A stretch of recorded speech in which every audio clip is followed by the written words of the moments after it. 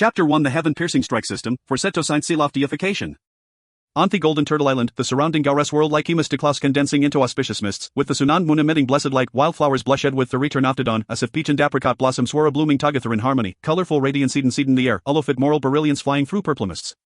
In Sadith Green Water Palace, incense smoke drifted like a fairyland, emanating pure fragrance from Primordial Wuji Thepiak and Dimmertal Fritz within the Palasimid like golden pills of immortality, Violet Green Wolos Warriors Delicateous Jade Threads, Yellow Cranus and Jinthiites, and as a Phoenix says and said gracefully. Ayat sat in solemn dignitione rushmat, cultivating gon comprehending philosophy of an enderth. This person was noni other than the leader of sect of severance, the heavenly way Saint Tongtian, one of 6 saints of heavenly law. Suddenly, a below flight appeared above the green water palace and swiftly flew into Tongtian's body. Tongtian se appeared slightly, and instantly, a waviofully authority shenitha palasa repeatedly hoders to basobold, gatutof my budino. Ding dong, congratulations, host, you have bound choice system, congratulations, host, you have received the newbie gift pack the primordial fruit of to mix it you an legend of deification. What is the system, Wario, you despicable creature? Tongtian furious lie scolded the system, but no matter how loudly he shouted, the system did not respond. Tongtian immediate liplage his divine consciousness into the sea of a spirit, and after careful examination, he found around object emitting blue light at the depths of his consciousness. With furious eyes, his unedging sword within, the sword's blade shone with radiant light, filled with the authority, and fire solicitly said towards the system's consciousness seemed to sense a threat and tried to resist, butin the face of absolute power, it was ultimately fragile. A piercing scream echoed these of a spirit, and the system's consciousness instantly dissipated, leaving gon lie around shell behind then. Tongtian picked up Theshaland examined, seeing flashing lights within, as well as countless heavenly materials and primordial treasures. What is happening here? This thing has actually transformed into an existence beyond primordial treasures, and did contain so many Adversaries. Tongtian immediately lay cross-legged, closed his and rapidly moved his fingers to cast spells, trying to calculate the reason for all these. However, after a long time, Hesloleo Penidas, filled with Datan solemnity. Hekun calculate anything Gadel, what secrets were hidden behind these? Helplessly, Tongtian decided not to think about it anymore and picked up the book of legend of deification toriad. The catastrophic of heaven and earth increased, signaling the beginning of Sealoft deification cataclysm. All the immortals of sect of severance were listed on the roster, and the saints attacked Tongtian, breaking Theswar Darareov, attempting to recreate the elements of earth, water, fire, and wind, and finally forcing him to swallow away Saint destroying Pill and imprisoning him in the violet mist palace, where could not even till fiend off countless cataclysms. Although Tongtian sensed that the catastrophic between heaven and earth was constantly increasing in force, that the cataclysm was coming, he still couldn't believe his brothers would unite with outsiders to confront them. This is nonsense, having known me twa brothers for 10 soft house of fires, and dur brotherly bond is steep how called the dothestum. But the things described in this book had a clear beginning and end. So Tongtian began to calculate gain, butaftrament, hekun calculate anything like before. What's going in here? Event hot he catastrophic was pervasive, ithin treach at the point where the divine will was obscured, could it bethut some onat det the divine will, were ride western to Saint Senua? Suddenly, the voice of Hanjunakid and Tongtian all saints, coming to the violet mist palace for a council meeting.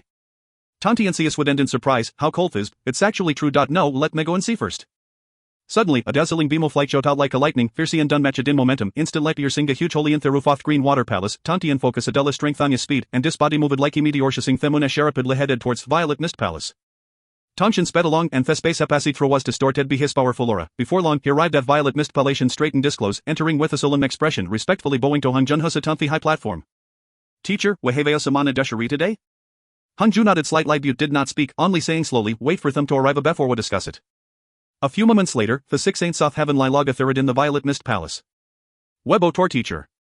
The catastrophic is pervasive in heaven and earth, and the cataclysm is about to occur.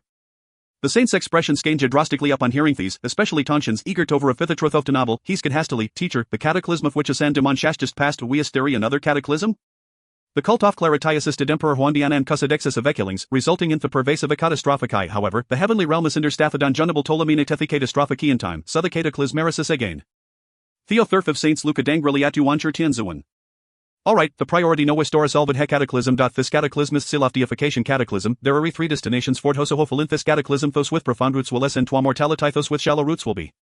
Upon hearing this, Tongtian Chiartwace immediately filled with tumult, unable to calm down for a long time. Everything matched up. Could it be this twa brothers would really force him to sign to roster of deification? This cataclysm only needs to fill 365 positions of deities. You can discuss among yourselves what should be on the roster. He have not established as sectan have no disciples, so he will not participate in filling the roster. Nowhere fused first. Our western realm is barren and doesn't have many disciples, so he will not participate in filling the roster. Kwanzaa wep to Shaluk Tongjuan. The disciples of me cult of clarity realtos with profound blessing san should not be on the roster. My cult of humanity and lehesan disciple, Schwandu, and should not be on the roster. Just when Tongtian was about to express his stance, Yuan's word choked him off. Younger brother, you have many troublesome disciples, why not put them on the roster of deification and find a good place for them? Younger brother, what elder brother satis right, fourth sekofta primordial world, put theman thruster of deification. Upon hearing this, Tontian sees immediately filled with rage, Henever expected his brothers to treat him like these, being gone thruster of deification is natas free and joyful as being gan immortal, would Danti upidi our disciples thruster, elder brother? Your disciple serialtos with for horns, born from wetter egg, how can they be compared to the true immortal soft be cult off clarity? You want your senior brother is right, please consider the primordial world, senior brother Tongtian. You want Chai and Kwanzaa pressure Tongshan step by step, creating gain extreme latensa atmosphere, it sim at the tabadaluas about a breakout. Hung Jun directly unleashed additionally authority to suppress saints enough, since none of I 20 hour disciples do beyond the roster, then let fata decide. Teacher, why are you sound fair, this cataclysm wast be you disciples. Why must me sect off severance also suffer from this cataclysm, please teacher, see clearly. Tong Tian, how do Ryokali our older brother be hisnam? Tongshan ignor duanchian kept looking at Hung Juan hoping to jatan answer from him, even if it was madup hero lidid and tuan tubiva this teacher would treat them like these.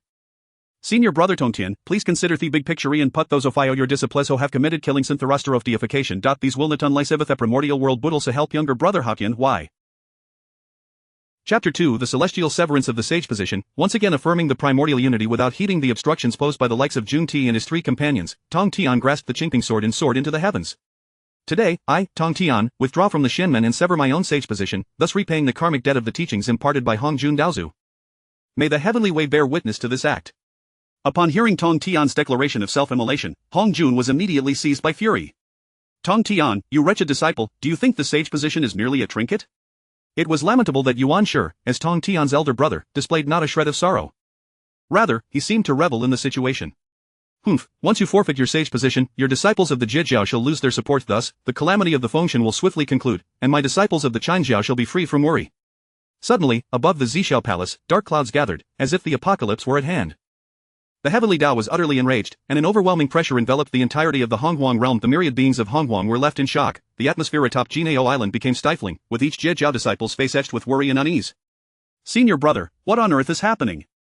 The master merely went to the Zixiao palace to discuss matters. Why would he sever his own sage position? Jin Ling, relay the order. No one is to enter or leave Jinao Island.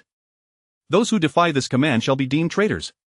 At that moment, 9 bolts of Zixiao divine thunder, akin to 9 furious dragons, descended with the power to annihilate worlds, crashing down upon Tong Tian.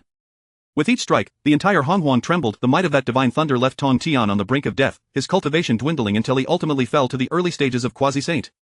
His once magnificent form was now marred by wounds, blood gushing forth. The primordial spirit tethered to the heavenly Tao returned to the core of Tong Tian's being, and the primordial purple chi symbolizing the sage position was likewise stripped away. After the 9 bolts of divine thunder, Tong Tian descended to the ground and knelt before Hong Jun, bowing deeply. The debt of teachings has been repaid. From this moment forth, I shall share no further karmic ties with the Tao ancestor. Tong Tian, do you believe that by severing your sage position, the Jijiao will be free from concern? Ignoring Yuan Shi Tianzun, Tong Tian dragged his injured body toward the exterior of the Zixiao palace. Today I, as your elder brother, shall teach you a lesson for your arrogance. I shall close my eyes and remain silent, as if nothing has transpired. Just as Yuan Shi was about to take action, he was halted by Hong Jun. Enough, let him go. Master, Tong Tian is far too disrespectful, I implore you to reprimand him. There's no need for that. After all, he is still my disciple. Upon hearing this, Tong Tian glanced back, something swirling in his eyes, and then he departed the Zixiao palace without a backward look. This calamity shall be managed by the Qinjiao, with the Fengshan list and the Dishin whip in play. The Fengshan list is responsible for collecting true spirits, while the Dishin whip can strike down those inscribed upon the Fengshan list. You may take a disciple who embodies the form of a flying bear, to assist in the eradication of the Shang dynasty and oversee the Fengshan. Yuan Shi's face brightened upon hearing Hong Jun assign him the task of overseeing the Fengshan. Thank you, master, I shall not disappoint your expectations. Very well, you may all withdraw. Who is inscribed on the list is determined by the will of heaven. You may deliberate amongst yourselves. With that, Hong Jun vanished from sight, and the myriad saints successively departed from the Zixiao palace. At this moment, Tong Tian could no longer endure, he plummeted from the sky, gasping for breath, tears mingling with laughter. Ha, truly worthy of being my elder brother. Just you wait, I shall not sit idly by. After a brief moment of recuperation, Tong Tian retrieved the Xian Huang water from the system vessel. In this critical moment, its efficacy shall be put to the test. With that, he consumed the Xian Huang water. As the Xian Huang water coursed through his body, Tong Tian promptly assumed a meditative posture, channeling his magical power within him. A tempest erupted, as formidable magical energy surged through his meridians. In no time, his grievous injuries were miraculously healed. Sigh, the calamity is upon us. I must hasten to attain the Tao of the primordial great Luo Golden Immortal, otherwise, my Jijiao disciples shall be in peril. After a moment of contemplation, Tong Tian summoned the Hunyuan Dao fruit and the Chaos Pearl from the system vessel. This fruit embodies supreme Tao rhythm. If I can consume it after fully comprehending the sword Tao principles, perhaps I can break free from my shackles and reaffirm my primordial status. Subsequently, Tong Tian sat cross-legged and began to comprehend the sword Tao principles. As he primarily focused on the sword Tao, he only required a century to master the principles to perfection. With the consumption of the Hunyuan Tao fruit, I can initiate my breakthrough to the primordial Great Luo Golden Immortal. Tong Tian lifted the Chaos Pearl, enveloping it with his magical power to conceal it above his head, preventing detection from others, and allowed a few serpents and insects to slip through. Very well, I shall see just how many traitorous elements lurk within my Jiejiao. Resolutely, Tong Tian consumed the Hunyuan Tao fruit, and in an instant, a vast and overwhelming power surged within him like a roaring tide. This power was exceptionally pure and potent, seemingly capable of shattering all obstacles, filling Tong Tian with the sensation of his strength escalating at an astonishing pace. The sword Tao principles, already comprehended to perfection, now surged with renewed vitality.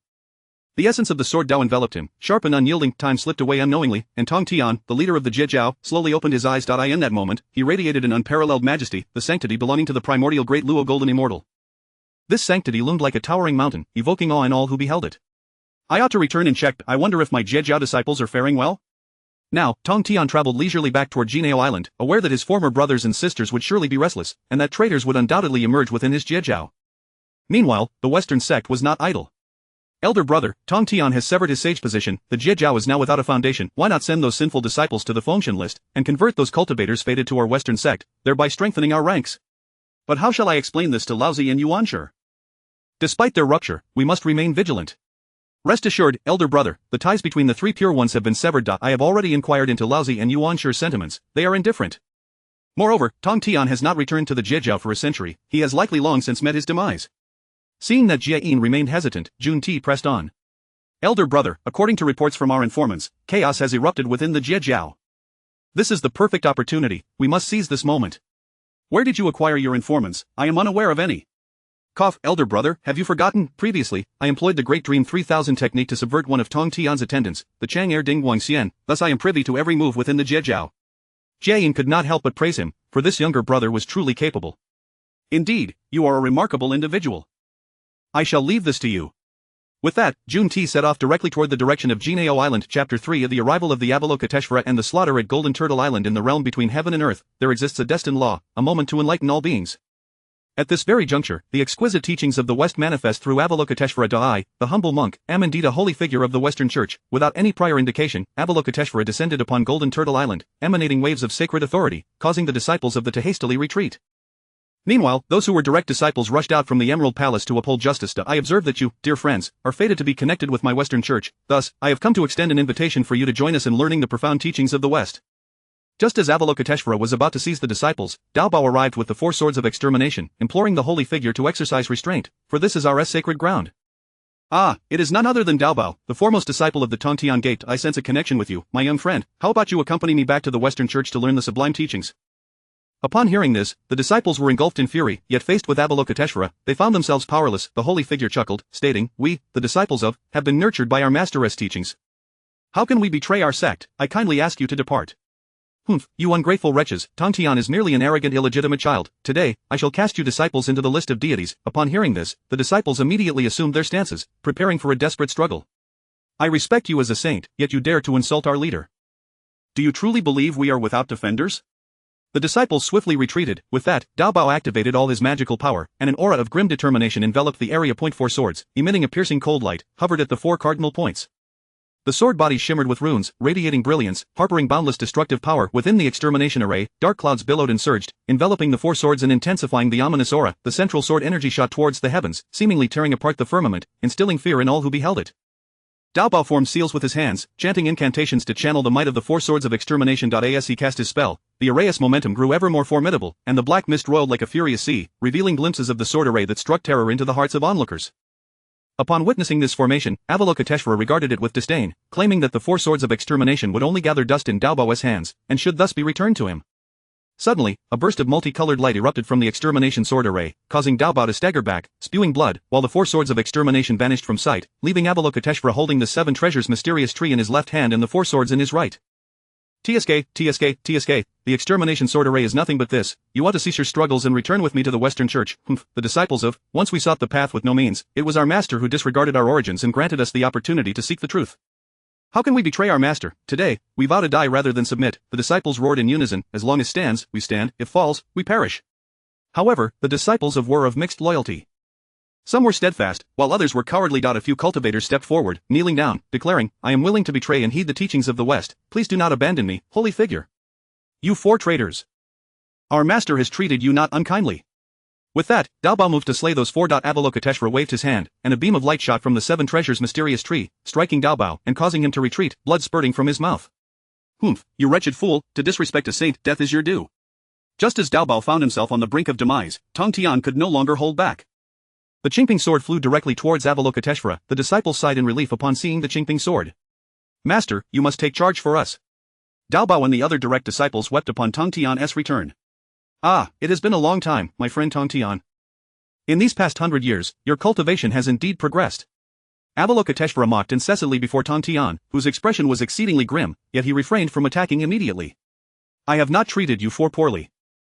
I imparted to you the cultivation methods and bestowed upon you spiritual treasures, and this is how you repay me?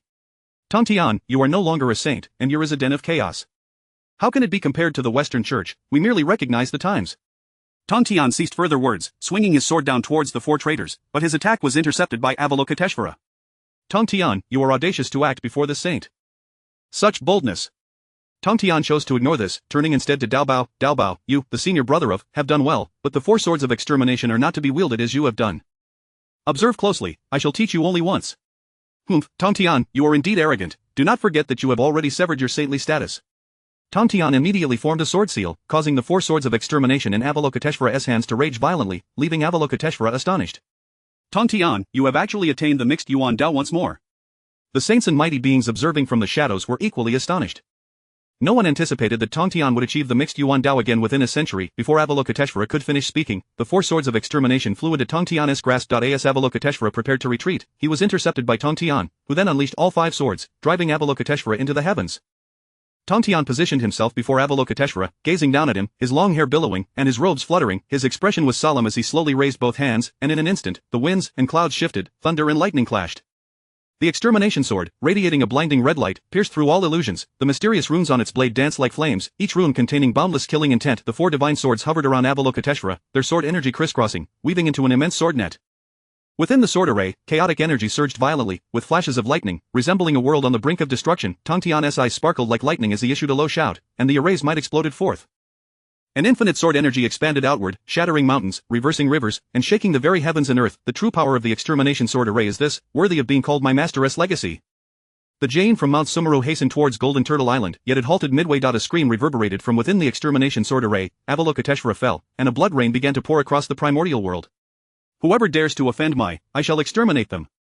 Tong Tian descended upon Golden Turtle Island, gazing at the 4 traitors and without a word, he waved his hand, casting them directly into the 9 underworlds, to suffer the relentless flames of retribution for eternity.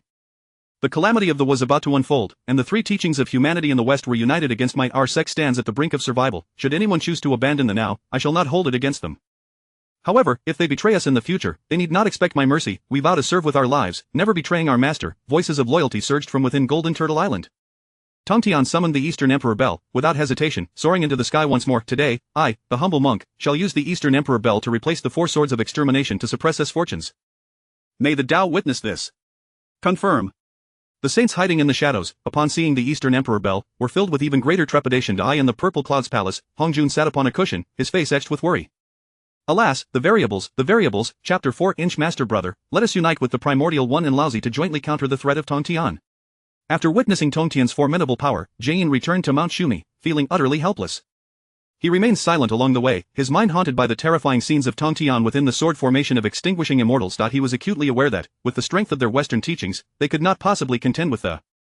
Upon returning to Mount Shumi, Jain wearily seated himself on a meditation cushion, sinking into profound contemplation. At that moment, Zhuanti was also resurrected in the 8 treasures pool of merit. His heart burned with an intense fury, both a wrath directed at the master of Tong Tian and an unwillingness to accept his own failure. As soon as Zhuanti opened his eyes, he felt the seething anger within him. He rose to his feet, his aura wild and unstable. Master brother, we cannot simply let this matter rest, the calamity is approaching, we must suppress or else our Western teachings shall never flourish.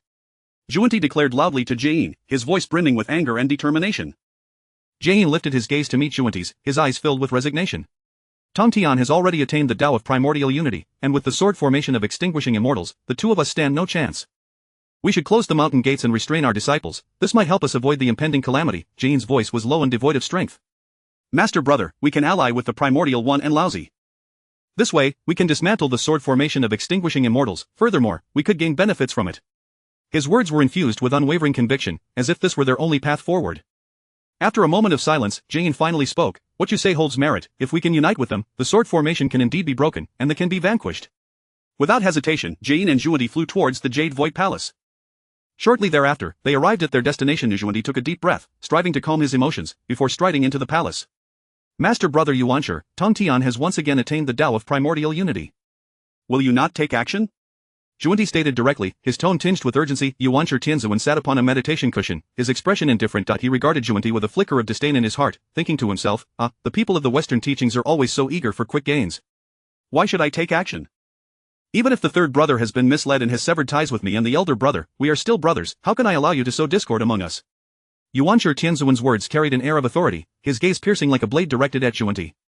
Master brother, you must understand that the calamity is imminent. With Tong Tian wielding the four swords of extinguishing immortals, if we do not unite, the disciples of the Chan teaching may be in grave danger. Surely you do not wish to see your own disciples bound by the decree of the heavenly court?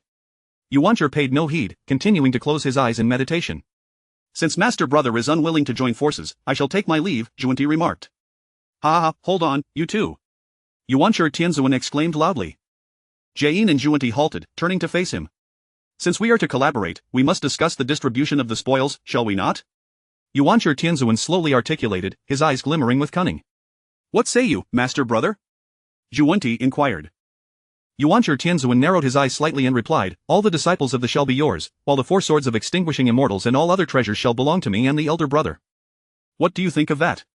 Juanti's face fell at this, a look of dissatisfaction mixed with anger crossing his features. Master brother, this is rather too domineering, is it not? Our Western teachings require at least 5 supreme innate treasures. Yuanshi Tianzuan chuckled coldly within, yet maintained an impassive facade. Very well, 5 supreme innate treasures it shall be. With Yuanshi Tianzuan acquiescing to their demands, Juanti's discontent eased somewhat.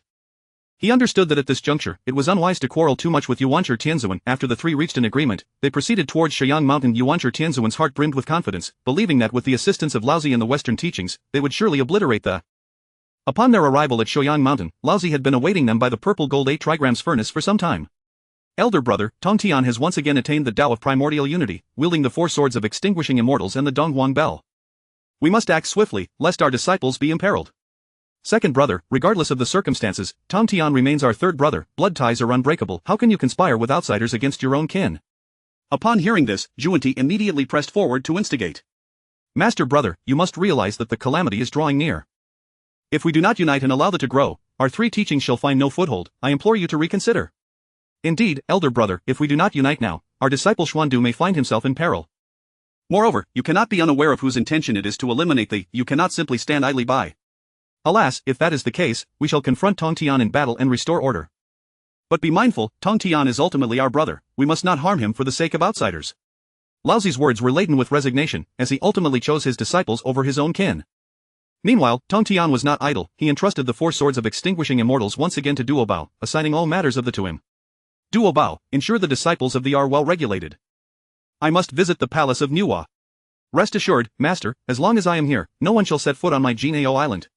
Tong Tian nodded in satisfaction and swiftly departed towards the palace of Nuwa. Inside the palace of Nuwa, Nuwa gazed unconcernedly towards the entrance. Since Master Tong Tian has arrived, he may as well come in for a discussion. Upon Tong Tian's entry, he wasted no time on pleasantries, getting straight to the point. I wonder, esteemed Taoist Nuwa, do you have any thoughts on forming an alliance? An alliance? Why would I ally with you? The calamity has little to do with me. Upon hearing Nuwa's response, Tong Tian burst into laughter, which only deepened Nuwa's confusion. Master brother, have you lost your sanity? I am laughing at you, junior sister, for still holding goodwill towards those who scheme against you. This remark only added to Nuwa's bewilderment. If you do not wish to speak, then you may leave. Taoist friend, the calamity is rooted in the war between the Shang and Zhou, recruiting 365 righteous deities for the heavenly court, thereby enabling it to completely dominate humanity. At that point, humanity will only know of the heavenly court, not of you, the Holy Mother Nuwa. Do you not see this as undermining your very foundation? Tong Tian's words struck a chord. Nuwa, who had attained her Tao through humanity, realized that if humanity were to forget her, her own cultivation would stagnate, leaving her unable to transcend. Why the silence, Taoist Nuwa? After a moment of contemplation, Nuwa regained her composure. What can I gain from collaborating with you? What are the odds of success? With my and its myriad immortals at your disposal, what is there to fear? With the sword formation of extinguishing immortals in hand, who can rival us? Thus, you need only hold down one of the four saints, and I shall handle the rest. Moreover, we will also have the assistance of the Lord of the Underworld. Upon hearing that the Lord of the Underworld might also be involved, Nuwa agreed to the alliance. Very well, I shall acquiesce to your request, Master Brother. When those four shameless old dogs arrive, I hope you will call upon my aid. This half of the Wheel of Humanity shall be gifted to you. After receiving the half-wheel of humanity, Nuwa was taken aback, for she sensed a profound connection to it. Rest assured, Master Brother. Tong Tian nodded and departed the palace of Nuwa, yet for some reason, a sense of unease began to creep into his heart. Chapter 5 Today, a year from now, shall mark the day of reckoning for you old fogies. Tong Tian sat cross-legged upon the meditation cushion in the Azure Palace, his thoughts adrift as he contemplated the future trajectory of the Jijiao. However, this tranquility was short-lived, as a powerful aura surged forth like a tempest from beyond Jinao Island. Tong Tian's divine sense expanded instantaneously, akin to an immense spider's web, and upon sensing the arrival of the four saints Yuanshi, Lao Zi, Jian, and Zhuan-Ti, his expression darkened ominously. These four truly had nothing better to do. It appeared that conflict was inevitable. Tong Tian sprang to his feet, his figure flashing forth like a bolt of lightning as he burst out of Jinao Island. Before him stood the four saints, suspended in midair, their figures resembling four towering peaks, exuding an overwhelming and oppressive presence. Why do you four shamelessly intrude upon my sanctuary? You are not welcome here. Tong Tian declared. You dare to be so brazen before your elder brother. Do you truly have no respect for your superiors? Zhuan-Ti chimed in, reveling in the unfolding drama. Tong Tian, how can you treat your own brother so disdainfully? Are you not afraid of the ridicule of the myriad creatures of the Honghuang? My bonds with the three clear ones have long been severed. They are no longer my brothers. You are not welcome here. Be gone at once. Tong Tian retorted. Today, we, the four saints, have come to eradicate your disciples stained with bloodshed. If you have any sense, step aside, lest I, your second brother, show no mercy. Yuanshi, cease your pretense of benevolence. Withdraw. The clash of chaos was imminent. Meanwhile, he secretly transmitted a message to Duobao. Duobao, lead the disciples of Jijia to escort the disciples of the Western Church to the Fengshan Bang. Master, can you handle the four saints? Duobao inquired. Do not worry. Enhua will come. With a glint of cunning in his eyes and a slight smile, Duobao rallied the disciples of Jiejiao, setting forth in grand procession towards the Western Church. At this juncture, Tong Tian and the four saints had already entered the chaotic expanse. The atmosphere was fraught with tension. Just then, Enhua appeared beside Tong Tian. Upon seeing Enhua, Zhuan-Ti's heart tightened, and he hastily queried, Sister Enhua, are you here to assist Tong Tian? Do not forget that we, the saints of the heavenly Tao, must adhere to the principles of the natural order. Who told you I came to aid Tong Tian or Zhuan-Ti? Have you forgotten our grievances? Zhuan-Ti, bewildered, could not fathom what enmity existed, and implored Enhua for clarification. Do you recall when the little golden crow was ensnared by Emperor Jun within a barrier? How many in Honghuan could breach the barrier he set without detection? Zhuan-Ti's heart leaped into his throat at this revelation. He had not anticipated that Enhua would confront him over this incident. Yuanshi and Lao Zi remained impassive, yet were internally astonished, while Jian grew increasingly apprehensive. Enhua, perceiving Zhuan-Ti's expression, instantly comprehended the veracity of the matter. Zhuan-Ti promptly countered, adamantly denying any involvement. This has nothing to do with me. Enhua, do not heed hearsay. Unfazed, Enhua produced the sea-cleaving blade and the red embroidery ball, hurling them towards Zhuan-Ti. The sea-cleaving blade glimmered with a cold light amidst the chaos, severing all in its path, while the red embroidery ball soared like a blazing meteor, whistling with formidable force. Zhuan-Ti's complexion paled, and he hastily retreated. With a flourish of his seven treasures mysterious tree, he conjured a resplendent beam of light to counter Enhua's sea-cleaving blade. A tremendous clang resounded, sparks flying as the powerful shockwave forced Zhuan-Ti to stagger backward. The chaotic energy was set in tumult by this force. Enhua scoffed, and once more, she struck with the red embroidery ball. The ball, imbued with immense might, hurtled towards Zhuan-Ti. Alarmed, he hastily employed his divine abilities to counter the assault, yet the ball's power was overwhelming. Despite his utmost efforts, he was struck, spitting forth blood. Zhuan-Ti realized that he was no match for Enhua and decided to stall her until Jian and the others could eliminate Tong Tian and come to his aid. Sister Enhua, why cling so tenaciously to past grievances? We ought to align with the heavenly Tao, rather than be swayed by personal vendettas. Zhuan-Ti, do you think I am unaware of your intentions? You and Jian have long coveted the fortunes of Honghuang, expanding the Western Church by any means necessary. Today, I shall make you pay the price. With that, Enhua once again swung the sea-cleaving blade at Zhuan-Ti. The blade's radiance was like lightning, cleaving through the chaos with boundless murderous intent. Zhuan-Ti swiftly wielded his seven treasures mysterious tree to defend himself, but he found himself struggling under Enhua's relentless assault, continually retreating. At this moment, the battle within the chaos grew ever more intense. Brothers, we must strike first.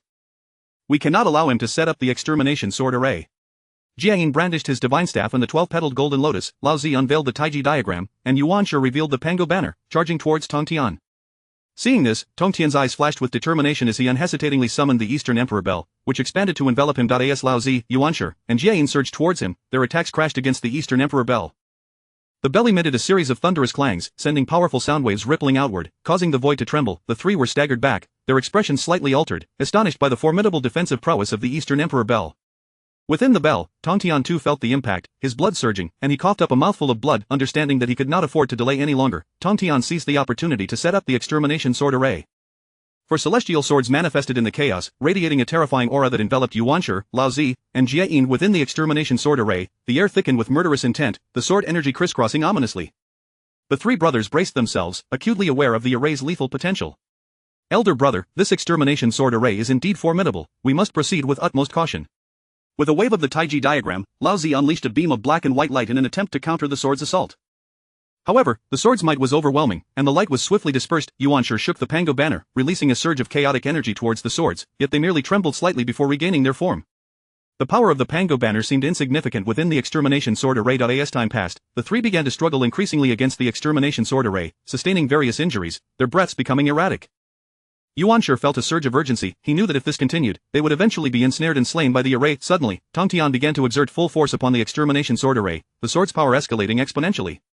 The sword energies intertwined as if to rend the very fabric of chaos itself. The three brothers dodged and weaved within the array, desperately fending off the onslaught, silently lamenting their predicament. Elder brother, what shall we do now? It seems we are in dire straits today. We must wait. Wait for what? Of course, we wait for our master to come to our rescue. Just as the four engaged in conversation, Tongtian suddenly intensified the power of the extermination sword array. Just as they were about to be cleaved asunder, Hongjun appeared, exclaiming, "Tongtian, enough!" Upon seeing Hongjun, Tongtian momentarily halted. "Daoist ancestor, it was your disciple who instigated this conflict. Are you going to favor them now? Tongtian, you have gone too far. They were once your brothers. Moreover, the combat between saints has a profound impact on Honghuang. Dispel the extermination sword array." Tongtian immediately bowed respectfully and, with a flick of his hand, unleashed the extermination sword array, catching Yuanshi and Jieyin unawares, slashing them down in an instant, blood rain once again pouring across Honghuang. "Tongtian, you overstep your bounds." Hongjun struck down upon Tongtian with a palm. The Eastern Emperor Bell shook violently once more, and Tongtian expelled several mouthfuls of blood. The Taoist ancestor truly favors one side. Is it not said that the heavenly Tao is impartial? Alas, such are the variables. The Fengshen calamity must involve disciples from all sects, and saints must not intervene nor engage in private duels. Should there be any defiance, I shall personally suppress it. With that, Hongjun vanished into the chaos, leaving Lao Zi to regard Tongtian with a complex expression. "Third brother, thank you. Depart. From this day forth, our ties are severed." Lao Zi opened his mouth to say something more but ultimately refrained. Soaring towards Shiyang Mountain, Tongtian watched Lao Zi's departing figure with a heavy sigh, reminiscing about the days of the three clears. Suddenly, a voice pulled him back to reality. Brother Tongtian, that Zhilingti fled too swiftly, he has escaped." No matter, there will be opportunities yet. Should there be a next time, do notify me. I was not satisfied with this encounter. I shall surely slay that bold donkey next time. Sister, I take my leave. Indeed, safe travels, sister.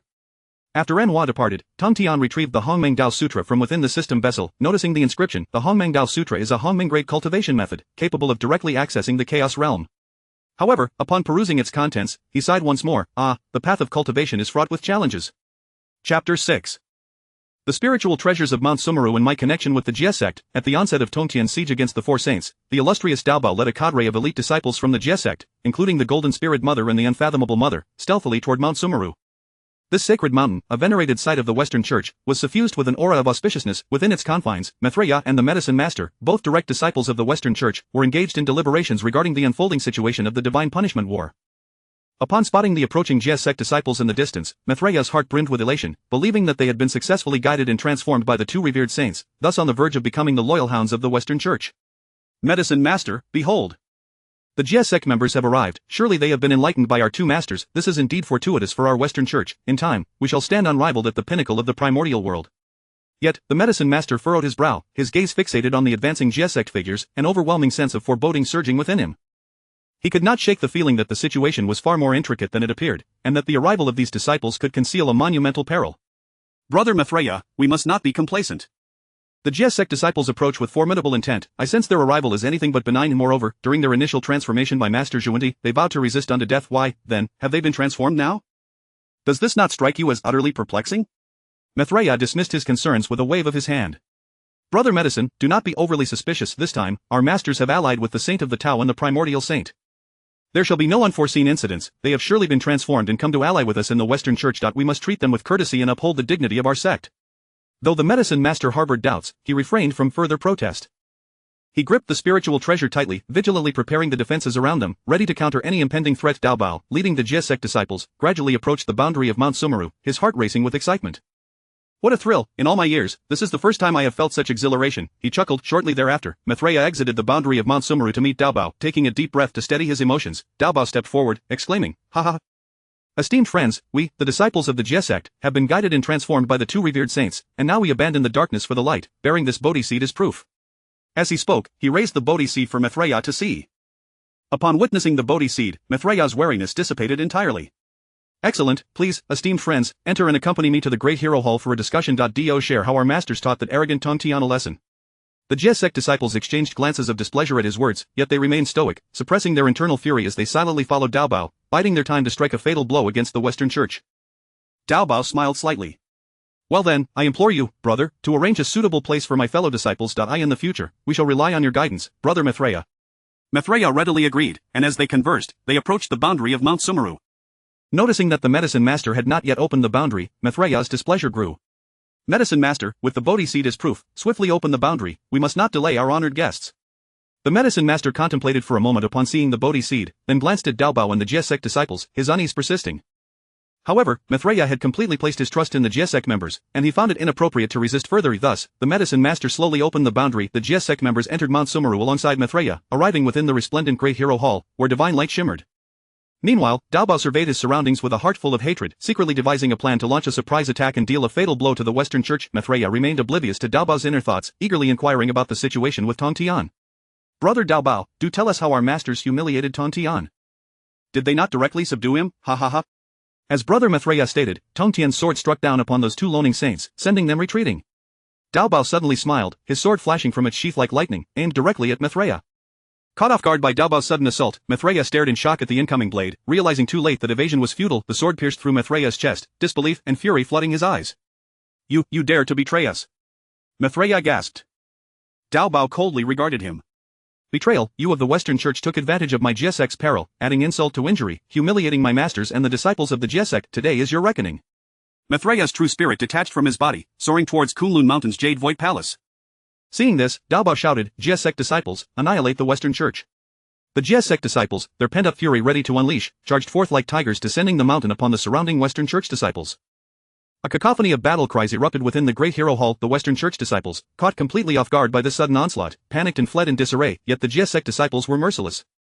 They wielded their spiritual treasures, unleashing their divine powers in a brutal massacre. The Golden Spirit Mother, brandishing the dragon tiger Jade Rui, her eyes aflame with rage, unleashed potent forces with each swing, sending the nearby Western Church disciples flying. "Today is the day of reckoning for you thieves of the Western Church. Dare you show disrespect to my masters again?" she roared. The Western Church disciples, terrified, gazed upon the Golden Spirit Mother, their attempts at resistance appearing feeble against her overwhelming prowess. The unfathomable mother transformed into a fearsome giant golden-scaled fish, opening its massive maw to devour the Western Church disciples whole, its tail swiping away others like mere insects. "You Western Church ants, taste the wrath of my 7 immortals." The Western Church disciples, stricken with terror by the unfathomable mother's ferocity, fled in all directions, but found no escape.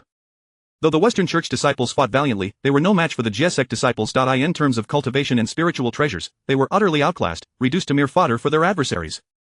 Some attempted to flee only to be swiftly cut down, while others, in desperation, knelt and begged for mercy, but the Jie sect disciples showed no compassion, continuing their relentless assault. The Medicine Master, hearing the sounds of battle from behind, was alarmed. He immediately rushed to aid, wielding his medicinal pestle in an attempt to halt the Jie sect's onslaught. However, upon witnessing the grim scene before him, his heart swelled with anger and helplessness. "You Jie sect disciples, though you are disciples of the saints, how can you be so despicable and shameless? Such deeds will only bring ridicule upon our primordial beings," he bellowed. "Despicable and shameless? When your Western Church's saints pressured our master in the Zishao Palace, was that not despicable? When your Western Church saints took advantage of our master's grave injuries to strike at our Golden Ao Island, was that not shameful? Today, we merely repay your malice with your own methods. Where is the shame in that?"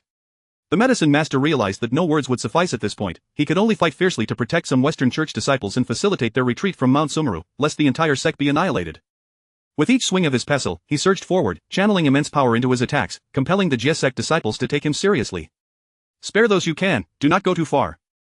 The two venerable masters, Jane and Juanti, will not let you go unpunished, the medicine master roared. Dao Bao, undeterred, commanded the Jia sect disciples to continue their assault. Do you think my Jia sect lacks saints? Today, your Western church shall fall, I, Dao Bao, assure you, none shall escape.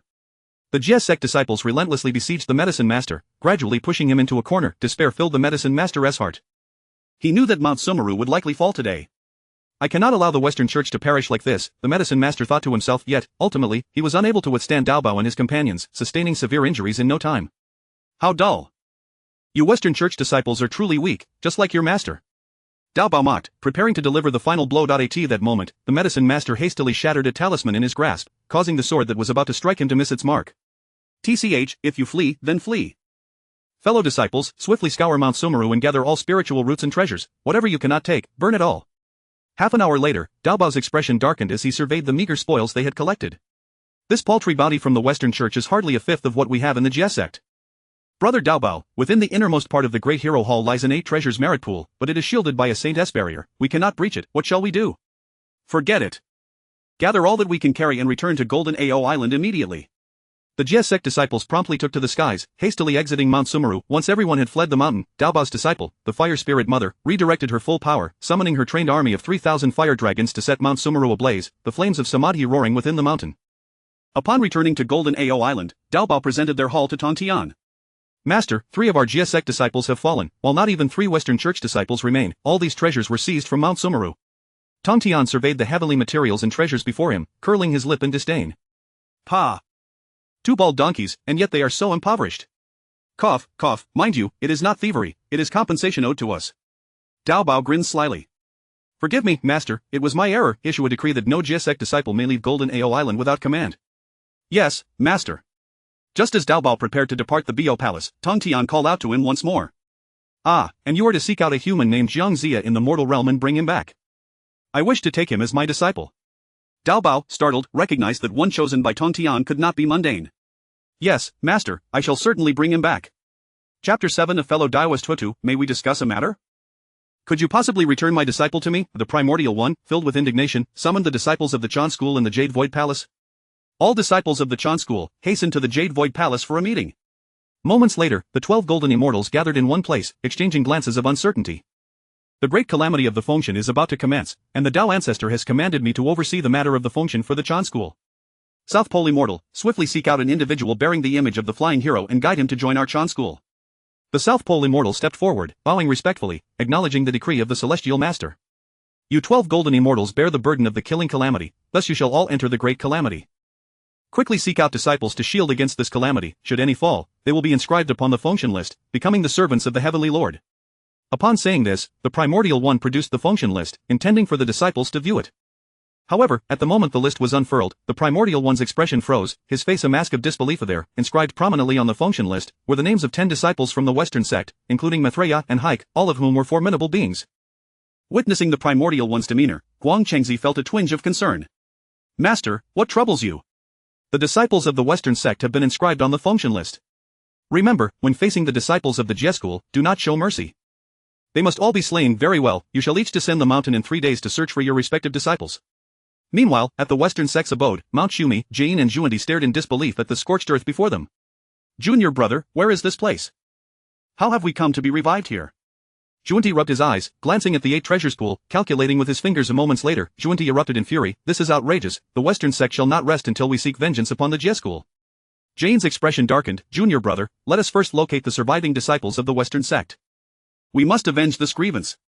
As Yashur cautiously returned after Dao Bao and the disciples of the Jia School had departed, he was struck by the tragic state of Mount Shumi. Overcome with sorrow, he wept uncontrollably. Shortly thereafter, Jane and Juanti approached. Yashur, what has transpired here? Why has Mount Shumi come to such a plight? Master Jane, Dao Bao led an onslaught against our disciples, and now only a fraction remain. Upon hearing this, Juanti's anger intensified, and he was poised to rush towards Jinao Island for revenge, but Jane restrained him. We must first devise a means to rescue our fallen disciples. Those inscribed on the function list are beyond salvation, but those who have entered the underworld may still be saved. Junior brother, follow me to the underworld to negotiate with Hutu. Yes, brother. In an instant, the two arrived at the entrance to the underworld. Sensing their arrival, Hutu appeared before them. What brings the 2 celestial saints to my humble abode? I cannot afford to host 2 great Buddhas. Hutu, please understand, my disciples have been wronged by treacherous individuals. I beseech you to grant us the opportunity to retrieve their souls. The Western sect is willing to pay a price. Hutu, displeased by this, flatly refused. The underworld has its own rules. Once souls enter, they cannot be taken away at will. I must ask you to return. Juanti, already aflame with rage, could contain himself no longer upon Hutu's rejection, and he shouted, "You Hutu truly lack appreciation. How can the disciples of the Western sect suffer in the underworld? If you do not yield today, do not blame us for our lack of courtesy." Hutu, incensed, retorted, "As the sovereign of the underworld, I will not tolerate such insults. Juanti, you dare to wreak havoc in my domain. Today, I shall make it clear that the underworld is not a place for your wantonness." With that, Hutu immediately struck, wielding the power of reincarnation. In the underworld, the air thickened with ominous energy as the force of reincarnation surged forth. Jain, recognizing the gravity of the situation, knew that a battle was unavoidable. Alas, we cannot avoid this confrontation. He brandished his bamboo staff, accompanied by the divine pestle floating beside him, the former emitting a gentle glow, while the latter shone with golden brilliance. Juanti, standing upon the 12-petal lotus of merit, brandished the 7 treasures wonderful tree, and the two clashed with Hutu in an instant. The power of reincarnation, controlled by Hutu, surged like a tempest towards Jain and Juanti. Jain swung his bamboo staff and divine pestle to counter the onslaught. The bamboo staff pulsed with light, while the pestle resonated with thunderous roars. Jain's heart raced. Hutu's power of reincarnation was indeed formidable and should not be underestimated. Juanti remained silent, focusing on wielding the 7 treasures wonderful tree against Hutu. Unfazed by the attacks from Jain and Juanti, Hutu deftly manipulated the power of reincarnation, varying her assault patterns, while the aftermath of their clash rippled outward. Jain and Juanti, in perfect harmony, continued their relentless offensive against Hutu, their strikes akin to a torrential storm, overwhelming in ferocity. The battle raged on for an extended period, with neither side showing signs of retreat. Hutu's power of reincarnation grew ever stronger, while Jain and Juanti began to feel the strain. Just as the conflict reached a stalemate, Hutu suddenly amplified her output of reincarnation energy. The force surged forth like a colossal tsunami, crashing towards Jain and Juanti. They hastily defended themselves, yet the overwhelming might forced them back several steps. Jain's heart sank. Hutu's strength was far greater than anticipated, and within the underworld, they were at a distinct disadvantage. "Brother, we cannot continue this way. We must seek out Hutu's weaknesses and strike decisively." The two began to scrutinize Hutu's attack patterns, searching for openings. They exchanged glances, formulating a plan, and began to feign vulnerabilities to lure Hutu into a trap. Hutu, falling for their ruse, intensified her assaults, seeking to overwhelm them. In the midst of her relentless barrage, Jain and Juanti seized the opportunity to counterattack. Jain swung his bamboo staff towards Hutu's flank, while Juanti, perched upon the lotus, charged forward, wielding the 7 treasures wonderful tree. Hutu's heart raced as she spun to defend herself, but having expended her strength in the previous assault, she could not fully shield against the onslaught. Jain's bamboo staff struck Hutu's shoulder, while Juanti's tree crashed against her form. Hutu staggered back, blood trickling from her mouth. Jain and Juanti rejoiced at her injury. They recognized that their chance had come. Jain renewed his assault with the bamboo staff and divine pestle, with Juanti close behind on the lotus, wielding the tree with fervor.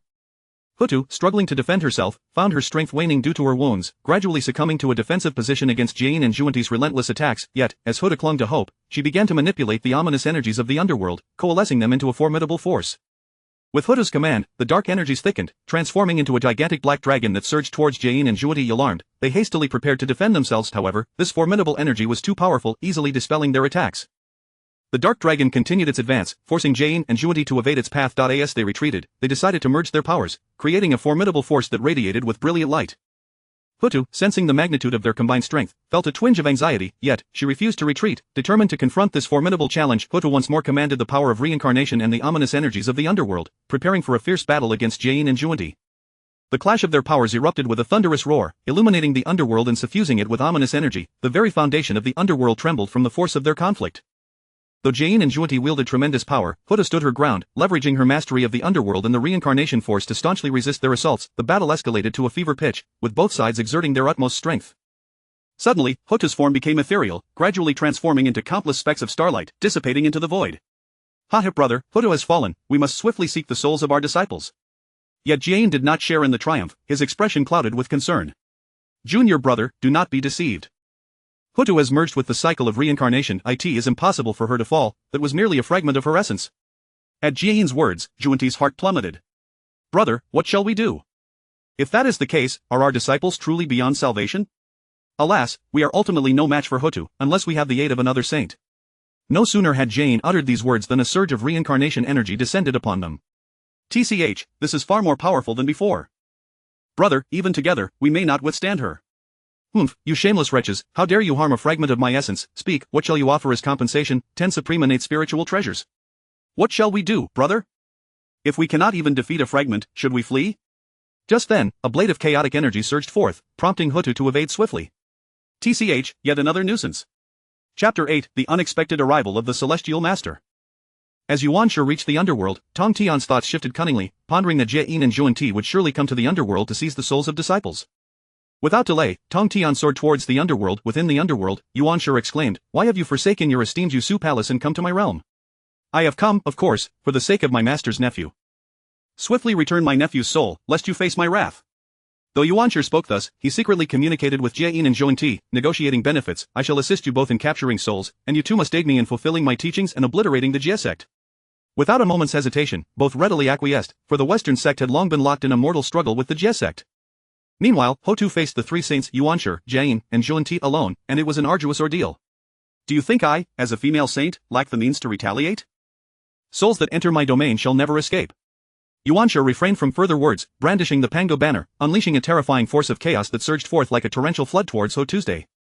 Wherever it passed, the very fabric of space seemed to tear apart, and the dark energy was scattered in disarray. With each swing of the Pango banner, fierce winds were stirred, and the chaotic power roared like a mighty dragon, while Yuanshi continuously shifted positions, rendering Ho-Tu unable to discern his attack's trajectory. At times, he struck from above, the chaotic force plummeting like a meteor, crashing down upon the underworld's surface, raising vast clouds of dust and whirlwinds of dark energy. At others, he launched a surprise assault from the side, the force slicing through the air like a razor, emitting a sharp whistle. "Ho-Tu, if you do not surrender the soul of my esteemed nephew today, I shall ensure that your underworld shall know no peace." His gaze was resolute, and he swung the Pango banner with increasing ferocity. The chaotic force fell like a torrential rain, each wave imbued with the essence of annihilation. Jie Yin, wielding a bamboo staff, joined forces with Yuanshi in their assault on Ho-Tu from the left. With a gentle flick of the bamboo, it shot forth like an arrow aimed at Ho-Tuesday. "Though you are formidable, you shall surely struggle against the combined might of my brother Yuanshi and my junior brother Zhuan Ti. It would be wise to yield." "You are dreaming." Ho-Tu faced the onslaught of three saints without flinching. She harnessed the power of the six paths of reincarnation, causing the dark energy within the underworld to surge towards her. The brilliance of the six paths intensified, and the laws of life and death erupted in full force. Ho-Tu coalesced the power of the six paths into a colossal shield, bracing against the onslaught of Yuanshi and his companions. The chaotic forces, combined with the power of the bamboo staff and the runes of the seven treasures' marvelous tree, collided against the shield, producing resounding echoes. Yet under the relentless assault of the three saints, cracks began to form. Anxious, Ho-Tu continuously adjusted the six paths' power, striving to mend the shield. However, the attacks from Yuanshi and the others grew increasingly ferocious, and Ho-Tu found herself gradually ensnared in a dire predicament. Within the underworld, the ghostly flames were scattered by the overwhelming force, and the light of the six paths flickered erratically. Beads of sweat began to form on Ho-Tu's forehead. She realized that she could no longer afford to be passive in this battle. Just as she felt the weight of the conflict bearing down upon her, Tong Tian suddenly arrived in the underworld. Standing upon the void, wielding the Qingping sword, he emanated an aura of perfected sword principles, casting nary a glance at Yuanshi and the others, but instead approached Ho-Tu to inquire about her condition. "Are you well, dear Ho-Tu? I appreciate your concern, Tong Tian, but it is far from well." The two had scarcely exchanged pleasantries when Zhuan Ti bellowed, "Tong Tian, today marks your demise." He brandished the seven treasures' marvelous tree, unleashing a torrent of runes upon Tong Tian. The brilliance of the tree illuminated the darkness of the underworld, its tremendous power distorting the very space around them. Feeling the weight of Zhuan Ti's attack, Tong Tian's eyes narrowed, and with a swift motion of the Qingping sword, a fierce blade of sword energy shot forth, clashing with the runes of the seven treasures' marvelous tree in a thunderous explosion. "Zhuan Ti, you are but a loaning saint. How dare you come to the underworld to bully my sister Ho-Tu? Did you truly believe I would fear you?" Zhuan Ti was thrown back by the force of the sword energy, astonished. He had not anticipated Tong Tian's might to be so formidable. Regaining his footing, Zhuan Ti swung the seven treasures' marvelous tree once more, preparing to launch an even fiercer attack.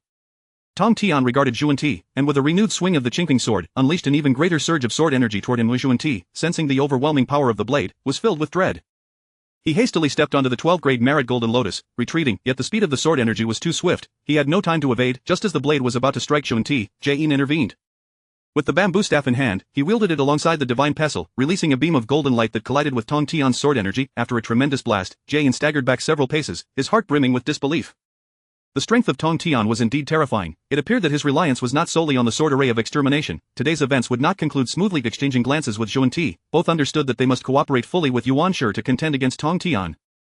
Yuanshi glared at Tong Tian, his expression dark and foreboding. He realized that Tong Tian's arrival had rendered the situation even more intricate. Yuanshi brandished the Pango banner, preparing to attack once more. "Tong Tian, how dare you disrupt my plans? Within the underworld, you cannot deploy the sword array of extermination. Let us see how you will fare. Today, I shall make you aware of my prowess." With renewed vigor, he swung the Pango banner, unleashing chaotic power that swept through the underworld like a tempest. The atmosphere in the underworld grew intensely charged. The five saints stood in confrontation, their formidable auras clashing, causing the very space of the underworld to tremble slightly. The ghostly flames were sent swirling in chaos, and the light of the six paths flickered incessantly. In an instant, the underworld was filled with sword energy, resounding with explosive echoes. The aftermath of their tremendous forces rippled outward, fracturing the very fabric of the underworld. Tong Tian and Ho Tu joined forces, engaging in an intense battle against Yuanshi and the other two. The exchanges were fierce, their immense powers colliding relentlessly. The light of the six paths grew unstable, bearing the weight of immense pressure. The conflict among the five saints plunged the entire underworld into disarray.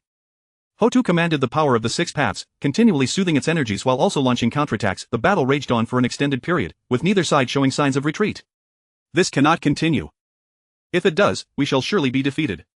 His gaze sharpened, and he suddenly intensified the output of the Pango Banner's power. The chaotic force surged forth like a tsunami, crashing towards Ho Tu and Tong Tian, the immense energy causing the entire underworld to tremble.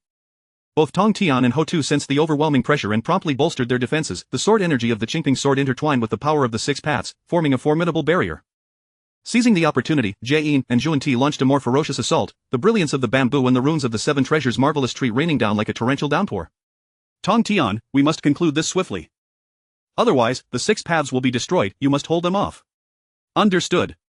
Ho Tu resolved to take a risk, harnessing the power of the six paths to prepare for a powerful counterattack. Focusing her energies, she coalesced the six paths' power into a massive vortex. Within the vortex lay the laws of life and death, immensely potent. With a fierce cry, Ho Tu propelled the vortex toward Yuanshi and his companions. As the vortex advanced, the space around it distorted, and dark energy was drawn in, forming a terrifying tempest. Yuanshi, seeing this, hastily swung the Pango Banner, attempting to repel the vortex's assault. The chaotic force clashed with the vortex, but within moments, the vortex struck Yuanshi, inflicting severe injury. Jie Yin and Zhuan Ti were also shaken by the vortex's might and quickly sought to evade. Yet the vortex's power was overwhelming. They suffered injuries from the backlash. Seizing the moment, Tong Tian launched his own assault, the sword energy stretching across 9,000 miles, a blade of light that chilled 19 states, heavily extermination. The Qingping sword cleaved forth a colossal wave of sword energy towards Yuanshi and his companions. The blade of energy soared like a rainbow piercing the sun, exuding boundless pressure. Yuanshi, Jie Yin, and Zhuan Ti hastily defended themselves, but it was utterly futile. They were directly felled by Tong Tian's strike. Tong Tian chuckled inwardly. These three fools have truly become my fortunate stars, unwittingly aligning Ho Tu with my cause. Ahem, dear Ho Tu, will you not invite me to the underworld for a visit? Ha! I am indeed remiss. Do please, my friend, do come in. Chapter 9. Dear Taoist Ho Tu, align yourself with and you shall undoubtedly enjoy the finest of rewards. Ho Tu, accompanied by Tong Tian, gradually stepped into the depths of the underworld, approaching the realm of reincarnation. As they drew nearer, the forces of reincarnation intensified. Tong Tian surveyed the surroundings, a flicker of complex emotion flashing in his eyes, followed by a deep sigh laden with regret for the fallen state of the underworld. After finding a suitable place to sit, Tong Tian wasted no time and spoke candidly. The calamity approaches, and no one shall escape its grasp. The purpose of my visit today is to propose an alliance with you, to collectively face the storm that threatens to engulf the entirety of Honghuang. What say you, fellow Taoist? Not much. I must decline. My Wu clan is already in a weakened state, unable to withstand further turmoil. I cannot place my kin in jeopardy. Yet Tong Tian merely chuckled, his eyes igniting with fervor. I may not be without hope, and should I emerge victorious, the very landscape of Honghuang shall undergo a profound transformation. This is not merely a lifeline for my disciples of the Shang dynasty, but a chance for all beings of Honghuang, including your Wu clan. Have you ever contemplated the grandeur of breaking free from the current predicament and forging a new path for Honghuang? Moreover, you are not incapable of confronting the three primordials. How could one who embodies reincarnation be outmatched by those three? You merely wish to avoid unnecessary strife, seeking to remain inconspicuous before the heavenly Tao, but do you truly believe that such a stance will spare the Wu clan from its wrath? Ho Tu, upon hearing this, felt as though struck by lightning, momentarily rendered speechless, her mind blank and her heart tumultuous with waves of emotion. She recognized Tong Tian's dissatisfaction with the and surmised that he harbored schemes, yet she had never imagined that his ambition was to alter the very fabric of Honghuang. Such a notion was too audacious, too astonishing for her to accept. What astonished her further was his uncanny ability to perceive her innermost thoughts. A multitude of conflicting emotions surged within her. She feared that this gamble could spell disaster for the Wu clan, while a glimmer of hope arose from her deep-seated yearning for their revival. She found herself ensnared in profound contradiction and struggle, torn between the dread of failure that could lead to the annihilation of her clan and the aspiration for its rejuvenation. Undoubtedly, the Wu clan represented Ho Tu's Achilles heel. After a prolonged silence, Ho Tu gradually regained her composure, tears glistening in her eyes, her voice tinged with sorrow. What chance do you possess? The Wu clan has fallen to such depths, and I alone bear the burden. My sole desire is to protect the remnants of my clan. Though I may be invincible within the underworld, I cannot guarantee victory against Hong Jun. Not if they resort to desperate measures. I can only care for the dwindling bloodline of the Wu clan. Thus, I must consider the worst-case scenario. Ho Tu's voice brimmed with sadness and helplessness, her thoughts involuntarily drifting back to the glorious days of the Wu clan, a time of strength and prosperity. Suddenly, Tong Tian's expression grew serious. No, you cannot resign yourself to this fate. Why should the Wu clan face extinction? You, who selflessly dedicate yourself to the beings of Honghuang, are a benefactor of this realm. How can you accept such a downfall? My doctrine is to seize a sliver of hope for all beings. Should you consent, I can assist you. Let us not dwell on the probabilities of my success.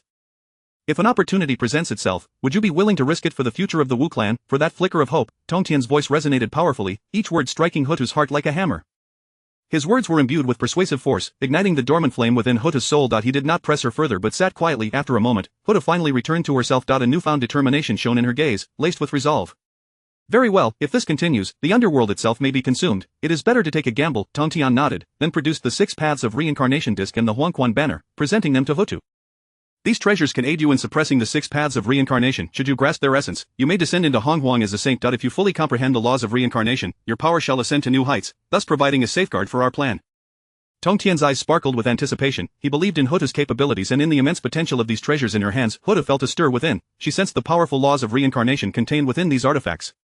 She accepted them, scrutinizing them closely, her heart swelling with conflicting emotions. Do you possess any of your brother's flesh or blood? I can resurrect him, should you desire it. Hota was taken aback. Truly? Fellow Taoist, do not jest. Indeed, how could I deceive you in such a matter? We are allies, after all. Hota hesitated, then produced 11 drops of essence blood, handing them to Tong Tian, her eyes filled with reluctance and concern, yet tinged with hope. Grant me a millennium, and the 11 ancestral witches shall return to Honghuang. His voice was brimming with confidence and resolve. In truth, Tong Tian had previously been incapable of such a feat, yet having slain the system, he had gained many advantages, including the art of resurrection.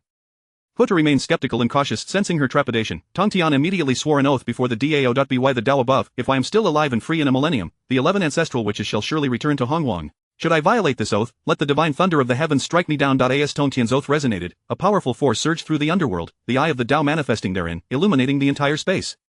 Only then did Hota fully believe in Tong Tian, her heart swelling with hope. Meanwhile, in the Zhixiao Palace, chaos ensued. Upon the revival of the 3 primordials, Yuanshi, Jane, and Zhuan, they promptly made their way to the palace. Master, you must take a stand for us. Tong Tian has acted without honor, sending his disciples to annihilate my Western teachings. Indeed, Master, you must advocate for us. Seeing the 2 weeping like rain-soaked pear blossoms, Yuanshi felt a wave of disdain rise within him. Master, Tong Tian's actions have indeed been excessive. He has indulged his wayward disciples far too much. I implore you to intervene. Hongjuan's expression darkened, overwhelmed by the commotion of the 2 weeping and the pressure from another. Enough, what manner of conduct is this? An overwhelming presence, surpassing even that of the saints, surged forth, silencing the 3. This is destiny. The saints may not interfere in the calamities of the... I cannot defy the heavenly mandate, Master, but my disciples of the Western teachings have suffered greatly. Please, save my disciples. If not, they cannot proceed. At that moment, Hongjun felt a tumultuous upheaval within him. The variables of the were too great. The current Western teachings were no match for it seemed necessary to bolster their strength. I shall intervene this once to rescue my disciples. This shall be a solitary exception. Thank you, Master. I beseech you to act swiftly and extricate my disciples from the underworld. Chapter 10. No, Master Hongjun, save your disciple. At this moment, a flicker of resoluteness passed through Hongjun's eyes, and with a mere shift of intention, it seemed as though an invisible giant hand stirred the entire underworld, causing it to tremble violently. Within the realm of the underworld, a thick miasma hung in the air, accompanied by the incessant wails of spirits. Under the influence of this formidable force, hundreds of souls involuntarily surged forth from the depths of the underworld, swirling chaotically through the skies. Upon witnessing this, Hota was taken aback. She immediately rose, her aura surging as she attempted to suppress the wayward souls. Her gaze was laced with urgency and anger. What was happening? What audacity! How could Hongjun, that old rascal, be so brazen? Hota pondered inwardly, forming hand seals and chanting incantations. As runes flew from her hands to envelop the errant souls, however, her spells seemed to vanish without a trace, akin to a stone sinking into the sea, having no effect, and Hota was forced to retreat repeatedly from the backlash. Hota watched helplessly as the souls drifted away, her fury erupting in a desperate roar, filled with frustration and helplessness. Hongjun, you have gone too far. Anger welled up within her. She was acutely aware of Hongjuan's might, yet she had not anticipated such an overwhelming influence over the underworld, leaving her feeling profoundly defeated and unsettled. Meanwhile, Tong Tian, witnessing the scene, felt a jolt of apprehension. The underworld, still dormant, was indeed powerless before Hongjun. If he could act against the underworld now, what hope remained for the people of the Witch Clan? This moment only solidified his resolve to ally with Tong Tian. He understood well that in this cosmic game, only by uniting various forces could there be even a glimmer of resistance against Hongjun. A glint of determination flickered in his eyes as he began to devise his subsequent plans. The souls, under Hongjuan's control, streaked across the sky like meteors, arriving at the Zhixiao Palace. Standing atop the palace, Hongjun gazed down with an air of absolute confidence, as if he commanded all. With a wave of his hand, hundreds of disciples from the Western sect were resurrected. Their previously bewildered expressions transformed into excitement and joy upon seeing Jane and Zhuan rushing forward and weeping. Zhuan coughed twice, gesturing towards Hongjun, prompting the hundreds of disciples to kneel in gratitude, exclaiming, "Thank you, ancestor, for saving our lives." Cough, Master, look at the grievances suffered by your disciples, and your beloved disciple Maitreya is still on the list of deities. We beseech you, Master, to save him. At these words, Hongjuan's expression shifted instantly, anger flashing in his eyes as a potent sacred aura erupted from him, crashing down like a tumultuous wave, suppressing Zhuan. You wretched fool! As a saint of the heavenly Tao, you ought to abide by the celestial principles. How dare you disregard the rules? Once one is inscribed on the list of deities, there is no room for release. His voice reverberated like thunder throughout the Zhixiao Palace, leaving everyone's ears ringing. The disciples of the Western sect trembled in fear at Hongjuan's wrath, hurriedly kneeling and pleading, "We implore you, ancestor, to quell your anger and spare our master." Yuan Shi and Jane, upon witnessing this outburst, were equally astonished by the intensity of Hongjuan's fury. Jane quickly knelt to plead, "Please, master, temper your anger. My junior brother is merely concerned. I hope you can overlook this transgression for the sake of our shared bond." Upon hearing Jane's plea, Hongjuan's anger subsided slightly. He gradually retracted his sacred aura, allowing Zhuanti to breathe a sigh of relief, repeatedly thanking him, "Thank you, master, I recognize my error." As Hongjun regarded Zhuanti, a hint of warning glimmered in his eyes, "Should you repeat such behavior, do not blame me for lacking compassion." Subsequently, he cast a sweeping glance over the assembly. "In a century's time, it will be the day of the human race's sacrifice to Nuwa. The Shang dynasty shall fall, and the Zhou dynasty shall rise from henceforth. There shall be no more emperors. Do you all understand?" Jane, Zhuanti, and Yuan Shi were all taken aback, instantly grasping Hongjuan's implication. Yuan Shi contemplated inwardly. He had no desire to engage in such vile deeds, but with those shameless individuals from the west around, the burden would not fall upon him. As Yuan Shi suspected, Zhuanti felt a surge of delight, promptly stepping forward to declare, "Master, leave this matter to me. I shall handle it well. For the greater good of the heavenly Tao, I am willing to sacrifice my all." Hongjun nodded slightly, gesturing for them to disperse. "Very well, be gone." After bidding farewell to Hutu, Tongtian hastily returned to Jinao Island. Throughout his journey, his heart was tumultuous, thoughts racing like a tempest. The shadow of the deification tribulation loomed over him, a heavy stone pressing upon his heart. He was acutely aware that this tribulation was grave, concerning the survival of the disciples of the and the rise and fall of the sect. Upon arriving at Jinao Island, Tongtian wasted no time, immediately summoning all his direct disciples, including the 7 immortals, Zhao Gongming, and the 3 Shaos, along with other core disciples. Upon hearing Tongtian's summons, the disciples hurriedly gathered, and soon the Bio Palace was filled with people. Once everyone had arrived, they respectfully bowed before Tongtian. His gaze swept across the assembly, revealing a hint of determination. "The deification tribulation is imminent. This trial is fraught with peril. You must diligently enhance your cultivation and remain vigilant. Should you find yourselves inscribed on that list of deities, if you encounter disciples from the Chan sect or the Western sect, do not hesitate to send them to the list." The disciples, upon hearing this, felt a chill run down their spines, promptly affirming, "We shall heed the master's command and strive to cultivate diligently, living up to your high expectations." Tongtian nodded slightly. "Wudong, in 150 years, you shall go to the Yin Shang and seek a prince named Yin Shou. Take him as your disciple and teach him the arts of governance and cultivation. This child will be closely tied to the tribulation. You must teach him earnestly and ensure his protection." Wudong stepped forward, bowing slightly. "Master, the human emperor cannot cultivate. Teaching Yin Shou may invite unnecessary troubles. This is the Chaos Pearl, capable of shielding from celestial secrets. Take it, but remember not to let this treasure be revealed to others." Disciple obeys. "I shall do my utmost to instruct Prince Yin Shou." Just as Tongtian was about to continue, a brilliant light suddenly flew in from the distance, accompanied by a faint ripple of energy. Everyone turned to see that it was Duobao, gravely injured, staggering towards the entrance of Bio Palace. His appearance was exceedingly disheveled, his robes tattered, stained with blood, his complexion was as pale as paper, and his aura was weak, as if he could collapse at any moment. Yet, within his eyes burned a fierce defiance and anger. Tongtian was taken aback, swiftly moving to Duobao's side, extending his hands to support him, deeply concerned. "Duobao, what has happened? Who has harmed you so?" Duobao struggled to lift his head, looking at Tongtian, his eyes brimming with sorrow and fury. Chapter 11. Those who corrupt the fate of the must be punished. Before could utter a word, a flicker of concern crossed the stern face of, who then unhesitatingly employed his magical powers to heal him. Moments later, under the influence of the Master's power, injuries gradually mended, and a semblance of color returned to his face, his breath becoming steadier. As he sensed the changes within his body, a wave of gratitude towards his teacher welled up in his heart. Yet, the guilt that plagued him remained unabated. With his injuries healed, a glimmer of resolve flashed in his eyes. He immediately knelt down with a thud, his knee striking the hard ground with a dull sound. Without hesitation, he began to bow his head, the sound of his forehead hitting the ground resonating clearly in the silent space, each impact symbolizing his deep-seated remorse and regret. "I beseech you, Master, to punish me.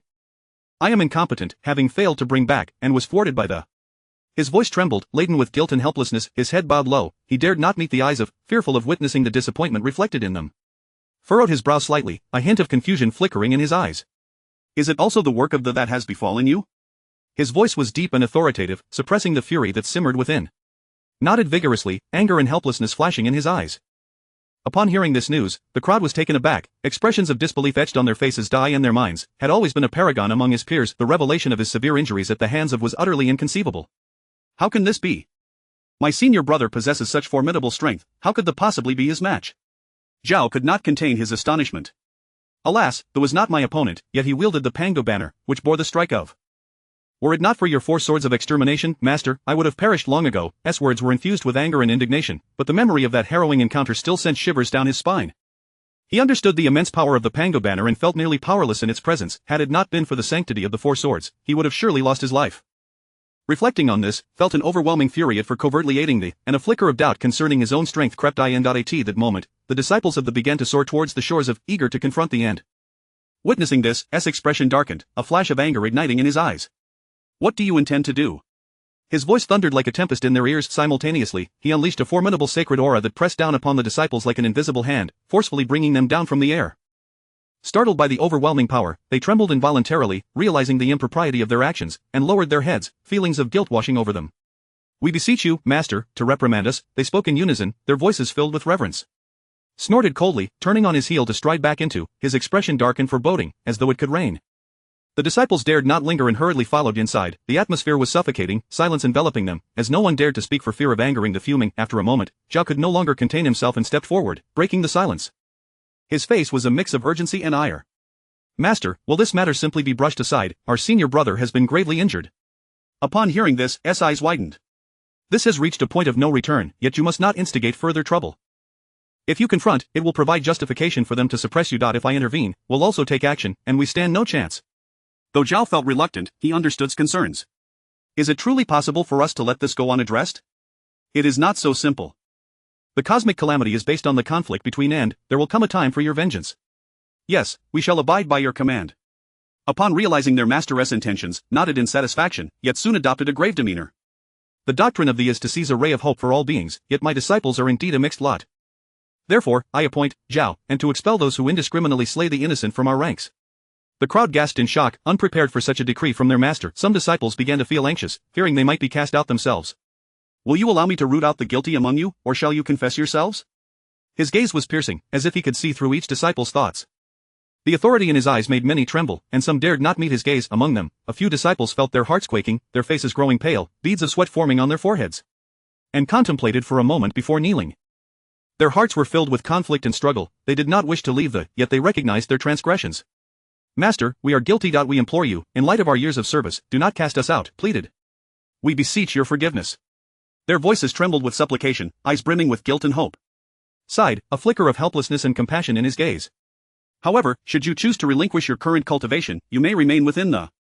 With that, closed his eyes, falling silent.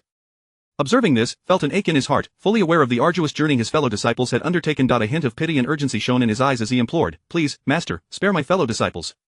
They have served you faithfully for many years, their toil deserves recognition. Remained silent, the atmosphere thickening with tension. The entire felt shrouded in a heavy gloom, suffocating all present. Moments later, and exchanged glances, a resolute glimmer in their eyes. They understood that their misdeeds were unforgivable, and in order to remain within them, they resolved to forsake their current cultivation. The four rose without hesitation, rushing out, and with a clap of their palms, they struck their chests and heads, instantly dissipating the 3 flowers atop their heads, their cultivation vanishing entirely. Though they felt anguish coursing through them, a sense of liberation also washed over their spirits. They understood that only by doing this could they atone for their mistakes and regain their master's trust. In that moment of relinquishing their powers, anguish was etched on their faces, yet their eyes shone with unwavering determination. Seeing their actions, prepared to follow suit, just as he was about to act, suddenly opened his eyes, halting him. Regarded, a glint of cunning in his gaze. You shall remain. There is no need to forfeit your powers, however, you must diligently practice and avoid repeating your errors. Long felt a surge of joy, promptly kneeling to express his gratitude. Thank you, Master, for your mercy. I shall remember your teachings and devote myself to my studies, ensuring I do not err again. Guest's lips curled into a barely perceptible, sly smile upon hearing this. Chapter 12 of the Long-Eared Enlightened One, I have great use. At this moment, the atmosphere within the Bio Palace was as heavy as lead, devoid of any sound. Outside the palace, Ling Yixian and others, having willingly abandoned their cultivation, lay prostrate on the ground like withered leaves, their auras in chaotic disarray, their complexions as pale as paper. Each weary expression bore witness to the harrowing ordeal they had just endured. Tongtian, the Master of Heaven, sat cross-legged upon the mat of the Bio Palace, resembling a towering mountain, emanating an aura that inspired awe. He gently waved his sleeve, and a soft yet boundless light burst forth from his hand, cascading like a resplendent river of stars, enveloping Ling Yixian and the others in an instant. Where the light touched, their injuries began to mend at a visibly rapid pace, their pallid faces gradually flushed with color, their chaotic auras slowly regained stability, and their previously listless spirits were revived as if awakened by the gentle spring breeze, blossoming with renewed vitality, with the 3 flowers atop their heads reappearing. Ling Yixian and the others, sensing the remarkable changes within their bodies, were overwhelmed with boundless reverence and gratitude towards Tongtian. They bore the weakness of their bodies, struggling to rise, and then knelt in unison. Thank you, Master, for the gift of rebirth. Their voices were imbued with sincerity and respect, their fervent gazes revealing absolute loyalty to the Master of Heaven. Tongtian's expression was grave, his piercing gaze fixed upon them. Remember this day, should you commit acts of unwarranted slaughter again, do not blame me for disregarding our master-disciple bond. As he spoke, his brows slightly furrowed, an air of authority and warning emanated from his gaze, as if he could see through the hearts of each disciple. His voice, though not loud, resonated in their minds like the deep tolling of a great bell, each word bearing the weight of 1,000 pounds, striking their souls with profound impact. At this moment, Ling Yessian and the others were engulfed in tumultuous waves of fear, their hearts awash with trepidation, yet, among the disciples, the long-eared enlightened one stood in confusion, pondering, why has Tong Tian not punished me? Perhaps he intends to promote me, haha, if that is the case, the intelligence I gather will only increase, and once I provide it all to the two saints, I shall be a figure of great authority within the Western Church. Tong Tian, perceptive and insightful, immediately sensed the anomaly within the long-eared enlightened one. He turned his head slightly, his gaze softening as he looked at him. There is no need for you to abandon your cultivation, I have my arrangements, you need not compare yourselves with one another. Tong Tian's actions were merely to placate the long-eared enlightened one. Upon hearing Tong Tian's words, the long-eared enlightened one felt a surge of pride within, bowing his head and softly responding, yes, master. Subsequently, with a grand gesture, Tong Tian produced an array of invaluable treasures. The Starry Banner, the Many Treasures Pagoda, the Blood Blade, the Wuji's Umbrella, the Soul-Cutting Blade, the Xianuang Pearl, the Hunyuan Tower, and the Wondrous Tower, among many others. The disciples were momentarily stunned, their eyes widening like copper bells, filled with astonishment and uncontainable joy. Their gazes sparkled with excitement and greed, yet they dared not display too much, forcing themselves to suppress their inner elation. Some disciples could hardly resist leaning forward slightly. Tong Tian distributed these treasures among the gathered disciples. Each disciple receiving a treasure trembled with excitement, carefully accepting the gifts, their eyes alight with gratitude and exhilaration. You must put these to good use and ensure a steady flow of disciples to the Western Church and the Chan School to ascend the divine ranking. Thank you, Master, for your generous gifts. We shall not fail your expectations. Their voices brimmed with gratitude and excitement. However, the long-eared enlightened one received none of the treasures. He watched enviously as his fellow disciples clutched their precious items, his heart filled with disappointment and jealousy. A fleeting glimmer of resentment crossed his eyes, quickly suppressed, yet the pain within him intensified, his hands unconsciously clenching into fists, nails digging deep into his palms without him feeling a trace of pain. From now on, I shall meditate in seclusion to attain a breakthrough. All matters within the sect will be entrusted to Yunxiao. This is the Qingping sword. To see the Qingping sword is akin to the presence of the master himself. The crowd gasped again upon seeing the Qingping sword, fully aware that it was Tong Tian's proof of enlightenment, symbolizing the master's authority and power. Entrusting the Qingping sword to Yunxiao for the management of sect affairs demonstrated Tong Tian's immense trust and regard for him. Master, senior brother Duobao is my elder brother in this matter should be entrusted to him, as Yunxiao may struggle to manage it. Duo, the affairs of the will be entrusted to you. You are a person of discernment, do not engage in favoritism or injustice. Yes, master, I shall uphold justice. Tong Tian then turned his gaze to Wu Yunxian and Jing Wangxian. You two, go to Meishan and inquire if Yuan Hong is willing to join our. If he is, bring him here. Rest assured, master, we shall not fail in our mission and will swiftly bring Yuan Hong back. Remember, complete these tasks promptly, and expel all disciples who commit acts of unwarranted slaughter from the. Show no mercy. Tong Tian's tone grew stern, his gaze sweeping over each disciple, aiming to etch his words deeply into their hearts. Upon hearing Tong Tian's command, the disciples felt a shiver run through them, as though struck by a bolt of lightning. Disciples will heed the master's teachings and strictly restrain themselves and their peers, ensuring such incidents never occur again. Tong Tian nodded, then vanished from their sight along with Duobao, retreating to seek higher breakthroughs. Master, where are we going? What guidance do you have for us?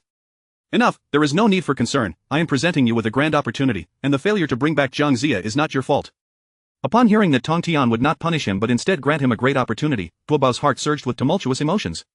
Master, is what you say true? But I clearly failed to complete the task you entrusted to me. I am unworthy of such kindness.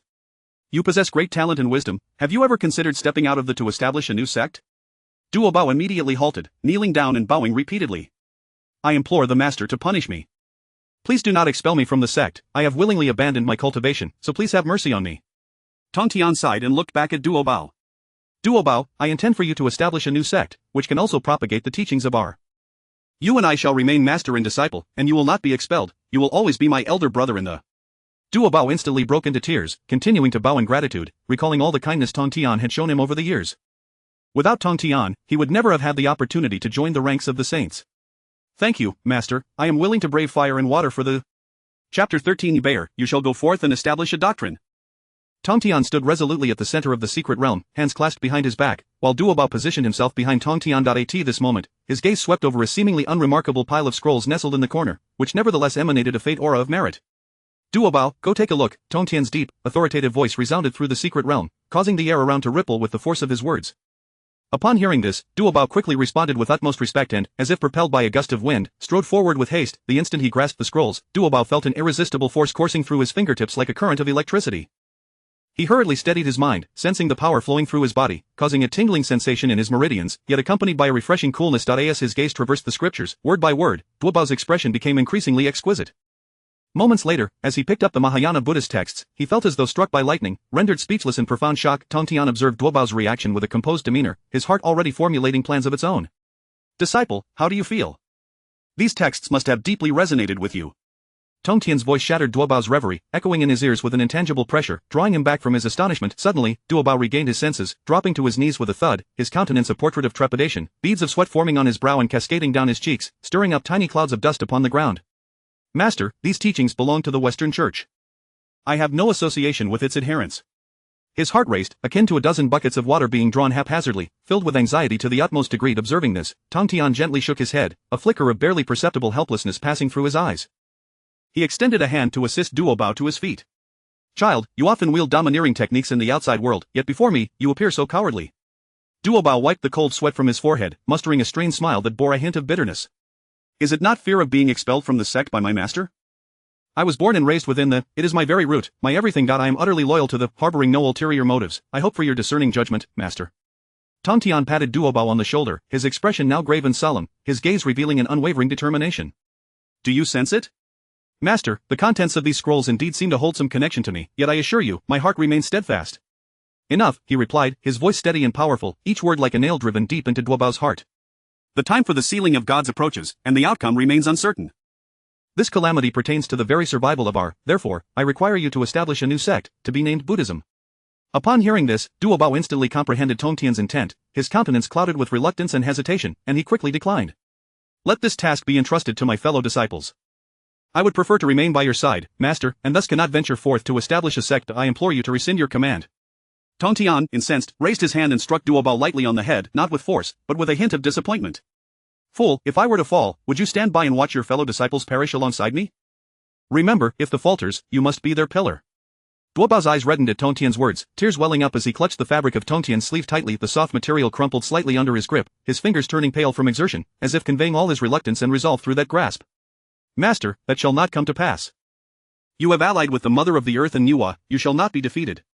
Tong Tian sighed softly, a fleeting expression of melancholy crossing his features, akin to a shooting star streaking across the night sky, brief yet poignant. His lips pressed together, brows furrowed, his eyes reflecting a contemplation of the capriciousness of fate.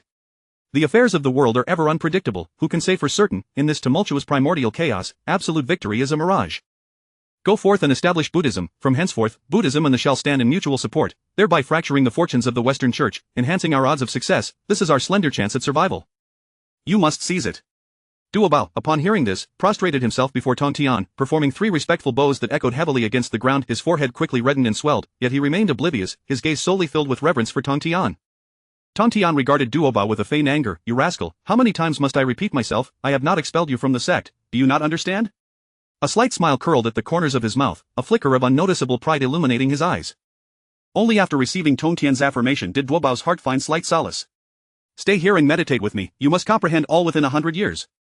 Duobao glanced once more at the thousands of scrolls nestled in the corner, feeling a wave of confusion wash over him. 100 years to comprehend everything and establish a sect, how daunting. A glimmer of despair flickered in his eyes, but was swiftly replaced by determination. Enough, I shall first delve into the laws of time. Once I have fully grasped them, we shall establish a time formation, granting you more time to study, he concluded, settling into a cross-legged position, eyes closed in deep contemplation, his demeanor tranquil and focused. A decade passed, and Tong Tian abruptly opened his eyes, a radiant light emanating from them, akin to 2 resplendent suns. Within his gaze, it seemed as though the river of time itself flowed. The power of time ebbed and flowed in his eyes, each glimmer resembling shards of time, imbued with the essence of the past, present, and future. It was evident that Tong Tian had broken through. He had now ascended to the level of a mixed-element de luo golden immortal, wielding 2 supreme laws, with fluidity and grace. Tong Tian performed hand gestures, commencing his calculations. Is it not still over 100 years until the offering at the Nuwa Palace? There is ample time, he mused, and with a sweep of his hand, a time formation of 1 to 1,000 was instantly established within the secret realm. Yet, the consumption of this time law was immense. Tong Tian immediately felt 2/3 of his law power dissipate. His complexion paled slightly, yet he exhibited no intention of retreat. Phew, the expenditure of law power is substantial. Fortunately, I possess the time tower. It seems I must store some time law in advance. With that, Tong Tian retrieved the time tower from his system vessel, infusing it with his remaining time law. He did not exit his meditation, instead drawing forth the primordial purple energy, continuing his cross-legged contemplation.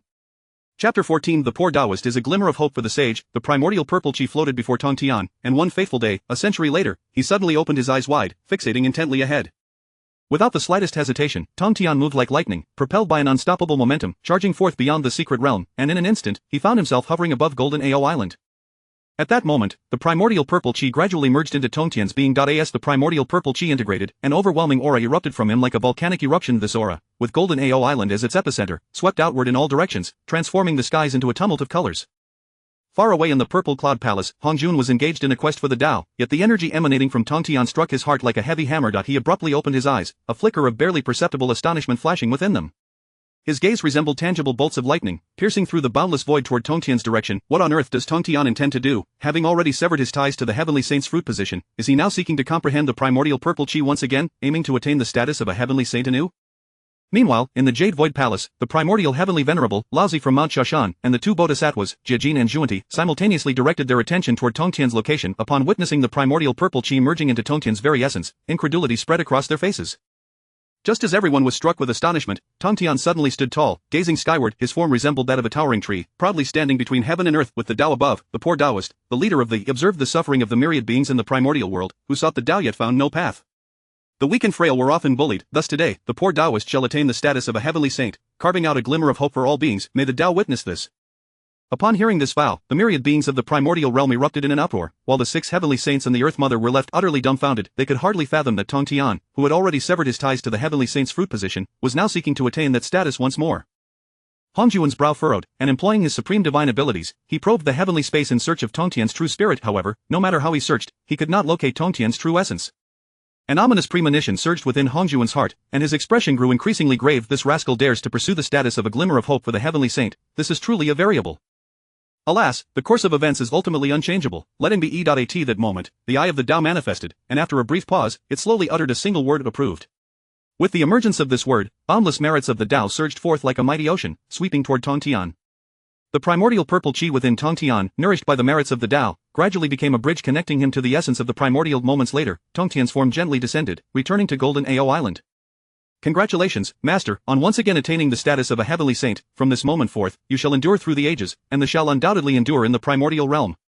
Ah, you all should hasten to your cultivation. Do not linger here in idleness. Just then, Enhua and the Earth Mother flew toward the Bio Palace, while Jiajin, Zhuanti, and the primordial hurried toward the Purple Cloud Palace. However, before they could reach the Purple Cloud Palace, they simultaneously received a transmission from Hongjun, instructing them all to return, as the calamity was approaching, and they should focus on their own matters. The three paused momentarily, yet did not dwell on it further, each preparing to soar toward their respective sanctuaries, except for Zhuanti, who remained rooted in place. Junior brother, are you not returning to your sanctuary? Humph, Jiajin, do you not know your own junior brother? He is likely hoping to come to the east to take advantage. Ha, senior brother Yuan sure misunderstands. Has senior brother forgotten the task the master entrusted to the poor Taoist? Upon hearing this, Yuan sure recalled that in 3 days, it would be Enhua's birthday, and without further inquiry, he hastily flew toward his own sanctuary without looking back. Then, junior brother, you may go first. I shall await your triumphant return. With that, Jiajin also flew toward Mount Shumi, while Zhuanti sped off toward Chaoji. At this moment in the Bio Palace, Enhua, the Earth Mother, and Tong Tian gathered together. The heavenly saint that Tao friend Tong Tian has attained seems somewhat different. Having just attained it, he already possesses the strength of a heavenly saint of the 6th layer, which is quite astonishing. Indeed, Tao friend Enhua is correct. One wonders what kind of heavenly saint Tao friend Tong Tian has attained. Could you please divulge a bit? Tong Tian, upon hearing this, beamed with joy, throwing his head back in laughter. With a wave of his hand, 3 cups of tea appeared before the three. Ah, let us drink and converse. The heavenly saint I have attained is not that of the 49 heavenly Tao, but rather the glimmer of hope of the heavenly saint of one who departs from the primordial. The Tao is 50. The heavenly transformation is 49, the glimmer of hope departing from the primordial? The two exclaimed in unison, equally incredulous. Indeed, the glimmer of hope of the heavenly saint belongs to a category of heavenly saints, but it is not of the 49 heavenly Tao. Rather, it is the glimmer of hope of the true spirit entrusted to the Dao. As long as the Tao does not perish, then the poor Taoist shall not be extinguished. Upon hearing this, their breathing quickened. After all, who in the entire chaos could slay the Tao? This means that Tong Tian has truly achieved immortality. Fellow Taoists need not be surprised. These are merely minor paths. In the absence of a revival of the human and earthly paths, my standing is on par with Hongjun. Thus, do you still doubt my chances? Upon hearing this, the two instantly proclaimed, Ha, what you say, Tao friend Tong Tian, is unfounded. I have never doubted you. Indeed, Tao friend Enhua is correct. With such opportunities and foundations, Tao friend Tong Tian is bound to achieve great victories, and thus, I have never doubted him. Ha. At that moment, Tong Tian nodded, a glint of amusement flashing in his eyes. Dao friend Enhua, I wish to invite you to witness a spectacle. If Dao friend Earth Mother is interested, she may also come to observe. Enhua paused briefly, then smiled. Since Dao friend Tong Tian has extended the invitation, I shall certainly attend. I wonder what splendid performance awaits that prompts such an invitation? Tong Tian said nothing, merely employing the innate abilities of his system to conceal the three's auras and forms, such that even beings of saintly caliber could not detect their presence. Enhua and the Earth Mother exchanged glances, their hearts momentarily filled with astonishment. They had never anticipated that Tong Tian's strength and means were so formidable. Alright, fellow Taoists, in 3 days, it shall be Dao friend Enhua's birthday. Let us go to Chaoga and take a look. With that, Tong Tian led Enhua and the Earth Mother toward Chaoga, their speed swift as 3 formless shadows, traversing through the clouds and slicing through the void. Chapter 15 The Unfazed Master. The atmosphere within the royal palace was thick with gravity, enveloping every corner as if it were a tangible weight. Dressed in resplendent and solemn royal robes, Emperor Xian stood silently in the grand hall, his hands clasped behind him, unconsciously forming tight fists, the knuckles turning pale from the strain, betraying his inner turmoil and unease. His brow was furrowed, and his eyes were laden with worry, darting occasionally to the distance, then to the ground, and repeatedly glancing towards the unfazed Saintess. In stark contrast, the unfazed Saintess sat comfortably in her chair, exuding an air of tranquility. Her simple garments fluttered gently in the breeze, and a light smile adorned her face, devoid of any hint of panic. Unable to suppress his anxiety any longer, Emperor Xian abruptly turned, urgency lacing his voice as he rasped, "Master, why are you so relaxed? In just a few days, the grand ceremony for the birth of the Holy Mother will take place. This is their only chance to strike against me, and they are likely to act then." His lips trembled slightly, each word forced out as if from between clenched teeth, the desperation within him burning like an inferno, nearly igniting the very air around them. The unfazed Saintess merely lifted her gaze slightly, a flicker of indifference in her eyes. "Why fret? A path will emerge when the cart reaches the mountain. What is destined to come will arrive. There is no need to disrupt your own composure."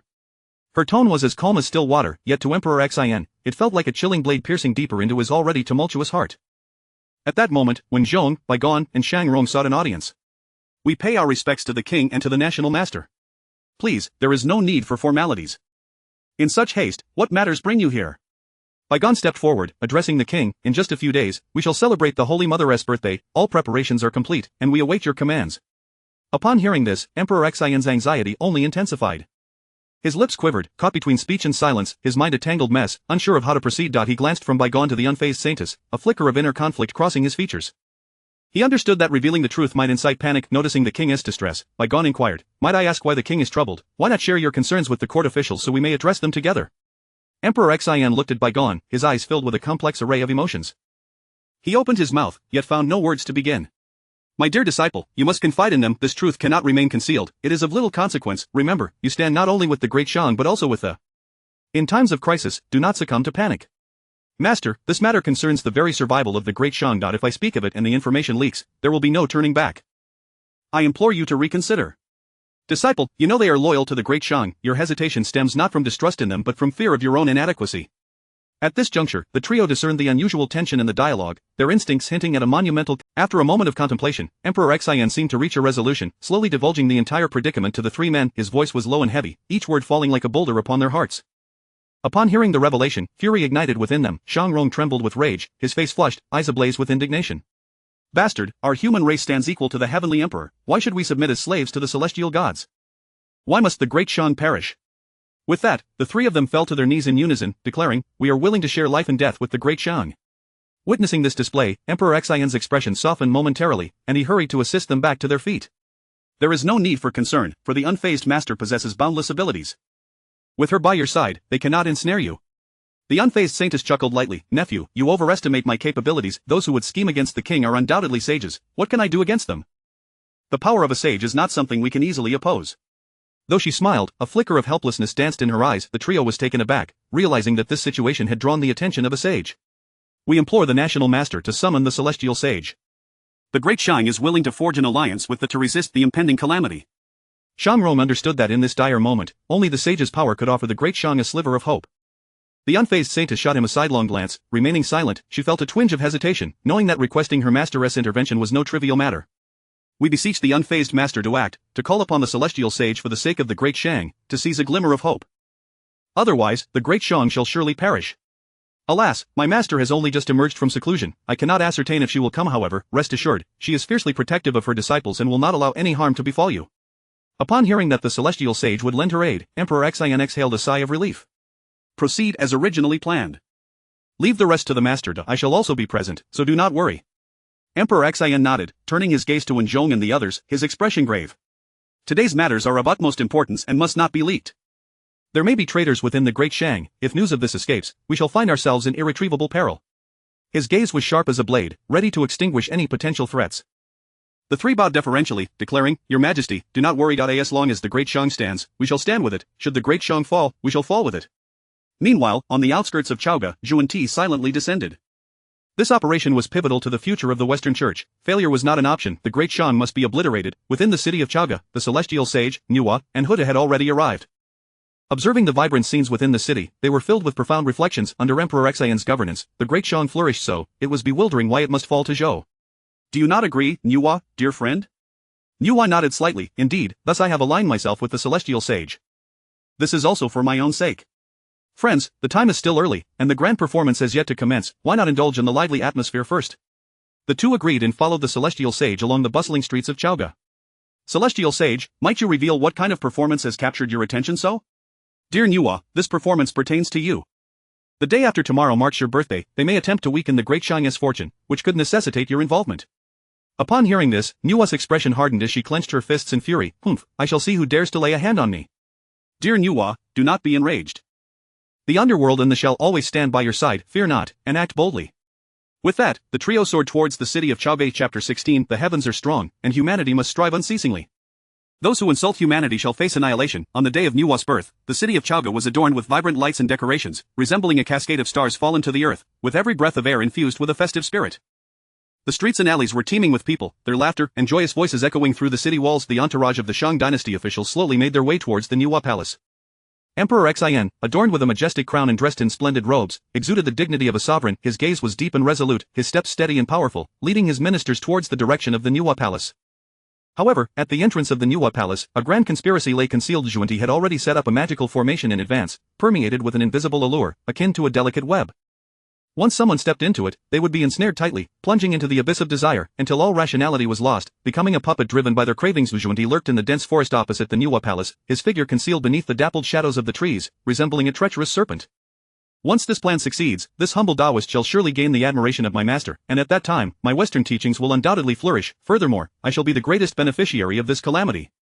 The moment Emperor Xian's foot crossed the threshold of the Nuwa palace, a powerful force surged upon him like a tidal wave, overwhelming him in an instant. The world before him blurred, and moments later, his gaze became entranced, as if drawn magnetically, fixated on the clay statue of Nuwa.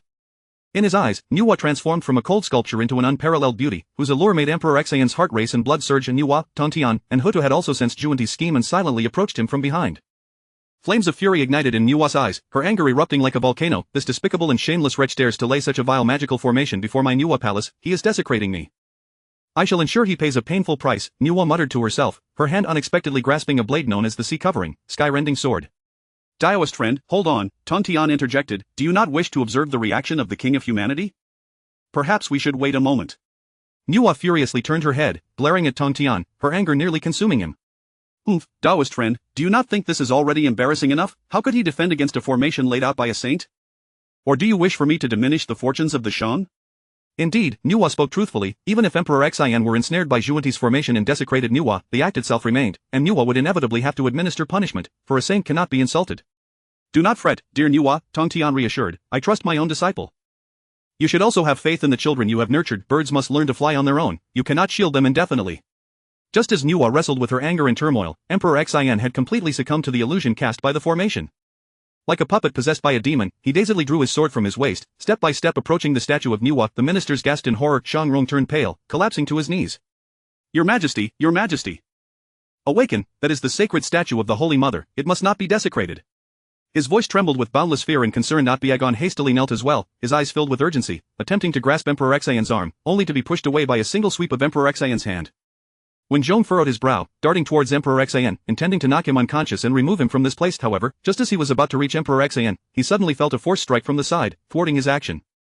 Alarmed, he turned to look, yet found nothing. Utterly unable to discern the assailant, Emperor Xian reached the wall and raised his sword, beginning to compose a poem upon it. Moments later, a magnificent poem gradually manifested upon the wall. In the primordial chaos, the heavens tremble, Nuwa's sacred hands mend the sky.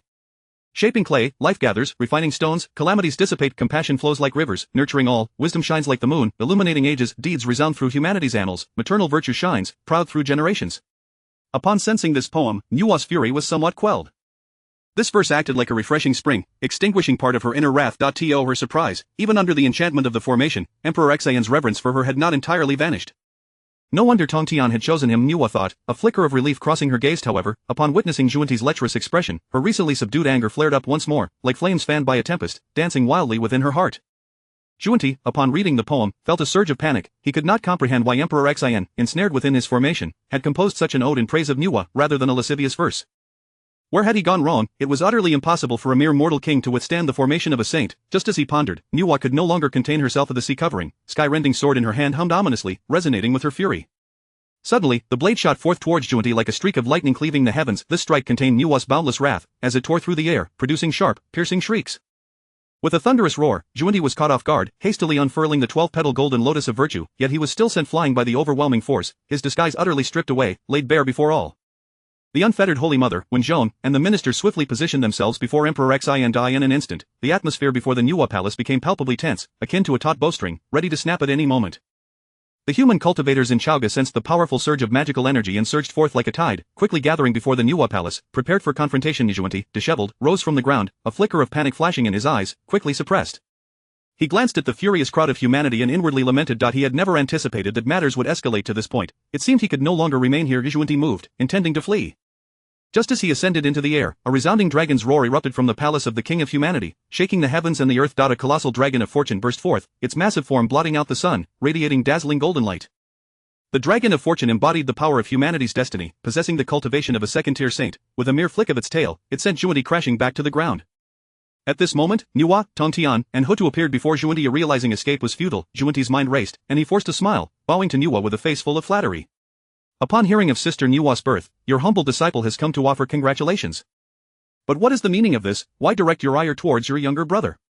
Humph, you despicable scoundrel, do you dare to quibble? You set up a formation before my Nuwa palace, attempting to have the King of Humanity desecrate me. Today, you shall meet your demise. This is all a misunderstanding, sister, none of this concerns your humble disciple, it was already like this when I arrived. Zhuanti protested desperately. Tong Tian scoffed, his gaze filled with disdain as he regarded Zhuanti. Zhuanti, do you truly believe us to be blind? How dare you continue to act so shamelessly? Zhuanti's eyes flickered with alarm, yet he persisted in his defense. Tong Tian, do not cast baseless accusations. The fall of Shang and the rise of Zhou, the disappearance of the King of Humanity, these are all the great tides of destiny. Your humble disciple merely follows the will of heaven. Upon hearing this, the people of humanity erupted in fury, while Shang Rong's face turned crimson, unleashing a torrent of curses. Bold thief! You presume to speak of the great tides of destiny. Under the governance of our king, humanity thrives in peace and prosperity. How dare you, a mere outsider, meddle in our affairs? Zhuanti's rage surged to its zenith. A fierce glint flashed in his eyes. A saint cannot be insulted. How dare you, an insignificant insect, treat me with such disrespect?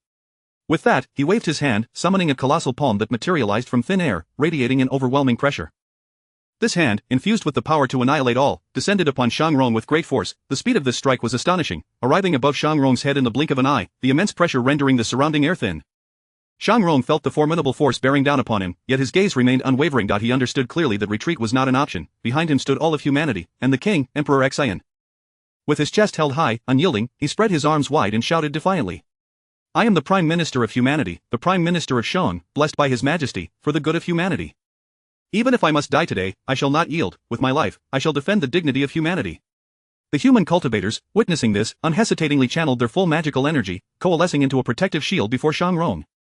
This was the indomitable spirit of humanity. Though they knew that opposing a saint was like a mantis trying to stop a chariot, none faltered. Hutu, witnessing this scene, was deeply moved and was about to lend her assistance when Zhuanti's strike was intercepted by the Dragon of Fortune. The Dragon of Fortune opened its massive jaws, exuding an aura of boundless might, roaring fiercely at Zhuanti.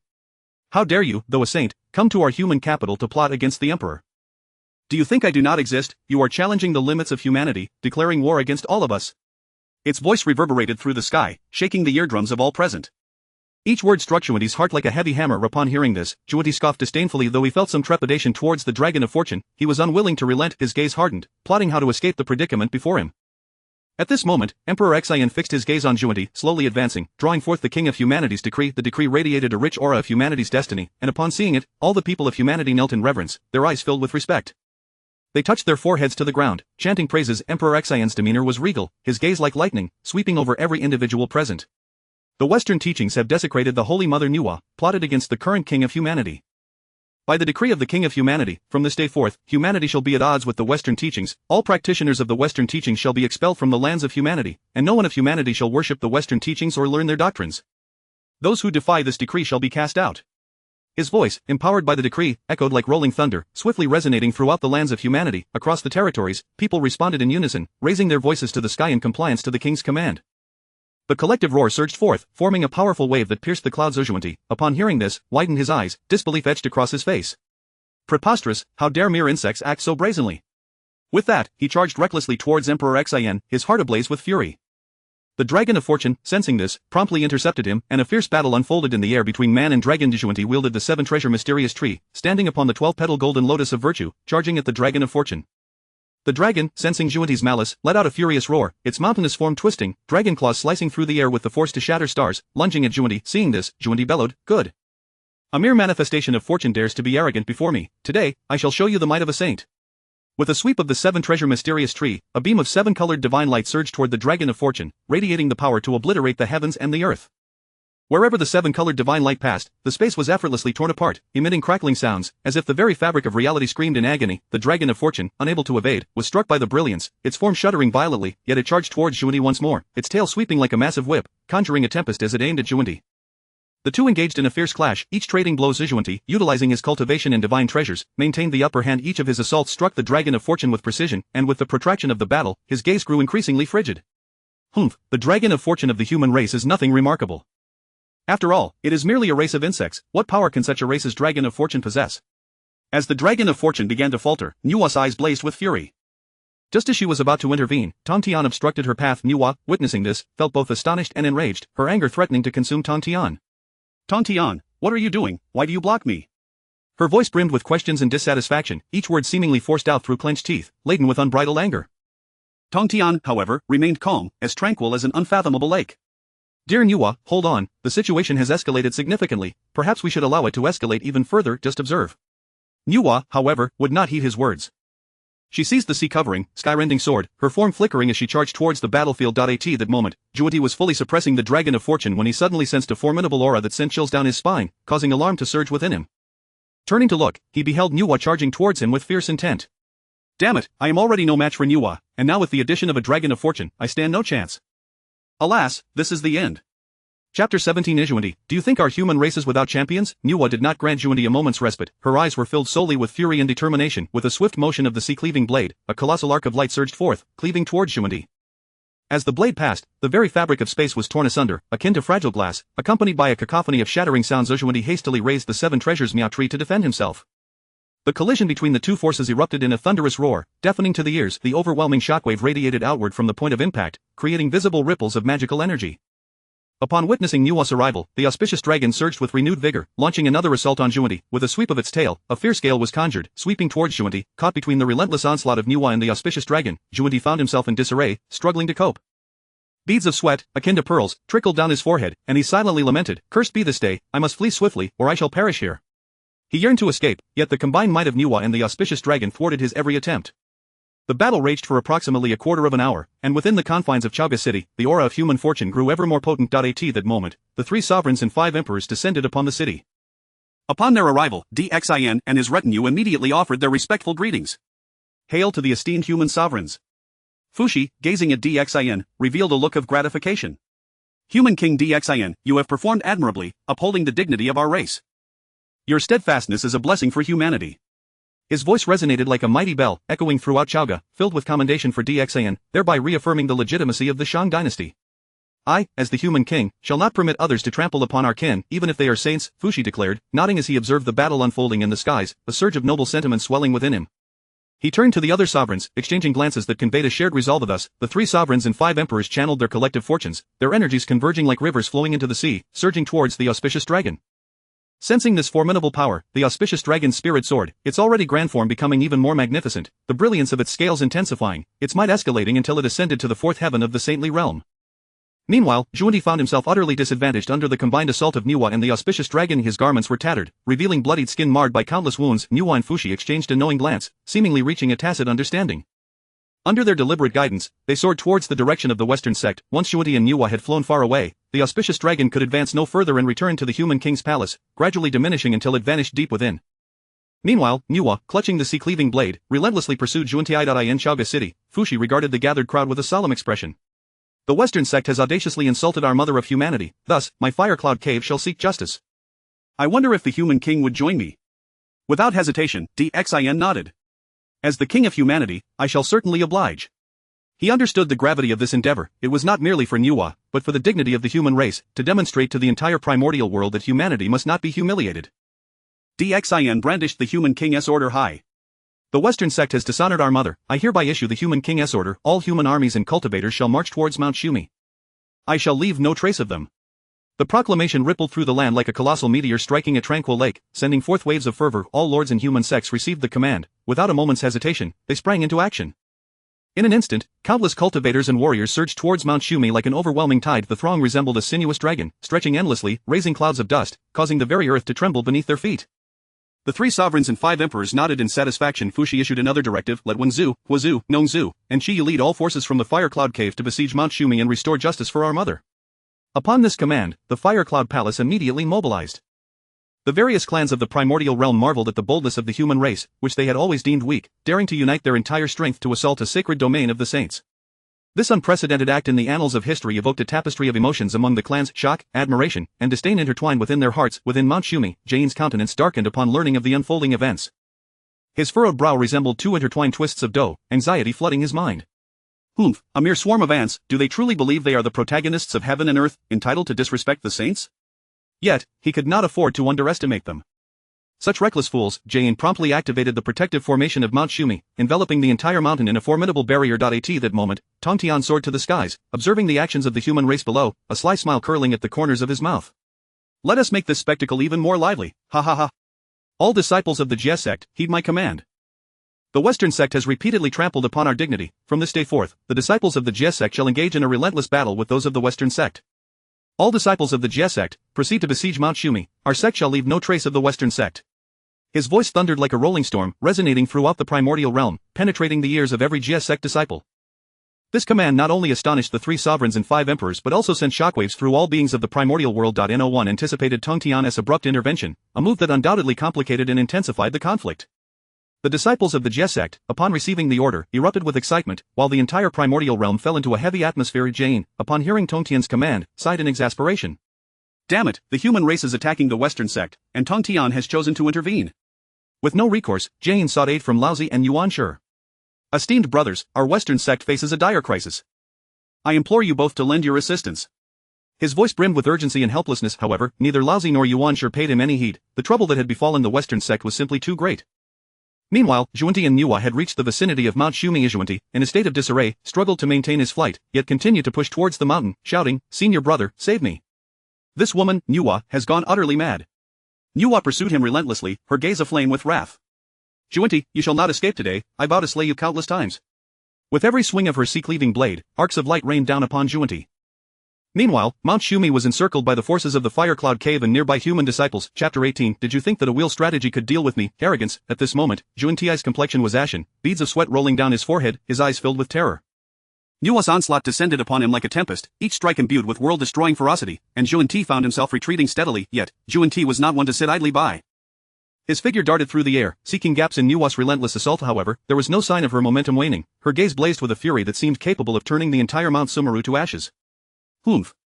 Zhuanti, you shall surely perish today, mark my words, no one can stop this.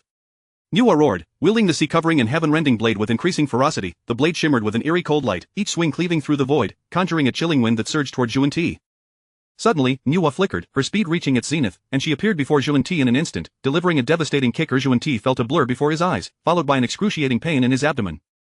Nuwa's kick contained the force of 1,000 Jun, sending him crashing down like a fallen meteor. With a thunderous boom, the ground was shattered, creating a vast pit, dust swirling as the surrounding mountains trembled.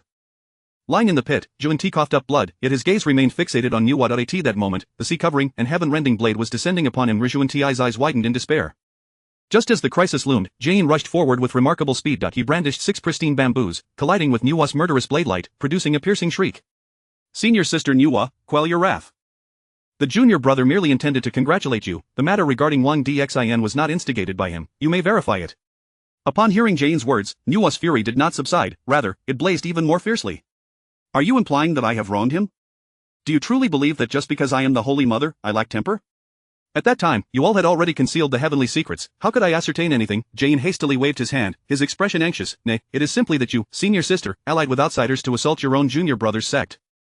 Should this word spread, it would surely bring ill repute. Moreover, the junior brother has always held you in high regard. He would never dare to offend you. Nuwa sneered. Regard, humph, the deeds he has committed hardly merit such a term. Just as Nuwa was about to retort, Juan-Ti seized the opportunity, gritting his teeth against the agony, and swiftly retreated into Mount Sumeru. Observing this, Nuwa ground her teeth in frustration. Intent on pursuing him, however, Jain stood resolutely in her path. Nuwa glared fiercely at the direction Juan-Ti had fled, her eyes seemingly ablaze with fury. Jain, step aside. If I do not slay Juan-Ti today, my heart's hatred shall remain unquenched, or do you think your wheel strategy can contend with me? Nuwa bellowed, her voice rumbling like thunder, echoing around Mount Sumeru, causing the trees to tremble and leaves to scatter. Senior sister, your wrath blinds you. You risk acting impulsively. I beseech you to calm yourself. We are, after all, of the same sect. If you obstruct me again, do not blame me for being ungracious, it is not yet your turn. With that, she sheathed the sea-covering and heaven-rending blade, her hand glowing as she produced the red embroidered ball, warping the surrounding space upon its emergence. Without further ado, Nuwa hurled the red embroidered ball at Jain. The ball whistled through the air, akin to a meteor ablaze with flame, hurtling toward Jain. Jain's heart raced. He recognized the formidable nature of the red embroidered ball and dared not exhibit the slightest negligence. He retreated rapidly, simultaneously wielding the 6 pristine bamboos to counter the impending strike. Nuwa's hands deftly shifted through incantations, amplifying the red embroidered ball's might, and it surged toward Jain with renewed ferocity. Jain braced himself, his feet resting upon the 12-petal golden lotus of merit, which revolved slowly, each petal radiating a brilliant golden light, exuding a resilient aura. This light formed a barrier, shielding Jain within its embrace. Yet, Nuwa's assault was overwhelmingly fierce. The impact of the red embroidered ball sent shockwaves through the barrier, and Jain felt the crushing pressure intensifying. How formidable Nuwa is, the first to attain sanctity. Her strength is indeed unfathomable. If this continues, I fear I may not endure. Jain lamented silently, yet he gritted his teeth and persevered, knowing that should Nuwa breach Mount Sumeru, the consequences would be dire. Meanwhile, within Mount Sumeru, Juan-Ti was racing toward the 8 treasure pool of merit. His body was battered and bloodied, crimson seeping from his wounds, leaving a long trail of blood behind him. Moments later, he reached the edge of the 8 treasure pool and leapt in without hesitation. The waters of merit enveloped him instantly. He felt waves of merit energy surging into his body, gently tending to his wounds and mending his damaged meridians and magical power. Outside Mount Sumeru, the battle between Nuwa and Jain intensified. Nuwa relentlessly unleashed the red embroidered ball upon Jain. Each assault bore the force of an avalanche, tearing through space and creating ominous black fissures that radiated a disquieting aura. Jain struggled to withstand, although his 6 pristine bamboos could block the direct impacts of the red embroidered ball. Each collision drained him of considerable magical energy. His complexion grew more ashen by the moment, and his body began to tremble slightly. Senior sister Nuwa, do you truly disregard our brotherly bond? Jain called out, his voice tinged with exhaustion and urgency. Yet Nuwa remained deaf to his words, her eyes filled solely with wrath. The disciples of the human race from the Firecloud Cave watched the battle in the skies, their blood surging with fervor. Brothers of the human race, the Holy Mother is gaining the upper hand. We must swiftly breach the barrier and eradicate the Western teachings, avenging our Holy Mother. They cried in unison, each unleashing their magical artifacts against the barrier of Mount Sumeru. In an instant, the brilliance of various spiritual treasures intertwined, yet the barrier remained steadfast against their onslaught. As time wore on, Jain began to feel overwhelmed. The red embroidered ball struck again like a bolt of lightning, and Jain was caught unawares, its force colliding with him. He was sent hurtling backward like a kite with its string severed, blood spraying from his mouth as he crashed heavily to the ground, dust billowing around him. Senior brother. Juan-Ti, sensing Jain's plight from within the 8 treasure pool, felt a surge of urgency. He endeavored to calm himself, hastening his absorption of the merit waters. Once I emerge, I shall rend that woman to pieces. Chapter 19. Do you think I, a humble monk, would fear the two of you, the lone saints? Half an hour had elapsed, and Juan-Ti's injuries had nearly healed. He leaped from the 8 treasures merit pool, grasping the 7 treasures wonderful tree and the empowering divine staff, his eyes radiating a resolute aura. Juan-Ti soared towards the battlefield, his figure tracing an arc through the air. Upon his arrival, he beheld the wounded Jain collapsed on the ground, while Nuwa was poised to launch another assault, only to be intercepted by Juan-Ti. The 7 treasures wonderful tree transformed into numerous vines, deftly coiling towards Nuwa in an attempt to restrain her movements. Sensing the impending attack from behind, Nuwa remained undaunted. With a disdainful snort, she altered her hand seals, causing the red embroidered ball to swiftly return and shield her. The ball emanated a radiant red light that repelled the vines of the 7 treasures wonderful tree one by one. Juan-Ti, you have finally chosen to reveal yourself. Today shall mark your demise. Nuwa bellowed, her eyes filled with murderous intent, fixated on Juan-Ti. Holding the empowering divine staff, Juan-Ti stood resolutely alongside Jain. Sister Nuwa, do not overstep your bounds. If you depart swiftly now, my junior will treat today's events as though they never transpired. Humph, are you threatening me? Or do you believe I would fear the two of you? With that, she launched another attack, this time with even greater ferocity, as if intent on utterly annihilating Juan-Ti and Jain. Nuwa appeared before them in an instant, the red embroidered ball transforming into a colossal shadow that swept towards both men. Juantai and Jane exchanged glances, and simultaneously took action. Jane, enduring the pain of his injuries, lifted 6 pure bamboo once more, though the brilliance emanating from them was considerably dimmer than before. Meanwhile, Juantai wielded the 7 treasures wonderful tree and the empowering divine staff, the vines from the tree enveloping the two, forming a defensive barrier. Boom! Nuwa's assault collided with their defenses, producing a deafening roar that reverberated throughout the vicinity of Mount Shumi. Sparks flew as the immense shockwave radiated outward, causing the surrounding void to fissure, the cracks spreading like lightning. Feeling the overwhelming force of Nuwa, Juantai was inwardly astonished. He summoned all his power, propelling the empowering divine staff towards Nuwa. Sister Nuwa, it would be wise for you to retreat. You alone cannot contend with both of us. A flicker of disdain crossed Nuwa's eyes.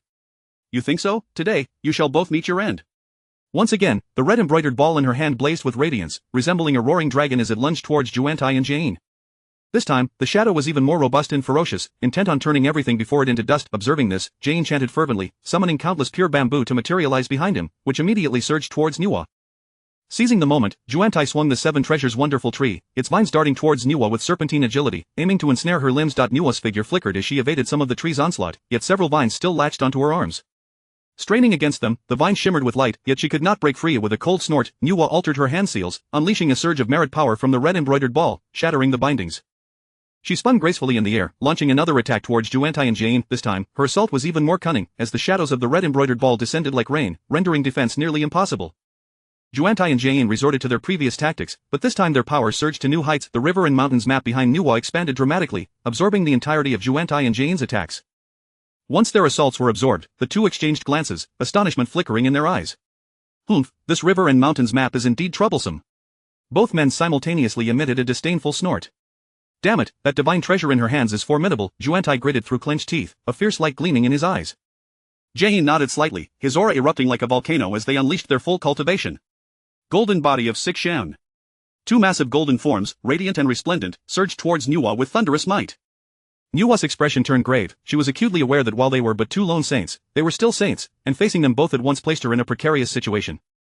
With no other recourse, as their combined might surged forth, she could not fully counter it and had to evade desperately, all the while seeking an opportunity to retaliate. Just as the battle raged on, a multitude of figures appeared in the distant sky. The human army surged forth like a tidal wave, their eyes ablaze with fury against the Western Church. Leading the charge at the forefront were the 3 sovereigns and 5 emperors, including Dxan and Hutu. Juantai caught a glimpse of this formidable host from the corner of his eye, his heart tightening abruptly, beads of cold sweat forming on his brow. This is dire. While this horde may be insignificant, the presence of Tongtian and Hutu complicates matters. If they breach the barrier, the plans of our Western Church, cultivated over centuries, will be reduced to naught. What shall we do? Dxan stood at the forefront of the army, raising his arm high and proclaiming, warriors of the human race. Behold, within that barrier are the disciples who have desecrated our Holy Mother. Today, we shall seek justice for the Holy Mother. The valiant warriors heeded his call, surging forward to breach the barrier, with Dxan promising great rewards for the first to enter. However, as time passed, the protective array of Mount Shumi merely trembled slightly, mockingly withstanding the onslaught of the multitude. Despite their relentless efforts, they could not budge it in the slightest.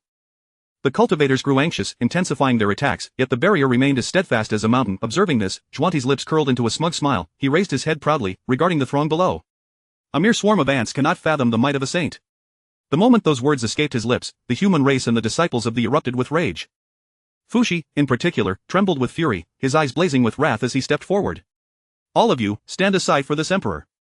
His voice thundered like a storm, reverberating in the ears of the assembly, causing their eardrums to thrum. In an instant, a colossal bagua disc materialized beside Fushi, slowly spinning and emanating an overwhelming pressure, compressing the surrounding air, forcing the crowd to retreat. Fushi channeled his power, his energy flowing like an unending river into the bagua disc. The disc rapidly expanded, hurtling towards the protective array of Mount Shumi. With a resounding crash, the very heavens trembled. The bagua disc collided with the array, scattering a shower of luminous fragments. Cracks appeared on the array, resembling a spider's web as they spread rapidly, until, like shattering glass, the formation fractured into countless shards, dissipating into the air. Chapter 20 of the warriors of the Shang dynasty charge forth, and strictly adhere to the 5 radiance principle. The expressions of Jin and Juantai were one of disbelief as they gazed upon the shattered formation, their eyes wide with astonishment. How is this even possible? Jin exclaimed. Juantai, equally astonished, muttered to himself, Fushi could only be at most a late-stage quasi-saint. How could he possess such formidable power? A profound sense of crisis surged within them. Without further ado, they hastened towards Mount Sumeru.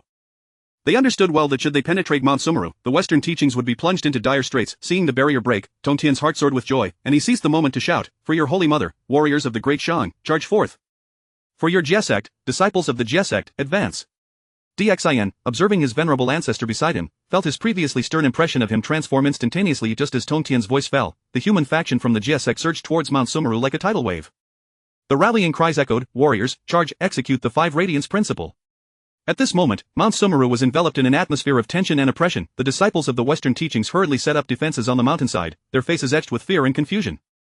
In no time, the army approached the foothills of Mount Sumeru, while the traps lay utterly ineffective, forcing the disciples of the Western teachings to retreat to the summit for defense. Jain and Juanti, sensing the looming threat from Mount Sumeru, wore grave expressions. As Jain furrowed his brow, a flicker of worry in his eyes, while Juanti's face contorted with rage, his teeth clenched in fury. They transformed into beams of light, racing towards Mount Sumeru in a frenzy. The Western teachings were their life's work. Should Mount Sumeru fall, the foundation of the Western teachings, established over millennia, would crumble in an instant, rendering them the laughingstock of the primordial world. Behind them, Anhua pursued with equal speed, yet she could not catch up to the two, which only added to her disdain for them. Cursed be these 2 lone saints, running fast yet possessing no other talents. Just as Jain and Juanti sped towards Mount Sumeru, Tongtian and Huta suddenly appeared before them, blocking their path without warning. Tongtian and Huta bore expressions of arrogance, looking down upon Jain and Juanti with disdain and mockery. Upon witnessing this, Juanti's face turned ashen, his teeth grinding. "Tongtian and Hutu, this matter does not concern you too. Do not meddle in affairs that do not concern you. Step aside quickly, lest you wish for my brother and me to show no mercy." His heart brimmed with rage and urgency. At this life and death juncture, he wished for no unforeseen complications. Tongtian, upon hearing this, burst into laughter, the sound resonating like thunder, echoing through the heavens and earth, filled with scorn. "Oh! Do not forget the mischief you two have caused in my GSEC today. You shall witness the annihilation of your Western teachings, ha ha ha." As the two sides remained locked in a standoff, the forces of the 3 factions drew ever closer to the disciples of the Western teachings, a grand conflict on the verge of eruption. The disciples of the GSEC and the human race charged towards the defenses of the Western teachings like wolves, treasure swirling, brilliance flashing. The disciples of the Western teachings fought desperately, the clashes of treasures and the intertwining of spells illuminating the sky. However, just as everyone prepared for a bloody melee, an inexplicable force enveloped them, causing the world to spin. When they regained their senses, they discovered they had returned to the periphery of Mount Sumeru. Bewildered, they exchanged glances, unable to comprehend this sudden turn of events. Tongtian, Hutu, Anhua, and the likes of the 3 sovereigns and 5 emperors witnessed this scene. Their faces darkened, yet their hearts secretly rejoiced. Jain and Juanti's joy was palpable, as if they had glimpsed a sliver of hope. "Brother, the master has arrived, our Western teachings are saved, we shall not see our efforts wasted." Juanti nodded, a glimmer of hope crossing his eyes. Suddenly, a dazzling light burst forth from directly above Mount Sumeru, compelling everyone to squint. An elder with white hair and beard descended gracefully, his figure seemingly merging with the very heavens, emanating an air of supreme authority. High upon the clouds, resting upon the true path, this was Hongjun Daozu, and his arrival rendered the entire scene silent. Upon seeing Hongjun, Tongtian, Hutu, and Anhua immediately withdrew to stand beside Dxan. Jain and Juanti, upon the complete appearance of Hongjun, swiftly flew to his side, their eyes filled with grievance. "We pay our respects to our master. Please, master, take charge for your disciples. That Anhua, the human race, the GSEC, and Hutu have been excessively oppressive. Their insults towards us demonstrate their utter disregard for you." Jain's voice trembled with a hint of sobbing, portraying themselves as victims. Juanti nodded vigorously beside him, his eyes brimming with pleading. At this moment, Laozi rode in on a green ox, while Yuanshi took his place on a 9-dragon incense palanquin. They approached Hongjun to pay their respects. "We salute our master." Hongjun nodded, not uttering much, and turned his gaze to the crowd below. "Master, please take action for our Western teachings. For your disciples, they seek to annihilate us. Depart, all of you. Calamity approaches. Do not bring further suffering to the beings of the primordial world." Hongjun's voice was calm yet imbued with an undeniable authority. At this moment, Anhua was about to step forward to argue, but was stopped by Fushi. Fushi regarded Anhua, shaking his head, and transmitted his thoughts. "Sister, it would be wise not to stick your neck out. After all, you are his disciple. Leave this matter to me." Stepping forward, his demeanor respectful yet resolute, he continued, "Daozu, it is evident that this Juanti has insulted our holy mother of the human race, and after being discovered by us, he unleashed a massacre in Chaga City, plotting the assassination of the human king. We have come to seek justice from the Western teachings. Would you, Daozu, shelter your disciple?" Fushi's heart brimmed with indignation. The human race, long regarded as the weakest of all, had been so ruthlessly oppressed by the Western teachings. This was their chance to rise and warn the other races of the primordial world. Clenching his fists, his eyes ablaze with fury, the human practitioners behind him felt his rage, gripping their weapons tightly, their gazes filled with hatred. Upon hearing this, Hongjun was incensed, releasing a wave of sacred might that bore down like a mountain among the assembled practitioners. Save for a few of profound cultivation, the vast majority were suppressed, collapsing to their knees, pallid faces drenched in cold sweat. "Fushi. As the Daozu of the primordial heavens, I have spread the teachings throughout the primordial realm, and I count you as my disciple. Are you questioning me?" His eyes blazed with anger, for as a being who had merged with the heavenly Tao, his authority was beyond dispute. Chapter 21 of The Way of Heaven is impartial. Hong Jun, my esteemed friend, would not show favoritism towards his disciples. At this moment, Tong Tian sensed the precariousness of the situation and stepped forward, his demeanor calm as he began to fan the flames of discord. Friend Fushi, you overstate your case. The way of heaven is impartial. Hong Jun, the Tao ancestor, embodies the way of heaven. The way exists for Hong Jun, while Hong Jun does not exist for the way. How could he harbor selfish intentions and shield his own disciples? Tong Tian harbored a secret smirk within. He understood that Hong Jun was now in a dilemma, and his words were merely a means to compel Hong Jun to echo his sentiments, while simultaneously complicating the situation further. At this juncture, Hutu instantly grasped Tong Tian's intent and stepped forward to lend her support. Tong Tian is correct. Friend Fushi, you have misjudged. Hong Jun would not act in such a manner. If he were to protect his disciples, the beings of the Honghuan would surely harbor resentment. Hutu's words appeared to defend Hong Jun, yet in reality, they thrust him into an even more awkward position. Her gaze remained tranquil as she observed Hong Jun, but internally, she reveled in his predicament. Hong Jun understood that he was now caught in a metaphorical roast. Should he mishandle this, his standing in the Honghuan would undoubtedly waver. After a moment of contemplation, he turned to Fushi. Rest assured, I would never shield my disciples. To speak plainly, Fushi, what do you humans desire? In service to the Tao ancestor, Fushi replied, these two have insulted the Holy Mother of humankind, attempted to assassinate the current human king, and inflicted harm upon the divine dragon of our fate, only to flee in fear of their crimes. They must be executed, yet as the saints of the way endure, they cannot be truly vanquished. Thus, they must be killed 1,000 times to quell our people's resentment. Fushi's declaration was resolute, and the human cultivators behind him echoed in unison, they must be killed 1,000 times. 1,000 times. Their eyes blazed with the flames of vengeance, and they would not tolerate the transgressions of the Western Church. Each human was fervent, eager to fight for the dignity of their kind, to battle for the Holy Mother. Upon hearing this, Zhuanti's heart raced with panic, his face turned pale. Though he was immortal, being killed 1,000 times would undoubtedly diminish his cultivation to the first realm of the Tao Saint, or even risk his very status. Master, these lowly creatures go too far. They are forcing our hand, I implore you to punish them. At this moment, Hong Jun found himself in a quandary. He must provide the humans with an explanation while ensuring that Zhuanti did not suffer such severe consequences.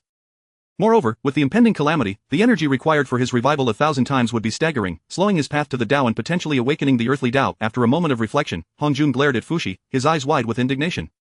Saints must not be insulted. Fushi, do not overstep, propose an alternative condition. Let the compensation be in the form of spiritual treasures for the human race, and allow Nuwa, as the Holy Mother, to make the decision. Hong Jun calculated that Nuwa would be wary of him and would likely not demand exorbitant reparations. However, he misjudged the situation. Nuwa had completely aligned herself with Tong Tian's faction. In service to my master, these shameless beings should compensate our human race with 20 supreme innate spiritual treasures and 50 high-quality innate spiritual treasures. Nuwa's eyes showed no sign of retreat. Her fury towards the Western Church had reached its zenith. Zhuanti and his companions widened their eyes in disbelief, unable to fathom that Nuwa would not yield to Hong Jun. Nuwa, do not go too far. Zhuanti's voice turned sharp with anger, his eyes seeming to blaze with fire.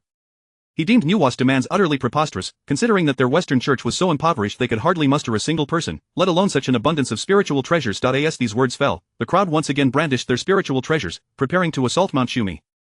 The atmosphere grew tense to an extreme, as the specter of battle loomed ominously. The eyes of the human soldiers gleamed with resolute determination, they were ready to fight for their dignity. Their battle cries echoed thunderously, for the human race, for the Holy Mother, kill, kill, kill. Tong Tian continued to incite discord, raising his arm and declaring, today marks the demise of the Western Church, sons of the human race, disciples of the Jijiao, attack. With Tong Tian's words, the crowd surged once more towards Mount Shumi. Humph. Hong Jun's cold snort reverberated like a thunderclap, shaking the very foundations of the Honghuan. His voice carried an aura of infinite authority, resonating like thunder. You dare to act with such impudence, do you truly believe I am inconsequential? His voice manifested as a palpable force, unleashing invisible shockwaves that swept over the crowd, warping the very fabric of space, which rippled under the pressure. In an instant, the skies above Mount Shumi transformed, dark clouds surged like a tumultuous tide. These clouds intertwined and roiled, emitting a deep, resonant growl. The purple lightning of the Zhixiao thunder raced through the clouds, resembling colossal purple dragons weaving through the storm, each flicker accompanied by a crackling sound. The thunder contained the power to obliterate the heavens and the earth, seemingly poised to descend like a torrential downpour, reducing all to nothingness. Nuwa, Tongtian, Hutu, and the 3 sovereigns and 5 emperors immediately approached the cultivators, channeling their powers to erect a defensive barrier. As the Zhixiao thunder gathered momentum, the tension escalated suddenly. The first bolt of Zhixiao thunder cleaved through the sky, aimed at the crowd. In an instant, the vicinity of Mount Shumi erupted in blinding light, a deafening roar echoing as if the apocalypse had arrived. The Zhixiao thunder fell like rain, and despite the cultivators' desperate resistance, many were injured by the onslaught of divine lightning. Tongtian observed the wounded cultivators below, musing to himself, this Zhixiao thunder is extraordinary. Hong Jun has truly unleashed his wrath. Seeing this, Hong Jun's eyes flickered with anger as he slowly raised his right hand and waved it gently. This seemingly simple gesture concealed an immense force of the way of heaven. A colossal palm print materialized out of thin air, bearing down upon Nuwa and the others with overwhelming might. Wherever this palm passed, the very space shattered like glass, creating voids of darkness. The wind from the palm roared like a harbinger of doom, pulling everything around it into its vortex. Nuwa and the others felt an unbearable pressure descend upon them, as if a mountain had landed upon their chests. Everyone, be cautious. Nuwa shouted urgently, and she, alongside Tong Tian, hastened to amplify their defenses, pooling all their magical energy together. Yet, the power of Hongjuan's palm was simply too immense. With a resounding crash, the palm struck against their defenses. Nuwa, Hotu, the 3 sovereigns, and 5 emperors were sent reeling, blood spewing from their mouths as their bodies hurtled backward like shooting stars, shattering countless boulders along their path. Tong Tian too felt the force of this blow, staggered back, his feet carving deep furrows into the earth with each step, causing the ground to tremble violently. His complexion turned pale, shock and fury evident in his eyes. This old fox was indeed formidable. Just as Hongjun prepared to strike again, fully intending to subdue them, Nuwa steadied herself and, summoning all her strength, cried out, "Master, you are being unjust. Do you not fear the hearts of the people?" Hongjun paused, momentarily taken aback, before retracting his divine powers. "Your demands are excessive. Propose an alternative." Nuwa took a deep breath, suppressing the turmoil within her body, and said, "Master, I possess no suitable treasures. Perhaps I might request a treasure from my fellow brothers and sisters?" Chapter 22 Nuwa secures the Kongtong seal. Hongjun seeks to suppress Tong Tian. After hearing this, Hongjun fell silent for a moment, his gaze sweeping across Nuwa and the others before he slowly spoke. "Agreed. I shall grant this matter on behalf of Jin and Juanti." Upon hearing Hongjun's acquiescence, Nuwa felt a surge of joy within her. She surveyed the surroundings, her eyes flitting over Laozi, Yuancher, and others, ultimately resting upon Laozi. "Teacher, the Kongtong seal in senior brother's possession is an ultimate treasure of the human race, thus, I desire the Kongtong seal." As soon as these words were uttered, Hongjun regarded them with indifference, for in his view, the Kongtong seal held no value for him, and its relinquishment would bear no consequence. However, Laozi grew anxious. The Kongtong seal symbolized the status of the human sect, and losing it would mean losing control over the human race. His countenance darkened instantly, and a fierce anger ignited within him. "Nuwa, you are taking advantage of the chaos." Laozi see that inwardly the Kongtong seal is a treasure of the human race, capable of establishing or deposing the human emperor. It pertains to the fate of humanity. How could I easily part with it? Yet, he could not overtly display his distress and was compelled to step forward, his expression grim, and began to persuade junior sister Nuwa, the Kongtong seal serves no other purpose. Its offensive capabilities are average, and its defense is likewise mediocre. It would be better for you to choose another, and I shall not withhold my consent. Nuwa sighed softly in response, shaking her head slowly. "Teacher, you have seen it, senior brother is unwilling to part with it. I merely wish to reclaim what belongs to the human race, for I am the holy mother of humanity. I have imparted teachings and dispelled doubts for the human race. Do I not deserve to wield the Kongtong seal?" Laozi clenched his hands tightly, his aura surging as he confronted Nuwa. However, she stood her ground unwaveringly. "As senior brother, I am the holy mother of humanity. This object rightly belongs in my hands. Since you are unwilling, I shall eliminate the Western sect today." Her words were cold and resolute, a glint of ruthlessness flashing in her eyes. Jin and Juanti, witnessing this, were filled with trepidation, for they knew that Nuwa could indeed carry out her threat. "Senior brother, you should grant the Kongtong seal to senior sister Nuwa. Besides, teacher has already consented." Jin chimed in. "Indeed, senior brother, we of the Western sect shall not forget your great kindness. Consider it a debt of karma. No, 2 debts. Hearing this, Laozi was rendered speechless, his heart filled with frustration as he inwardly lamented, "I merely came to observe the spectacle. Who would have thought I would be entangled in such matters?" He looked to Hongjun, hoping for mediation, yet Hongjun closed his eyes, remaining silent and aloof. Laozi then turned to Yuancher, who maintained a stoic expression, offering no indication of support. Next, he glanced at Tong Tian, who was equally unyielding, showing no intention of assistance. With a resigned sigh, Laozi muttered, "What a profound bond of brotherhood." Observing this, Nuwa's tone grew increasingly aggressive, urging, "Senior brother, quickly hand over the Kongtong seal to junior sister. Teacher has already consented. Do you truly intend to defy the teachings of our master?" Laozi gritted his teeth, feeling as though his heart were being sliced, and slowly produced the Kongtong seal, casting it towards Nuwa. Hongjun opened his eyes and declared, "Since this matter has been resolved, the grievances between humanity and the Western sect shall henceforth be nullified. Let us all withdraw." Upon receiving the Kongtong seal, Nuwa immediately rejoiced, ordering the human race and the Firecloud Palace to retreat post-haste. Following her command, all members of the human race swiftly withdrew, and with a wave of his hand, Tong Tian signaled for the disciples of the Jie sect to return to their respective sanctuaries. Just as Tong Tian and the others were about to depart, Hongjun called out, "Tong Tian, do you think you can stir up trouble and leave unscathed? What will you do about it?" Tong Tian retorted defiantly. Upon hearing Tong Tian's attitude, Juanti began to flatter, "Tong Tian, you were audacious to show such disrespect to the Dao ancestor." In response, Tong Tian shot back, "Humph, what are you? I am the spokesperson of the Dao of Escape," standing shoulder to shoulder with Hongjun. "What are you to dare speak to me in such a manner?" With that, Tong Tian struck out a palm towards Juanti, and the atmosphere grew tense once more. Observing this, Hongjun gently waved his hand, and Tong Tian's strike towards Juanti dissipated in an instant. "You are too reckless, Tong Tian. I am still here. We share a bond of master and disciple. Do you truly disregard me? Humph, do you not find it shameful to say such things? What bond do we share? When they forced me to sign the list of deification, did you consider our master-disciple relationship?" Upon uttering these words, a flicker of anger flashed in Hongjun's eyes. His form remained motionless, but the oppressive aura emanating from the Dao ancestor surged towards Tong Tian. Subsequently, Hong Jun struck out a palm, causing visible ripples to spread through the surrounding space. Tong Tian felt a chill run down his spine. He was acutely aware of Hong Jun's formidable power and dared not show any sign of complacency. He moved like a bolt of lightning, hastily evading the attack. In that fleeting moment, a complex expression flickered in his eyes, and concern for the situation welled up within him. TCH, is the gap still too vast? How infuriating! If I can survive this tribulation, I must diligently cultivate to break through, otherwise, my GS sect will be reduced to mere prey. The beings of the primordial world watched the confrontation between Hong Jun and Tong Tian with trepidation. The scene resembled the calm sea before a storm, appearing tranquil yet concealing tumultuous undercurrents. Each inhabitant understood that the clash between these two mighty beings could very well alter the destiny of the entire primordial world. Tong Tian shook his head towards Nuwa and the 3 sovereigns and 5 emperors, signaling them not to intervene. He knew full well that opposing Hong Jun at this moment would surely lead to catastrophic consequences. At that moment, Tong Tian stood side by side with Hutu, who wore a solemn expression, her gaze at Hong Jun tinged with wariness. Suddenly, Tong Tian's voice reverberated through the heavens, laden with accusation and fury. What is the meaning of this, Tao ancestor? Your disciple shows no regard for hierarchy, provoking me first, and when I retaliate, why do you intervene? Hong Jun maintained his authoritative demeanor, coldly snorting, my disciple is to be disciplined by me. It is not for you to meddle. As he spoke, his overwhelming aura intensified, emanating a palpable sense of absolute power. He was the sovereign of this realm, unassailable and unquestionable. This divine authority bore down on Tong Tian and Hutu, making even breathing feel laborious. After Hong Jun's aura dissipated, Tong Tian furrowed his brow tightly, feeling the oppressive weight of Hong Jun's words only fueled his anger further. Do you intend to cover the heavens with your hand? Tong Tian challenged, you stirred up trouble, disrupting the tranquility of the primordial world, and now seek to suppress me as a form of punishment. Chapter 23 Tong Tian, resign yourself to suppression, do not struggle. Upon hearing Hong Jun's intention to subdue Tong Tian, Haotian, Yuanshi, and the others rejoiced in their hearts, exclaiming, Master is indeed wise. In an instant, a colossal palm descended upon Tong Tian, obscuring the heavens and casting a shadow over the earth, the intricate patterns on the palm clearly visible. Hutu immediately channeled the power of the 6 paths of reincarnation, the reincarnation disc concealed in her hands radiating boundless reincarnation energy. Tong Tian also summoned the Donghuang bell, pouring his magical essence into it without reserve. The Donghuang bell swelled in size, suspended in midair, its chimes causing the very fabric of space to tremble. Boom, the giant palm collided with the defensive barrier in the Donghuang bell, producing a thunderous roar. The entire land of Honghuang quaked violently, mountains crumbled, rivers changed their courses, as if the apocalypse had descended. The immense force generated a frenzied energy storm that swept outwards, annihilating everything in its path. Under this overwhelming impact, Hutu and Tong Tian were forced to retreat repeatedly. Hutu felt her blood surge within her, spitting out a mouthful of crimson. Her complexion turned as pale as paper, yet her gaze remained resolute, fixed firmly upon Hong Jun. Seeing this, Tong Tian struck out fiercely, the gust from his palm propelling Hutu towards Nuwa. Tong Tian's form flickered, ascending into the air to match Hong Jun's height. His garments billowed in the wind, and his eyes burned with an indomitable flame. Hong Jun, let us engage in battle within the chaos. This Honghuang cannot withstand our confrontation.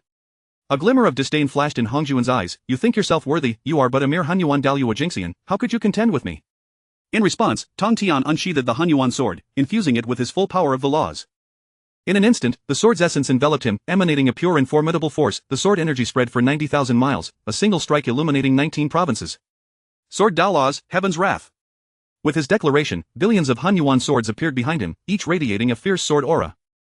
With a wave of his hand, the myriad swords streaked across the sky like meteors, hurtling towards Hong Jun. The scene resembled the Milky Way cascading down, grand and awe-inspiring. Each Hunyuan sword carried the power to obliterate all, slicing through space with a sharp whistle. Hong Jun, witnessing this, momentarily displayed surprise, but quickly regained his composure. Let me see your comprehension of the Sword Dao Laws, he said, mirroring Tong Tian's technique. Sword energy surged around him, distinctly different from Tong Tian's, each strand embodying Hong Jun's understanding of the Sword Dao Laws. The 2 torrents of sword energy clashed in midair, erupting in a dazzling brilliance, akin to a sun exploding, illuminating the entirety of Honghuang. The powerful energy waves radiated outward, causing the sky to fracture like a spider's web, the fissures expanding as if to tear the heavens asunder. Hong Jun, under this force, found himself taking several steps back. Yuanshi and the others looked on in shock, having never expected Tong Tian to push Hong Jun back. Yuanshi pondered inwardly, when did Tong Tian's strength become so formidable, capable of contending with the master? Hong Jun steadied himself, a complex expression crossing his face. Well done, Tong Tian, your comprehension of the Sword Dao Laws is commendable, but now, I have played enough. With that, he produced the creation jade plate, its runes shimmering with light, intertwining to form chains that surged toward Tong Tian. Tong Tian's expression grew grave, wielding the Hunyuan sword. The Donghuang bell floated beside him, and he stood upon the 12th grade annihilation Black Lotus. He channeled his magical power to its utmost, bracing for the strike of the creation jade plate. Hong Jun, upon seeing the annihilation Black Lotus, found it perplexing. Why had this treasure of Rahu fallen into Tong Tian's hands? Nevertheless, he had no time for contemplation, launching a full-scale assault on Tong Tian. The creation jade plate hurtled toward him with tremendous force. Tong Tian hurriedly defended himself, wielding the Hunyuan sword to unleash waves of sword energy against the incoming attack simultaneously. The Donghuang bell emitted a melodious chime, its sound transforming into invisible force attempting to counter the onslaught of the creation jade plate. The 12th Great Annihilation Black Lotus radiated a dark light, forming a protective barrier around Tong Tian. However, Hongjuan's power was overwhelmingly potent. Tong Tian struggled to withstand it, ultimately sustaining severe injuries. Blood trickled from the corner of his mouth, staining his garments red. His body swayed precariously, yet his gaze remained steadfast, locked onto Hongjun. Tong Tian, you possess commendable talent, yet your character is deeply flawed. You should resign yourself to being suppressed by me. His voice remained cold, devoid of any compassion. Tong Tian smiled faintly, producing the Time Tower, seeking to reverse the tide of battle. As he channeled his magical power, the laws of time enveloped him instantaneously. Time reversed. In but a moment, Tong Tian's injuries healed under the influence of this temporal law. The other 6 sages gazed in wide-eyed astonishment at this scene, their minds racing. None could believe Tong Tian had comprehended 2 supreme laws. Hongjun, witnessing this, scoffed disdainfully, realizing he needed to eliminate Tong Tian swiftly. This individual was far too monstrous. With that, Hongjun renewed his assault on Tong Tian, his strikes now even more ferocious, the creation jade plate crashing down upon him. Tong Tian endeavored to defend, yet was reduced to a pulp, blood and flesh scattering, the scene gruesomely tragic. Jain and Juanti, observing this, secretly rejoiced. Tong Tian, you have come to this, even if you comprehend 2 supreme laws, what of it? They laughed. Indeed, as my brother said, even with 2 supreme laws, before the master, he is but a worthless wretch. Yet, just as they believed Tong Tian was vanquished, he suddenly appeared behind Hongjun, striking down with his sword. Hongjun was taken aback, unprepared for Tong Tian's mastery over the laws of time to be so profound. He flickered, disappearing from his original spot, reappearing behind Tong Tian. Tong Tian was inwardly astonished, the laws of space. Thus, the cycle continued, with Tong Tian sustaining grave injuries from Hongjun, only to recover again through the time reversal ability. This back and forth transpired multiple times until Tong Tian's grasp of the time laws was completely exhausted, and his injuries intensified. With each wound, he endured immense agony, as though his body were being torn asunder. Hutu and the others watched in horror, finally realizing the vast chasm between themselves and Hongjun. At this juncture, Tong Tian was on the brink of collapse, his body swayed precariously, yet his gaze remained unwaveringly fixed on Hongjun. Tong Tian, do you not yet understand? The will of heaven is inexorable, you should simply resign yourself to suppression. Chapter 24. A plea for a glimmer of hope. The eyes of Tong Tian were fixed intently on Hongjun, who stood high above as if he controlled everything, his gaze interwoven with fury and determination. The sword in his hand quivered slightly, not from fear, but due to the grievous injuries he bore that rendered him unable to steady his grip. Hongjun, I am the saint of a glimmer of hope, and my mission is to seize a thread of vitality for the myriad beings of the Honghuang. You all proclaim that the tides cannot be altered. I refuse to believe it. His voice bore a hint of madness, and after speaking, he tilted his head back and began to laugh maniacally. Hongjun remained as calm as a still lake, resembling an ancient iceberg, yet within his profound gaze, a barely perceptible ripple seemed to flicker. He did not respond to Tong Tian's provocation, simply standing there, viewing Tong Tian as nothing more than a petulant child throwing a tantrum. Infuriated by this demeanor, Tong Tian stomped his foot and propelled himself into the air. In midair, he roared towards the heavens, his voice echoing through the 9 skies. A glimmer of hope is above. Since the inception of my sect, I have vowed to seize a thread of vitality for all living beings, yet, these so-called holy ones of the 9 heavens have repeatedly humiliated me, attempting to annihilate my sect. For the sake of their own doctrines, they disregard the lives of the creatures of Honghuang. Today, I, Tong Tian, beseech the glimmer of hope to stand with me. Yuan Shi, Jain, and the others, upon hearing Tong Tian's furious outburst, were momentarily taken aback before erupting into boisterous laughter. Yuan Shi bore a smirk of derision, his eyes filled with disdain. Tong Tian, cease your nonsensical ramblings. Your sect gathers those who disrupt the order of Honghuang. It is only right that you face annihilation. To invoke a so-called glimmer of hope as your excuse is utterly laughable. Jain leapt forth, his face adorned with a fawning expression as he bowed to Hongjun. Master, Tong Tian has lost his wits. The one he refers to is but a mere abstraction of rules, yet here he is, calling out in vain. It's simply foolishness. Hongjun Daozu nodded slightly. Tong Tian, do not remain obstinately ignorant. If you turn back now, it is not too late. You hypocrites could never comprehend the path of my sect. We seize a thread of vitality for all beings. What wrong have we committed? You incite conflict over the matter of the function, plunging Honghuang into chaos. That is the true sin. Just as Hongjun prepared to suppress Tong Tian, a sudden brilliance erupted behind him, a radiant blue light shooting into the sky. Within this luminescence, a colossal blue eye gradually materialized, emanating an awe-inspiring power. The blue eye widened suddenly, unleashing an invisible force. Hongjuan's immense palm, poised to descend upon Tong Tian, shattered like fragile foam before this onslaught, scattering into countless motes of light that danced away in the wind. This unexpected turn of events left Hongjun, Yuan Shi, and the other 6 saints utterly dumbfounded, their eyes wide with disbelief, their minds turbulent like tempestuous waves. Hongjuan's heart was shaken. Cracks appeared on his usually tranquil visage, revealing his inner astonishment. How could this be possible? Yuan Shi's expression darkened ominously, jealousy and rage intertwining within him. How does Tong Tian possess such fortune? I refuse to accept it. Jain glanced at Jain, relaying his thoughts. Junior brother, how can this power be so formidable? Is it truly a glimmer of hope? Facing it feels akin to confronting the heavenly laws. Senior brother, I too am at a loss, Jain replied. As the saints remained mired in shock, the heavenly laws suddenly convulsed violently, as if roused by an ancient behemoth. The entire Honghuang world trembled, mountains shattering, the earth fracturing. Hongjun, Laozi, Yuanshi, Jane, and Nuwa plunged from the sky, racked with indescribable agony.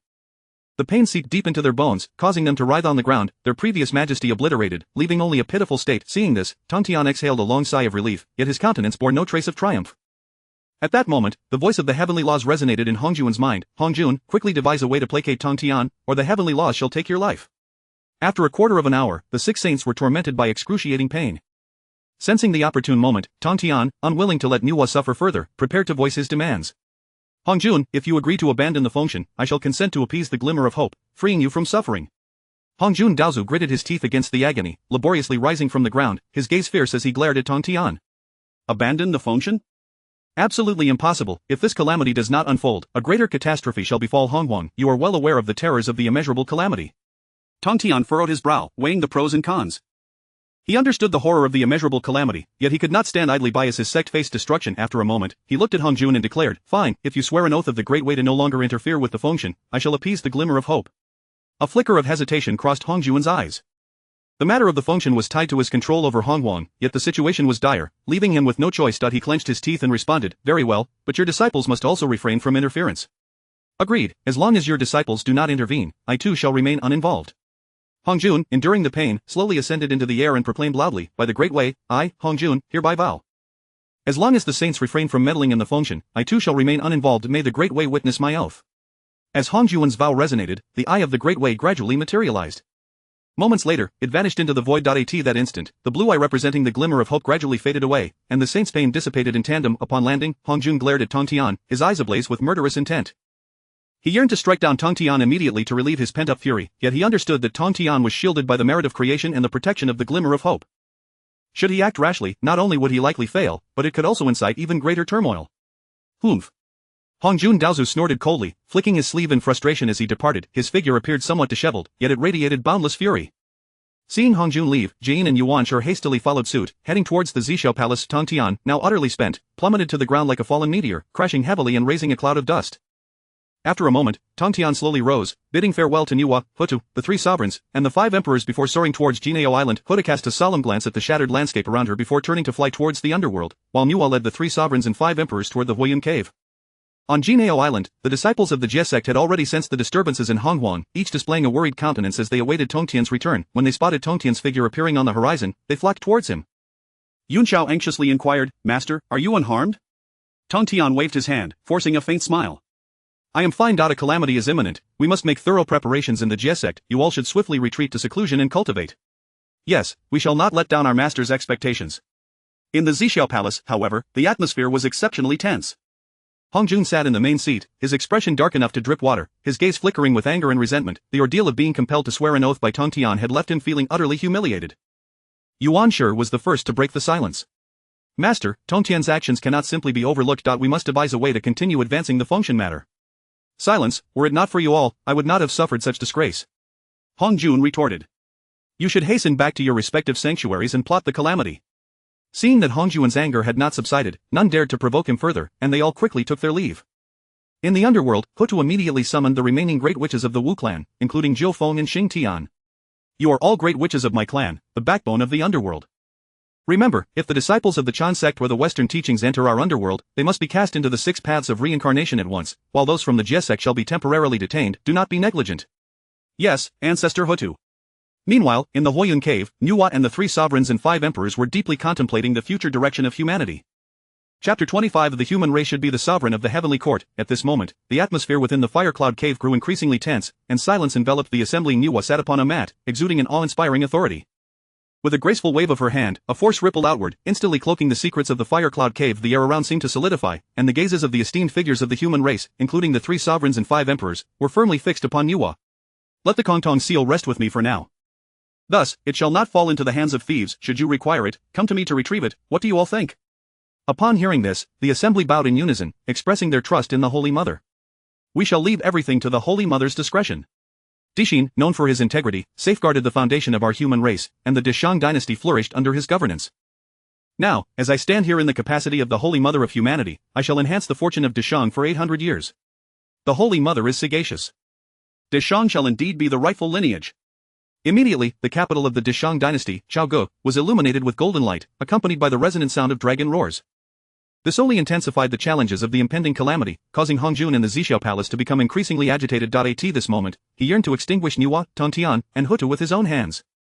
Once arrangements were made, Nuwa scanned the crowd and slowly spoke. What are your thoughts on the impending calamity? Do any of you have insights to share? No sooner had she finished speaking than Shiyu, with his towering figure, trembled with anger, stepping forward with an imposing aura that made the surrounding air quiver. Humph.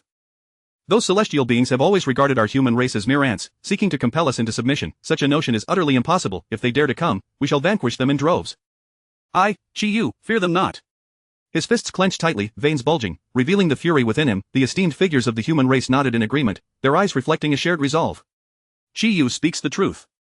Our race has endured countless hardships and has never bowed to anyone to end this calamity. Even if we are reduced to ashes, we must not lose our dignity, the Wanzu affirmed. Upon hearing this, the crowd echoed in unison. We, the human race, would rather perish than live in humiliation. Their voices reverberated within the fire cloud cave, as if striving to pierce the heavens. Nuwa regarded the assembly, a smile of appreciation gracing her features as she nodded slightly. She then turned to Fushi, her eyes inquiring, Brother, what is your perspective on the future of our race? My dear sister, I observe the celestial signs and gauge the hearts of men. The human race is destined for great prosperity, and henceforth, we shall align the hearts of the people with the will of heaven. This shall be the rightful path for our future, Fushi proclaimed. His words momentarily stunned the assembly, leaving them momentarily speechless. This notion was so revolutionary that they had never envisioned the human race wielding control over the heavenly court. After a brief pause, the crowd's eyes ignited with fervent determination. What my elder brother says is profoundly true. Our race has thrived to this day. Why should we remain subservient to the celestial beings? If we can seize control of the heavenly court, our race will surely flourish, declared Shenyuan Ifushi. Hearing Xuanyuan's words, smiled awkwardly but refrained from further comment, while Shinnong placed a reassuring hand on Xuanyuan's shoulder. Third brother, if we were to mount an assault on the heavenly court now, do you believe you could escape unscathed? The Lord of Heaven is none other than Hongjuan's appointed emperor. Would he allow you to insult him? Realizing the gravity of the situation, Shenyuan scratched his head and laughed. I was too excited just now. The assembly erupted into laughter at his candor. Nuwa gazed at the impassioned crowd, raising her arm with resolve. As the Holy Mother of Humanity, I must consider the welfare of our race. We shall rightfully assume the role of the sovereign of the heavenly court, and I shall lend my unwavering support. Her words acted as a stabilizing force, further solidifying the resolve of those present. At this juncture, Shinnong stepped forward, his brow slightly furrowed. But what of the Tongtian sect master? Should we inform him? He has a significant role in the matters of the calamity, and his powers are vast. If we do not inform him, there may be unforeseen repercussions. Fushi pondered for a moment, then replied, there is no need to inform him, and besides, even if he were to know, what difference would it make? The current human emperor is his disciple. Would he truly seek to obstruct us? Furthermore, the calamity presents both a crisis and an opportunity for our rise. Yuan nodded in agreement, responding, there is no need to inform Tongtian. Our relationship with him is merely one of cooperation. He schemes for his disciples, while I scheme for the benefit of our race, that is all. With that, Nuwa summoned the demon subduing banner, gently waving it, and a surge of power emanated from it, causing the three demons of Xuanyuan's tomb to materialize instantly. Nuwa's gaze was as sharp as lightning as she addressed the three. You three have heard the previous discourse. If you can assist Dishin in becoming the Emperor of Heaven, I shall aid you in achieving the great Luo Golden Immortal status. However, should you act recklessly and jeopardize the affairs of our race, do not blame me for being merciless. The three exchanged glances and immediately knelt, speaking in unison, by your command, we shall serve the Holy Mother faithfully. Nuwa regarded the three demons with a nod, then glanced at the dignitaries of the Fire Cloud Cave. With a flash, she vanished from their sight. The three demons, receiving their orders, transformed into three streaks of light, soaring towards the capital of Chaogu. Meanwhile, on Golden Tortoise Island, all significant matters seemed to intertwine and surge forth. Chapter 26, Truly my precious one, your perceptiveness is remarkable. Tongtian sat serenely upon the meditation cushion in the Bio Palace, restoring his innate powers, the silence around him only broken by the sound of his deep, rhythmic breaths. Suddenly, the tranquility was shattered by a flurry of hurried footsteps outside the palace doors. The figures of Wu Yunxian and Jing Guangxian appeared at the entrance, their eyes still gleaming with brilliance. Shui Washidi, quickly inform the master that we have returned. The two senior brothers urged. Please wait a moment, Shui Watangzi replied hastily as he rushed into the Bio Palace. Master, Wu Yunxian and Jing Guangxian have returned. Tongtian gently waved his hand, and in an instant, an invisible force surged forth, transporting Wu Yunxian, Jing Guangxian, and the curious Yuan Hong standing nearby directly before him. Upon entering the Bio Palace, Yuan Hong resembled an innocent child wandering into a realm of immortals. His eyes widened in astonishment, his face aglow with wonder as his gaze roamed the opulent palace, every intricately carved beam and rare treasure igniting his curiosity. It was not until Wu Yunxian lightly nudged him that he regained his composure, hastily bowing in reverence. I humbly pay my respects to the sage Tongtian. Tongtian squinted slightly, scrutinizing Yuan Hong. The latter felt as though Tongtian's gaze could pierce through to his very soul, causing a mixture of anxiety and anticipation to swell within him. You share a fateful connection with my sect. Are you willing to become my direct disciple? Upon hearing this, Yuan Hong's heart leaped with joy, his voice trembling with excitement. I am willing, master, please accept my humble bow. With that, he prostrated himself 3 times, the resounding thuds of his forehead striking the ground echoing throughout the palace, each sound imbued with his fervent desire and reverence to become a disciple of the Jie sect. Noticing this, Tong Tian nodded slightly and waved his hand, causing 2 treasures to materialize before Yuan Hong. This is the purple gold beam of the sea, a top-tier innate spiritual treasure, and here is the Huangjongli, which I bestow upon you as well. Once you surpass the Diluo Golden Immortal Realm, you may go to Chaoge to assist your esteemed sister, Wudong. Yuan Hong accepted them with elation, promptly expressing his gratitude. Thank you, master, for your generous gifts. I shall not fail in my mission. However, Yuan Hong hesitated, bowing once more. Master, I have 6 younger brothers in Meishan, might you allow them to join our Jie sect? Upon hearing this, Tong Tian's expression darkened slightly, an invisible aura of authority emanating from him, sweeping through the Bo Palace like a tempest. He felt a flicker of displeasure. Among the 7 wonders of Meishan, only you are free of bloodshed and possess a solid foundation, which is why I desire to take you as my disciple. As for the other 6, they must first traverse the cycle of reincarnation to cleanse their sins. Though Yuan Hong felt a pang of disappointment, he understood Tong Tian's meaning. He bowed deeply, saying, Thank you for your guidance, master. I shall take my leave to cultivate. Go, Tong Tian replied. At that moment, a cascade of brilliant golden light erupted within the Bo Palace, as if a golden sun had risen within, dazzling and radiant. Wherever the light touched, it cloaked the palace in a divine glow. The disciples of the Jie sect, previously engaged in their own practices, were drawn to the sudden brilliance, their expressions transforming into ones of surprise, believing their master had once again achieved a breakthrough. Soon, they hurried toward the Bo Palace, the sound of their footsteps echoing like thunder within the halls. Upon witnessing this golden light, a smile of satisfaction spread across Tong Tian's previously stern visage. Wu Yunxian, filled with confusion, turned to Tong Tian and inquired, Master, what is happening? Why has this golden light suddenly appeared? Tong Tian remained silent, his gaze drifting beyond the crowd towards the depths of the palace. At the heart of the resplendent glow, Doubao emerged, enveloped in golden radiance, his hands pressed together in reverence as he slowly approached. With each step, it seemed as though golden lotuses bloomed beneath his feet, and the Buddha light surrounding him rippled like waves, exuding an air of sanctity and solemnity. Doubao arrived before Tong Tian, respectfully bowing. Disciple pays homage to the master. I have not let you down, I have succeeded. Tong Tian regarded Doubao with a gaze filled with pride, silently marveling at his remarkable comprehension. I did not anticipate your understanding to be so profound, able to fully grasp the Dharma in such a short time. This child shall undoubtedly achieve greatness in the future. Doubao looked up at Tong Tian. Master, shall I establish the Buddhist teachings now? Tong Tian gently shook his head. Not yet, since we intend to suppress the Western teachings, we shall ensure they are unable to flourish. Doubao, hands pressed together in admiration, replied, I shall diligently follow your command. At that moment, the disciples of the Jie sect arrived, their eyes filled with awe and envy as they beheld the resplendent Doubao. Zhao Gongming could not contain his curiosity, stepping forward to ask, Doubao Shixiang, have you attained sainthood? Just as Doubao was about to respond, a figure in the crowd caught Tong Tian's attention. He noticed Chang Erding appearing flustered, stealthily making his way toward the exit of the Bo Palace, his eyes flickering as though evading something. A cold glint flashed in Tong Tian's eyes, and with a piercing gaze that struck like an arrow, he locked onto Chang Erding. In an instant, a powerful force descended, pinning Chang Erding to the ground, rendering him immobile. The gathered disciples were taken aback by this sudden turn of events, utterly perplexed. Chang Erding, pressed to the ground, was filled with dread. He had never anticipated that despite using the techniques imparted by the Zhuan Ti to conceal his presence, he would still be discovered by Tong Tian. His face drained of color, he pleaded in panic, Master, spare me, I merely wished to step outside for some fresh air, I truly did not realize I had done anything wrong, please, Master, see reason. Tong Tian snorted coldly, waving his hand, and Chang Erding was lifted from the ground, brought before Tong Tian. Tong Tian glared at him with fury, his eyes filled with a wrath that seemed capable of inflicting 1,000 tortures upon Chang Erding. Chang'er, you are one of the 7 attendants. I have treated you generously, now tell me, why have you betrayed me? At this declaration, the crowd gasped in disbelief, unable to fathom the idea that Chang Erding would betray the Jie sect. After all, he was one of the 7 attendants and had long enjoyed Tong Tian's trust, even being bestowed the 6 Souls flag, a treasure of the heavenly Tao. Such treachery seemed utterly inconceivable. Chang Erding face turned ashen, beads of sweat rolling down his forehead. Panic-stricken, he desperately sought an excuse, his voice tinged with a hint of tears as he continued to plead, Master, spare me. I would never dare betray you or the Jie sect. I may not have contributed much, but I have toiled alongside you. Please see through the lies of those who sow discord. Tong Tian's anger flared further upon hearing his words, his sacred aura radiating fiercely, causing the surrounding disciples to tremble in fear. They had never witnessed such wrath from their master, leaving them too frightened to speak. Without further ado, Tong Tian reached into Chang Erding robes and retrieved a Bodhi seed. He held it before Chang Erding eyes, roaring, What do you have to say about this? Upon seeing the Bodhi seed, Chang Erding felt the last remnants of hope evaporate, his face turning a ghastly gray as he realized he could no longer hide. Stammering, he murmured, How did you find out? The surrounding disciples, witnessing this scene, quickly grasped the situation, their indignation surging as they shouted in unison, Traitor, to betray the Jie sect is unforgivable. They clamored for Chang Erdingwang execution, while Duobao's expression darkened, his previous benevolence replaced by a fierce demeanor. The disciples of the Jie sect pressed closer to Chang Erdingwang, their eyes brimming with murderous intent, eager to strike him down. Enough, step aside, I shall handle this personally. Tong Tian commanded, gesturing for the crowd to retreat. I warned you long ago. I never imagined you would dare relay messages to the Western teachings. You have greatly disappointed me. Tong Tian sighed, alas, we still share the bond of master and disciple. Do you wish to live? Hearing this, Chang Erdingwang felt as though he had been granted a reprieve, immediately kneeling and repeatedly bowing, his forehead striking the ground until blood flowed. Please, master, spare me. I am willing to do anything.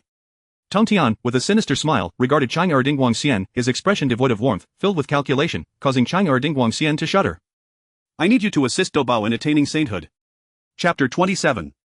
Bayer, you may leave. As soon as these words escaped Tong Tian's lips, the atmosphere within the Bio Palace erupted in turmoil. The disciples of the Jie sect displayed expressions of sheer astonishment, their whispers rising and falling like a cacophony.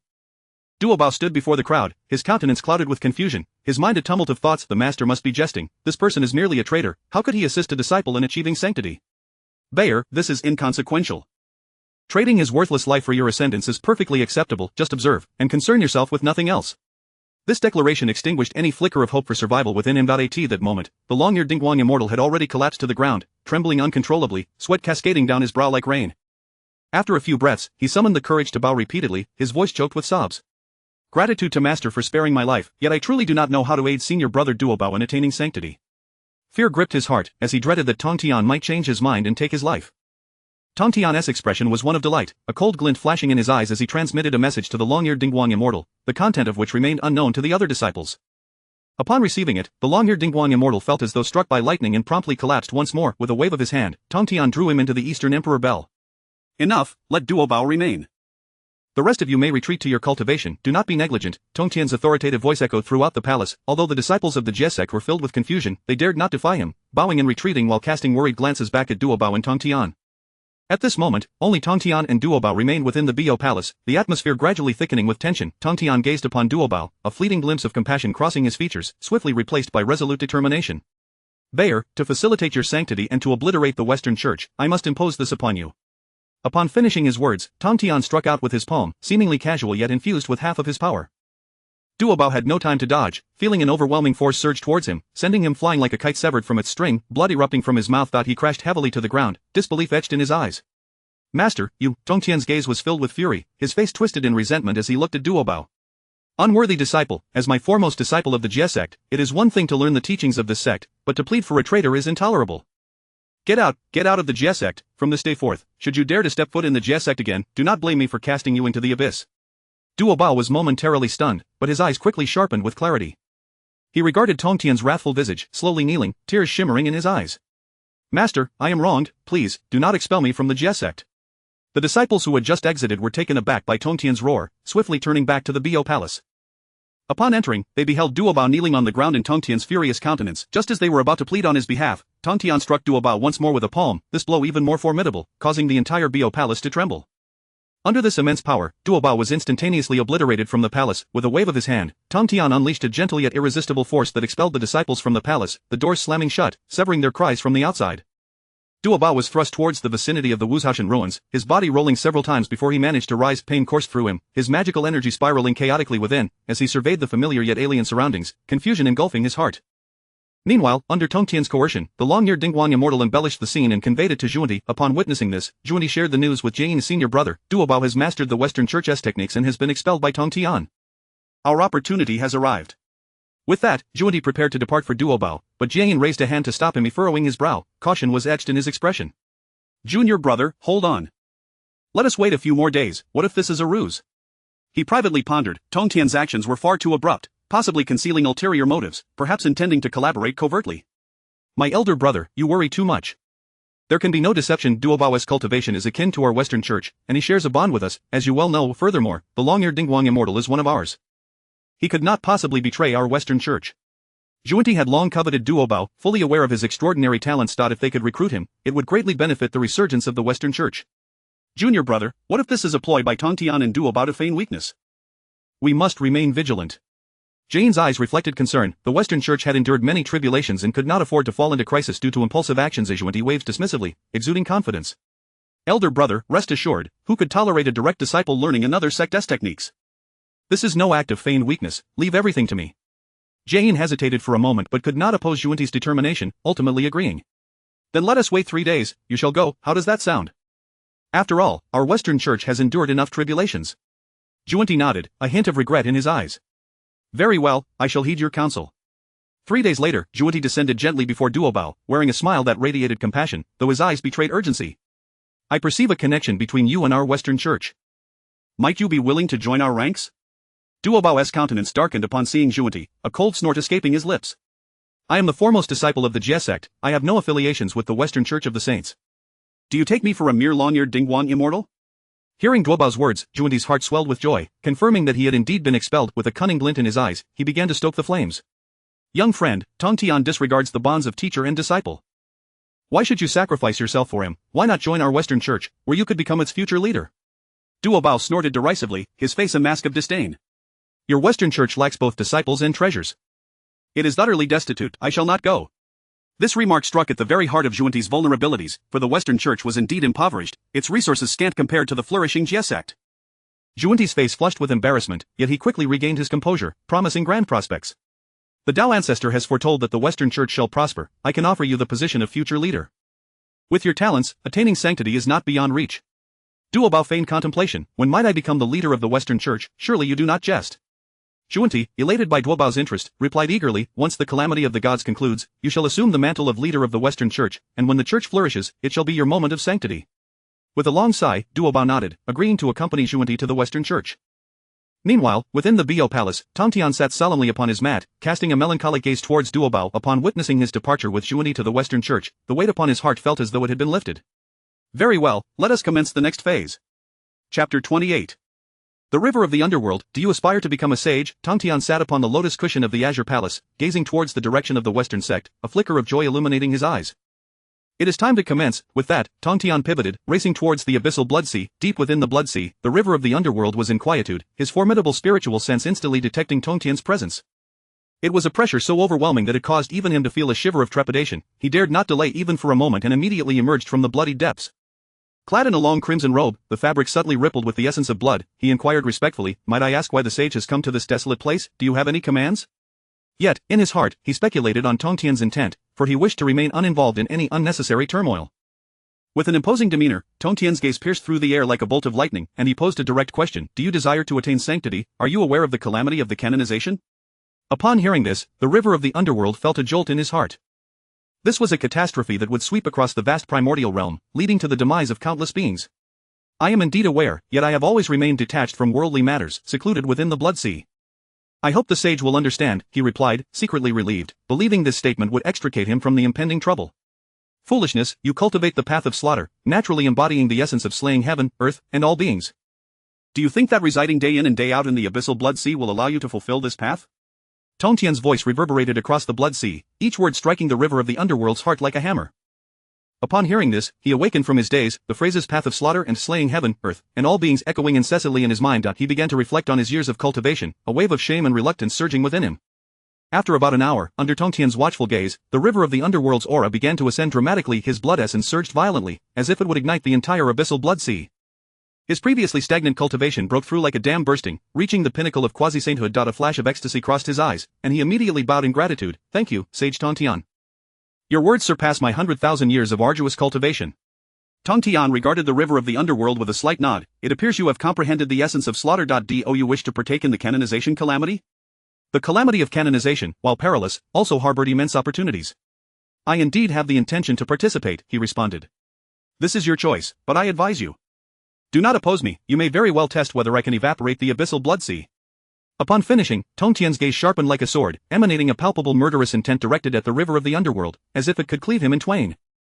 The river of the underworld felt the chilling intent and broke into a cold sweat. I am fully aware, and I hope the sage will remain at ease.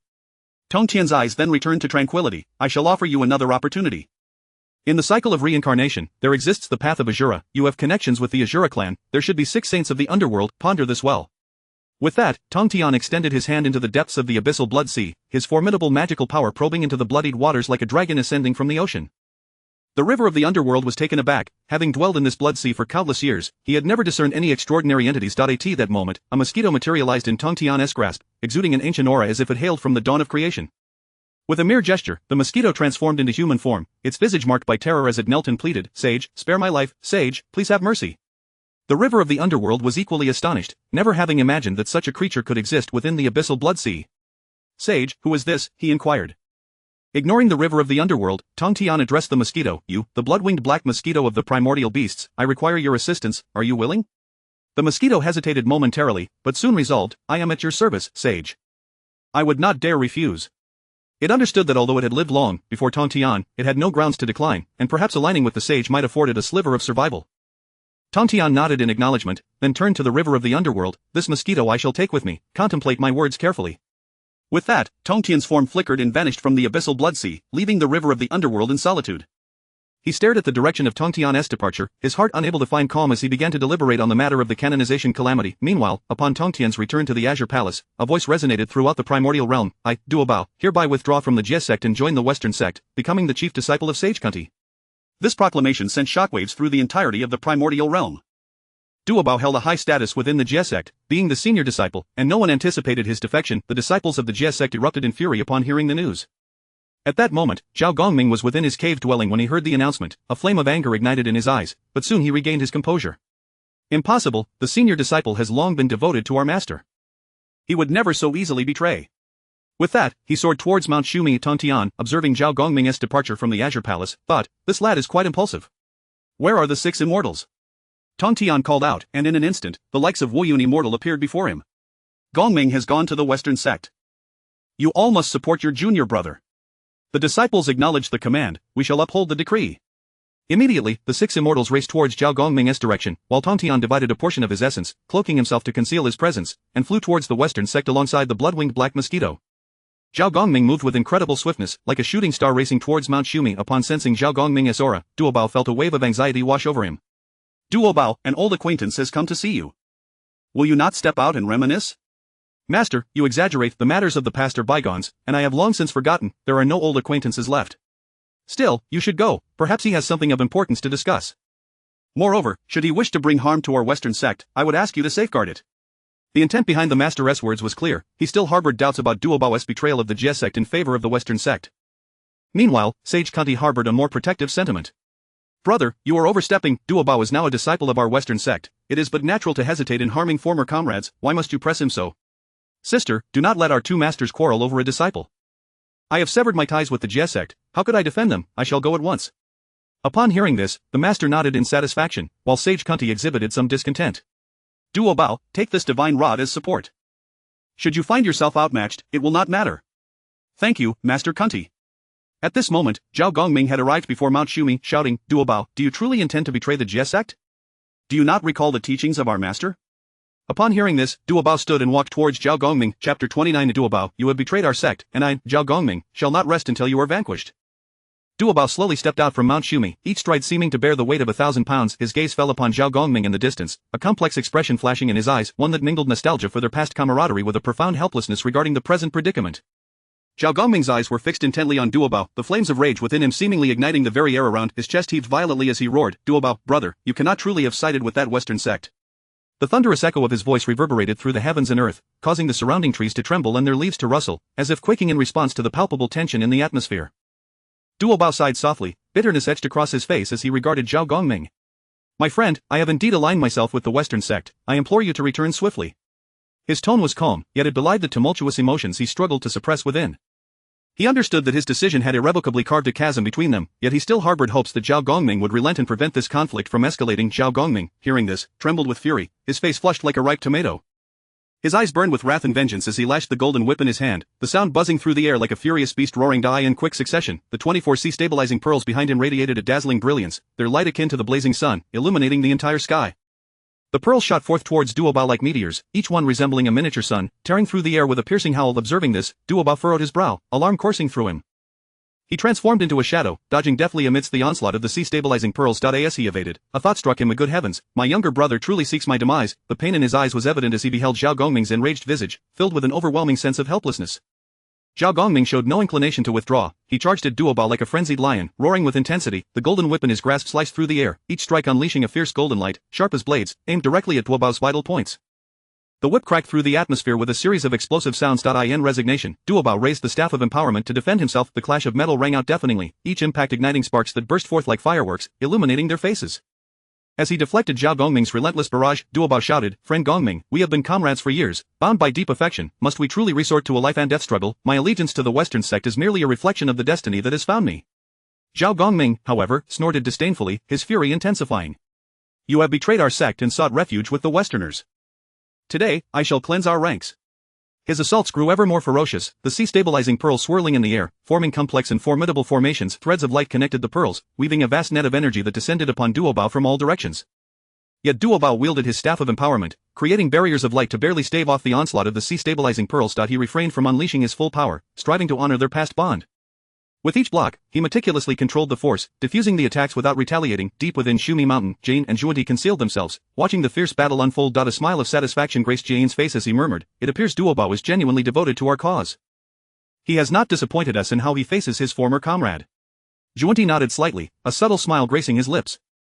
"Now you can trust him, brother," he remarked, his gaze unwaveringly fixed upon the battlefield, missing no detail as his earlier concerns dissipated entirely. They were assured that Duobao had fully aligned with their side, harboring no ulterior motives. As Zhao Gongming found himself unable to break through, his anxiety mounted. He had not anticipated the heights of Duobao's current prowess. Resolutely, he channeled his own magical energy into the golden whip and the sea-stabilizing pearls, causing the whip to shine even more brilliantly. While the pearls spun faster, Duobao felt the surge of Zhao Gongming's enhanced assault, a groan escaping his lips.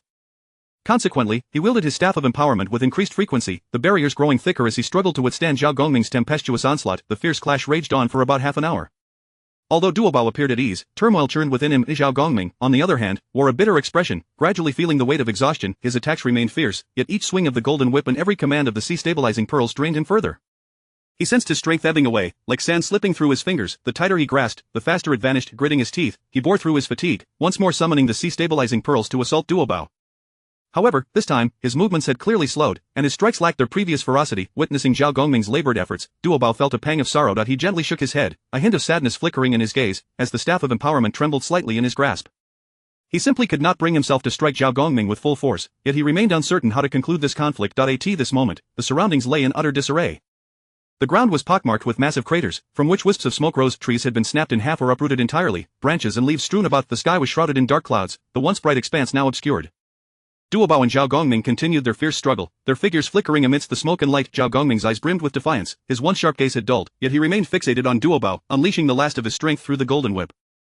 The sea-stabilizing pearls, under his command, launched one final assault, their brilliance diminished but still formidable. Observing Zhao Gongming's desperate gambit, Duobao sighed deeply. He raised the staff of empowerment once more, bracing himself against Zhao Gongming's attack.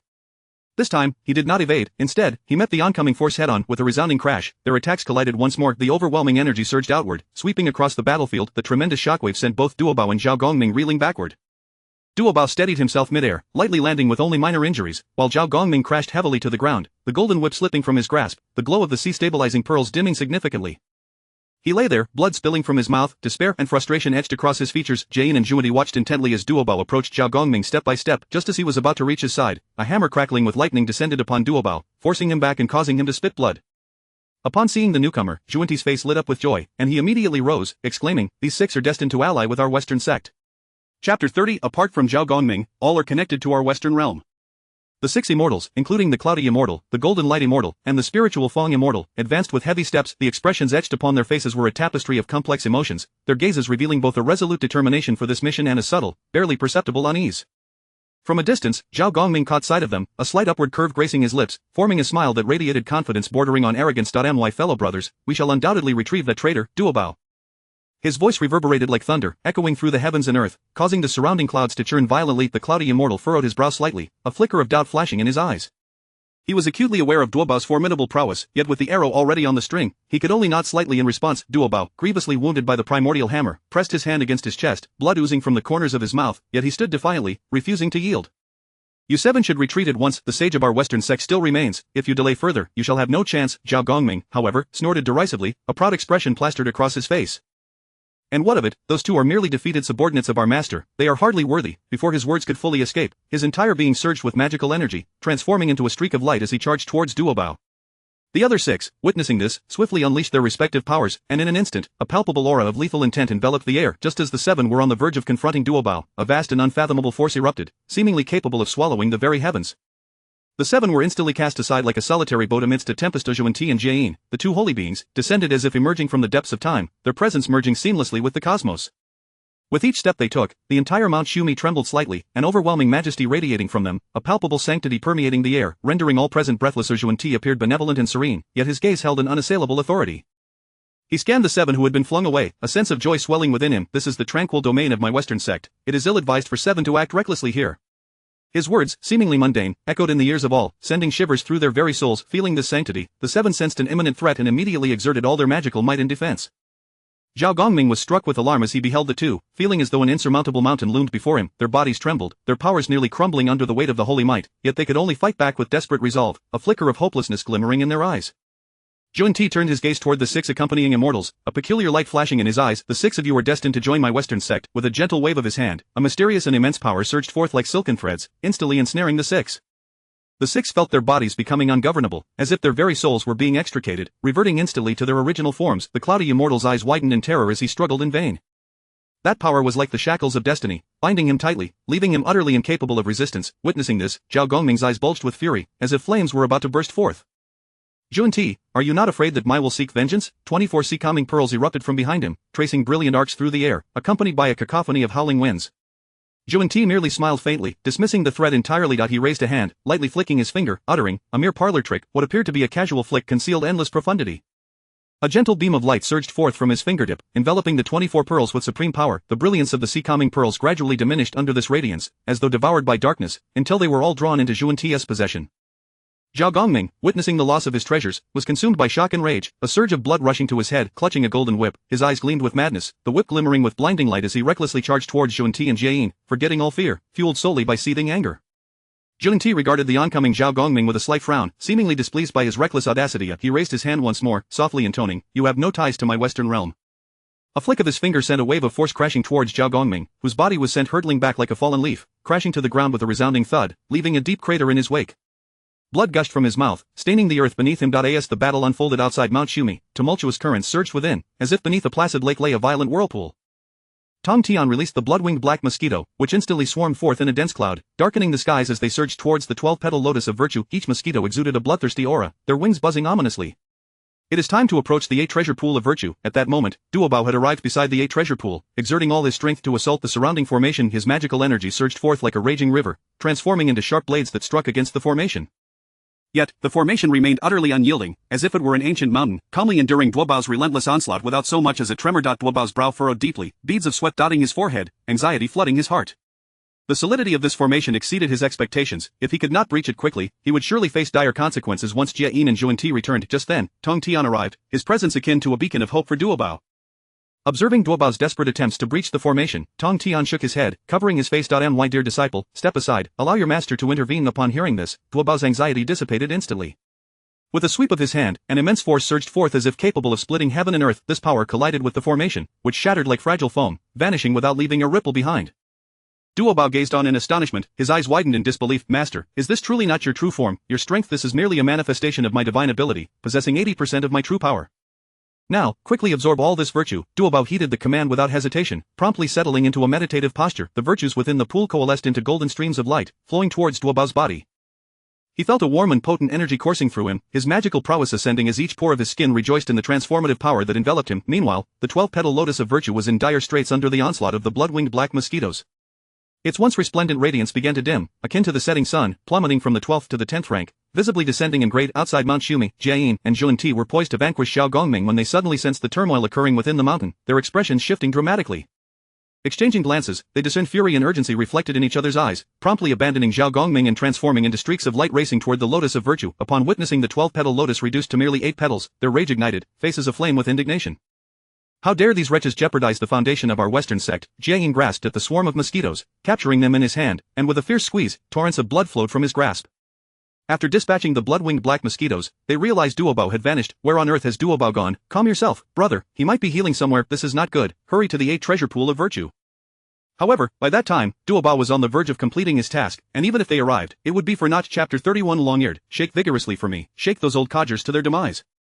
At this moment, after absorbing the merits from the 8 treasures pool, Duobao's aura surged dramatically, his cultivation reaching the pinnacle of the sub-holy realm. Jane and Juanti were instantly consumed by wrath, their faces darkened in a fearsome manner, their previously serene expressions twisted into something almost grotesque, their voices deep and thunderous like rolling thunderclouds. Disciple, behold the wretched disciple you have taken in. All the merits accumulated over such a long time have vanished. What shall become of our merits? This traitorous scoundrel seeks to plunge our Western teachings into an abyss of despair. I shall ensure he is cast into the 9 nether hell, where he will suffer endlessly in darkness and torment, thus alleviating my resentment and quelling the fury of our Western teachings.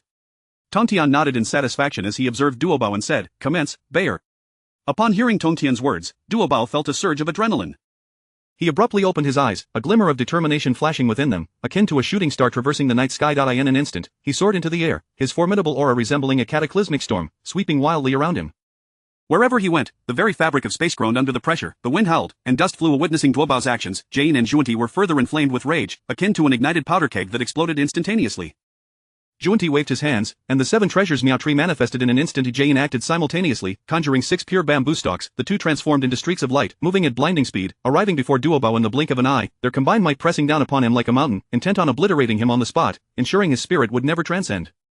Yet Tongtian stood below, arms folded, remaining utterly unmoved. Just as Jane and Juanti prepared to strike Duobao, they abruptly felt as if their very souls had been struck by lightning, a violent tremor coursing through them. It was as if an invisible hand from the depths of the primordial chaos had grasped their entire essence. A vast power surged into their consciousness, mercilessly eroding their cultivation, leaving them utterly defenseless. Their faces turned ashen, veins bulging on their foreheads, beads of sweat rolling down like marbles, their eyes filled with terror. They lingered suspended in the air as if frozen for about 5 breaths, before, like marionettes severed from their strings, they plummeted to the ground. As they fell, their cultivation cascaded downward like a dam breached, the brilliance that once belonged to saints gradually dimming until, in the end, they plummeted from their holy status, their once lofty authority shattering like fragile bubbles. Simultaneously, the merit golden lotus within Mount Shumi began to tremble violently, petals wilting one after another. In the Jade Void Palace, Yuanshi Tianzun suddenly opened his eyes, a flicker of brilliance illuminating them, yet in the next moment, he spat a mouthful of blood, a glaring sight.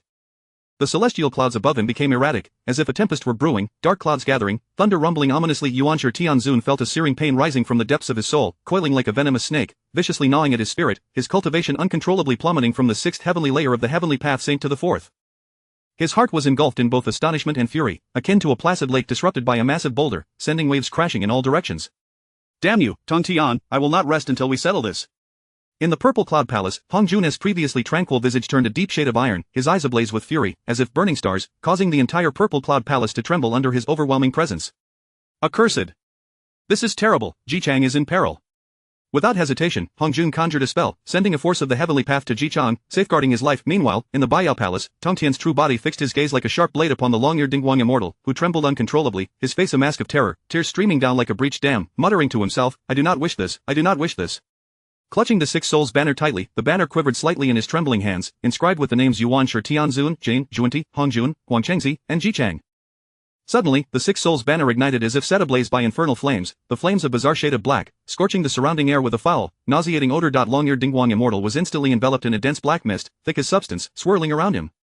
It was the extreme manifestation of karmic retribution, proof of his blasphemy against the saints. Upon witnessing this, Tongtian's eyes flashed with disdain as he kicked out forcefully, exclaiming, Out with you! The overwhelming force propelled long-eared Dingguang immortal out of the Baiyao Palace, leaving behind a streak of black in the air. Suddenly, the sky shifted dramatically, dark clouds converging like a black tide, obscuring the sun. Bolts of purple celestial thunder roared forth from the clouds, imbued with infinite majesty and wrath, striking directly at long-eared Dingguang immortal.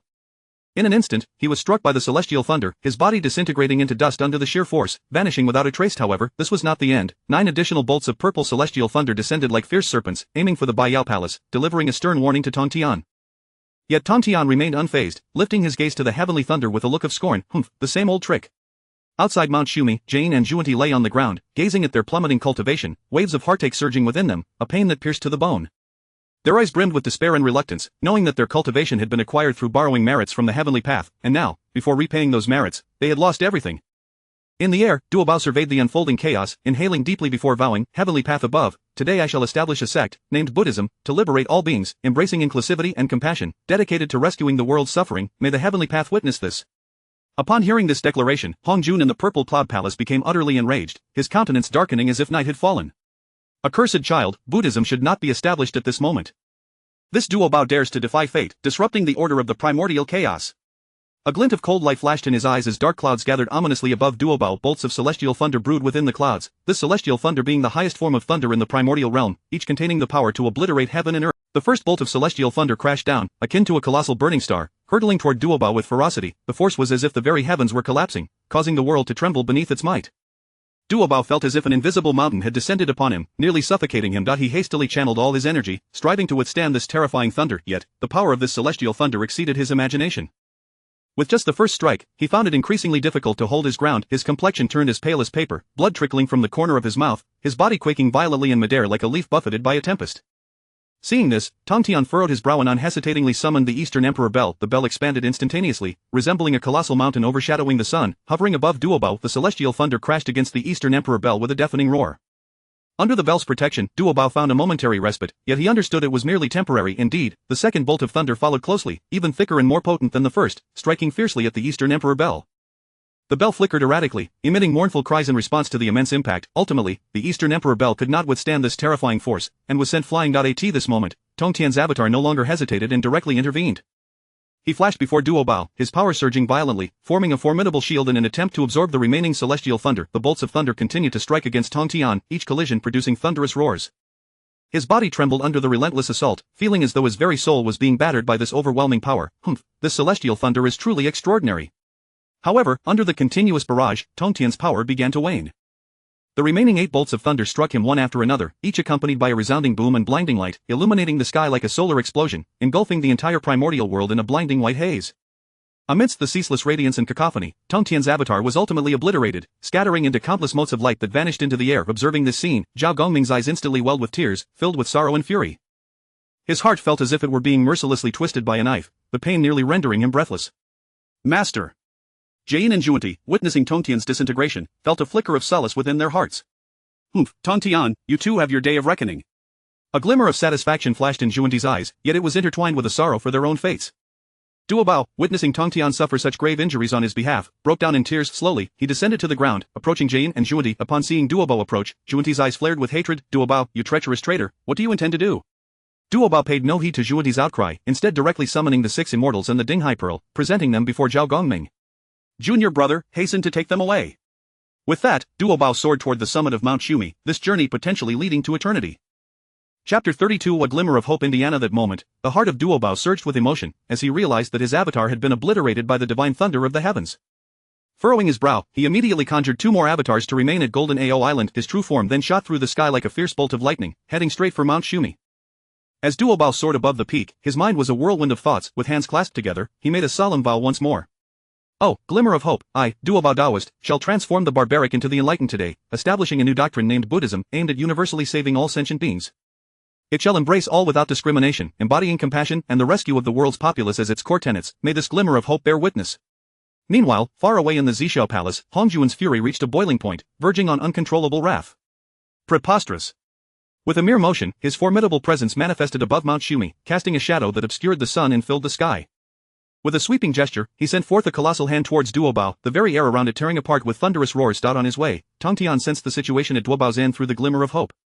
As he witnessed Hongjuan's attack on Duobao, a fierce flame of anger ignited within him. Without hesitation, Tongtian manifested his own formidable presence in the skies above Mount Shumi, standing defiantly against Hongjuan. His eyes wide with indignation, he proclaimed, Buddhism, established. The moment these words escaped his lips, a radiant glow enveloped Duobao, his Taoist robes gradually fading away, replaced by the pure vestments of a monk.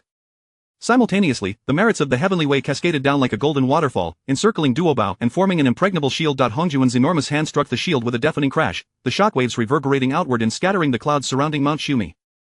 Hongjuan's gaze locked onto Tongtian, his eyes shimmering with a complex array of emotions: rage, disdain, and a deeply buried wariness. Tongtian, do you comprehend the magnitude of your actions? You are disrupting the grand design of the heavenly way. His voice boomed like thunder, resonating through the cosmos. Hongjuan, you merely uphold your own selfish desires. Duobao's actions are to rescue the beings of the wilderness. What is wrong with that? I shall support this glimmer of hope. With fury escalating into mockery, Hongjun retorted, what a noble endeavor to rescue sentient beings. Do you grasp the chaos your actions will unleash? The balance of this primal world will shatter, plunging it into endless turmoil. Absurd, the compassion you preach will bring about disorder, while my teachings will prevent it from collapsing into chaos. Do you truly believe the beings of the wilderness are fools? Finding himself at an impasse with Tongtian's arguments, Hongjun raised his hand to strike, but mere moments later, that hand halted midair, his formidable presence vanishing, soon followed by Tongtian's. As their divine manifestations dissipated, Duobao, nourished by the merits of the heavenly way, ascended in cultivation until he reached the pinnacle of a sage. The confrontation between Tongtian and Hongjun, alongside Duobao's establishment of a new sect, spread rapidly throughout the wilderness, stirring concern among countless powerful beings regarding the trajectory of their world. Upon landing, Duobao immediately flew towards Tongtian, his eyes brimming with reverence and gratitude. Kneeling before Tongtian, he exclaimed, "Thank you, master. Were it not for you, I would have surely perished today." Looking down at the kneeling Duobao, Tongtian felt a swell of pride and, after a gentle smile, helped him to his feet. "In time, you too shall be a master of a sect. There is no need for such formalities. Alas, the glimmer of hope as authority still falls short. The merits cannot elevate you to the realm of the sages." A tinge of regret flickered within him. He had assumed that the merits from the 8 treasures pool and the descending heavenly way would suffice to elevate Duobao to supreme sagehood, only to find it ultimately inadequate. Duobao knelt once more, bowing deeply. "Your kindness is already more than enough, Master Da. I shall carve my own path henceforth. I beseech you, do not put yourself in peril again. Rise, for you have founded Buddhism. You cannot be without your own temple or followers." With that, he led Duobao towards the 3 islands of Penglai, Fangzhang, and Yingzhou. As they journeyed, Tongtian's mind churned with countless thoughts, continuously devising the path ahead. Upon arriving at the 3 islands, he gathered them into his sleeve and then flew towards Golden Ao Island. Stopping 1,000 miles away, he retrieved the 3 islands and, channeling his sage might, he waved his hands, sending beams of light that gradually unified the islands. During this process, the spiritual energy of heaven and earth surged wildly. Once the islands merged into one, Tongtian bellowed, casting it into the sea. "From this day forth, this shall be your temple." Duobao gazed upon the magnificent sanctuary, tears of gratitude welling in his eyes. Meanwhile, on another front, Yuanzhi Tianzuan, after a bout of divination, discovered to his shock that Guangchengzi had perished. As if struck by lightning, Guangchengzi had been one of his most favored disciples. Now, his untimely demise was unbearable. With a voice filled with rage and sorrow, Yuanzhi Tianzuan howled to the heavens. His gaze turned icy as he sped towards Golden Ao Island, his momentum intensifying with each passing moment. Just as he emerged from Kunlun Mountain, Hongjun obstructed his path. Upon seeing him, Yuanzhi immediately bowed in respect. "Greetings, Master. I implore you to take action, for your disciple, Guangchengzi, blessed with deep roots, was slain by Tongtian's 6-soul banner." Sighing, Hongjun shook his head. "Not yet. We cannot move against him now. For the time being, focus on the Fengshen calamity. Master, can we simply let this be? Guangchengzi is destined to lead our teachings in the future. How can we allow him to perish so unjustly? I beseech you to permit me to seek revenge against Tongtian." Hongjun, already simmering with anger, felt his ire flare anew. "Foolish child, do you possess a means to confront Tongtian now? Wait until I devise a way to counter the glimmer of hope." "But, Master, the Fengshen calamity does not bode well either. Currently, our disciples are no match for the GSX forces. I implore you to provide guidance. Follow the plan as discussed. You may consult with your senior brother regarding all matters. I shall take those from the Western teachings back to Zishao Palace for now." Upon hearing that Zhuanti and Jiayin were to head to Zishao Palace, and recalling Duobao's establishment of Buddhism, Yuanzhi quickly grasped the gravity of their situation. "Now you see, you are no match for Tongtian. Focus on planning for the Fengshen calamity. The momentum of the calamity cannot be altered." "Yes, disciple understands the decree." With that, Hongjun waved his hand, and countless powers of the heavenly way descended, reconstructing Guangchengzi's physical form, restoring his consciousness. Upon seeing Yuanzhi, Guangchengzi clung to his leg, weeping uncontrollably. On Golden Ao Island, numerous disciples of the Jie sect encircled Duobao, and Tongtian felt a ripple of emotion within him. "From this day forth, I shall enter seclusion. All matters of the Jie sect shall be entrusted to Yunshao. Those disciples who embody compassion may join Duobao's Buddhism." The immortal Wu Yun journeyed to Chentang Pass to take in Li Jing's 3rd son as a disciple, while the Holy Mother of Golden Spirit went to Yenshan to recruit a destined individual into the Jie sect. After Zhao Gongming and Bishao arranged the affairs of their sect, they proceeded to Chaoga to take in 2 princes as disciples. With these words, all present bowed towards Bio Palace, respectfully adhering to their master's decree. Immediately, the gates of Bio Palace closed tightly, as Tongtian sat at the center, and suddenly, 7 figures emerged from within him, soaring towards the palace exit. Chapter 33. My fellow Daiwas Tai, Nezet is destined to be intertwined with my Jejiao. The 7 avatars of Tongtian, concealed by the laws of invisibility, dispersed in all directions. Among them, one particularly named Xiangwei, hastened towards the bustling city of Chaogu, with a gaze deep and tranquil. Xiangwei, upon reaching the outskirts of Chaogu, happened upon the 3 demons of Xuanyuan's tomb. A slight furrow of his brow revealed his thoughts. It seems that Daoist Anhua has her own intentions. However, with our objectives aligned, I shall lend my assistance. Without further ado, he waved his hand, and a radiant beam burst forth from his fingertips, enveloping the trio of demons in an ethereal veil that instantly masked their presence. Startled, the fox demon exclaimed, "Who are you? Why meddle in our affairs? We sisters do not require your intervention." With an expression of indifference, Xiangwei surveyed the 3 demons, admonishing them, "Desist from your foolishness. The war of the gods is a delicate matter. Do not forget the tasks entrusted to you by the goddess. Now, follow me into the city." Though the 3 demons felt reluctant in their hearts, the unfathomable aura emanating from Xiangwei left them no choice but to obediently accompany him into Chaogu. Within the city, the streets buzzed with the hustle and bustle of life, the sounds of vendors calling and laughter intertwining. Yet, unbeknownst to the throngs, a hidden secret lurked within this seemingly ordinary group as they made their way toward the palace of the human king. Upon reaching the palace gates, the vigilant guards stood their post as usual. Seeing Xiang Wei and his companions, they immediately raised their weapons, demanding, "Who dares to intrude upon the royal palace?" Their long spears glinted, reflecting their tense and wary expressions. At that moment, when Zhong strode forth from within the palace adorned with a golden crown, his sharp gaze pierced through all illusions, exuding an imposing aura that he cast a scrutinizing glance at Xiang Wei and his companions, furrowing his brow slightly as he pondered, "These four are not ordinary, especially the youth at the forefront." Xiang Wei, unperturbed by Wen Zhong's formidable presence, bowed respectfully and declared, "I am a disciple of the Tongtian sect, here on the orders of my master to assist His Majesty the Human King." Upon receiving Xiang Wei's respectful bow, Wen Zhong felt a sudden constriction in his heart, staring blankly at Xiang Wei. The two guards, alarmed by this exchange, exchanged glances before anxiously looking to Wen Zhong, saying, "Grand Preceptor." Finally snapping back to attention, Wen Zhong gestured for the guards to step aside, fixing his gaze intently upon Xiang Wei. "What proof do you have of your affiliation with the Jiejiao? In these tumultuous times of the War of the Gods, many impostors abound. Do not blame me for being ungracious." His wariness remained unabated as his hand instinctively gripped the twin whips at his waist. With a wave of his hand, Xiang Wei produced the Donghuang bell, stating, "This object can attest to my allegiance to the Jiejiao." Wen Zhong's heart surged with tumult upon recognizing the Donghuang bell. He understood well that this bell had become a treasured artifact of his master, one that only those who earned his utmost trust could wield, certainly not something an ordinary person could possess. "Esteemed senior, please enter." "I shall escort you to meet His Majesty," Wen Zhong urged, leading the way along the path of the Human King's palace with a serious demeanor. He cautioned, "Senior, be advised that no spells may be employed within the Human King's palace. Violations will incur the wrath of the divine dragon of human destiny. This divine guardian possesses the might of a sage and must not be trifled with. Thank you for your guidance." "I shall be mindful," Xiang Wei replied. Moments later, they stood before Emperor Xian, who sat upon his throne, clad in a dragon robe and adorned with a crown, the 12 tassels shimmering before him. "Your Majesty, this old minister has returned." Upon seeing Wen Zhong, Emperor Xian promptly rose to assist him, exclaiming, "Grand Preceptor, please rise." "And who might this be?" His gaze fell upon Xiang Wei, a flicker of uncertainty glimmering in his eyes. "This esteemed senior has been summoned by my master to offer assistance." At that moment, the Holy Mother Wudong, who stood nearby, regarded Xiang Wei with a skeptical expression. "Nephew, you are not mistaken, are you? Is this truly someone sent by the master?" Xiang Wei produced the Donghuang bell, and upon its sight, the Holy Mother gasped in astonishment. She well knew that this bell was a treasured possession of her master, one that could never be counterfeited. Relieved, she silently rejoiced. "It seems the master has begun to fully support the great Shang. With this aid, perhaps there remains a glimmer of hope for the dynasty." Upon confirming that Xiang Wei was indeed sent by his master, Emperor Xian expressed unbridled joy, waving his hand decisively, "Excellent. Since you are here to assist the great Shang, you shall henceforth be our national master." Bowing deeply, Xiang Wei replied, "Thank you for your trust, Your Majesty. I shall devote myself wholeheartedly to your service." Meanwhile, in another part of the realm, the ominous clouds surged toward Chentang Pass. Upon arriving, he fortuitously found Lady Yin of the Li family in the throes of childbirth. The Li household was a hive of activity. Maidservants rushed about with steaming basins of water, while midwives, drenched in sweat, busied themselves within the chamber, punctuated by the anguished cries of Lady Yin. The perfected one Tai hastily arrived on a cloud, his expression fraught with urgency. "This child must become my shield. I cannot allow him to be intercepted." The ominous cloud spirit, concealed within the layers of cloud, observed the Li household below, a cold smirk gracing his lips. "Humph, Tai, today you shall not succeed. This reincarnated spirit of the Lingzhu must belong to my Jiejiao. I shall not permit the lineage of the Yuanshi Tianzun to gain the upper hand." Just as the perfected one Tai was about to step into the Li estate, he suddenly sensed a formidable malevolence. Frowning, he glanced skyward and bellowed, "Who dares to spy here?" The cloud spirit emerged atop a pavilion, clad in flowing black robes, locking eyes with Tai, hostility radiating from him. "Tai, do not meddle in affairs that do not concern you. This child is destined for my Jiejiao and shall not be taken away by you. Cloud spirit, do not assist the wicked. This is the heavenly decree, one that you cannot defy. The reincarnation of the Lingzhu rightfully belongs to my Chan school, in accordance with the grand design of the War of the Gods. Heavenly decree, I only believe in strength. Today, I shall eliminate you, perfected one Tai, and show you the might of my Jiejiao."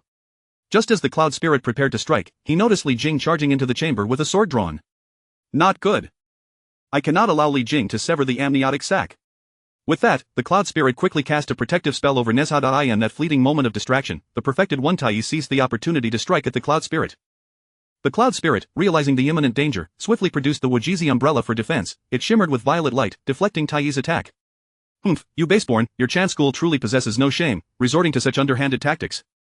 Humph, against you, these creatures of fur and horn, what need is there for honorable methods?" Words exchanged in heated contention, the two once more engaged in fierce combat, leaving behind the helpless soldiers of Chentang Pass.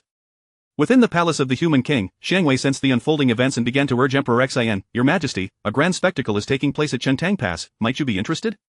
"Oh? What spectacle does your esteemed self refer to? Surely, it is not another fool daring to disrupt our human realm." Those of the Chan school have ventured to Chintang Pass, it would be prudent for your majesty to witness it. Upon hearing this, Emperor Xayan's eyes gleamed with determination. National master, let us hasten there. Chapter 34. How remarkable is the enlightened immortal, yet this is the land of my human race, accompanied by the unmatched Holy Mother, Wenzhong, and Emperor Xayan, the four of them soared swiftly towards Chintang Pass. After approximately an hour, the tranquility was shattered by a series of thunderous roars emanating from the horizon. The sound resembled the thunder of 1,000 galloping steeds, unsettling the hearts of those who heard it. Peering into the distance, they observed ominous clouds obscuring the sun, dark and heavy, pressing down upon the earth. Beneath the shroud of clouds, lightning flickered like silver serpents, indicating a fierce battle between the Cloudy Mortal and the Supreme One. The Cloudy Mortal wielded the Primordial hammer in his left hand and the Infinite Umbrella in his right, unleashing a relentless barrage against the Supreme One. The Supreme One, undeterred, brandished his dustbrush with wild abandon, defending against the onslaught. However, the myriad of spiritual treasures adorning his person paled in comparison to those wielded by the Cloudy Mortal, appearing somewhat inadequate. The treasures flickered dimly, trembling with uncertainty. Observing this, the unmatched Holy Mother prepared to draw her sword and rush forward. Quick as lightning, Xiangwei seized her arm, interposing, "Do not be hasty, observe for now." At that moment, the Supreme One silently lamented, cursing inwardly as he fought. How infuriating that a mere attendant among the 7 immortals possesses a treasure of innate origin. Truly, today is my most unfortunate day. He had initially thought that dealing with the Cloudy Mortal would be a trivial matter, yet he was taken aback by the latter's formidable prowess, with the 2 treasures in his possession rendering the Supreme One at a disadvantage. The Cloudy Mortal, with a countenance as cold as steel and eyes like icy stars, declared, "Supreme One, the function list is undoubtedly destined to align with you." With that, he swung the Primordial hammer, imbued with immense might, down upon the Supreme One with incredible speed, akin to a meteor plummeting to the earth. The Supreme One hastily employed his dustbrush to defend himself, but the colossal force sent him reeling backward, his feet creating ripples in the void, while blood surged forth from his mouth. Their assaults surged forth like tumultuous waves, continuously radiating outward. The townsfolk of Chintang Pass were engulfed in terror, fleeing in all directions, chaos reigning in the streets and alleys. Many houses collapsed under the force of the energy, raising clouds of dust. Flames spread swiftly, dense smoke billowing, casting the entire Chintang Pass into darkness and dread. Li Jing, standing atop the city walls, surveyed the devastation with a heart ablaze. His eyes, bloodshot with rage, bulged as veins throbbed upon his forehead, an uncontrollable fury swelling within him. Scoundrels! At this juncture, the Supreme One and the Cloudy Mortal were once again embroiled in fierce combat. Seizing the opportunity, the Supreme One summoned several spiritual treasures, unleashing them simultaneously. These treasures, like ethereal serpents, entwined towards the Cloudy Mortal, forming a vast luminous net in an attempt to ensnare him. The Cloudy Mortal, upon witnessing this, let out a derisive laugh, a mere parlor trick. He brandished the Infinite Umbrella, which began to spin, emanating a powerful violet barrier. The light from the treasures met the umbrella's surface and, like snow encountering the blazing sun, was instantaneously repelled.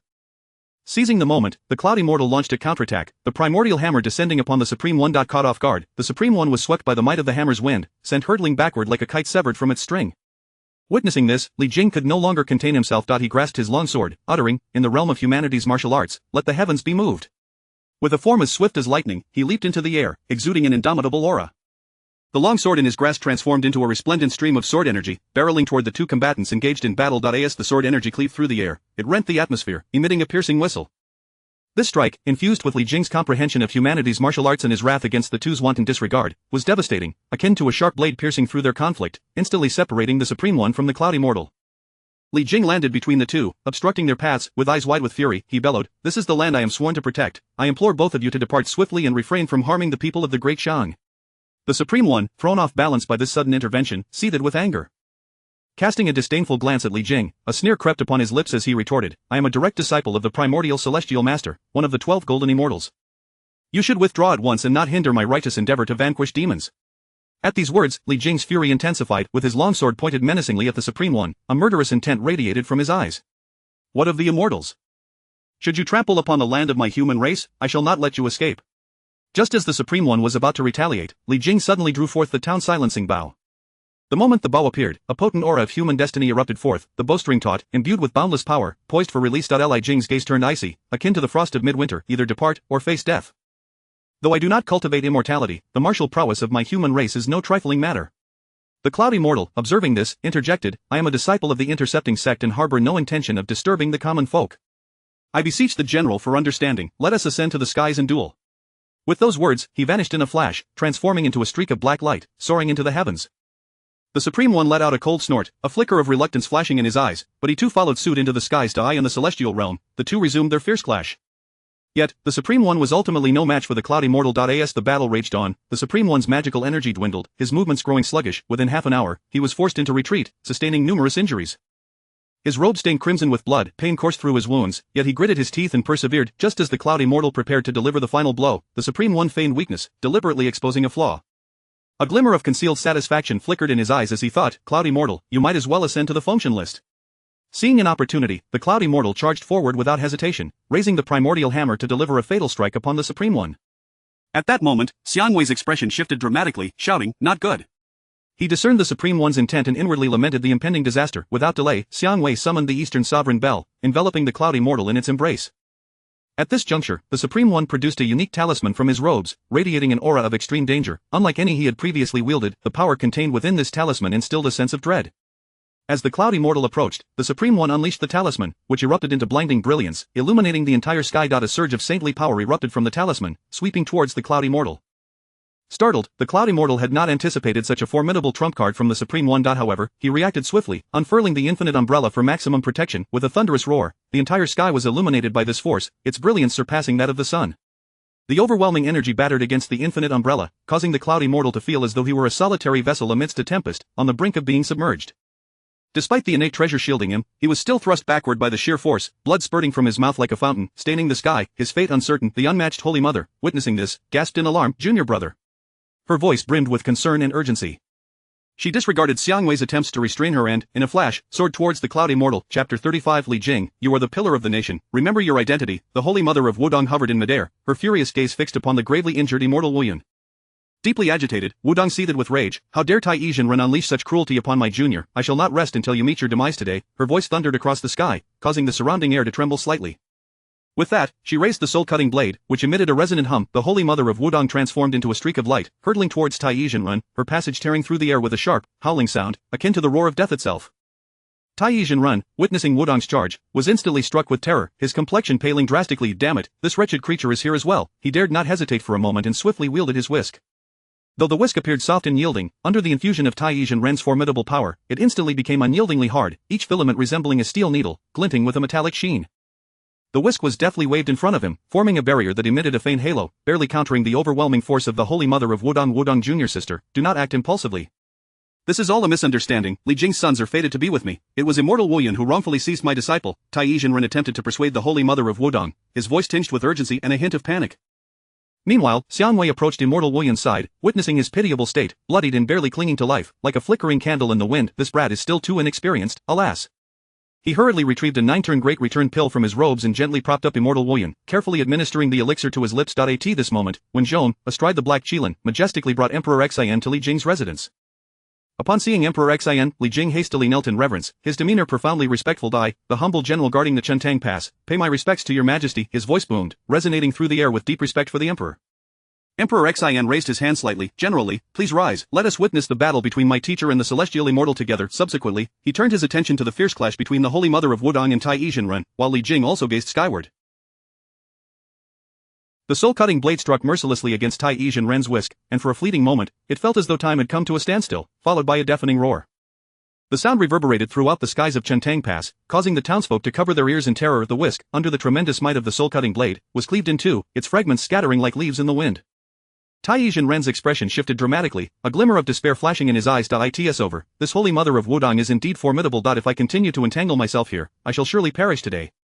He was acutely aware of the dire predicament he found himself in and, without further hesitation, shattered the teleportation talisman bestowed upon him by Yuanshi Tianzun. A brilliant flash of light enveloped him, and in an instant, Tai Yizhen vanished without a trace, leaving only a faint ripple in the space behind him.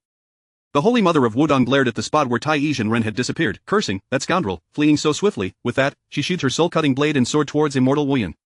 At this moment, having consumed the 9-turn great return pill, Immortal Wuyun began to regain some strength. He slowly opened his eyes, catching sight of Wudong approaching and forcing out a faint smile. Junior brother, are you well? Senior sister, I am fine, thanks to this esteemed elder, otherwise, I would have perished here. As he spoke, he bowed deeply to Xiangwei, exclaiming, thank you, esteemed elder.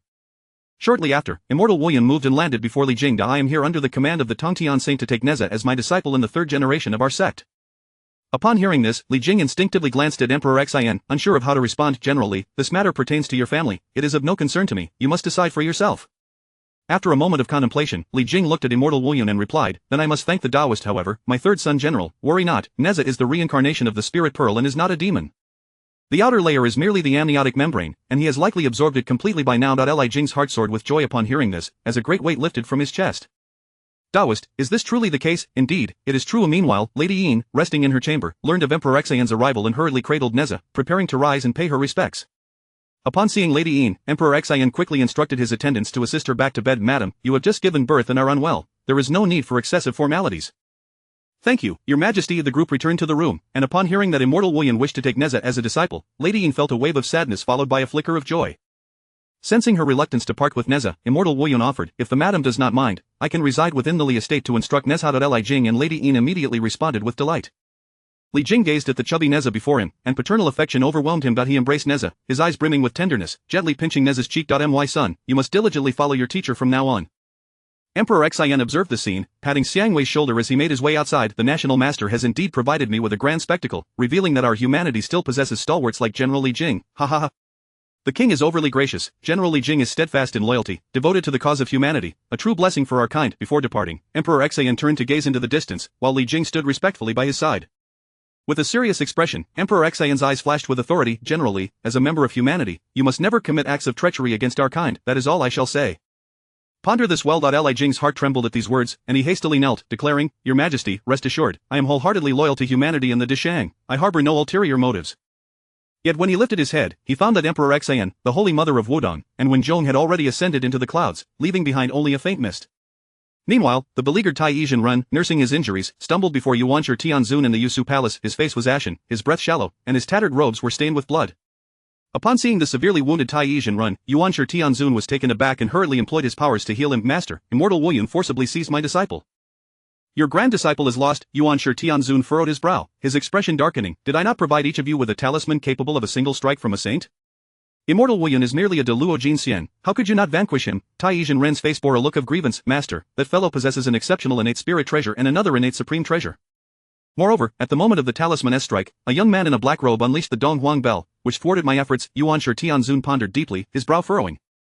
Could it be that Tong Tian has intervened? If he has, then that is another matter. If not, he began to calculate, his hands forming seals, but no matter how he tried, he could not discern the identity of the young man in the black robe, though he was certain that he was not Tong Tian. With a resigned sigh, Yuanshi Tianzun's expression grew even darker. The Tao ancestor has decreed that saints must not interfere. Go and find another to shield you from this calamity. Before Tai Yizhen could respond, he was expelled from the Yusu Palace. Bewildered, he stood outside the palace, his heart brimming with resentment and helplessness. Immortal Wuyan, I shall settle this score with you. Meanwhile, in another location, as the impending calamity of the Fengshen, investiture of the gods, loomed closer, the disciples of Yuanshi Tianzun began to act dramatically once more. Chapter 36 Senior Brother, let us seize the disciples from the Human King Palace. As the night enveloped the majestic Taihua Mountain and the ethereal clouds danced around the Yusha Cave, the flickering candlelight cast eerie shadows upon the cave walls. Xi Jingxi's countenance was grave, beads of cold sweat forming on his brow, his eyes betraying a sense of panic and unease. Upon learning of the abduction of Tai Yizhen's disciples, he was consumed with anxiety. Alas, this will not do. I cannot remain idle, awaiting the teacher's instructions. It would be far better to devise a plan myself. With that thought, he hurriedly departed from his dwelling. As he rushed along, the wind howled in his ears, urging him onward, almost as if it were a warning. His figure darted like lightning towards the Taoyuan Cave on Nine Immortals Mountain. Before long, the familiar outline of Taoyuan Cave came into view. Stealing himself outside the cave, Xi Jingxi took a deep breath and called out loudly, Senior Brother Guangqingzi, I have urgent matters to discuss. Inside the cave, Guangqingzi responded with a hint of arrogance, come in.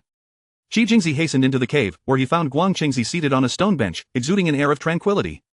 Xi Jingxi approached him, his face etched with urgency. Senior brother, Taiyi's disciple has been captured by the disciples of the Zhejiao. What shall we do? I fear for our own disciples. His brow furrowed, his eyes filled with worry. Humph. Those vile creatures, mere spawn of the wet, dare to abduct our third-generation disciples of the Chan teaching. Indeed, senior brother, we must act swiftly given the current upheaval of the Fengshen calamity. Our disciples may also fall prey to those Zhejiao beasts. We should take the initiative and seize the disciples from the Human King Palace.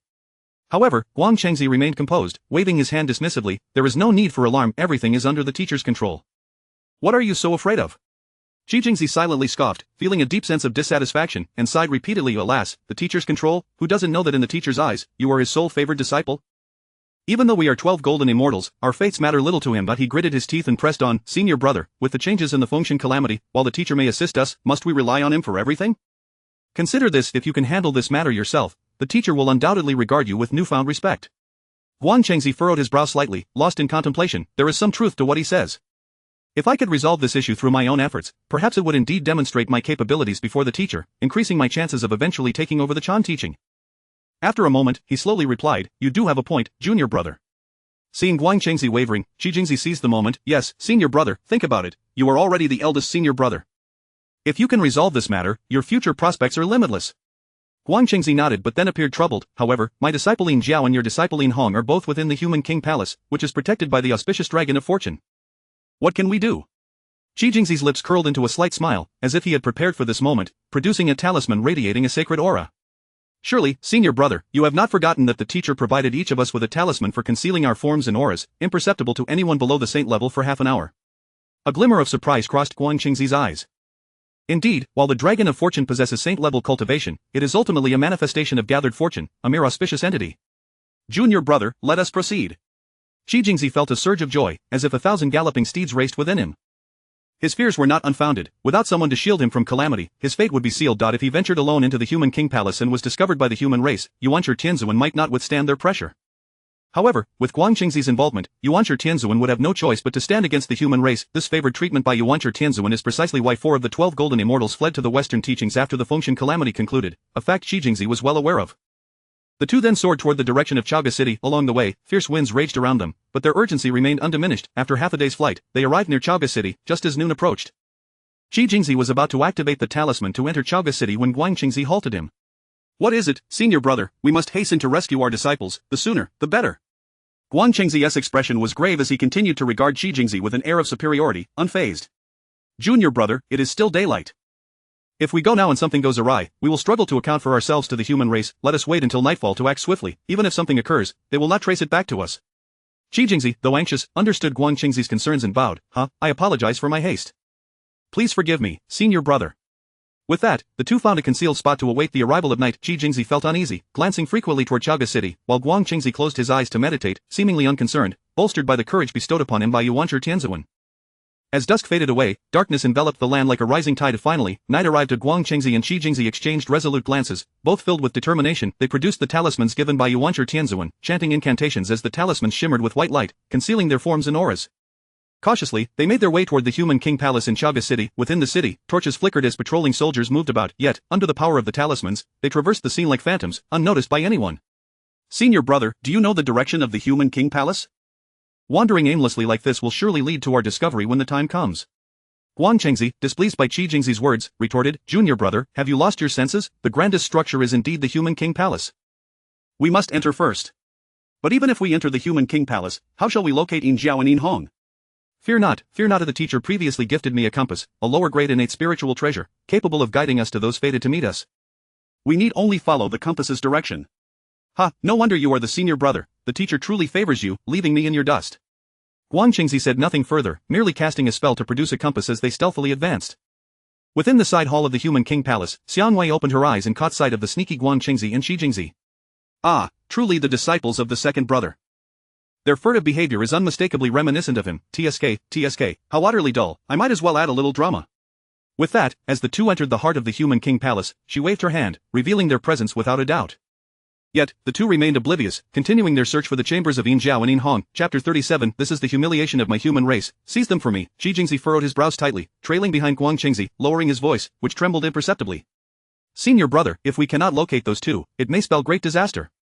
Guang Chengzi's expression was equally grave, his keen eyes scanning the surroundings like a vigilant hawk, replying in a hushed tone, do not panic. They must be nearby, let us continue our search. Suddenly, a deafening dragon roar erupted from within the Human King Palace. The sound resonated as if it pierced the heavens from the depths of the underworld, akin to a colossal primordial beast breaking free from a millennia-long seal, roaring furiously across the cosmos. Xi Jingzi felt his heart constrict violently, as if gripped by an invisible hand. Instinctively, he reached out, clutching Guang Chengzi's robe like a drowning man grasping at a lifeline, his complexion drained of color, his voice trembling. Senior brother, have we been discovered? What shall we do? Guang Chengzi frowned, a flicker of annoyance crossing his features as he shot Xi Jingzi an exasperated glance, yet, he too instinctively tightened his grip on the compass, striving to steady both his own and his junior's emotions. What is there to fear? This is a talisman personally crafted by our master. How could it be so easily detected? There are no sages here, we need not be in such a state of panic. Hearing Guang Chengzi's words, Xi Jingzi exhaled a sigh of relief, but the unease that clung to his heart persisted like a parasite, refusing to be shaken off. However, the dragon's roar was no mere figment of Xi Jingzi's imagination. At the very heart of the Human King Palace, a radiant glow erupted. A magnificent golden dragon, radiating brilliant golden light, soared into the sky, illuminating the entirety of the Human King Palace. Its colossal eyes shone like twin blazing suns, casting an imposing glare upon Guang Chengzi and Xi Jingzi, conveying boundless fury and authority. This is the palace of the human race. You two are indeed audacious. Guang Chengzi and Shi Jingzi's faces paled abruptly, turning ashen. They exchanged a glance, each reflecting the other's fear and resolve, and without hesitation, they took flight, racing toward the outskirts of Chaga City. Their speed reached an extreme, their figures transforming into two streaks of light, trailing long shadows as they traversed the air, tearing through the atmosphere with a sharp whistle. This sudden turn of events plunged the entire palace into a state of heightened tension. Wudong Shengmu and other highly skilled human cultivators sensed the unusual disturbance emanating from the heavens, their expressions tightening as they hastened toward the human king palace. The palace guards swiftly mobilized, weapons in hand, their footsteps echoing against the stone paths of the palace as they pursued Guang Chengzi and Shi Jingzi. As Guang Chengzi and Shi Jingzi glanced back mid-flight, they noticed that the auspicious dragon did not follow. Rather, a throng of lesser cultivators and soldiers were in hot pursuit. The two of them finally breathed a sigh of relief, with Shi Jingzi wiping the cold sweat from his brow, his garments drenched. "Senior brother, we must hurry. If we linger, we will surely be captured by these human soldiers, and we shall become prisoners, doomed to a fate of eternal damnation. Our sect will become a laughingstock of the primordial chaos." Guang Chengzi nodded, veins bulging on his forehead as he exerted himself to accelerate their flight, his robes billowing in the wind. Yet just as they prepared to make their escape, the sky ahead suddenly darkened. They focused their eyes, realizing that the auspicious dragon had inexplicably appeared before them, blocking their path. The enormous dragon loomed in the sky, exuding a suffocating aura of oppression. A jolt of alarm surged through Guang Chengzi and Shi Jingzi, an unprecedented sense of crisis engulfing them. Shi Jingzi gritted his teeth, determination flashing in his eyes, resembling a gambler placing a desperate bet. He abruptly produced the yin-yang mirror from his robes, its black and white halos swirling incessantly. Guang Chengzi, not daring to be negligent, swiftly retrieved the turning heaven seal. Shi Jingzi shouted, directing the yin-yang mirror toward the auspicious dragon. A beam of light shot forth from the mirror, cleaving through the air toward the golden dragon. However, the auspicious dragon showed no response, remaining majestically suspended in the air, coolly observing them as if regarding two insignificant ants. Seeing this, Guang Chengzi's brows knitted together in concern as he immediately began to form seals. The turning heaven seal rapidly expanded, growing to several hundred feet in an instant, hurtling toward the auspicious dragon. As the seal enlarged, the surrounding space trembled violently, fissures spreading like a spider's web, accompanied by a series of thunderous booms. The auspicious dragon, observing the scene, let out a cold snort. Its massive tail swung violently, striking toward the turning heaven seal. The tail sliced through the air, producing a sharp sonic boom, and with a resounding crash, the turning heaven seal was sent flying by the dragon's tail. "Damnable creatures, do you truly believe my human race can be humiliated so easily?" The roar of fury echoed like rolling thunder, resounding throughout the world and causing pain to the eardrums. At this moment, DXAN and the others had arrived below. Lin Jiao, Yin Hong, and Empress Jiang stood beside DXAN. DXAN's expression was grim, his eyes radiating authority, burning with a flame of fury. Guang Chengzi and Shi Jingzi exchanged a glance at DXAN and the others below, a glimmer of resolution crossing their eyes. They understood that retreat was no longer an option. Disregarding everything else, they charged toward Yin Jiao and Yin Hong. The soldiers below, witnessing this, immediately braced themselves, gripping their weapons tightly, their gazes fearless, embodying the defense of human dignity. DXIN stood firm, unperturbed, resembling an imposing mountain, bestowing an endless sense of security upon everyone. The auspicious dragon lingered behind Guang Chengzi and Shi Jingzi, refraining from making a move, merely observing the distance as if preparing for an imminent conflict. Just as Guang Chengzi and Shi Jingzi were about to reach DXIN and his entourage, Wudong Shengmu suddenly materialized, armed with the soul-cutting blade. She swung it toward the two. This strike contained all her power, the blade slicing through the air, enveloped in a wave of dark energy. Guang Chengzi and Shi Jingzi were caught off guard, sent flying by Wudong Shengmu's blow. They tumbled through the air for dozens of feet before stabilizing themselves, blood trickling from the corners of their mouths. Shi Jingzi looked at Wudong Shengmu in terror, then at Guang Chengzi, his eyes filled with urgency. "Senior brother, what shall we do? Before us stands the auspicious dragon, and behind us is Wudong Shengmu. We have fallen into a dire predicament." Guang Chengzi's brow was tightly knit, a flash of struggle crossing his eyes as he recognized the perilous nature of their situation. There was no recourse, he could only invoke their master, hoping they would harbor some respect for him. Just as Guang Chengzi was about to call out to Yuanshi Tianzun, the auspicious dragon suddenly unleashed a surge of overwhelming might. That might descended from the heavens like an invisible mountain, bearing down with tremendous force. Guang Chengzi and Shi Jingzi felt as though the entire world was collapsing around them, their bodies crashed against the ground, producing a dull thud, sending dust swirling into the air. They felt as though their bones were about to shatter, each inch of their skin radiating agonizing pain. They spewed forth several mouthfuls of blood, pooling to form a puddle on the ground, their cultivation completely sealed by the auspicious dragon, rendered powerless like marionettes stripped of their strength. DXIN, witnessing this, raised his arm and bellowed, "Seize these two for me, how dare they intrude upon the palace of the human race, this is a humiliation for our kind." With his command, all human cultivators, led by Wen Zhong, surged toward Guang Chengzi and Shi Jingzi. The two felt despair wash over them as they struggled to resist, yet found themselves utterly powerless. Just as they were about to be captured, a wave of sacred might suddenly descended from the sky. That divine might was as blinding as the sun, carrying the power to annihilate the heavens and the earth, instantly suppressing all human beings present, save for DXIN and Empress Jiang. The reason DXIN and Empress Jiang were unaffected was that they were enveloped in the auspicious energy of the human race. As the divine might dissipated, Yuanshi Tianzun appeared in the human king palace, holding the Pango banner. Upon seeing Yuanshi Tianzun's arrival, DXAN's fury blazed even more fiercely. He had not anticipated that the human king palace would be so brazenly infiltrated. It was an immense affront to his dignity and that of the human race, feeling as though his honor had been ruthlessly trampled upon. Yuanshi Tianzun regarded Wudong Shengmu, standing beside DXAN, with a furrowed brow, a hint of displeasure and authority flickering in his eyes. Impudent, to see a sage and not bow is deserving of punishment.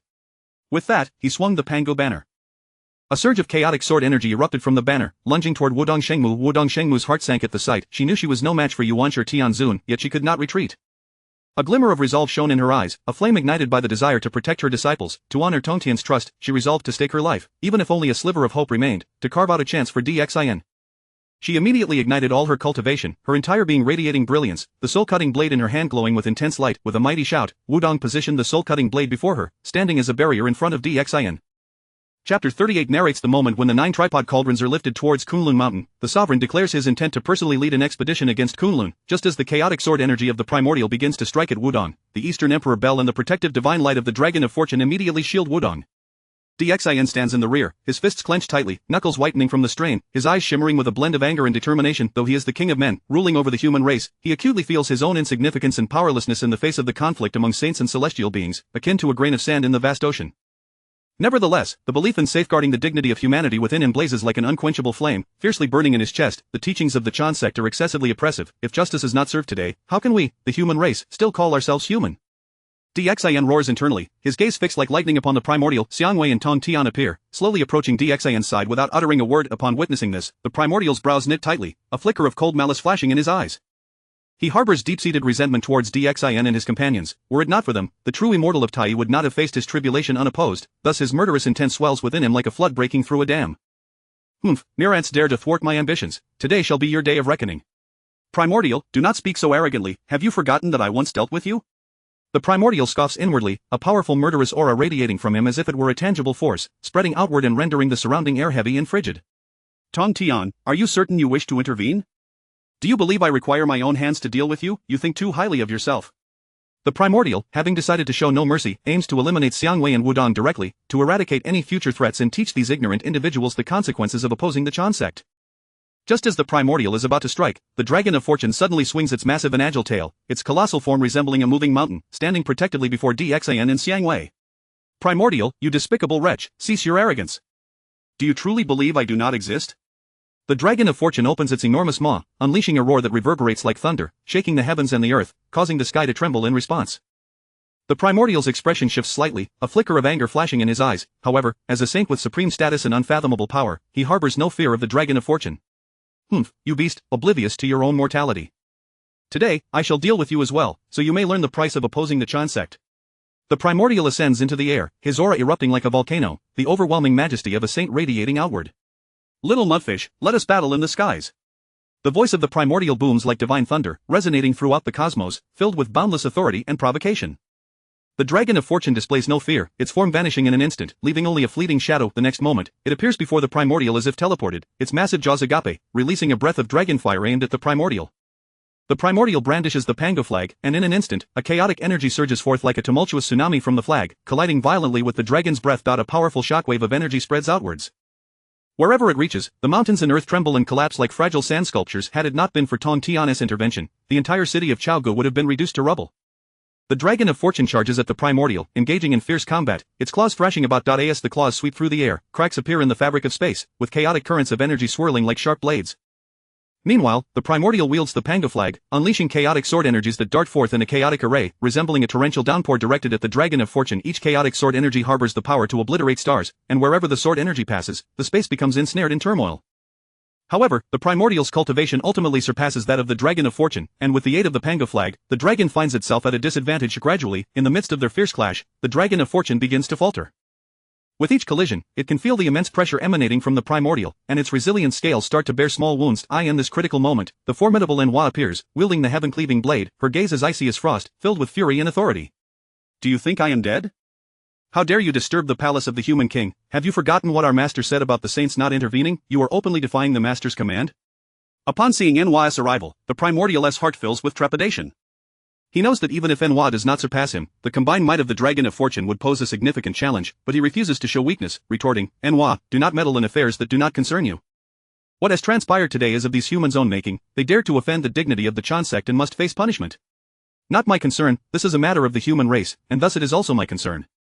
I created humanity with my own hands, how can I allow you to bully them at will? The Primordial weighs the pros and cons in his heart, knowing that under the united front of Enwa and the Dragon of Fortune, he would struggle to hold his ground alone. He glares fiercely at DXIN and the others, then seizes Guangchengzi and Shijingzi, gritting his teeth as he proclaims, "This time, I shall spare you, next time, I will ensure you suffer." With that, the Primordial transforms into a streak of light, vanishing into the horizon. Upon witnessing the departure of the Primordial, Enwa slowly descends before DXIN. The crowd, seeing this, immediately kneels in reverence, their eyes filled with awe and gratitude. DXIN, I am aware of this matter, and you need not worry. With me here, I shall not allow humanity to be humiliated. You may act freely, I will take responsibility for everything, rest assured. My disciples from the teaching of the Intercept will also lend their full support. DXIN, upon hearing this, nods and raises the Human King's order high, the emblem of human authority shimmering with rich human fortune. Fellow compatriots of the human race, the thieves of the Chan sect have invaded the palace of the Human King, attempting to abduct the future king. This is the greatest humiliation in the history of humanity. Now, gather all human cultivators and troops, we shall march on Kunlun, let them understand that we, the human race, are not to be trampled upon at will. DXIN's voice brims with anger and authority, echoing above the palace, reaching the ears of every human, igniting the flames of vengeance in their hearts. Upon hearing this, the crowd of humans erupts with fury, blood boiling, immediately chanting for victory, their eyes blaze with the fire of revenge, filled with immense hatred for the actions of the Chan sect. Xiang Wei observes this scene, pondering to herself, let me add fuel to the fire by mobilizing the forces to Kunlun.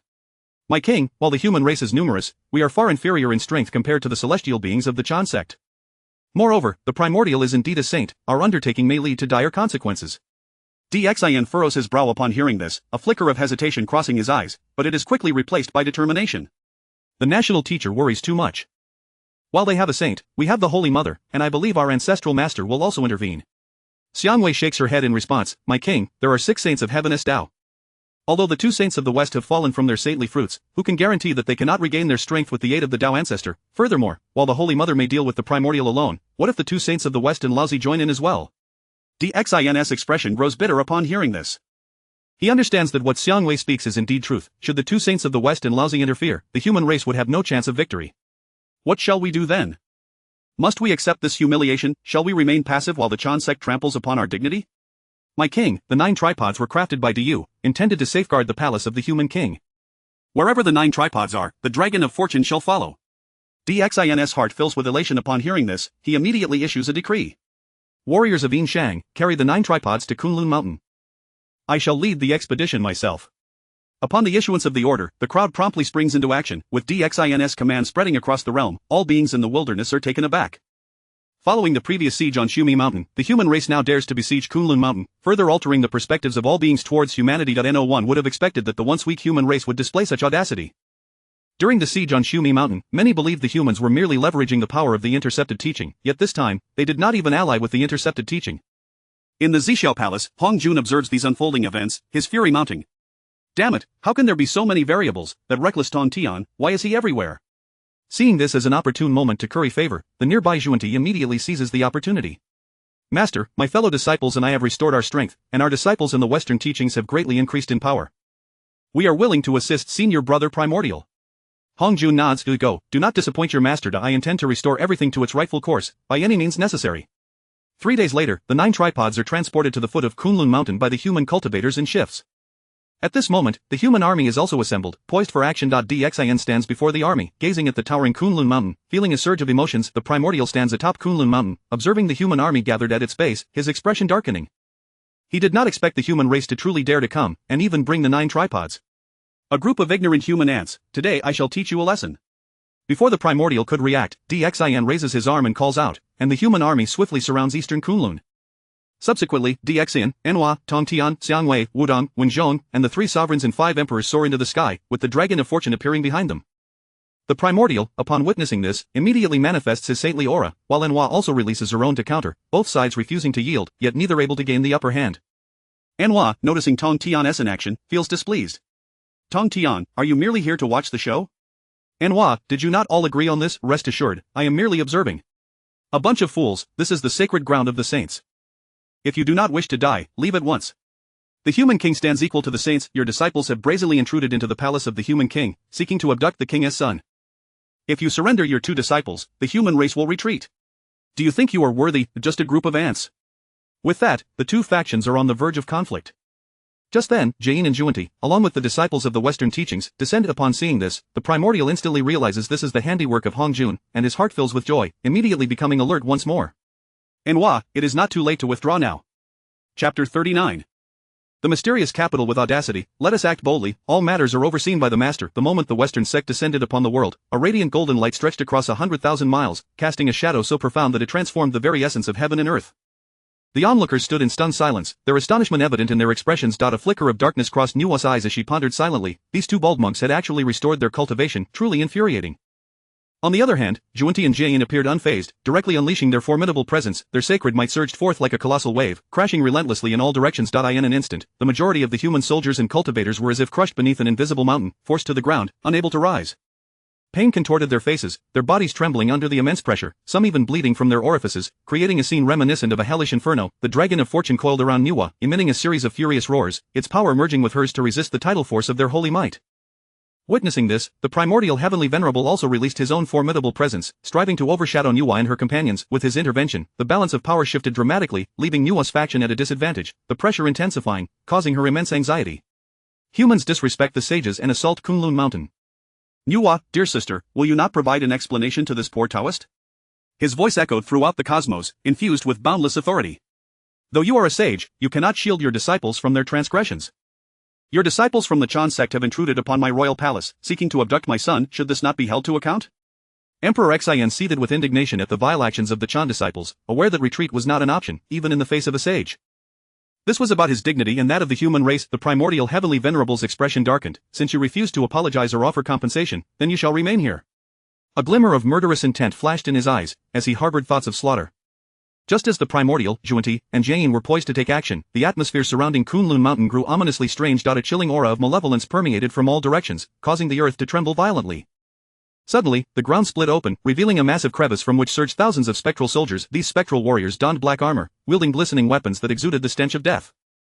Following the spectral army, thousands of formidable figures from the Witch Clan emerged, their muscles bulging and eyes gleaming with primal ferocity. Leading them, the great Witch Jiufeng and Xing Tian radiated an astonishing presence. Upon witnessing this spectacle, the Primordial Heavenly Venerable and his companions instantly became vigilant, astonished within. What brings the Witch Clan here? Do they dare to interfere in this matter? Truly audacious. Do they not fear the annihilation of their clan by their master, or has Nuwa promised them some benefit? Moments later, the Lady of the Earth, Hutu, descended in her true form beside Nuwa, the power of the 6 paths of reincarnation subtly manifesting behind her. The Primordial Heavenly Venerable, seeing this, immediately admonished, Hutu, how dare you come here instead of guarding your underworld? Do not forget the decree of the Tao Ancestor, you are to remain in the underworld. He had never anticipated Hutu's sudden appearance, which completely disrupted his plans. Upon hearing his words, Hutu promptly activated her power of the 6 paths of reincarnation. In an instant, the winds and clouds shifted, the sky darkened ominously, as if night had fallen, the oppressive atmosphere causing all present to struggle for breath. The howling winds swept across the heavens and the earth, delivering a stark warning to the Primordial and the Western sect. Why must you interfere in my affairs? I embody the 6 paths of reincarnation, having contributed to the primordial realm.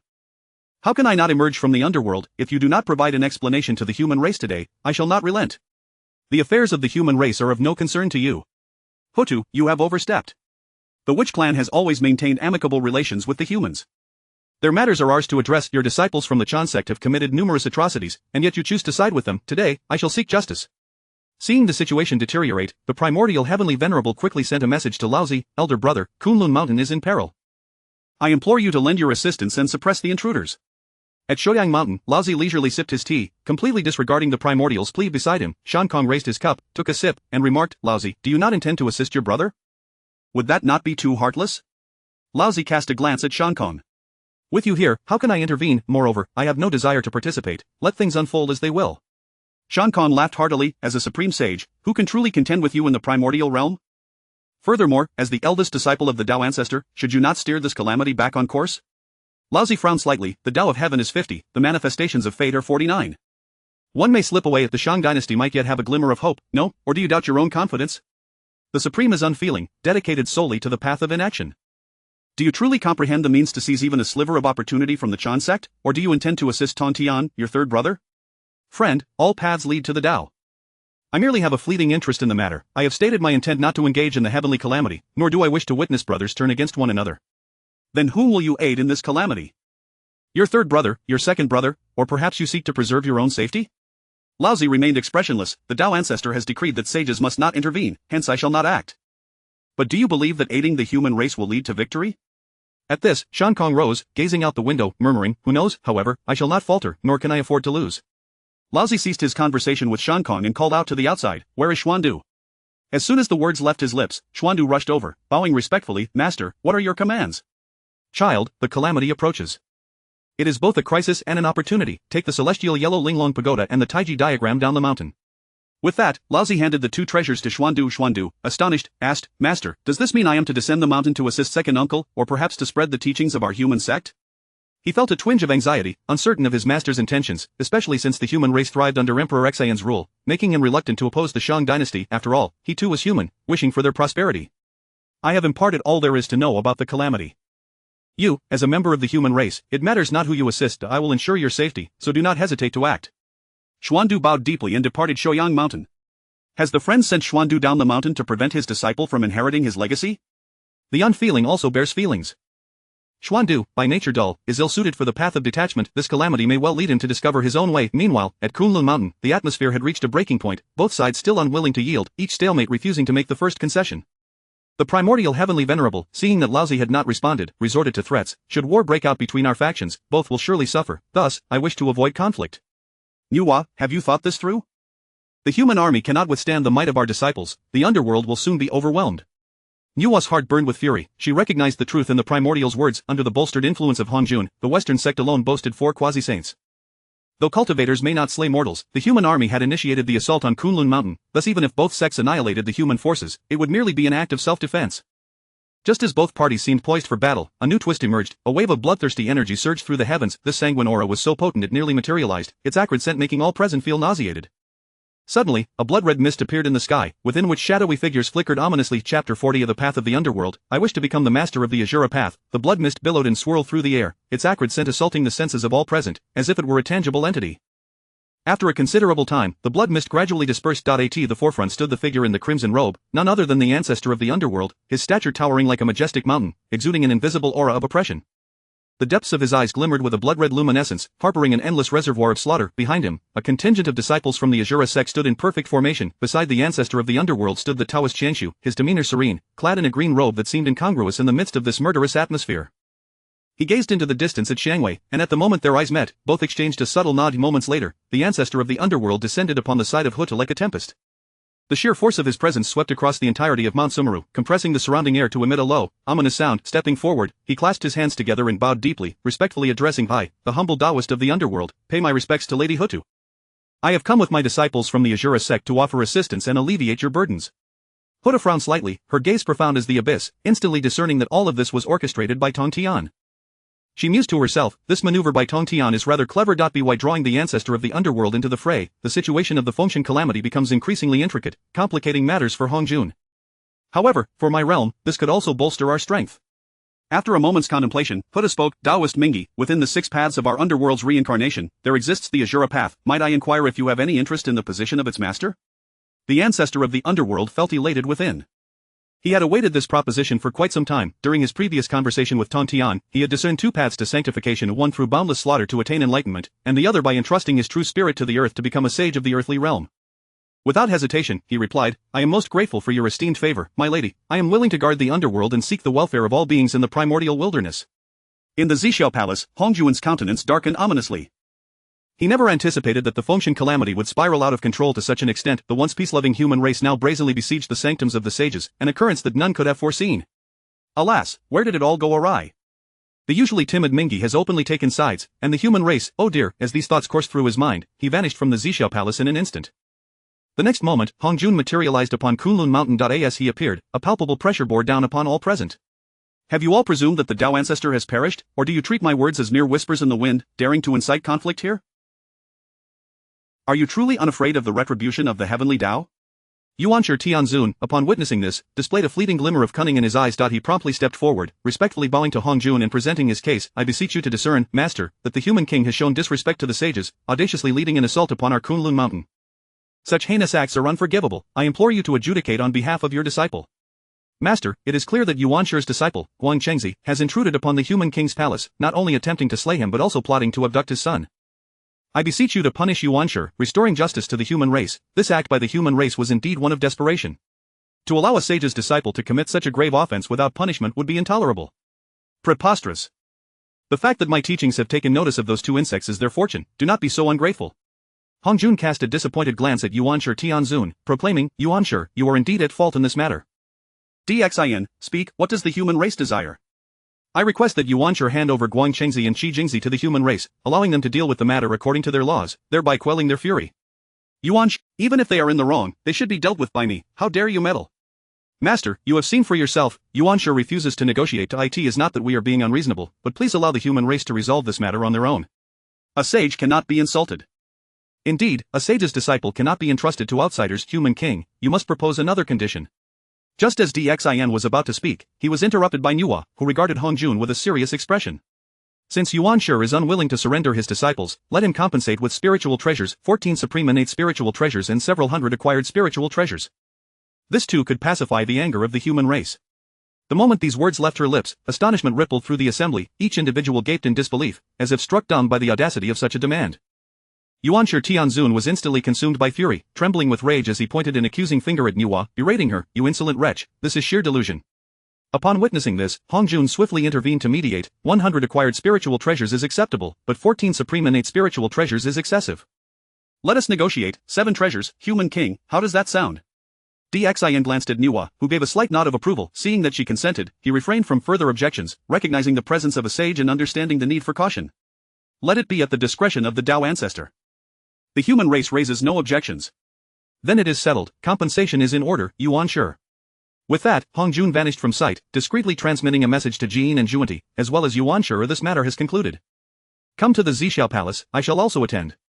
Though Yuanshi Tianzun felt a deep-seated resentment, he dared not defy Hongjun's command. He shot a fierce glare at Nuwa and Dxin, then, with great reluctance, produced 7 supreme innate spiritual treasures along with several hundred acquired treasures, surrendering them to Nuwa. Seeing the objectives achieved, Dxin proclaimed loudly, warriors of the human race, retreat. With the command given, the human army withdrew in an orderly fashion. After all was concluded, Jin, Juanti, Yuanshi Tianzun, and Laozi gathered in the Zhixiao Palace. Hongjun surveyed the assembly. The variables in this function calamity have escalated dramatically. What are your thoughts? Master, the variables are indeed increasing, with the first being Tongtian. At first, it was our Western teachings, and now it is the Chan teachings. All of this bears the fingerprints of Tongtian. Juanti was exceedingly dissatisfied with Tongtian's actions, thus attributing the entire affair to him. Regardless of the truth, Yuanshi echoed, Master, Tongtian's actions are clearly a deliberate affront to us. If we do not subdue him, the function calamity may spiral completely out of control. I shall create a barrier of hope within the Zhixiao Palace. You shall go and subdue Tongtian. Master, it is not that we of the Chan teachings are unwilling, but if Nuwa and Hutu were to intervene, I fear we would not stand a chance. Have you not noticed that Tongtian has not appeared for quite some time? The assembly paused, momentarily stunned, then excitement surged within them. Master, do you mean to say that Tongtian has vanished? Juanti's eyes sparkled with anticipation. If Tongtian truly was absent, dealing with the individuals on Jinao Island would become significantly easier. Go forth, I have searched for Tongtian on Jinao Island using the power of the Heavenly Tao and found no trace of him. Yuanshi Tianzun's face lit up with excitement, thinking to himself that even if they could not subdue Tongtian, eliminating the wretched beings on Jinao Island would still be a victory, ensuring the safety of the disciples of the Chan teachings. A cruel smile crept upon his lips as he envisioned the scene of blood flowing like rivers on Jinao Island. Laozi glanced at Yuanshi Tianzun's expression, sighing inwardly, but refraining from comment. Quickly, go and subdue Tongtian. The 4 sages bowed to Hongjun before soaring towards Jinao Island. The 3 sages, excluding Laozi, were particularly elated. After all, opportunities to redeem past humiliations were rare, and it was a stroke of fortune that Hongjun had anticipated Tongtian might meet with misfortune. Such an opportunity must not be squandered. Moreover, even if they could not subdue Tongtian, sending the disciples of Jinao Island onto the function list would still be a significant achievement. Chapter 41 of the 3 senior brothers, we have fallen into their trap. What shall we do? As the 4 saints were about to soar towards Golden Tortoise Island, I suddenly perceived a solitary voice whispering beside me.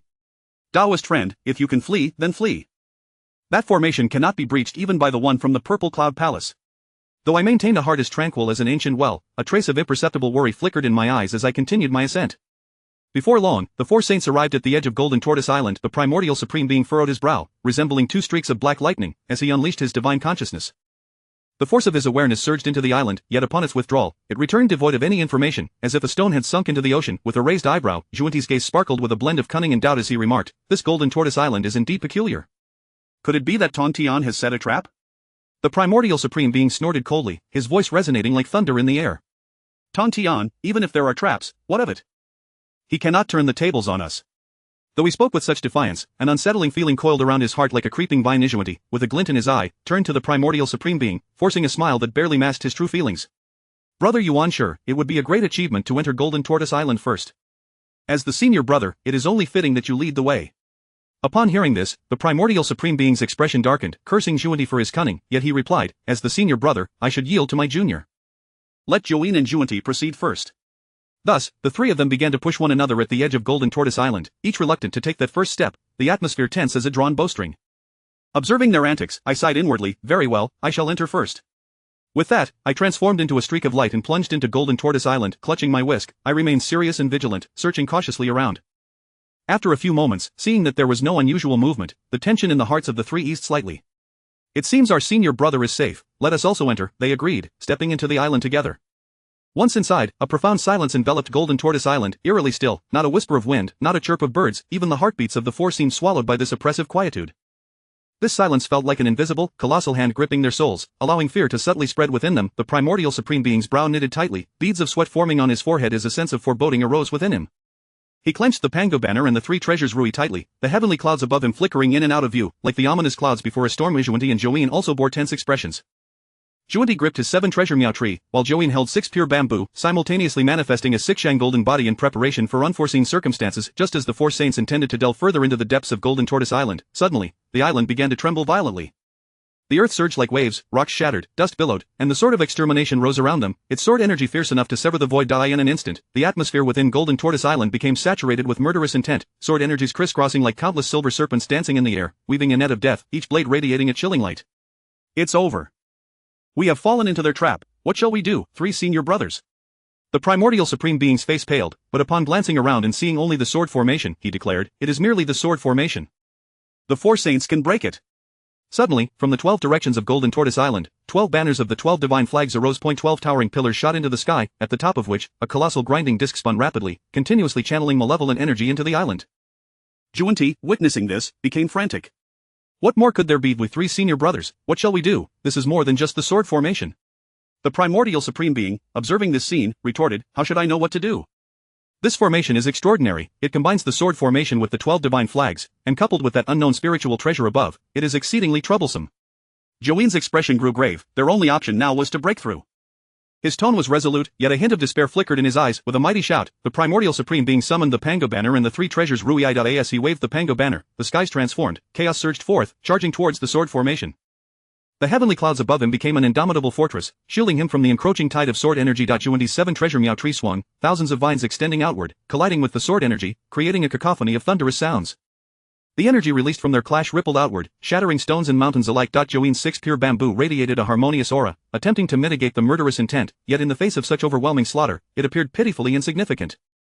Simultaneously, Join and Juanti's Sixshang golden bodies shone brilliantly, standing firm amidst the tempest of death. I sighed helplessly, reluctantly drawing forth my whisk and flying towards a particular direction. At that moment, within the Azure Pool Palace, Tong Tian felt a surge of delight. Sitting upon his mat, he immediately activated the formation. As he did so, the winds and clouds within the formation began to shift. 3 ethereal images of Pangu emerged from 3 directions, each enveloped in boundless malevolent energy. Each phantom wielded a colossal axe, exuding the aura of primordial chaos, as if capable of severing all in existence. The Pango phantoms advanced towards Join, Juanti, and the primordial supreme being, each swing of the axe unleashing a tempest of destruction. The storm intertwined with the sword energy of the sword formation and the dense malevolent energy, forming a terrifying force that encircled the 3. The primordial supreme being was consumed by terror, never having anticipated that Tong Tian could devise such a dreadful killing field. As he desperately defended against the onslaught, he inwardly cursed Tong Tian for his serpentine cunning. The 3 treasures Rui buzzed from the impact, while the heavenly clouds above him cracked like shattered glass. Juanti and Join were equally beleaguered, their golden bodies marred by cracks that spread like spider webs, blood seeping from the fissures, staining their once golden forms. The 3 retreated under the relentless barrage, akin to a solitary boat at sea, on the verge of being engulfed by towering waves. Amidst the ceaseless assault, they found themselves unable to glimpse Tong Tian's true form, as the power of the formation gradually consumed them. Suddenly, a sword energy streaked across like a meteor, and Juanti let out a cry as one of his arms was severed, blood gushing forth like a fountain, staining the earth crimson. Join rushed to his aid, only to be struck by a wave of malevolence that surged into him, causing him to spit blood, his complexion growing even paler. The primordial supreme being felt the heavenly clouds above him cleaved apart by a Pango phantom's axe, a palpable sense of death washing over him. In that critical moment, the 3 figures were swiftly dispatched by the formation, their true spirits drawn into the heavenly space, akin to leaves caught in a tempest, receiving the cyclical gifts of the heavenly realm. As for me, well aware of the futility of resistance, I simply resigned myself, sitting cross-legged upon Golden Tortoise Island, closing my eyes in meditation. After the demise of the Primordial 3, Golden Tortoise Island regained its eerie tranquility. The malevolent energy that had just surged forth alerted Hong Jun, far away in the purple cloud palace. He furrowed his brow, an unsettling wave of anxiety swelling within him. Suddenly, Hong Jun flickered and, accompanied by Joeen, the Primordial Supreme Being, and Juanti, descended directly outside Golden Tortoise Island. The Primordial Supreme Being immediately incited, "Master, our senior brother is still inside. Please, Master, lend a hand to save him." Hong Jun's expression darkened like water. Raising his hand, a force infused with the essence of the heavenly path coalesced in his palm, aimed at Golden Tortoise Island. However, as he struck, the sword formation and the 12 divine flags activated simultaneously when his palm made contact. Not a ripple stirred, as if an ant was attempting to shake a tree. Hong Jun's countenance grew increasingly grim, astonished by the formation's might. He understood its power, yet did not expect that even his full-powered strike could not budge it in the slightest. "Let us return. This formation is beyond my capability to break." The three saints, upon hearing this, were incredulous, with Juanti's eyes wide as he incredulously questioned, "Master, is this formation truly so formidable that even you cannot breach it?" This formation not only consists of the 12 divine flags and the sword formation, but also contains traces of the Great Tao's power, making it highly treacherous to act recklessly. Upon hearing this, the three saints broke into a cold sweat, realizing there was no recourse. They reluctantly withdrew. As they departed, Hong Jun left them with a directive. "Yuanshi, hasten to send down the one who presides over the Fengshan tribulation. Joeen and Juanti should assist Yuanshi well." With that, Hong Jun returned to the Purple Cloud Palace. Joeen and Juanti approached the Primordial Supreme Being, their faces etched with bitterness. "Brother, our Western sect has only just begun to revive. I implore you to show mercy." The Primordial Supreme Being, dismissive, glanced at Juanti. "Currently, there are no disciples of the intercepting sect on Golden Tortoise Island. You Western sect disciples are responsible for eliminating those scattered outside. Then we are deeply grateful, Brother Yuanshi." Joeen and Juanti bowed deeply before returning to Mount Shumi. Chapter 42. This is my disciple, yet you claim him to be your son. Do you wish for death? In the city of Chaoga, a tempest of intrigue brewed beneath the surface, as the lords of the four towns gathered to pay homage to the great Shang. An inexplicable tension hung over this bustling yet perilous capital like an ominous shroud. As night fell, the moonlight was largely obscured by dark clouds, casting only a few faint beams upon the window of an inn. Inside the inn, the lords of the four towns convened in hushed conspiracy. Their eyes sparkled with a complex mix of dissatisfaction towards the great Shang's rule, alongside apprehension and anticipation regarding the shifting tides of fate. The queen whispers sweet nothings into the king's ear. "The Dongbo Marquis is destined for greatness, unlike my South town, which endures such hardship." With that, Ishuanyu raised his cup and took a sip of wine. "Humph, just a hen crowing at dawn. He has always been like this at the Marquisate, a woman who should simply tend to her husband and educate her children, yet now she dares to pressure a sage. The great Shang shall inevitably perish under the rule of Xin, Dongbo Marquis. Tread carefully, such words should not be uttered lightly. My West Town's populace already suffers greatly. If the great Shang's army were to march against us, our people would endure even greater misery. That Xin, cloaking himself in the guise of the Holy Mother, issues commands everywhere, besieging the teachings of the sages, severing our human lineage. My South Town shall never comply. If the opportunity arises, we will certainly raise our arms to eradicate them. South Marquis, hold your tongue. Regardless, the king is still our human king. To speak ill of him in Chaoga is sheer audacity.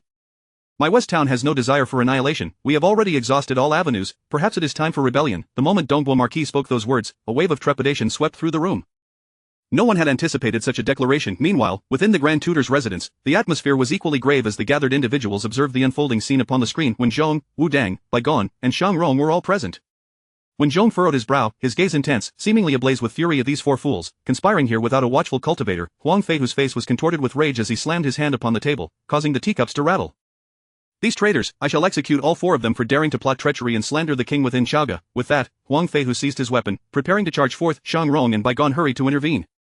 "Hold on, King Wu Chang, such impulsiveness is ill-advised. If we act recklessly, the four towns may revolt, and our great Shang will be in peril." Bai Gong nodded in agreement, urging, "Indeed, King Wu Chang, the lords of the four towns possess immense power.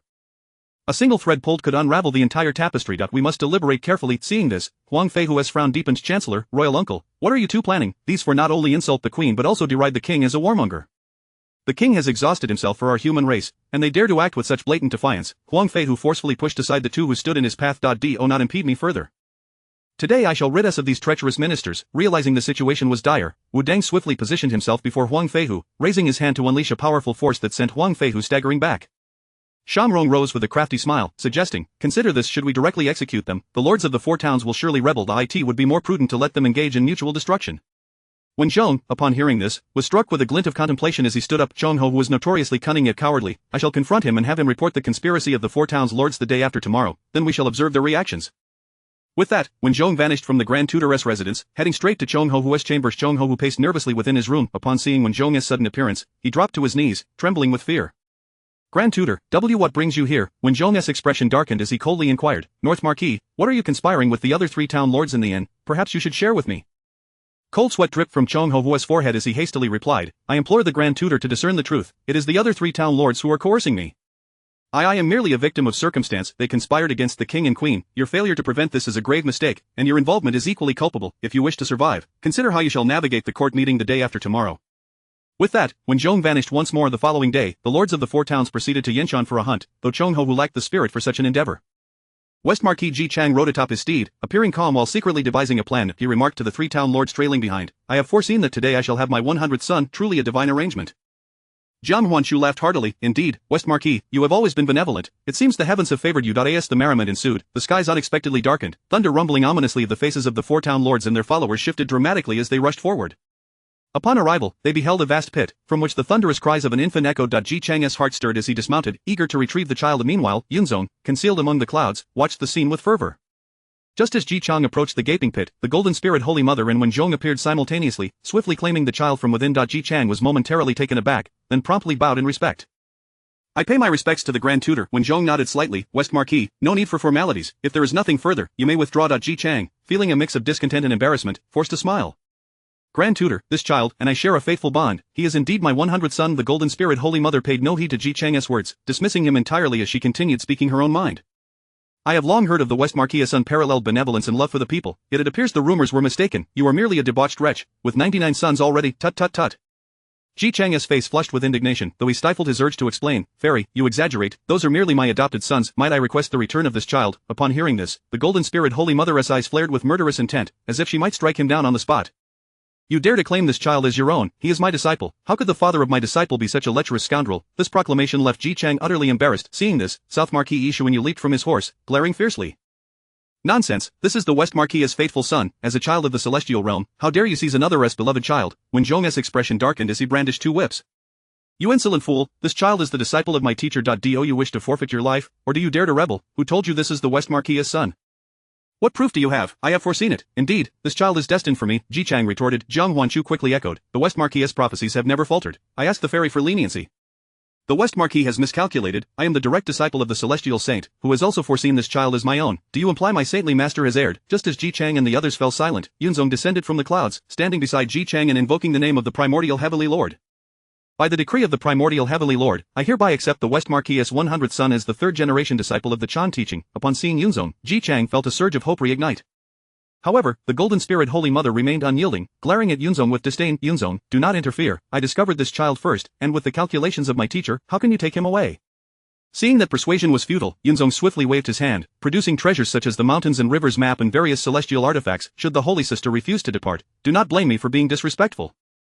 Disrespectful, you have already acted thus, I can readily inform you that my teacher is nearby. Chapter 43 Victory is yours if you win, the child will be given to you. Yinshan, once surrounded by lush green mountains and clear waters, where birds and beasts roamed freely in leisurely contentment, now found itself engulfed in an atmosphere so oppressive that it felt as though it had plummeted into the depths of a hellish abyss. The biting cold wind howled through the air, echoing the wails of countless wronged souls, causing the trees to rustle and tremble in dread of the impending storm. Moments later, the revered figures of Taiji Jinren, Lushan, and Nanji Shenwang, the 3 celestial beings of the Chan teaching, descended gracefully beside Yunzongzi. Upon witnessing the arrival of reinforcements, Yunzongzi lifted his gaze, a sardonic smile curling at the corners of his lips, as he boisterously addressed the opposing figure, the Holy Mother of Golden Spirit. Sister Jinling, my 3 brothers from the Chan teaching have arrived. Quickly surrender my disciple, or do not blame me for my lack of courtesy, if not, perhaps you should summon Uncle Tong Tian, and we shall depart at once. Wen Zhong, perceiving the situation, swiftly positioned himself in front of the Holy Mother of Golden Spirit, thinking to himself, a pack of rabble, how dare they presume to be polite? They ought to weigh their own worth. Humph, Yunzongzi, do you truly believe that the Chan teaching is so formidable, or have you forgotten the day our human race besieged Kunlun Mountain? Just as the disciples of the Chan teaching pressed forward relentlessly, the sky darkened once more, swirling with ominous clouds. Zhao Gongming, wielding his golden whip, was surrounded by the 36 restored Dinghai divine pearls, which twirled and danced around him. Bixiao followed suit, her left hand grasping the golden Jiao scissors and her right cradling the Wuxiang pagoda, her expression one of discontent. The Holy Mother of Golden Spirit raised her chin slightly, a glimmer of disdain flickering in her eyes. She gently handed the infant in her arms to Wen Zhong and took a step forward, an aura of immense power radiating from her. Yunzongzi, do you still think you can take this child from me? Yunzongzi's expression shifted, preparing to retort, but was preempted by Nanji Xianlong. Sister Jinling, you should return this child to the Duke of Shibua. We must not allow the feelings between our 2 teachings to be harmed. The enmity between the two teachings has long been one of irreconcilable conflict, and you still find this conversation worthwhile? Indeed, Sister Jinling speaks rightly, this rabble can only bark here. Come, let me send you on your way. With that, she unfurled her form and soared into the air, a powerful surge of spiritual energy emanating from her. Zhao Gongming and the Holy Mother of Golden Spirit followed suit, united in their battle cry, "Come, let us fight, the victory is yours if you win, the child shall be yours." Nanji Xianwang sighed in resignation, "Yanzonzi, for your sake, we shall fight to the bitter end." Subsequently, the four ascended into the skies, the clash of battle imminent. The Holy Mother of Golden Spirit brandished the dragon and tiger jade Rui in the four symbols pagoda, charging fiercely at Nanji Xianwang, her murderous intent palpable, a determination for no quarter. "Nanji Xianwang, the function list has deemed you worthy. Today shall be your demise." With a sweep of her dragon and tiger jade Rui, the shadows of the dragon and tiger roared forth, surging toward Nanji Xianwang. Startled, Nanji Xianwang recognized the formidable strength of the Holy Mother of Golden Spirit. Though both were the highest-ranking disciples among their generation, he knew he could not afford to underestimate her, and thus, he dared not show any signs of complacency. Wielding his staff, beams of white light erupted from it, colliding with the dragon and tiger shadows. In an instant, the sky blazed with light, blinding the onlookers. The tremendous energy rippled outward, causing the mountains surrounding Yanshan to tremble, boulders to tumble, and trees to be uprooted. Indeed, the Holy Mother of Golden Spirit was formidable. "I must devise a means of escape swiftly, lest I find myself inscribed upon the function list." He summoned all his might, attempting to ensnare the Holy Mother of Golden Spirit. Yet, she remained unperturbed, the light from the four symbols pagoda intensifying, breaking through the confines of Nanji Xianwang's celestial spells, and relentlessly charged at him. Caught off guard, Nanji Xianwang was struck by the force of the four symbols, a mouthful of blood erupting from him as he was sent reeling backward. He felt his internal spiritual energy thrown into disarray, as though his very organs had been displaced, an unbearable pain coursing through him. Meanwhile, Zhao Gongming engaged in battle with Yanzonzi and Taiji Jinren. Yanzonzi wielded various counterfeit spiritual treasures, which, while seemingly powerful, paled in comparison to their authentic counterparts. Anxiously, he observed Zhao Gongming's imposing presence, inwardly lamenting his plight. Taiji Jinren focused on the nine-dragon divine fire cover, attempting to envelop Zhao Gongming and incinerate him entirely. Zhao Gongming, undaunted, retorted, "You dare flaunt your talents before me, you little Taoist." With a whip of his golden whip, he struck at Yanzonzi, causing the very air to quiver in its wake. Yanzonzi, alarmed, hastily swung his counterfeit treasures to defend himself, but they flickered erratically under Zhao Gongming's assault, emitting mournful cries. Taiji Jinren cast the nine-dragon divine fire cover, which rapidly expanded toward Zhao Gongming, the flames roaring to consume him. With a cold chuckle, Zhao Gongming accelerated the rotation of the Dinghai divine pearls behind him, forming a formidable defensive barrier. The barrier shimmered with blue light, staunchly repelling the nine-dragon divine fire cover's advance. Simultaneously, one of the Dinghai divine pearls shot toward Taiji Jinren. Taiji Jinren, taken aback, had not anticipated Zhao Gongming's prowess and hastily attempted to evade, yet was struck by the pearl, causing him to stagger, his internal spiritual energy surging chaotically. Fool! 36 Dinghai divine pearls are worthy of rivaling the innate supreme treasures. Do you truly believe a mere nine-dragon divine fire cover can withstand them? With that, Zhao Gongming pressed the advantage, unleashing his golden whip once more, this time directed straight at Yanzonzi. The counterfeit treasures in Yanzonzi's possession shattered under the whip's onslaught, fragments scattering across the ground. Am I truly to meet my end today, Yanzonzi? This is unacceptable. Teacher, did you not say I was blessed with good fortune? Was it all a lie? Just as the golden whip was about to strike him, Taiji Jinren hurled a golden brick, intercepting the fatal blow. The impact of the brick clashing with the whip resonated loudly, sending powerful shockwaves that rippled through the surrounding air. Meanwhile, the battle between Bixiao and Zhou Lushan raged fiercely, as she wielded the golden Jiao scissors against him. Zhou Lushan, holding the binding immortal rope, had intended to ensnare Bixiao but found the rope severed cleanly. Zhou Liushuan's eyes widened in disbelief, his heart aching. How could the golden Jiao scissors be so formidable? My treasured artifact. What shall I do now? It was a moment of panic, disrupting the rhythm of battle. Bixiao, seizing the opportunity, pressed her advantage, launching the golden Jiao scissors once more at Zhou Lushan. That he dodged clumsily, his robe torn by the scissors' radiant edge. This battle revealed the overwhelming strength of the Jie teaching, as they maintained the upper hand against the Chan teaching, with Taiji Jinren's nine-dragon divine fire cover and golden brick now in Zhao Gongming's possession. Nanji Xianwan lay grievously injured, Zhou Lushan had lost the binding immortal rope, and Yanzonzi's assortment of counterfeit treasures lay in ruins. As the Chan teaching's celestial beings faced utter defeat, they dragged their weary, battered bodies toward Kunlun Mountain. Just as the four departed, a sudden spatial fluctuation enveloped Yanzonzi, growing increasingly intense. Before he could react, he vanished mid-flight. The remaining three celestial beings of the Chan teaching were left aghast at this turn of events, with Zhou Lushan exclaiming in terror, "Yanzonzi, my brother!" Nanji Xianwang's brow furrowed, a foreboding sense rising within him, yet at this moment, they could only hasten their flight toward Kunlun Mountain. Meanwhile, the Holy Mother of Golden Spirit and her companions regarded the retreating Chan teaching celestial beings with scorn, before turning their gaze upon Ji Chang, their eyes glinting with murderous intent. With a cold huff, she proclaimed, "I foresee that several of you are destined for calamity. Within 3 days, you shall surely meet your demise." Chapter 44. Your Majesty, I, the Northern Marquis, report their rebellion. In the blink of an eye, Wen Zhong, Zhao Gongming, and Bai Shao returned to the palace of the Human King. Meanwhile, the Holy Mother of Golden Spirit hastened towards her own dojo with Lei Zhenzi. The atmosphere within the palace of the Human King was solemn and austere. Upon seeing DXAN, Zhao Gongming, Bai Shao, and Wen Zhong immediately bowed respectfully. We pay our respects to your majesty. Xin, upon witnessing this, swiftly approached and assisted the three in rising, his eyes reflecting both authority and warmth. Your majesty, these two esteemed immortals are my revered uncles, sent by our ancestral master to accept the two princes as disciples. Xin nodded slightly, a flicker of surprise crossing his features. If that is the case, then they are indeed my uncles as well. The fact that my two sons can join the Jiajiao sect is their fortune, and it is an auspicious event for our Deshang. However, scarcely had he finished speaking when Xin appeared as though struck by a sudden realization, pausing momentarily, a look of worry clouding his brow. No, if my two sons were to become disciples of these two uncles, the hierarchy would be utterly confused. Upon hearing this, Zhao Gongming, Bai Xiao, and Wen Zhong were initially taken aback, then exchanged awkward smiles, each at a loss for how to respond. Xin, with hands clasped behind his back, paced back and forth within the grand hall, his thoughts tumultuous as a stormy sea. After a quarter of an hour of deep contemplation, he finally sighed in resignation. Very well, let us address each matter separately. Allowing the two princes to join the Jiajiao sect will undoubtedly benefit our human race without any detriment. This action also aims to bind the Jiajiao sect to Deshang, for I am well aware that our enemies are numerous. Zhao Gongming and Bai Xiao exchanged glances and clasped their hands in salute. Rest assured, your majesty, we shall impart all our knowledge to the two princes without reservation. Xin nodded in acknowledgement, gesturing for them to proceed. From this day forth, Deshang and the Jiajiao shall stand as allies, watching over and assisting one another. On the following day, during the Grand Court Assembly, lords from the 4 towns and 800 principalities entered the palace in succession to pay their respects. Suddenly, Zhong Houhu, inopportunely, stood forth, cradling a bamboo slip in his hands as he knelt down.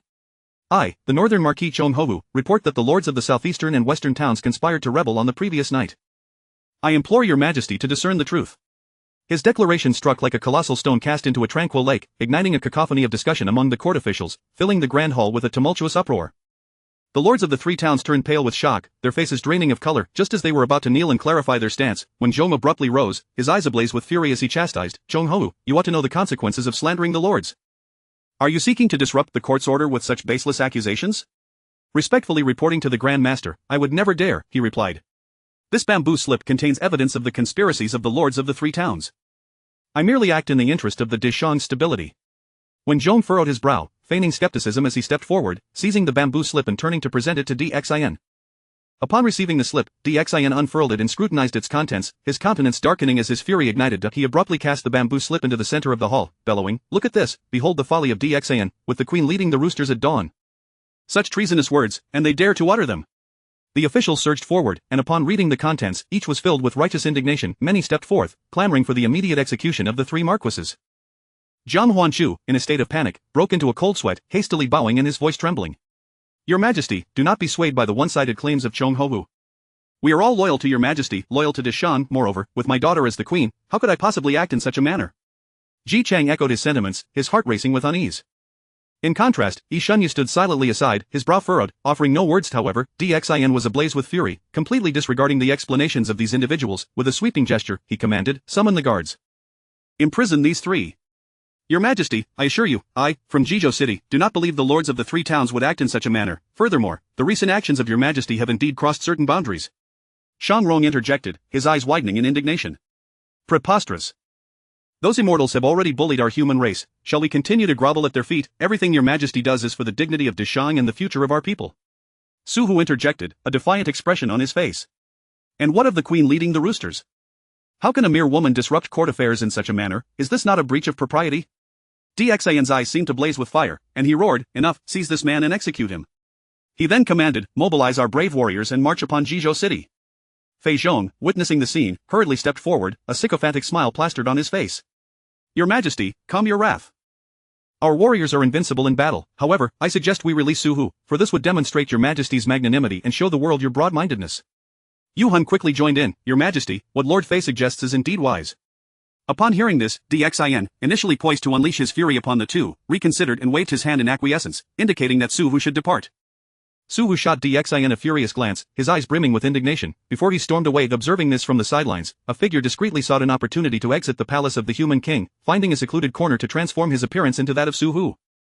He then mounted his steed and galloped through the city. As he raced onward, he bellowed, "The sovereign corrupts the ministers, leading to the collapse of virtue. Jizhou, West Qi, will never bow to Shang. Deshang shall perish, and the western Zhou shall rise." After shouting this, he inscribed these words upon the city walls of Chaoga before galloping out of the city. The incident quickly caught the attention of passers-by, and the news spread like wildfire. Moments later, a soldier rushed in to report, relaying the verses from the city walls to Dxin and the court officials. Upon hearing this, Dxin's fury threatened to engulf all in its path, and the court officials were equally incensed. Ji Chang, pale as a ghost, prostrated himself, his forehead bleeding from repeated blows. Your Majesty, this must surely be the treachery of Suhu. We, your loyal subjects, harbor no rebellious intentions. Dxin slammed his hand upon the table, seething with rage. Foolish scoundrel! Seize Ji Chang and imprison him in the death cell. He shall face execution tomorrow. In 3 days, I shall lead an army to march upon Jizhou City. Ji Chang collapsed to the ground, terror and despair etched across his features, as if struck by lightning. Just as Suhu exited Chaga City, he became aware of everything transpiring within, cursing, "Damn it, someone seeks to ensnare me." However, as Suhu approached Jizhou City, he suddenly found himself struck by a blade, his head severed from his body, blood splattering the ground. Now, leave the rest to me. Rest easy, Lord Su. With that, the figure waved his hand, and Suhu's true essence was drawn into his grasp. Suddenly, Suhu rose once more, mounting his steed and continuing his furious charge towards Jizhou City. Chapter 45. My conspirator Suhu was from the West Ji. Standing together on the high slope, I gazed at Suhu, who was galloping towards Jizhou City, a smile unwavering on my face. The following day, Suhu burst into Jizhou City, his heart aflame with urgency, shouting, "Zhangluan, assemble all troops, the entire city must be on high alert." His voice echoed throughout the grand hall, instilling a sense of grave seriousness in every ear that caught it. Upon hearing Suhu's cry, Zhang Luan hurriedly approached, his face a mask of astonishment and confusion. "My lord, what has transpired to incite such alarm?" He looked at Suhu, concern etched in his eyes. Yet, Suhu had no time to respond, his gaze was electrifying as he strode directly to the table. With a flourish of his robe, he sat heavily in his chair, seizing a pen and fervently inscribing on paper, each stroke a manifestation of his enmity towards King Zhou of Shang. After completing the letter, he handed it to Su Chuanzhong, his tone urgent and resolute. "Immediately deliver this missive to West Qi, urging them to send troops for our salvation." Su Chuanzhong received the letter, his expression a blend of bewilderment and anxiety. "Father, what is the matter? You must explain to me." He gazed at Suhu, his eyes reflecting a profound fear of the unknown. "That tyrant, swayed by slander, seeks to annihilate Jizhou City. We cannot coexist." Upon hearing this, a flicker of determination ignited in Su Chuanzhong's eyes. "Do not worry, father, I shall not fail in my mission." With that, he turned and raced towards the direction of West Qi, the letter clutched tightly in his hand. For Jizhou City, the 3 days that followed were a relentless torment. The populace was in a state of trepidation, while the soldiers stood vigilant day and night, the tense atmosphere enveloping the city like a shroud of dark clouds. 3 days later, the armies of the Shang dynasty descended like a surging tide of darkness, the sounds of marching feet, thundering hooves, and clashing weapons intertwined in a cacophony when Zhong, mounted upon his black Qilin, exuded an air of authority, each step radiating an imposing presence. He arrived at the city gates, his displeasure evident as he called out, "Suhu, if you surrender at once, I, the Grand Master, can guarantee the safety of Jizhou's citizens." Suhu stood atop the city walls, gazing down at Wen Zhong, his rage igniting to an inferno, his eyes ablaze. "Wen Zhong, cease your nonsensical prattle. Your servitude to that tyrant only aids his tyranny. If you possess any courage, wait a few days for the West Qi army to arrive, and you shall witness the demise of you Shang thieves." With that, he seized a bow, string taut as a full moon, and with a swift release, an arrow shot forth like a meteor towards Wen Zhong. Wen Zhong deftly evaded the arrow, which grazed his cheek, sending a chill through the air. Infuriated, he glared, "Suhu, you are courting death." He turned to his army, determination flashing in his eyes, and wielded his twin whips, glimmering menacingly in the sunlight like two serpents poised to strike. "Warriors of Shang, assault the city. Today, we shall raise Jizhou City to teach Suhu the consequence of opposing the great Shang." At the command, the Shang forces surged forward like a ravenous wolf pack. In an instant, the air was filled with cries of battle, as the soldiers atop Jizhou City unleashed a torrent of arrows, a deluge akin to locusts descending upon the assailants. Many Shang soldiers fell, pierced by arrows, yet their comrades pressed forward relentlessly. Just as the stalemate persisted, the gates of Jizhou City suddenly swung wide open. Seizing the opportunity, Wen Zhong led his forces into the city, charging at the forefront. The defenders of Jizhou, thrown into disarray by the open gates, faltered when Zhong, wielding his whips, navigated through the chaos as if in a realm untouched. Inside Jizhou City, the bodies of its defenders piled high, the ground stained dark red with blood, the city steeped in a gruesome tide. The battle raged for an entire day, culminating in the slaughter of every soldier within Jizhou. The battlefield fell into a haunting silence, save for the continuing flow of blood. When Zhong approached Suhu, gazing down at the lord before him, a complex emotion stirring within him. "Suhu, do you harbor regrets? What folly is this, to sacrifice an entire city's populace for your own desires?" "Regret? Suhu, know not of such a sentiment. The great Shang shall surely fall under the reign of Dxin. His debauchery and cruelty toward the loyal shall not go unpunished. Those who serve him are merely his accomplices in tyranny. Though I may perish, I have severed ties with West Qi. When their army arrives, you shall meet your doom." His eyes sparkled with resolute defiance, each word seemingly forced through clenched teeth. Upon finishing, he coughed violently, blood spewing forth as he collapsed. "Grand Master, Suhu is dead.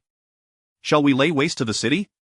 When Zhong surveyed the devastated Jizhou City, a twinge of compassion swelling within him. "No need, the citizens of Jizhou bear no fault. Wang Wucheng, you shall remain here to guard Jizhou against any incursion from West Qi." With that, Wen Zhong left half of his troops, while the remainder retreated to the capital. In the distance, Xiang Wei silently observed the smoke rising from Jizhou City, his expression inscrutable, though a barely perceptible smirk flickered in his eyes. Excellent, this divine calamity grows ever more intriguing. He gently released his grip, watching as Su Hu's true spirit soared towards the divine ceiling list, its faint glow flickering in the air, carrying Su Hu's final bitterness and wrath. Within Kunlun Mountain, the primordial heavenly master summoned Jiang Zia, speaking slowly, Zia, you are fated to be estranged from the path of immortality, here lies the divine sealing list and the staff of God. Descend the mountain to fulfill the grand task of sealing the gods. Upon hearing this, Jiang Zia felt as if struck by lightning, a whirlwind of panic and indignation surged within him. After years of arduous cultivation, he had longed to achieve enlightenment, yet the primordial now informed him that he was unworthy of immortality. Yet he fell to his knees, pleading, Master, I implore you to show mercy to your disciple. I wish to serve you on the mountain, seeking the path of immortality slowly. Tears brimmed in his eyes, yet his heart seethed with resentment. Old fool, after years of toil and sacrifice, now you tell me I cannot attain immortality? You want me to undertake the divine sealing task? Are you seeking to end my life? At my age, surviving the journey is a challenge in itself. The primordial heavenly master regarded Jiang Zia with unwavering authority. Go, complete the divine calamity. Great opportunities await. Jiang Zia, realizing the finality of the primordial's words, understood his fate was sealed. With a resigned sigh, he accepted his command to descend the mountain, his silhouette tinged with melancholy. Within the Peach Blossom Cave of Nine Immortals Mountain, Wang Chengzi, upon learning that the primordial heavenly master had sent Jiang Zia down to preside over the divine sealing, erupted in fury. He ransacked the cave, shouting, Why must the master confine me here while sending Jiang Zia to seal the gods? What merit does he possess? I have cultivated for years. In terms of ability and experience, I surpass him in every regard. His eyes burned with flames of anger and jealousy, feeling overlooked as the eldest disciple of the Chan sect. Meanwhile, Xiang Yi sat quietly, sipping tea, observing Wang Chengzi's frenzy. Calm yourself, my friend. Jiang Zia, being of lowly power, descends alone. Should he perish en route, who do you think shall inherit this grand task of divine sealing? But if I were to slay him, the master would surely not spare me, especially since the divine calamity requires a specific fate. You worry too much. The requirement of a specific fate for the divine calamity is merely a punishment from the saints. Have you forgotten the battle of the deer? Upon hearing this, Wang Qingzi suddenly grasped the situation, glancing at Xiang Yi with a smile before vanishing from the Peach Blossom Cave, positioning himself along Jiang Zia's anticipated path. After Guang Qingzi departed, Xiang Yi revealed a barely perceptible smile. Fool, how can you believe such words? Chapter 46. This poor monk will never be a Taoist without identity. With the god-slaying whip and the divine sealing list in hand, Jiang Zia trudged toward Chaga City, his face marred by a deep frown. Alas, after more than 40 years of pursuing the Tao without success, he now found himself expelled from the mountain, tasked with accomplishing the so-called great endeavor of sealing the gods. How absurd. As Jiang Zia journeyed midway, a formidable seal suddenly emitted a terrifying pressure, hurtling towards him like a meteor. Alarmed, he quickly reacted, drawing his god-slaying whip to defend himself. Upon realizing that the seal was, in fact, the heaven-turning seal, his heart sank further in trepidation. He hastily called out to prove his identity, Elder brother, it is I, Jiang Zia. Guang Chengzi regarded Jiang Zia with an inscrutable expression, a flicker of complex emotions crossing his eyes. Junior brother, I am aware. You should hasten to the netherworld to report. The matter of sealing the gods is entrusted to your elder brother. With that, Guang Chengzi delivered a fierce kick toward Jiang Zia, who felt an overwhelming force propel him away, like a kite severed from its string. Elder brother, why? Why must you turn against your junior brother? I have done you no wrong. You need not know. You may not have offended this poor monk, but you are still doomed. Guang Chengzi pressed forward relentlessly, leaving Jiang Zia with no means to resist as he retreated. In this critical moment, a resounding chime echoed, instantly sending Guang Chengzi flying. As Guang Chengzi steadied himself, his countenance darkened. Upon rising, he discovered that Jiang Zia had inexplicably vanished. Left with no choice, Guang Chengzi turned and departed, unaware that this scene had been witnessed in its entirety by the Yellow Dragon Jinren. The Yellow Dragon Jinren was filled with shock and fury. He could hardly believe that Guang Chengzi would resort to such brutality against his own junior brother. How unfortunate, how could this happen? Although the elder brother was stern, he would never harm his own disciple, the Yellow Dragon murmured. The methods of the slaying Taoist are indeed formidable. When it comes to ensnaring the hearts of others, he excels, the slaying Taoist remarked, shaking his head at the Yellow Dragon. Knowing a person's face but not their heart, my friend, you should seek another path, the slaying Taoist advised. The Yellow Dragon glared at the slaying Taoist, declaring, my master has bestowed great kindness upon me. How could I betray my teachings? No, I must inform my master of this matter. Just as the Yellow Dragon prepared to soar toward the Yushu Palace, he was intercepted by the slaying Taoist. My friend, are you not aware of Yuanchu's stance toward Guang Chengzi? He will not believe you. After all, Guang Chengzi is his favored disciple, and you cannot compare. The Yellow Dragon shot a furious glance at the slaying Taoist. My master is not a heartless person. He would never shield him. You do not comprehend my master at all. Upon hearing this, the slaying Taoist sighed. Foolish one, do you know how the beings of the primordial era perceive you? They say you are a Taoist without identity.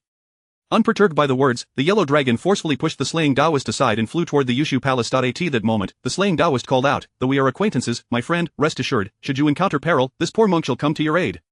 After witnessing the yellow dragon's departure, the slaying Taoist erupted into laughter.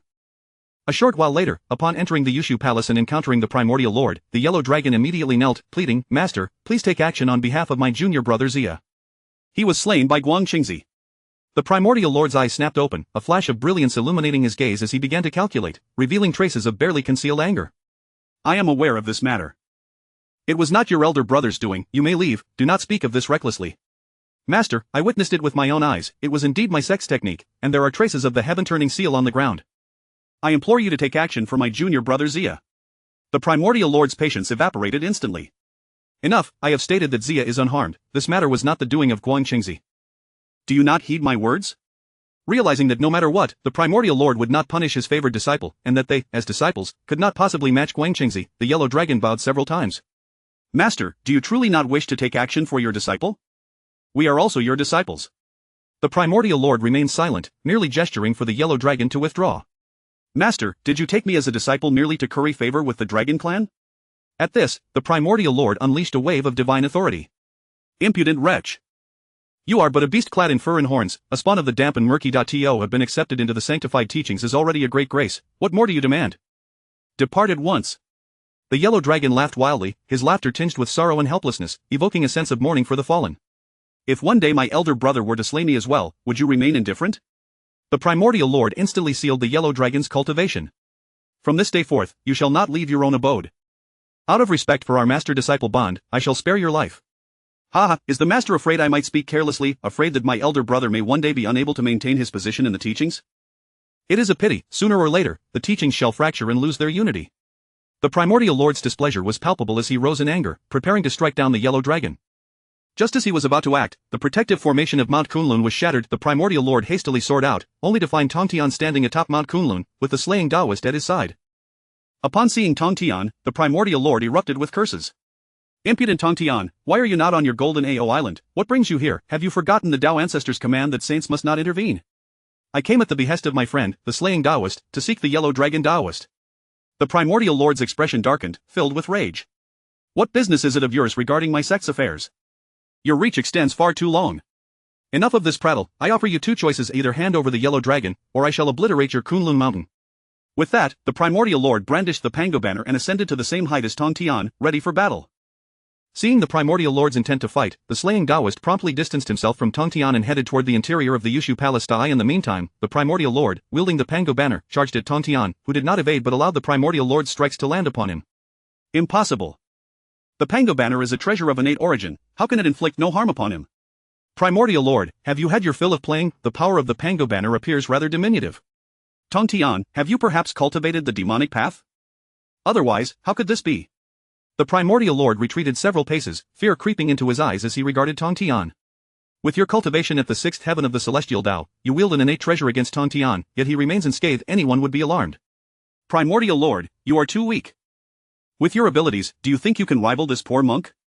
With that, Tong Tian brandished the Hunyuan sword, unleashing a sword chi that hurtled toward the Primordial Lord, who immediately raised the Pango banner to defend himself. Alas, he was still unable to withstand it, and was sent flying, spitting blood, within the Zhixiao Palace. Hongjun observed this scene with growing concern, realizing that the ceiling of the gods was spiraling out of control. Alas, should the Primordial Lord fall, it will deplete the source of the celestial Tao. Just as Hongjun was about to intervene, Tong Tian transformed into countless glimmers of light, scattering in all directions, leaving only the Primordial Lord lying on the ground, watching the aftermath. At this moment, the slaying Taoist had already escorted the yellow dragon out of the Yushu Palace, the latter still filled with disappointment. "Did you clearly see your master's true appearance?" "Humph. The teachings of the tranquil Tao reject me, and the dragon clan scorns me. In this vast primordial world, there is no place for me to belong." "My friend, you are mistaken. The human race is currently thriving, and Emperor Xin honors the worthy. You might find some opportunities among them." Upon hearing this, the yellow dragon nodded. "I have no other choice, do I? My friend, let us go together. From now on, I shall never be a Taoist without identity." Chapter 47. I, Zhang Xia, have surrendered to the Great Shang. Within the royal palace of the human king, the atmosphere was heavy and oppressive, akin to iron. Xianwei's countenance was austere as he slowly accompanied Zhang Xia into the chamber. On the elevated throne sat Emperor Xin, his gaze sharp as lightning, exuding a formidable presence even in his silence. Beside him stood the unmatched Holy Mother, while Wen Zhong, Bai Gong, and Shang Rong stood in succession below. The moment Zhang Xia stepped into the palace, his heart constricted violently. He was acutely aware that he had plunged into a perilous vortex. A single misstep could lead to his irrevocable demise. He lifted his gaze to meet Emperor Xian's, a flicker of anxiety and trepidation flashing in his eyes, before promptly bowing and proclaiming, "Your subject pays his respects to the great king." Emperor Xian slightly raised his hand, his voice steady and authoritative. "Rise. National Master, now that the one who ought to be here has arrived, please elucidate the matter in detail." The Master had previously stated that the ordination of gods would hinge upon 3 points. First, the celestial realm would select 365 righteous deities. Second, the Shang would overthrow the Zhou and the human race would renounce the title of human king, bowing in submission to the celestial realm, providing incense offerings for the myriad deities. Third, the suppression of the sages, and Jiang Ziya was to be the one ordained as a god. Upon hearing these words, the gazes of those present pierced through Jiang Ziya like arrows, filled with wrath, vigilance, and murderous intent. His very existence might herald cataclysmic changes for the great Shang, inciting a desire to eliminate him without delay. Jiang Ziya felt the weight of hostility bearing down upon him, his heart racing, as a cold sweat broke out along his spine. He understood that he had become the target of collective ire, yet, he also realized that he must declare his stance at this moment. Failure to do so would lead to a permanent loss of opportunity. Taking a deep breath, he endeavored to steady himself, stating, "Your Majesty, as a member of the human race, I shall never engage in actions detrimental to my kin, thus I shall forever stand by the side of humanity." Emperor Xian narrowed his eyes slightly, his gaze fixed intently on Jiang Ziya as if attempting to see through him. "So, what you imply is that you are willing to assist the great Shang in vanquishing the West Qi?" Upon hearing this, Jiang Ziya hesitated, a whirlwind of thoughts racing through his mind. On one hand, he harbored deep resentment towards the injustice meted out by the primordial heavenly venerable. On the other, he feared the wrath that would surely descend upon him should he choose to align with the Shang. What is it? Is this decision proving to be a challenge, or do you believe that the great Shang is destined for defeat? Your Majesty, forgive me, that is not my intention. I am willing to pledge my allegiance to the great Shang, and given the primordial's unfair treatment towards me, I, as a member of humanity, am naturally inclined to serve the great Shang. Emperor Xian nodded in satisfaction, declaring, "Very well, from this day forth, you shall be appointed as a Grand Minister of the great Shang. You may leave now." After receiving the decree and expressing his gratitude, Jiang Ziya slowly withdrew. Emperor Xian gazed at the assembly, inquiring, "What do you all think of this individual? Is he of use?"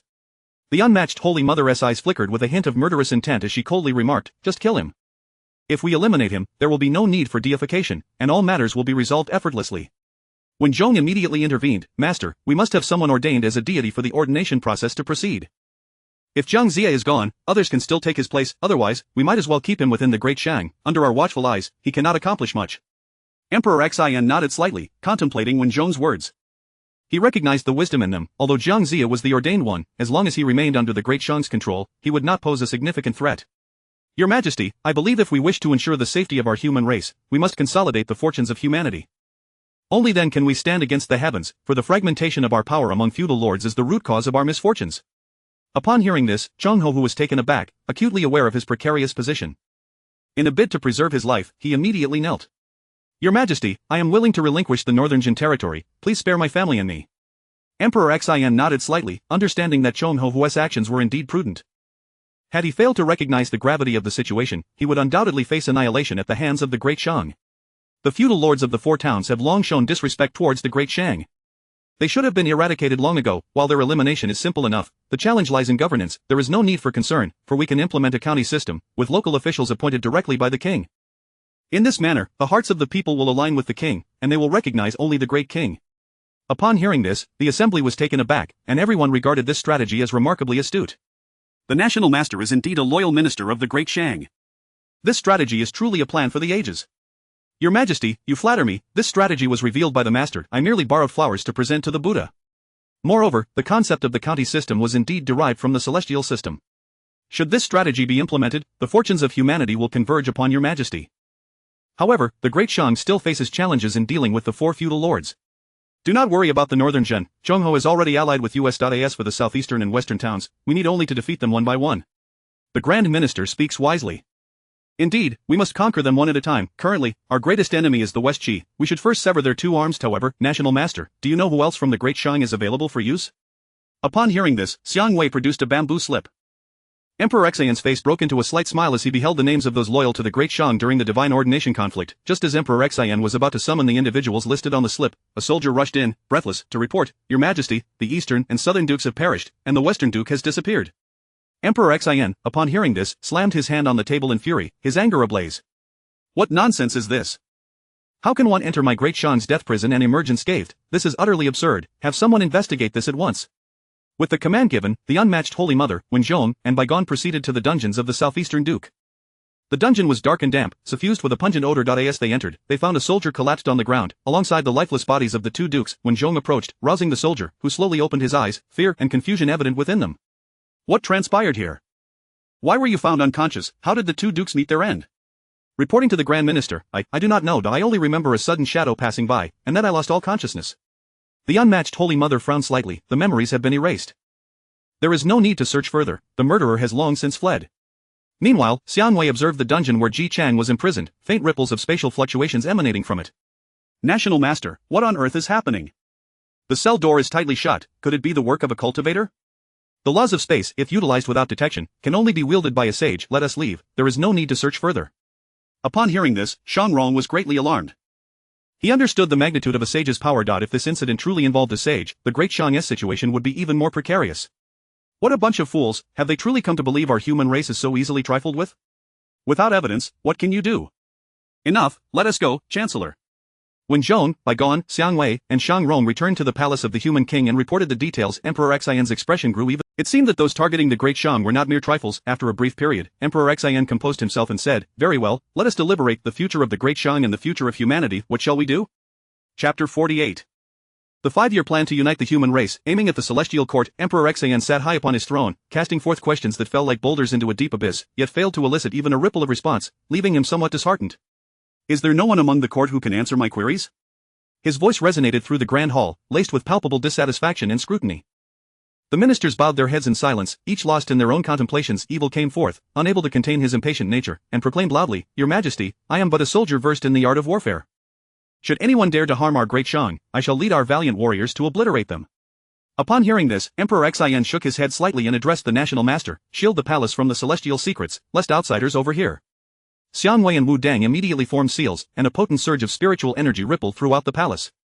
A flash of brilliance enveloped the hall, shrouding it in an imperceptible barrier, completely obscuring the celestial secrets. With unwavering resolve, Emperor Xian continued, "Very well, let us set a modest goal.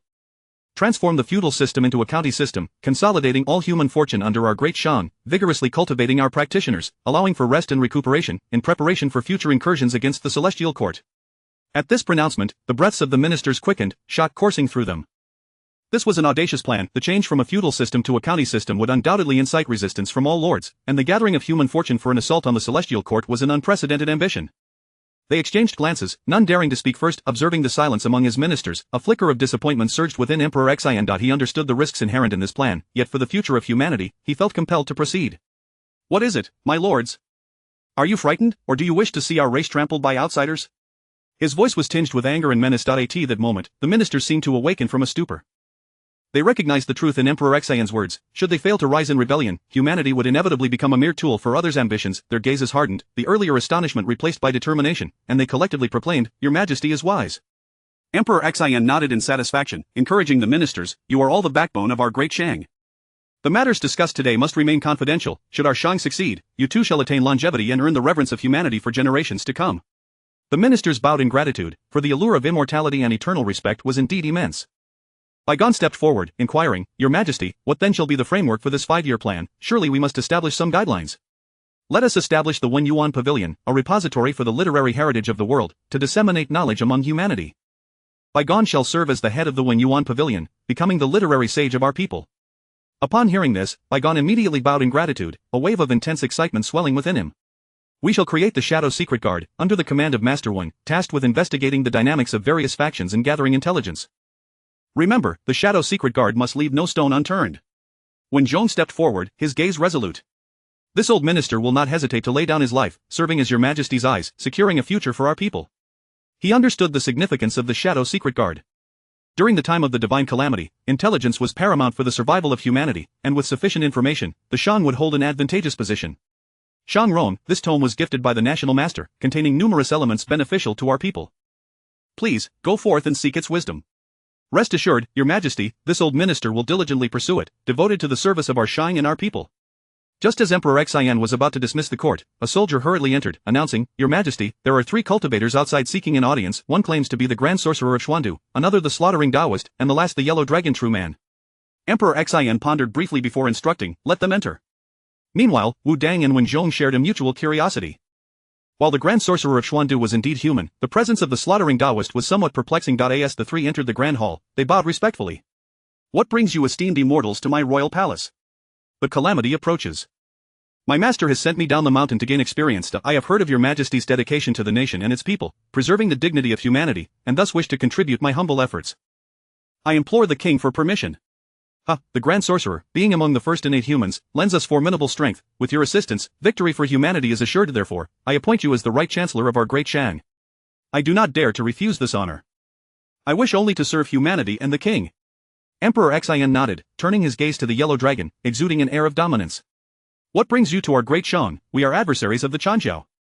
I was once a disciple of the Quanzhou, but due to the indifference of my master, Yuanshi, towards the lives of his disciples, I have come to seek refuge with the Shang. I beseech the king to accept me. Emperor Xian hesitated, uncertain of the man's trustworthiness. If he were an undercover agent, the consequences for the Shang could be catastrophic. Your Majesty, my second master speaks truly. Among the 12 golden immortals, he favors only Guang Qingzi, hence it is plausible that the yellow dragon has defected from the Quanzhou. On that day, when Jiang Zia descended, he was ambushed by Guang Qingzi. I sought justice from Yuanshi, yet not only did he refuse, but he also sought to confine me. It was only thanks to Tong Tian and the slaughtering Taoist that I was saved. Otherwise, I might not have returned. Upon hearing that Tong Tian had rescued him, Emperor Xian's wariness eased somewhat. Would the true man consider joining my shadow secret guard, assist in gathering intelligence and safeguarding my safety? I am but a stray dog, grateful for the king's shelter, willing to heed your commands. Fear not, though I cannot vouch for the yellow dragon, I can assure you that the slaughtering Taoist is utterly loyal to our Shang. The national master is willing to provide his guarantee. Upon hearing this, Emperor Xian's doubts were dispelled. Yellow Dragon, the master has foreseen your allegiance to our great Shang, thus, he has instructed me to present you with this item.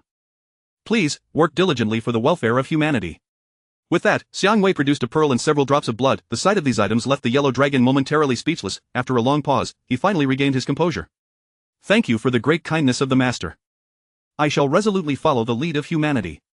Suddenly, another soldier rushed into the Grand Hall, and upon witnessing this, Emperor Xian sighed, what now, what has transpired? Your Majesty, news of the deaths of the lords in the southeastern 2 towns has spread like wildfire. Both towns are poised to rebel. Before the ministers could respond, Emperor Xian rose and issued commands to deploy Wenzhong to guard the 3 mountain pass, and let the valiant warriors, Huang Feihu and Evil, secure the Soul Wandering Pass, closely monitoring the movements in the southeastern towns. The Shadow Secret Guard shall be entrusted to the Grand Sorcerer of Xuandu. I shall inspect the various towns myself. The Assembly of Ministers voiced their collective disapproval as Emperor Xian declared his intent to inspect the towns. Your Majesty, please reconsider. Enough. Within the court are my ministers, and beyond lies the valiant warriors of the Yinshang. What have I to fear? My mind is made up, you may all withdraw. Chapter 49 The outrageous act of daring to flood Chentang Pass. In the Grand Court of the Shang dynasty, officials retreated like a receding tide, as Emperor Xian, accompanied by the treacherous Xiangwu, commenced a survey of the Shang realm. While they remained in the light, the likes of Xiandu concealed themselves in the shadows. At Chentang Pass, the atmosphere shifted dramatically, for colossal dragons loomed overhead like ominous clouds, their formidable presence weighing heavily upon every heart. The townsfolk gazed skyward in terror, their eyes brimming with dread and anxiety. The dragons, with their claws bared and whiskers dancing, radiated boundless fury. Leading the charge was Ao Guang, his dragon eyes wide and ablaze with rage, as if ready to ignite the very air around him. Standing atop the city gates, Li Jing, Neza, and their soldiers braced themselves for the impending confrontation. Friend Ao Guang, retreat at once. Are you not afraid of retribution from humankind for such reckless acts? Though we are allies with your dragon kin, we cannot allow you to oppose such a threat. His voice echoed through the wind, acutely aware of the precarious situation facing Chentang Pass. Yet, as the guardian of this stronghold, he could not falter for the sake of the innocent souls behind him. Upon hearing Li Jing's words, Ao Guang erupted into laughter, his mirth resonating like thunder, jarring the eardrums of those nearby. Your precious son has slain my dragon prince. Do you truly believe your kin possess the audacity to exact vengeance? Either surrender Li Neza, or I shall ensure that all of Chentang Pass becomes a grave for my son. His heart throbbed with sorrow and wrath. How could he allow the death of his beloved dragon prince to go unavenged? Li Jing, taken aback by Ao Guang's proclamation, turned to Neza, his gaze filled with confusion and concern. Neza, did you truly commit this act? Have you indeed slain the dragon prince? Neza, with utmost respect, clasped his fists and replied resolutely, Father, I witnessed that vile dragon harm our kin, thus I acted to slay it. His tone was filled with deference, attributing his actions to the teachings of the revered Wu Yunxian. Neza, do you possess any evidence of the dragon prince's transgressions against our kind? Neza lowered his head, shaking it apologetically. Forgive me, father, I neglected to secure proof. Li Jing furrowed his brow, troubled thoughts swirling within him. He understood Neza's youthful impetuosity but also believed in his son's words. Nevertheless, the might of the dragon clan posed a grave threat, and if not handled with care, Chentang Pass would surely face devastation. He found himself in a harrowing dilemma, torn between his son and the innocent populace of Chentang Pass. At that moment, seeing Li Jing's hesitation, Ao Guang wasted no words, unleashing his tail towards Chentang Pass. Before Li Jing could react, the colossal tail descended like a dark mountain. In an instant, a significant portion of Chentang Pass was engulfed, buildings crumbled, and the cries of the distressed echoed through the air, weaving a tapestry of despair akin to a hellish realm. Li Jing, witnessing the plight of the displaced citizens, was consumed by a furious blaze within him, yet turning against the Dragon Clan was not an option. This agony twisted his heart. Dragon King, hold your wrath. The people of Chentang Pass are innocent, the sins of the child are the father's burden, I am willing to sacrifice my life for my son. With that, he raised his sword to his neck, his hand trembling, filled with resignation and determination. He understood that perhaps his demise could quell the Dragon King's fury, preserving the lives of the citizens, and Neza, horrified, immediately grasped Li Jing's hand, his eyes brimming with tears. No, father. One must bear the consequences of their actions alone, you cannot sacrifice yourself, even if you die, the old Dragon King may not relent. Hearing his son's words, Li Jing slowly lowered his sword, gazing at Neza with a complex expression. Dragon King, my son speaks truth. I have no reason to trust you. The four seized Dragon Kings erupted in laughter, and Ao Guang mockingly retorted, your son surpasses you, this is quite dull, brothers, let us make this insignificant Chentang Pass pay for my son's death, exterminate them all. With that, they invoked their powers, unleashing a torrential downpour, each raindrop striking the ground like arrows, creating countless puddles. A tsunami roared forth, colossal waves rising like towering walls, surging towards Chentang Pass, intent on engulfing all in its path. Just as the crisis reached its zenith, a massive umbrella materialized from thin air, shielding Chentang Pass. The umbrella emanated a violet glow, its surface adorned with shimmering patterns. Upon contact with the umbrella, all the seawater dispersed as if colliding with an invisible barrier. Upon witnessing this, the four seized Dragon Kings immediately ceased their assault. Wu Yunxian retracted the primordial umbrella, gracefully floating towards the city gates. Ah, is this not one of the three primordial clans, the Dragon Clan? Quite fearsome indeed. What has my disciple done to provoke such a murderous intent? My pupil is typically reluctant to harm others. Upon seeing Wu Yunxian, Neza rushed forward and embraced him, his voice quaking with emotion. Master, those four old eels are bullying me. Wu Yunxian gently patted Neza's head, sighing in exasperation. Alas, how long has it been since I left, and you've already stirred such a colossal mess? Li Jing stepped forward, cupping his hands in salute. Immortal, this matter, but he was interrupted by Wu Yunxian. Li Jing, you are foolish. You do not trust your own son, yet you place faith in these four shameless eels. Friend, your disciple has slain my dragon prince, should there not be an explanation? Ao Guang's claws clenched tightly, nearly bursting with the desire to shred Neza to pieces. Wu Yunxian scoffed dismissively. How dare you threaten me, mere dragons, do you still believe this is the era of the Dragon Han calamity? The West Sea Dragon King, Ao Shan, arrogantly snorted, do not presume that being a disciple of a sage grants you free reign. The law of our kind dictates that one must pay with life for taking life. Are you oblivious to the deeds of your own son, and do you possess evidence that my disciple killed your dragon prince? At this moment, Ao Guang produced a crystal stone and hurled it towards the city gate, gritting his teeth. Take a look for yourself. The stone landed at the city gate and instantly displayed the scene of Neza slaying the dragon prince. Li Jing's face paled as he observed the crystal's contents, his expression akin to that of a child made a fool of. Li Jing, do you see, your own son was slain, yet he had the presence of mind to leave evidence? How absurd, this is clearly a deliberate act.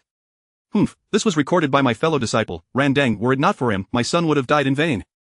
As both parties stood their ground, the atmosphere grew increasingly tense. Li Jing, shedding his previous conciliatory demeanor, grasped his sword, prepared to engage the Dragon Clan in battle. Just as conflict seemed imminent, Wudong abruptly appeared, positioning herself in the center of the battlefield. With a swift motion of her sword, a beam of sword energy shot forth like a rainbow slicing through the sun, tearing through the air with a piercing wail. The four seized Dragon Kings sensed the formidable power of the sword energy and hastily evaded, yet Ao Guang was still struck by the residual force, staggering back several steps. Outrageous! The sect of the intercepting teachings bullies the weak, I shall report this to the Purple Cloud Palace. With that, he soared towards the direction of the palace with great speed. However, before he could get far, Wudong unleashed another wave of sword energy, sending Ao Guang plunging back into the water. Just as she prepared to strike down the four dragons once more, Randang appeared, wielding the universe-measuring ruler. Fellow Taoists, focus on avenging the prince, leave Wudong to me. Ao Guang responded affirmatively, preparing to unleash a tsunami to inundate Chentang Pass. Yet, as he scrutinized the scene, he discovered Li Jing kneeling on one knee, while Emperor Xian materialized at Chentang Pass. With a mere flick of his sleeve, Emperor Xian exuded an aura of authority without raising his voice, his gaze sharp as blades, piercing directly at Ao Guang. You audacious fool, do you dare to flood Chentang Pass? Chapter 50. Henceforth, the Phoenix clan shall be recognized as the foremost auspicious beast of the human race. Before Ao Guang could articulate an explanation regarding the flooding of Chentang Pass, a shimmering stone of remembrance unexpectedly soared in from an unknown direction, landing with a resounding thud before Emperor Xian. As soon as the stone touched the ground, it radiated a blinding light, unveiling a scene so appalling that it elicited gasps of horror from all present. The vision depicted Ao Bing, the prince of the Dragon Palace, his visage twisted in malevolence, standing atop the lifeless body of a young girl, whose blood had stained the surrounding earth crimson. Yet, Ao Bing appeared to be in a frenzy, laughing maniacally towards the heavens, his laughter echoing like the mournful cries of an owl, sending shivers down the spines of the onlookers. In an instant, Emperor Xian's eyes reddened, burning with a fierce fury, his wrath palpable as it surged forth like a tangible force. He abruptly raised his hand, pointing accusingly at Ao Guang, and bellowed, "Ao Guang, what do you have to say for yourself?" However, Ao Guang exhibited no semblance of remorse, standing tall and proud, his eyes filled with disdain. "What of killing him? Merely a bunch of lowly peasants, what consequence does it bear? Years ago, the daughter of the Flame Emperor perished in our eastern sea, that was but a minor reprimand. Now, just a handful of commoners have met their end, and you demand the death of my son? Preposterous." His words struck the hearts of the assembly like sharpened blades, igniting a righteous indignation among the human populace. Upon hearing this, Emperor Xian's rage transformed into a derisive laughter. "The Flame Emperor, in his benevolence, allowed your dragon clan to atone for your sins, yet you dare label him as weak? Do you truly believe my people are so easily trifled with?" With that, he slowly produced the Kongtong seal, and as it emerged, the fortunes of the human race surged to their zenith. The Dragon Clan, in their ingratitude towards the Flame Emperor's grace, repaid kindness with enmity, allowing their offspring to commit heinous acts. Henceforth, the Dragon Clan shall no longer be regarded as the premier auspicious beast of our kind. The Phoenix Clan shall take on this esteemed title. As the proclamation resonated, the heavens and earth shifted dramatically, the fortunes of the Dragon Clan plummeting, while those of the Phoenix Clan soared. In the palace of the human king, the essence of the human race soared like a celestial dragon, spiraling through the air before transforming into a resplendent divine phoenix accompanied by a clarion call. Observing this, the various races allied with humanity promptly declared their allegiance. From the South Lee's immortal volcano, the Phoenix Clan declared, "From this day forth, we sever ties with the Dragon Clan, pledging to be the auspicious beast of the human race, safeguarding the great Shang. Any avian or beast that slaughters our people shall be relentlessly pursued to the death by our Phoenix Clan." In the ancestral land of the Qilin Clan, they proclaimed, "Henceforth, we too sever relations with the Dragon Clan. Any terrestrial beast that slays our kin shall be hunted down without mercy by the Qilin Clan." Upon hearing Emperor Xian's decree and the declarations from various clans, the Four Seas Dragon Kings were instantly consumed with a mix of fury and embarrassment. "Emperor Xian, how dare you? A mere ant dares to defy us. Do you not fear the wrath of the Dragon Clan?" Yet, Emperor Xian remained unfazed, his demeanor cold and resolute. "Withdraw at once, your Dragon Clan has committed countless atrocities. Should you persist in your ignorance, do not blame me for being unyielding." However, the Four Seas Dragon Kings disregarded his warning, their eyes ablaze with rage as they lunged at Emperor Xian, intent on devouring him whole. Seeing the ferocity of their advance, Emperor Xian's expression hardened, and he swiftly commanded, "Where are the Shadow's secret guards?" As his words faded, the four celestial beings, Huang Long, Xuandu, Gude, and Shenji materialized, confronting the aggressive Four Seas Dragon Kings. In an instant, brilliant light erupted, their formidable powers clashing, and within moments, the Four Seas Dragon Kings found themselves overwhelmed, brought low and prostrate upon the ground. Just as Emperor Xian was about to order their execution, a surge of dragon might erupted, forcing the three celestial beings to retreat, while Huang Long was subdued and rendered immobile. At that moment, an ancient elder, supported by a dragon horn cane, emerged from the depths of the sea. The atmosphere grew tense, as if the very air had solidified. Without hesitation, Li Jing positioned himself protectively in front of Emperor Xian, his gaze fixed warily on the elder dragon.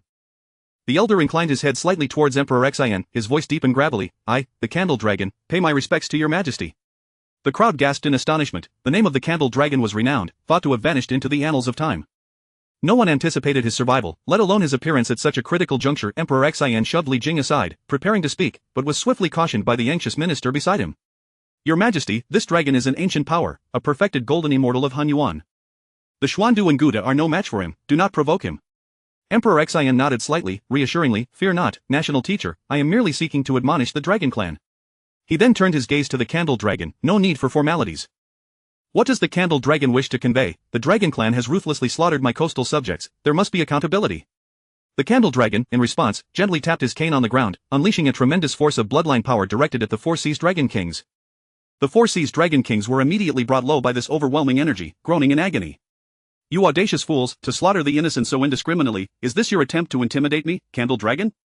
Such might is indeed terrifying. Nay, my king has misunderstood, this is merely the fault of the Eastern Sea, not the Dragon Clan's doing. I implore you to show mercy this once, considering the Dragon Clan's previous loyalty to the Emperor Shen Yuan."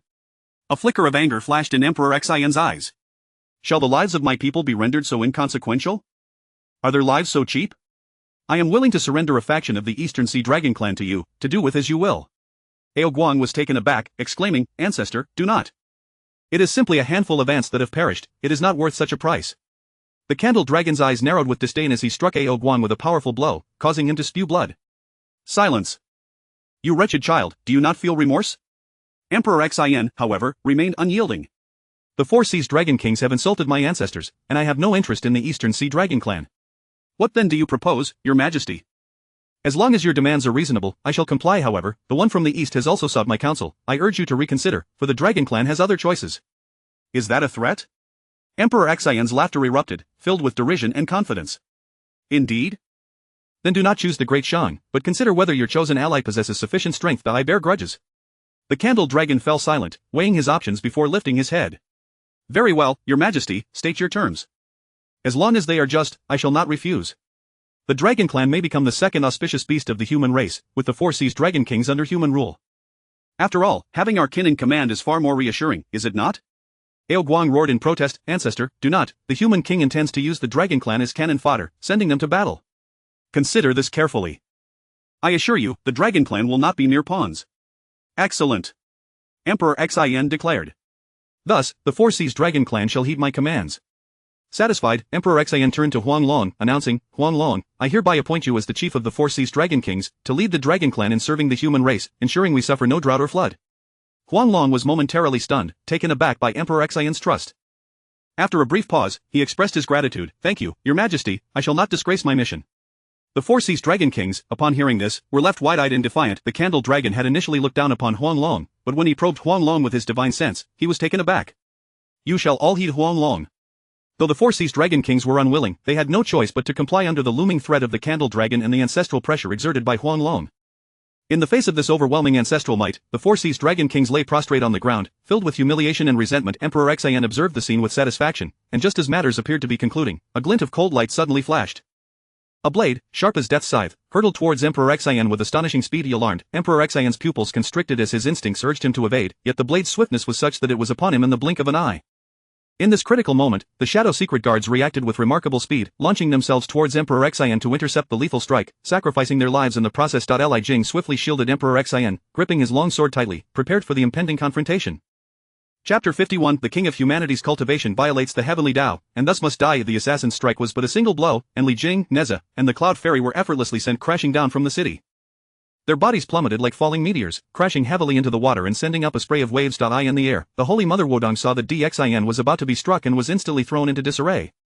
Her eyes brimmed with concern. Disciple, she exclaimed, and in that moment of distraction, she fell prey to the flaw seized by Randang. A glimmer of malice flashed in Randang's eyes as he wielded the Qin ruler with force, striking fiercely at Wudong. The Holy Mother felt as though her chest had been struck heavily. She coughed up blood and plummeted from midair. Randang, you despicable wretch, is this the righteous path of your sect? Truly shameless, those who wear fur and horns, those born of damp earth, dare to speak of righteousness. Just watch your disciple ascend the god position list from here, ha!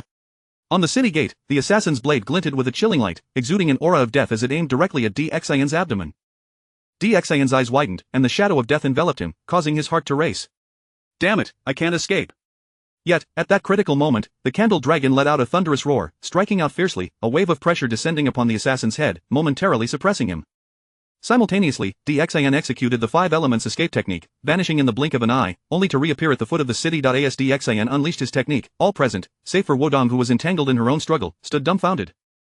Their eyes were filled with disbelief. Mouths agape, none could have anticipated that Xian had indeed cultivated, and at the level of the mysterious immortal, the assassin's face darkened, eyes flickering with murderous intent, yet tinged with disbelief, his demon-subduing staff trembling slightly in his grasp. The moment Xian revealed his cultivation, the assassin's form gradually became clear. It was Maitreya from the Western Church. Randang, wielding the Qin ruler, charged towards Xian alongside Maitreya, their speed so swift that the air tore apart in their wake, emitting a sharp whistling sound. Seeing this, Wudong was filled with urgency. She attempted to rise and confront Randang, but in her severely injured state, her body felt as heavy as a mountain, rendering her motionless. The Grandmaster Xiandu witnessed this scene, brandishing the Taiji diagram, and without hesitation met Randang head-on, while simultaneously hurling the heavily yellow Linglong Pagoda towards Xian's head as a precaution. The Candle Dragon confronted Maitreya, though it merely stalled him without putting forth much effort. Candle Dragon, you old relic, mind your own business. The king of humanity must not cultivate. Do you think Xian is fit to be a king? Maitreya bellowed, his voice brimming with murderous intent. Maitreya, I am merely fulfilling my duty. You should accompany me here, replied the Candle Dragon. Moments later, streaks of purple lightning appeared in the sky, increasing in number. Suddenly, a colossal figure emerged, exuding a suffocating aura of authority. The air trembled as if under the weight of a mountain, and Hong Jun's voice resonated like the decree of heaven. The king of humanity must not cultivate. Xian defies the heavenly Tao, and thus he must die. DXIN gazed at Hong Jun in the sky, unperturbed, standing resolutely alongside those who fought and embraced him, their eyes devoid of any sign of retreat. Our human race has forged our path through mountains and built bridges over waters, never relying on the myriad deities above. We believe that humanity can triumph over fate, yet now you seek to trample our race beneath your feet. My cultivation is but a plea for survival for humanity. The fate of our race should lie in our own hands, not in the grasp of you exalted beings. Baseborn, cease your sophistry. The prohibition against the king of humanity's cultivation is a decree of the heavenly Tao. By defying it, you must face death. With that, the first bolt of the purple sky divine thunder descended like an enraged dragon, crashing towards DXIN and the others. Where it struck, the air ionized, releasing a pungent odor, as the yellow dragon and cloud fairy, entangled in their own struggle, unhesitatingly channeled their powers to shield DXIN. The purple sky divine thunder crashed upon them, creating a deafening roar. The overwhelming force sent them reeling, blood spilling from their mouths, yet, they gritted their teeth, steadfastly resisting the initial strike. However, this was merely the first blow, and it had already inflicted grievous wounds, their bodies swaying precariously before they collapsed within a heartbeat. In the Nuwa Palace, Nuwa was poised to rush towards Chentang Pass, yet was thwarted by Zhuandi and Jiejing blocking her path. Sister Nuwa, do not interfere.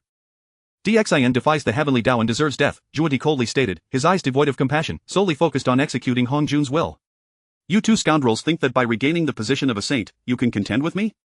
With that, she unsheathed the sea-covering and sky-rending blade, the red embroidery ball, and the mountains and rivers society map, charging forward in an attempt to break the two's entanglement with a single strike. Yet, Zhuandi and Jiejing clung to Nuwa like stubborn leeches, unable to break through their defenses. What is wrong with these two scoundrels? Why are they so difficult to deal with? Damn that old coot Hong Jun. Sister Nuwa, retreat. You cannot escape us, this is a deadlock. A deadlock, even if I cannot go. Do you think Hong Jun can easily kill DXIN? What do you think, with Primordial Master in Firecloud Cave, and the underworld sealed by our master? As for Tong Tian, he has long been holed up on Golden Ao Island. Upon hearing this, Nuwa laughed. Zhuandi, have you forgotten the matter of the primordial sword slashing Yuan Shi a few days ago? That was merely a projection. If he were unscathed, why would he not appear in his true form? The truth is but one, he cannot leave Golden Ao Island. Since I cannot go, then let the two of you entertain me here. With that, Nuwa charged fiercely at the two once more.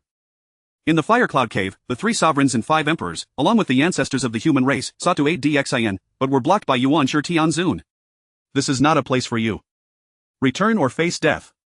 The underworld was personally sealed by Hong Jun, and no matter how Hutu attacked, she could not break the barrier. The entire realm had become DXIN's prison, ensnared in a despairing deadlock.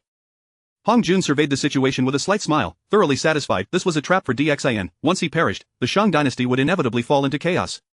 Very well, DXIN, rest easy. You are destined for the God position list, to serve those within. As the second bolt of the purple sky divine thunder descended, all held their breath, anxiously gazing up at the heavens. This bolt was even thicker than the last, imbued with greater power, as if intent on obliterating the entirety of the Hongwang realm. Chapter 52 DXIN, I have secured my position. DXIN stood quietly before Chentang Pass, his stature as upright as a towering pine, unyielding in the face of adversity, with his eyes firmly shut and a tranquil expression. He braced himself to confront the divine thunder descending from the purple firmament. That thunder, akin to the wrathful gaze of the heavens, plunged towards DXIN. The furious winds raged around him, causing the garments of those present to flap violently, yet they could not shake DXIN in the slightest. Just as the divine thunder was about to engulf him, it dissipated into wisps of blue smoke upon contact, vanishing into the void as if it had never existed. DXIN opened his eyes, a flicker of surprise crossing his features.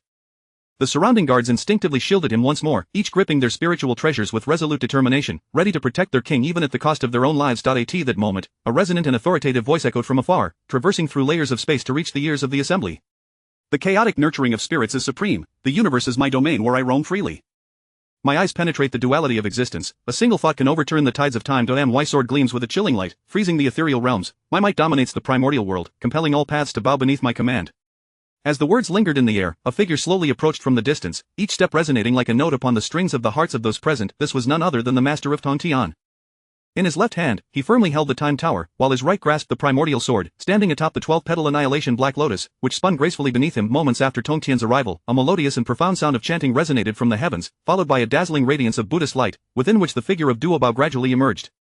Close behind him followed several others, including the radiant beings of PL and Xian Jing Guang. Upon sighting Tong Tian, the assembly immediately prostrated themselves in reverence, collectively exclaiming, "We pay homage to our master."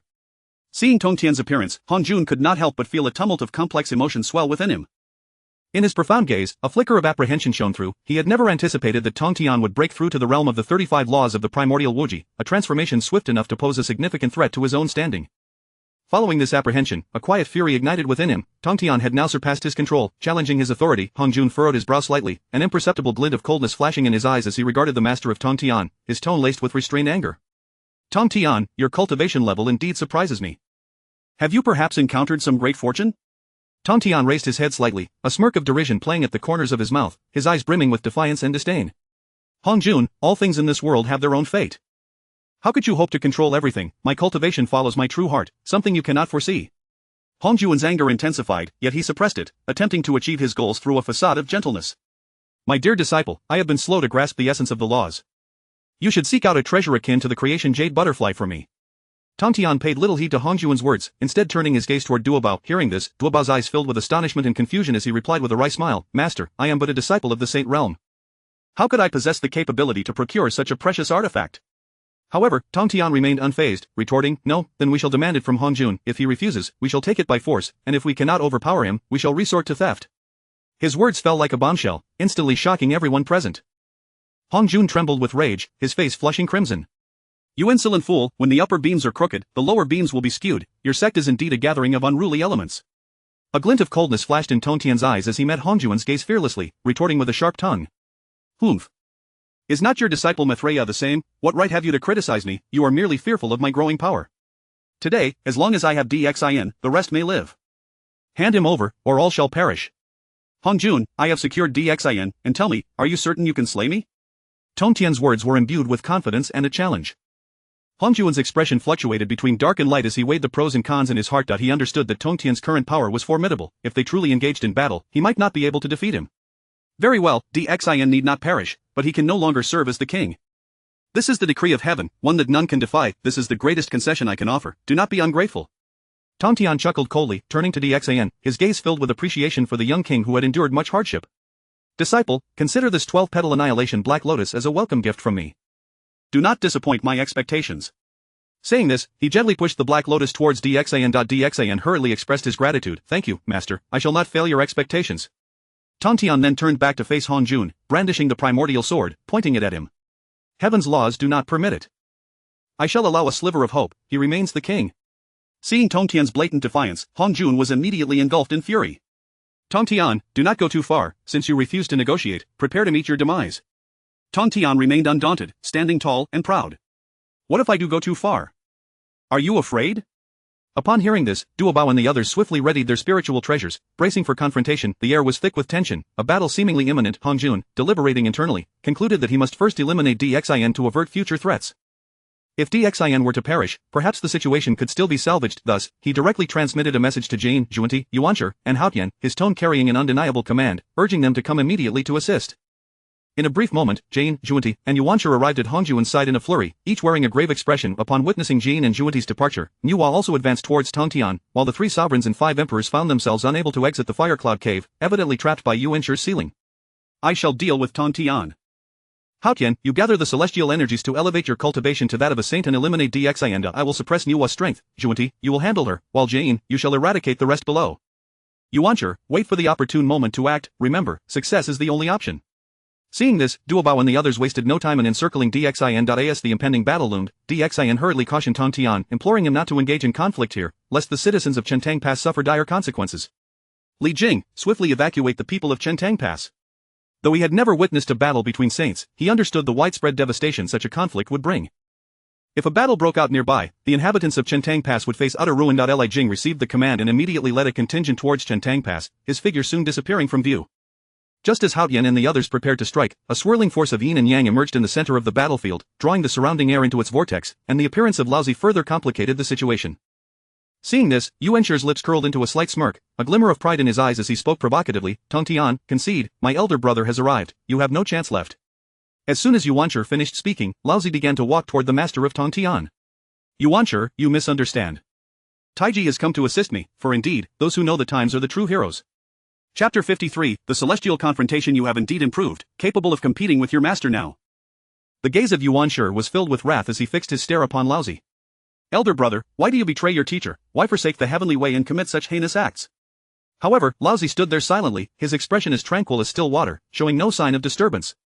He appeared oblivious to Yuanshi's accusations, offering no response whatsoever. Seeing Laozi's silence, Yuanshi's fury intensified. Since you are so obstinately blind to reason, do not blame me for my ruthlessness. The task of guiding Jian and Nuwa shall fall to you, while I shall deal with Laozi. As for Zhuani and Daobao, they are under your command to subdue. DXIN will be entrusted to Haotian. Today marks the time for reckoning. With that, the myriad saints unleashed their divine powers, plunging into the depths of chaos, vanishing in the blink of an eye. Only Haotian and Jueti remained, facing off against DXAN and Xuandu, the atmosphere crackling with tension as if a bowstring were about to snap. Tongtian and Hongjun stood opposing each other amidst the chaos, their auras colliding like surging waves, stirring up invisible ripples. Tongtian gazed intently at Hongjun, the time tower atop his head radiating a ghostly blue glow, while the Qingping sword and the Hanyuan sword in his hands emanated the essence of swordsmanship. Hongjun's expression was solemn, the creation jade butterfly in his grasp exuding boundless power of the laws. Tongtian initiated the attack first, employing the laws of space to instantly vanish from his position. In the next moment, he reappeared above Hongjun, simultaneously striking with the Qingping sword and Hanyuan sword. The sword aura from the Qingping sword cascaded down like a fine rain, each strand infused with lethal intent. The sword aura from the Hanyuan sword descended upon Hongjun like colossal stone pillars, each containing the power to annihilate the heavens. Hongjun's demeanor remained unchanged as he gently waved the creation jade butterfly, a series of powerful law energies coalescing into a protective screen that effortlessly deflected Tongtian's onslaught. The energies on the screen interwove like a vast spider's web, ensnaring and neutralizing Tongtian's sword strikes. Tongtian, your attacks are but a mere tickle to me, Hongjun remarked coolly, his voice devoid of emotion. Tongtian hastily retreated, forming seals with his hands, his figure fracturing into countless clones within the chaos, each wielding dual swords, attacking Hongjun from every direction. In an instant, the chaos was filled with the laws of swordsmanship, a veritable rain of swords falling. Hongjun narrowed his eyes at the onslaught approaching like a tidal wave, his brow furrowing slightly as he waved the creation jade butterfly once more, unleashing the 3,000 laws of the Great Tao, clashing against Tongtian's clones and sword auras. Each collision erupted into dazzling brilliance, where the chaotic energies were instantaneously evaporated, creating pockets of vacuum. Tongtian's clones dissipated under the assault of the creation jade butterfly, yet his true self seized the opportunity to conceal himself within the sword auras, searching for a flaw in Hongjun's defenses. He understood that a frontal assault would not breach the defenses of the creation jade butterfly. He must seek an opening to have any chance of success. Just as Hongjun focused entirely on countering the attacks from Tongtian's clones, Tongtian suddenly materialized behind him, both the Qingping sword and Hanyuan sword thrusting forward simultaneously. This strike was the culmination of all his power, the sword aura slicing through the air like a rainbow piercing the sun, aimed directly at Hongjun's back. Hongjun's heart raced in shock. He had not anticipated that Tongtian's concealment techniques could evade even his perception. However, being Hongjun, he reacted swiftly. Without time to turn around, he swung the creation jade butterfly behind him, forming a formidable shield of law energy that intercepted Tongtian's strike. Tongtian, you have surprised me somewhat, Hongjun remarked, reassessing Tongtian's prowess. Tongtian offered no reply, pressing the attack as they engaged in an intense close-quarters battle amidst the chaos. The Qingping sword and Hanyuan sword clashed repeatedly with the creation jade butterfly, each impact resonating with deafening roars, stirring the chaotic energies as if boiling porridge. As the battle raged on, Tongtian gradually discerned that while Hongjun defended, he was also seeking opportunities to launch more potent counterattacks, aiming to eliminate Tongtian in a single blow. Tongtian understood he could not afford to grant Hongjun such an opening, thus he intensified his assaults in an attempt to disrupt Hongjun's rhythm. Yet, Hongjun was the embodiment of the heavenly way, his strength unfathomable. Seizing upon a flaw in Tongtian's defense, he unleashed the 3,000 laws from the creation jade butterfly towards Tongtian. Sensing an immense threat, Tongtian attempted to evade, but it was too late. The technique struck true, sending him hurtling through the chaos, leaving a trail of blood mist in his wake. In a flash, Hongjun darted towards Tongtian, preparing to deliver a final blow. Just as his attack was about to descend, Tongtian unexpectedly appeared behind him. 3 breaths later, blood dripped from Tongtian's mouth, yet his eyes sparkled with defiance. Hongjun felt a jolt of surprise. He had not expected Tongtian's mastery of the time laws to be so profound. You possess some skill, but how many more times can you reverse time? Let us find out. With a flourish, he summoned the god-slaying spear, the burial coffin of heaven, and the world-destroying mill to his side. Among these, the burial coffin of heaven was particularly striking, an enormous ancient black sarcophagus inscribed with countless runes, each akin to a curse, exuding an aura of boundless malice. Surrounding the coffin was a thick layer of black mist, from which chilling wails and desperate cries could be faintly heard, instilling a profound sense of dread even within Hongjun. As he beheld these divine treasures, a tempest of emotions surged within him. The god-slaying spear is already a formidable weapon in my hands. I did not anticipate that the burial coffin of heaven and the world-destroying mill would be so terrifying. It seems this battle will be increasingly arduous. Tongtian, wielding the god-slaying spear, darted towards Hongjun like a streak of lightning. He thrust the spear, unleashing beams of black lightning that surged towards Hongjun. Each beam contained immense malevolence, tainting the surrounding chaotic energies with darkness. Hongjun countered with the creation jade butterfly, its light clashing against the spear's beams, resulting in a colossal wave of energy that sent the chaotic energy swirling like tumultuous tides. Simultaneously, the burial coffin of heaven and the world-destroying mill followed Tongtian's lead, launching their own assaults. The burial coffin of heaven unleashed a tremendous force, attempting to draw in Hongjun's very soul, as the surrounding chaotic energies were rapidly sucked in, forming a massive vortex. The world-destroying mill spun, emitting beams of annihilating light that shot towards Hongjun. Where the beams struck, the chaotic energies were instantaneously vaporized. Hongjun felt unprecedented pressure, channeling all his might into the creation jade butterfly while also mobilizing the power of the heavenly way for defense. Tongtian, do you truly believe you can conquer the heavenly way with these trinkets? Such delusions. Friend, do you not understand your own limitations? The burial coffin of heaven and the world-destroying mill are specifically designed to counter the heavenly way, are they not? As time passed, the battle grew fiercer. Tong Tian continuously infused his own magical power into the divine treasures. Hong Jun, while striving to defend, sought out Tong Tian's weaknesses. He was acutely aware that if he did not swiftly resolve the current predicament, the situation would become increasingly dire for him. In a moment of collision, Hong Jun seized the opportunity, using the creation Jade Butterfly to unleash a powerful force of law, attempting to shatter the burial coffin of heaven's pole. Yet, the suction was overwhelmingly strong. The law energy, upon nearing the coffin, exhibited a tendency to be drawn in. Hong Jun's heart raced. He hastily bolstered his magical output to stabilize the situation. The world-destroying mill once more crashed towards Hong Jun. Caught off guard, he was struck by the mill. Though the power of the heavenly way offered some protection, he still felt a significant impact, causing him to stagger slightly. Tong Tian, witnessing this, felt a flicker of delight in his eyes. Seizing the moment, he thrust the god-slaying spear towards Hong Jun, this strike gathering all his strength aimed directly at Hong Jun's vital points. Hong Jun instantly focused all his energy, the creation Jade Butterfly spinning rapidly before him to form a potent shield. The god-slaying spear collided with the shield, producing a thunderous roar. The immense force shattered the surrounding chaotic energies, creating a vast circular space. Under this overwhelming energy surge, both Tong Tian and Hong Jun were sent flying. Tong Tian coughed up blood, his body streaking like a meteor through the chaos, shattering countless stars. Hong Jun fared no better. His complexion paled slightly, his internal magical energy in disarray, but he quickly regained his footing. Tong Tian, do not be arrogant, today is your day of reckoning. Hong Jun bellowed, once more channeling the power of the heavenly way, his injuries swiftly mending. Tong Tian struggled to rise, charging at Hong Jun once again, the divine treasures in his hands launching another assault. The spear's rays grew increasingly fierce, the coffin's pull intensified, and the world-destroying mill expanded to several hundred zhang. Just as Tong Tian prepared to advance once more, Hong Jun raised his hand to halt him. Not so fast. Chapter 54 of the Three Talents Formation. Tong Tian gazed at the figure of Hong Jun blocking his path, throwing his head back in laughter, his voice laced with derision. Haha, Hong Jun, are you perhaps afraid? Hong Jun furrowed his brow slightly, his expression revealing a hint of complexity. After a moment of silence, he replied, Tong Tian, I concede that with your current strength, I indeed cannot contend with you, therefore, let us wager. Oh, a wager? What cunning scheme have you devised this time, you old fool? What shall the stakes be? If it lacks intrigue, do not blame me for showing you no mercy. He surmised inwardly that Hong Jun was known for his shrewdness, and this bet would undoubtedly be intricate. Nevertheless, he realized he had no means to counter Hong Jun, so it was better to agree. The stakes will be the heavenly mandate. You support the Great Shan, while I shall support the West Ji. Should you prevail, the Jijiao may continue to exist in the primordial chaos. Should you lose, you must remove the Jijiao from the primordial, never to return. Tong Tian felt a chill run down his spine. This wager was indeed a matter of life and death, determining the fate of the Jijiao. Very well, however, let us amend the terms. If I win, you shall not leave the Purple Cloud Palace or interfere in the affairs of the primordial. The heavenly court shall belong to the Great Shan. If I lose, I will take the Jijiao and depart from the primordial, never to return. Hong Jun nodded in agreement. Agreed. Furthermore, we shall not intervene in each other's affairs. This restriction shall apply solely to us. Agreed. The two locked eyes, sparks flying between them. Subsequently, they both vowed an oath of the great Tao, each syllable imbued with the power of the Tao, causing the entire primordial to tremble. Meanwhile, at Shentang Pass, Haotian and Zhuanti were closing in on Dxin and his companions. Zhuanti's eyes glimmered with confidence and arrogance, a smirk tugging at the corners of his mouth as he regarded Dxin and the others, as if they were mere ants unworthy of his notice. A group of deluded fools, today shall be your demise, Zhuanti proclaimed, raising the seven treasures mysterious tree. Duobao, holding the Duobao pagoda, remained vigilant, acutely aware of Zhuanti's formidable power. He silently pondered, this lone saint is no easy foe, master, you must arrive swiftly. Zhuanti casually waved the seven treasures mysterious tree, an action seemingly effortless yet brimming with destructive power. A colossal blade of light surged towards Duobao and the others, rending the very fabric of space, creating terrifying rifts that emanated an ominous pull. Be careful, my fellow Taoists. Duobao bellowed, swiftly summoning the Duobao pagoda, which expanded instantaneously, shielding the group and unleashing formidable defensive energy. Xiandu simultaneously cast a spell, summoning the Taiji diagram to fortify their defenses alongside the Duobao pagoda. Jerome opened his maw wide, unleashing a torrent of searing flames towards the blade of light.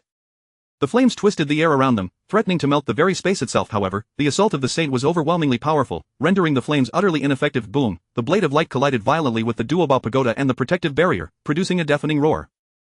The sound resonated like the tolling of a doomsday bell, causing pain to resonate within the ears of all present. Duobao and his companions were forced to retreat, the ground beneath them cracking underfoot. The radiant light of the Duobao pagoda dimmed under the pressure of the impact, its structure trembling in agony. Blood trickled from the corner of Xiandu's mouth, his complexion paling, yet the determination in his eyes remained unyielding. Jerome also appeared slightly weakened by the immense recoil, his scales losing some of their luster. Seeing this, Zhuanti burst into laughter. Ha, do you truly believe you can withstand me? One quasi-saint, one primordial golden immortal, and one supreme sage, what can they accomplish? Without becoming a saint, you are but ants. He swung the seven treasures mysterious tree once more, this time unleashing countless vines that shot forth, entwining Duobao and the others. Though these luminous tendrils appeared delicate, they were incredibly resilient, each infused with potent sealing power. Once ensnared, escape would be nearly impossible. As Xuanti suppressed Duobao and the others, Haotian approached Dxian wielding the Haotian sword.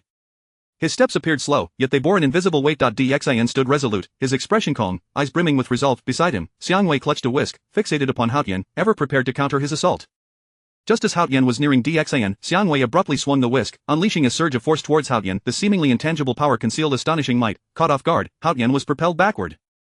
He gazed incredulously at Xiangwei beside Dxian, shock coursing through him. Who is this person? How could he possess such formidable strength? I truly underestimated him. At that moment, Xuanti landed on the ground, observing Haotian's disarray with disdain. Haotian, my junior brother, perhaps you should remain on the sidelines.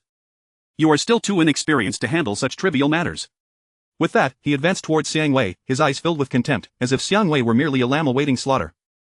Unperturbed, Xiangwei met Xuanti's gaze, sharing a look with Xiangsha and Dan Xing, and together they took a few steps forward, forming a triangular formation. They immediately began to weave seals, and as they did, their spiritual powers surged, intertwining like rivers converging into a vast ocean. In an instant, the formation radiated with the energy of a sixth-layer saint, a potent aura sweeping forth like a tempest. Xuanti, sensing the unfolding situation, felt a pang of unease. Who could these three be to display such outrageous strength? Yet, he quickly steadied himself, raising the seven treasures mysterious tree to charge at them. Xiangwei, Xiangsha, and Dan Xing activated the three talents formation, its brilliance intensifying. Xuanti furiously swung the seven treasures mysterious tree, attempting to break free from the confines of the three talents formation. The three wielded their whisks, clashing with the seven treasures mysterious tree, sending sparks flying. As Xuanti struggled against the three talents formation, Zhirong and Duobao felt a wave of relief wash over them. They exchanged glances, a fierce determination igniting within their eyes, and advanced towards Haotian. Duobao let out a cold laugh. Haotian, are you not the one who seals the gods? It seems this god sealing list has a special connection with you. With that, he summoned the Duobao pagoda, aiming it directly at Haotian. Zhirong, a blazing figure, charged towards Haotian, the surrounding air searing from the heat. Realizing the imminent danger, Haotian's composure faltered. What are you all doing? I am a disciple of the Tao ancestor. He hastily summoned the heaven and earth seal, attempting to fend off the onslaught from multiple sides, yet found himself overwhelmed. The light of the heaven and earth seal flickered under their relentless assault, as though it could shatter at any moment. Meanwhile, Xuanti's offensive grew increasingly ferocious, the kaleidoscopic brilliance of the seven treasures mysterious tree nearly illuminating the sky, rendering it impossible to gaze directly at. Xiangwei and his companions faced Xuanti's relentless attack with unyielding composure, remaining undeterred, while Xuanti sensed an unsettling shift in the tide. Chapter 55 The Grand Gamble. Xuanti remained entangled in a fierce struggle with the trio comprising the Sankai formation, their combat resembling an intricate dance of mutual destruction. A light sheen of sweat had begun to form on Xuanti's forehead, and his once profound and confident gaze was now filled with astonishment and gravity. The Sankai formation surged forth like a colossal whirlpool, voraciously drawing in the surrounding spiritual energy, transforming it into a torrent of piercing assaults aimed directly at Xuanti.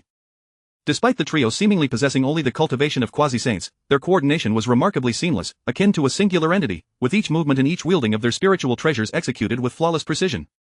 Xuanti could scarcely fathom that the formation they had devised could wield such astonishing power, enabling them to contend with him, a veritable saint, for an extended duration. This was truly beyond his expectations. Inwardly, he pondered the origins of these three individuals. How could they, possessing merely quasi-saint cultivation, manage to stalemate with him? Meanwhile, not far off in the sky, a scene of carnage unfolded as Hao Tian and Ran Deng found themselves ensnared by Xian Du, Zhulong, and Duo Bao, cornered into a desperate plight. The Taiji diagram in Xian Du's possession relentlessly struck at the two, reminiscent of a whack-a-mole game. Zhulong immediately transformed into his massive true form, unleashing columns of searing flames from his mouth. Duo Bao, with a visage steeped in severity, continuously altered his incantations, surrounded by a myriad of magical artifacts, each hurtling towards Hao Tian and Ran Deng under his command. Masters, your karmic sins are too grave. Allow me, the Buddha, to grant you some absolution. Hao Tian, the sovereign of the heavenly court, found himself in a dire predicament, his garments tattered and hair disheveled, his countenance marred by fury. Yet in this onslaught, he could only struggle to endure, his body wounded in multiple places, blood seeping forth and staining his attire. Ran Deng was not faring much better. He had initially harbored hopes of gaining advantage amidst the chaos, only to find himself ensnared in such a dire situation. His complexion was as pale as parchment, beads of sweat rolling down his forehead, and his eyes were filled with regret, cursing inwardly that he should never have meddled in this tumult. These individuals were no trifling opponents, and he feared for his very life. As time elapsed, Xuanti grew increasingly aware of the peculiarities of the Sankai formation. Just as the two sides remained locked in their standoff, a sudden flash of yin and yang light illuminated the sky, followed by the arrival of a figure. It was Laozi. He materialized between the Sankai formation and Xuanti, rising like a majestic mountain, instantly solidifying the atmosphere of the battlefield. The trio, upon seeing Laozi, exchanged glances and promptly dismantled the Sankai formation, retreating to stand beside Dxian. Three esteemed advisors, I commend your efforts. Have you sustained any injuries? The three shook their heads in unison. Upon Laozi's appearance, Xuanti momentarily froze, well aware of Laozi's formidable prowess, yet he was unwilling to concede. Where are my elder brother and second brother? Why have you come alone? His gaze bore a hint of wariness, laced with provocation. Laozi's expression remained calm, yet his eyes radiated an undeniable authority. Junior brother, step back, otherwise, do not blame your elder brother for being ungracious. Hearing Laozi's words, Jun Ti's excitement surged. He contemplated inwardly, Laozi has been suppressed by the heavenly Tao, how much power can he truly wield now? Even if he triumphed over Yuanshi, he must now be at the end of his strength, not necessarily capable of defeating me. With this thought, a brazen smile crept across his face, and in an instant, disregarding the consequences, he lunged toward Laozi like an arrow released from its bow. Laozi, witnessing this, sighed helplessly, reflecting, alas, it is futile to reason with a stubborn wretch. Jun Ti had always been arrogant and self-assured, utterly resistant to persuasion. He watched as Jun Ti charged towards him, remaining unperturbed, standing still like a steadfast rock, awaiting Jun Ti's arrival. Just as Jun Ti's seven treasures mysterious tree was about to strike Laozi, he suddenly felt an invisible force enveloping him, rendering him suspended in midair, unable to move. A taiji-shaped phantom appeared beneath Jun Ti, slowly revolving and emanating gentle light, enveloping him entirely. Laozi raised his hand and pointed at Jun Ti, uttering a sharp command. Moments later, a surge of yin and yang energy manifested around Jun Ti, binding him tightly as Jun Ti's eyes widened in terror and disbelief. He could hardly comprehend that under the suppression of the heavenly Tao, Laozi still possessed such astonishing strength. Panic surged within him. How is this possible? How can he still wield such formidable techniques?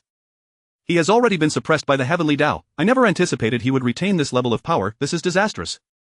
Laozi regarded the bound Jun Ti, clenched his fist, and the yin and yang energy constricted fiercely, tightening its grip around Jun Ti, who felt excruciating pain as though his very bones were being crushed. Just as Laozi was poised to strike down Jun Ti, a flash of light illuminated the sky, and Hong Jun and Tong Tian appeared simultaneously. Hong Jun's countenance was grim, and with a wave of his hand, the bindings on Jun Ti were lifted, casting a fierce glare at Laozi, his eyes filled with reproach. At that moment, Jie, upon witnessing Hong Jun's arrival, hurriedly approached him with an obsequious demeanor, exclaiming, "Master, you have finally arrived. Had you arrived any later, this situation would have been beyond salvaging." Hong Jun cast a sidelong glance at him, disregarding his flattery, merely furrowing his brow, feeling a tinge of irritation at Jie Yin's sycophancy. Nuwa also arrived, panting heavily, joining the others. As both sides were once again poised to strike, the tension in the atmosphere reached its zenith. However, both Tong Tian and Hong Jun simultaneously intervened to halt the impending conflict. Hong Jun, with a serious expression, declared, "Enough, follow me back to the Purple Cloud Palace." Tong Tian echoed with a solemn countenance, "Please, everyone, accompany me back to Golden Arowana Island, do not instigate further trouble here." Moments later, the crowd followed Tong Tian to the vicinity of Golden Arowana Island. With a wave of his hand, the array surrounding the island dissipated, and they entered in single file, arriving at the Bo Palace. Within the Bo Palace, Tong Tian took his seat at the center, with Nuwa and Laozi flanking either side, as the others settled into their respective positions below. "I, along with Hong Jun, have established a great vow of the Tao, wagering on the Fengshan calamity," Tong Tian proclaimed, prompting a wave of astonishment among the assembly, who regarded this as a monumental gamble. Xin, seated among the lower ranks, felt a surge of fervor upon hearing these words and abruptly rose to bow before Tong Tian. "Rest assured, esteemed ancestor, I, the great Shang, shall surely aim for the heavens and ascend as the sovereign of the heavenly court. I shall not fail the expectations of my esteemed ancestor and teacher." Though Nuwa's face remained as serene as a placid lake, her mind began to contemplate, with the support of the Jie sect, the human sect, Nuwa's palace, the Fire Cloud Cave, and the underworld. Xin's chances of victory had significantly increased. Should he truly ascend as the sovereign of the heavenly court, the dynamics of this realm would undergo a profound transformation, yielding immense benefits for her. Yet, the variables were numerous, and caution would be paramount in addressing them. Chapter 56 Senior Brother, our western sect shall extend support to the two towns of the southeast. Within the Purple Cloud Palace, the atmosphere was as tranquil as the sea before a tempest, stifling and suffocating. Jun Ti furrowed his brows tightly, his eyes ablaze with a fierce flame, a conflation of urgency and resentment that shattered the oppressive silence. "Master, what is the true nature of Tong Tian's cultivation? His ascension is simply outrageous." Hong Jun's demeanor remained as calm as a placid lake, as though nothing in the world could stir the waters of his heart. He spoke slowly, his voice deep and steady. "Tong Tian must have encountered some fortuitous opportunity. He has now attained the realm of the primordial supreme golden immortal. Though his cultivation does not surpass my own, the power of the spiritual treasure in his possession is formidable and must not be underestimated." Upon hearing this, Yuanshi's brows knitted tightly in concern, his eyes reflecting greater anxiety. Is it possible that Master cannot handle Tong Tian? His heart was a tangled mess, for the calamity of the investiture of the gods was already complex and unpredictable. Tong Tian's sudden surge in power undoubtedly stirred the already murky waters further. Hong Jun shook his head slightly. "I have already made a wager with Tong Tian." The three were struck as if by lightning, their expressions frozen in shock, for none had anticipated that Hong Jun would wager the heavenly court. Before they could recover from their astonishment, Hong Jun continued, "The investiture of the gods is led by Yuanshi, with the western sect in support. I shall enter seclusion." As soon as his voice faded, his figure gradually dissipated like wisps of smoke, ultimately vanishing from their sight, leaving an aura of immense authority lingering in the air. Yuanshi turned to Jun Ti and Jie. "The mandate of heaven returns to Zhou, my two junior brothers. Send some disciples to the west to protect the Marquis of Shibua, lest unforeseen changes arise." Just as Jie was about to nod in agreement, Jun Ti raised a hand to halt him. A glimmer of cunning flashed in Jun Ti's eyes, sharp as a fox, his lips curling into a slight smile. Though the mandate returns to Zhou, it does not extend to the west. Since senior brother wishes to support the west, let him do so. We of the western sect shall not interfere. Upon hearing this, Yuan Shi's fury ignited, his face flushed crimson as he seethed internally. These two dare to defy me so brazenly. The undertaking of the investiture is already as arduous as ascending to the heavens, and now they choose this moment to shirk responsibility. How outrageous! Just as he was about to reprimand them, Zhuan Ti hastily interjected, "Senior brother, we take our leave." With that, the two swiftly departed from the purple cloud palace. Yuan Shi trembled with rage, his sleeves swirling as he departed in a huff. On their way back, Jia Yin looked at Zhuan Ti with a puzzled expression. Just as he was about to inquire, Zhuan Ti preempted him. "Senior brother, do you believe it better for us to support Yuan Shi or to establish our own regime?" Zhuan Ti's eyes sparkled with excitement, as if he could already envision the flourishing of the western sect. Jia Yin was momentarily taken aback, then a look of sudden realization illuminated his eyes. Understanding the implications at once, his face alight with joy. "What a brilliant plan, junior brother! If we support a regime that unites humanity, our western sect shall become the state religion, and surely we will flourish." Zhuan Ti's smile widened at Jia Yin's praise, his expression brimming with greed and calculation. "Senior brother is too kind. It is you who discern the intricacies of the situation so swiftly." Zhuan Ti felt an immense sense of pride in his ingenious idea. "Junior brother, which town's lords shall we support? The eastern town, or the southern town?" A resolute glimmer passed through Zhuan Ti's eyes, his gaze sharp as he proposed a dual approach, suggesting that Mithraea and the medicine master each go to one town, for with their strength, it would be entirely manageable. Upon hearing this, Jia Yin was struck by another flash of understanding, secretly delighted. "Junior brother, this strategy is most astute. The rise of our western sect is within reach. The western lands shall surely flourish." Meanwhile, atop Kunlun Mountain, Yuan Shi's countenance darkened like storm clouds. Suddenly, as if struck by a thought, he began to calculate with his fingers, and his anger flared even more. What a disgrace, at such a critical juncture, he dares to linger in Chaga City with his family. His brow furrowed in fury, he cursed Jiang Ziya for his lack of awareness. Shingongbao, hasten to the Yusu Palace. Shingongbao hurriedly arrived, and upon seeing the grim expression on Yuan Shi's face, his heart sank. "I pay my respects to the master." Shingongbao's voice trembled slightly, uncertain of his fate. Yuan Shi regarded Shingongbao with a complex expression, a mix of utility and disdain. "You have been in the Chan sect for years and still lack a suitable spiritual treasure. This is a low-grade innate spiritual treasure, the Xianqing sword, which I bestow upon you today. I hope you will promote the glory of our Chan sect." Upon hearing this, Shingongbao was filled with overwhelming joy, his eyes sparkling with hope for success. He quickly knelt and expressed his gratitude. "Disciple, thanks the master. I shall not fail your expectations. Your brother Ziya is currently in Chaga City. Go there and bring him to the west to assist the Marquis of Shibui in establishing Zhou and exterminating Shang. This matter brooks no delay." His tone left no room for dispute, as he thought to himself that as long as Jiang Ziya returned to the right path, the investiture of the gods could still proceed smoothly. Hearing this, Shingongbao felt a chill in his heart, realizing that his master merely wished for him to carry out his orders diligently, otherwise he would not have shown him such favor. He felt a mix of helplessness and resentment, but what could he do? He could only kneel once more, accepting the order a disciple obeys. Moments later, Shingongbao descended from Kunlun Mountain, grumbling as he journeyed. "Alas, I am but a mere pawn, a creature born of dampness and eggs. The master has never truly valued me. I am merely a chess piece to him." Upon reaching Chaga City, he gazed at the bustling streets but found no joy in their splendor. He only sought out Jiang Ziya's residence, each step laden with urgency and dissatisfaction. Before long, Shingongbao located Jiang Ziya's abode. Approaching the door, he had not yet knocked when Jiang Ziya, hearing the commotion, opened it. Seeing Shingongbao, Jiang Ziya's face lit up with surprise. "Junior brother, what brings you here? Come in, come in." However, Shingongbao did not reciprocate the warmth. His resentment toward Yuan Shi's command bubbled over, and he unleashed his frustration upon Jiang Ziya. He shoved Jiang Ziya aside, who stumbled backward, nearly falling. "Senior brother, the master has commanded you to hurry to the west and assist the Marquis of Shibui in vanquishing the Shang." Shingongbao's eyes conveyed impatience and indifference. Jiang Ziya, momentarily taken aback, steadied himself and questioned, "Why must we destroy the Shang? The Shang is currently favored by the people. Why plunge them into war?" Shingongbao, growing increasingly impatient, retorted, "This is the master's command. Do you intend to defy him? Junior brother, do you truly believe the master regards us as disciples? When Guangchengzi attempted to kill me with the turning heaven seal, did he ever care? As a sage, how could he remain ignorant? Wake up!" Shingongbao felt a twinge of panic upon hearing this. He recognized that Jiang Ziya spoke the truth, yet he dared not oppose Yuan Shi's orders. Gritting his teeth, he drew the Xianqing sword and advanced toward Jiang Ziya. "Senior brother, please do not blame me. I am left with no choice." Jiang Ziya shook his head, his eyes filled with disappointment and helplessness. "Alas, junior brother, why must you do this?" Shingongbao ignored Jiang Ziya's pleas, wielding the Xianqing sword, his steps heavy as he approached. However, before he could reach Jiang Ziya, a sudden shadow flashed past, and Shingongbao felt a powerful force descend upon him, pinning him to the ground. He struggled desperately but found himself unable to break free, as the force clamped down on him like an iron vice. Seeing this, Jiang Ziya bowed deeply, addressing the shadow, "I implore Lord Jingyue to spare my junior brother's life." The shadowy figure paid no heed to Jiang Ziya and directly took Shingongbao towards the palace of the human king. At that moment, Dxin was absent from Chaga, thus the shadowy figure had no choice but to hand Shingongbao over to the queen of the king. Chapter 57 of The Wayfarer observes the affinity between you and Buddhism. Entreat fellow practitioners to show mercy. The shadowy secret guard, Jingyue, forced Shingongbao before Queen Jiang, bound tightly by the immortal binding rope. Shingongbao appeared disheveled, yet his eyes still glimmered with a defiant and cunning light. Queen Jiang sat high upon her throne, frowning slightly, her gaze filled with suspicion as she regarded the captive. In a tone of authority, she inquired, "Who is this man?" Cold Moon stepped forward, respectfully kneeling on one knee, and reported to the queen, "This man is a disciple of the Chan school and also a junior to Dr. Jiang. I discovered he harbored malicious intentions towards Dr. Jiang, which is why he has been brought here."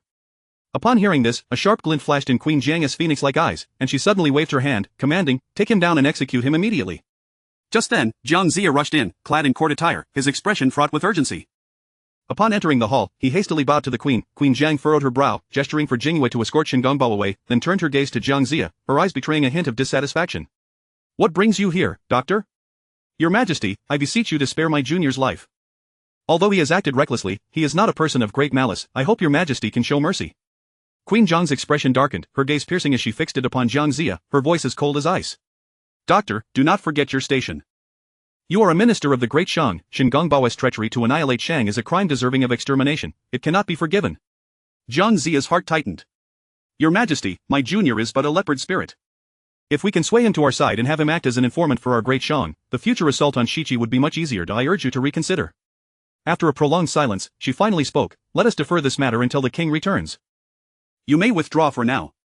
With no other option, Jiang Zia bowed and prepared to leave. However, at that moment, a shadowy secret guard suddenly appeared in the hall, kneeling on one knee, his expression tense. "I report to your Majesty that the lords of the southeastern and western territories are in motion, attempting to unite their forces to attack the Great Shang, threatening to annihilate us within 3 days." Both Jiang Zia and Queen Jiang were taken aback by this revelation, though their faces remained composed.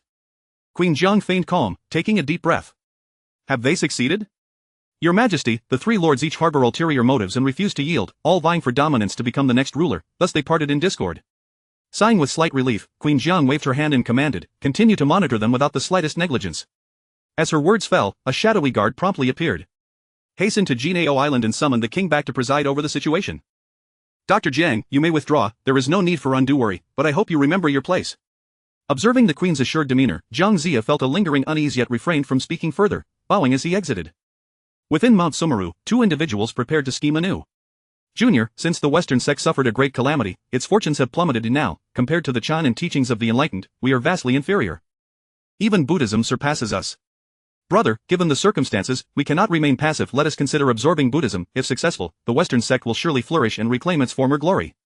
Just as they plotted, the voice of Hong Jun resonated within their minds. "Go forth. I shall impede Tong Tian, while Yuancher will block the rest." Upon hearing this, Jayin and Juanti were filled with excitement.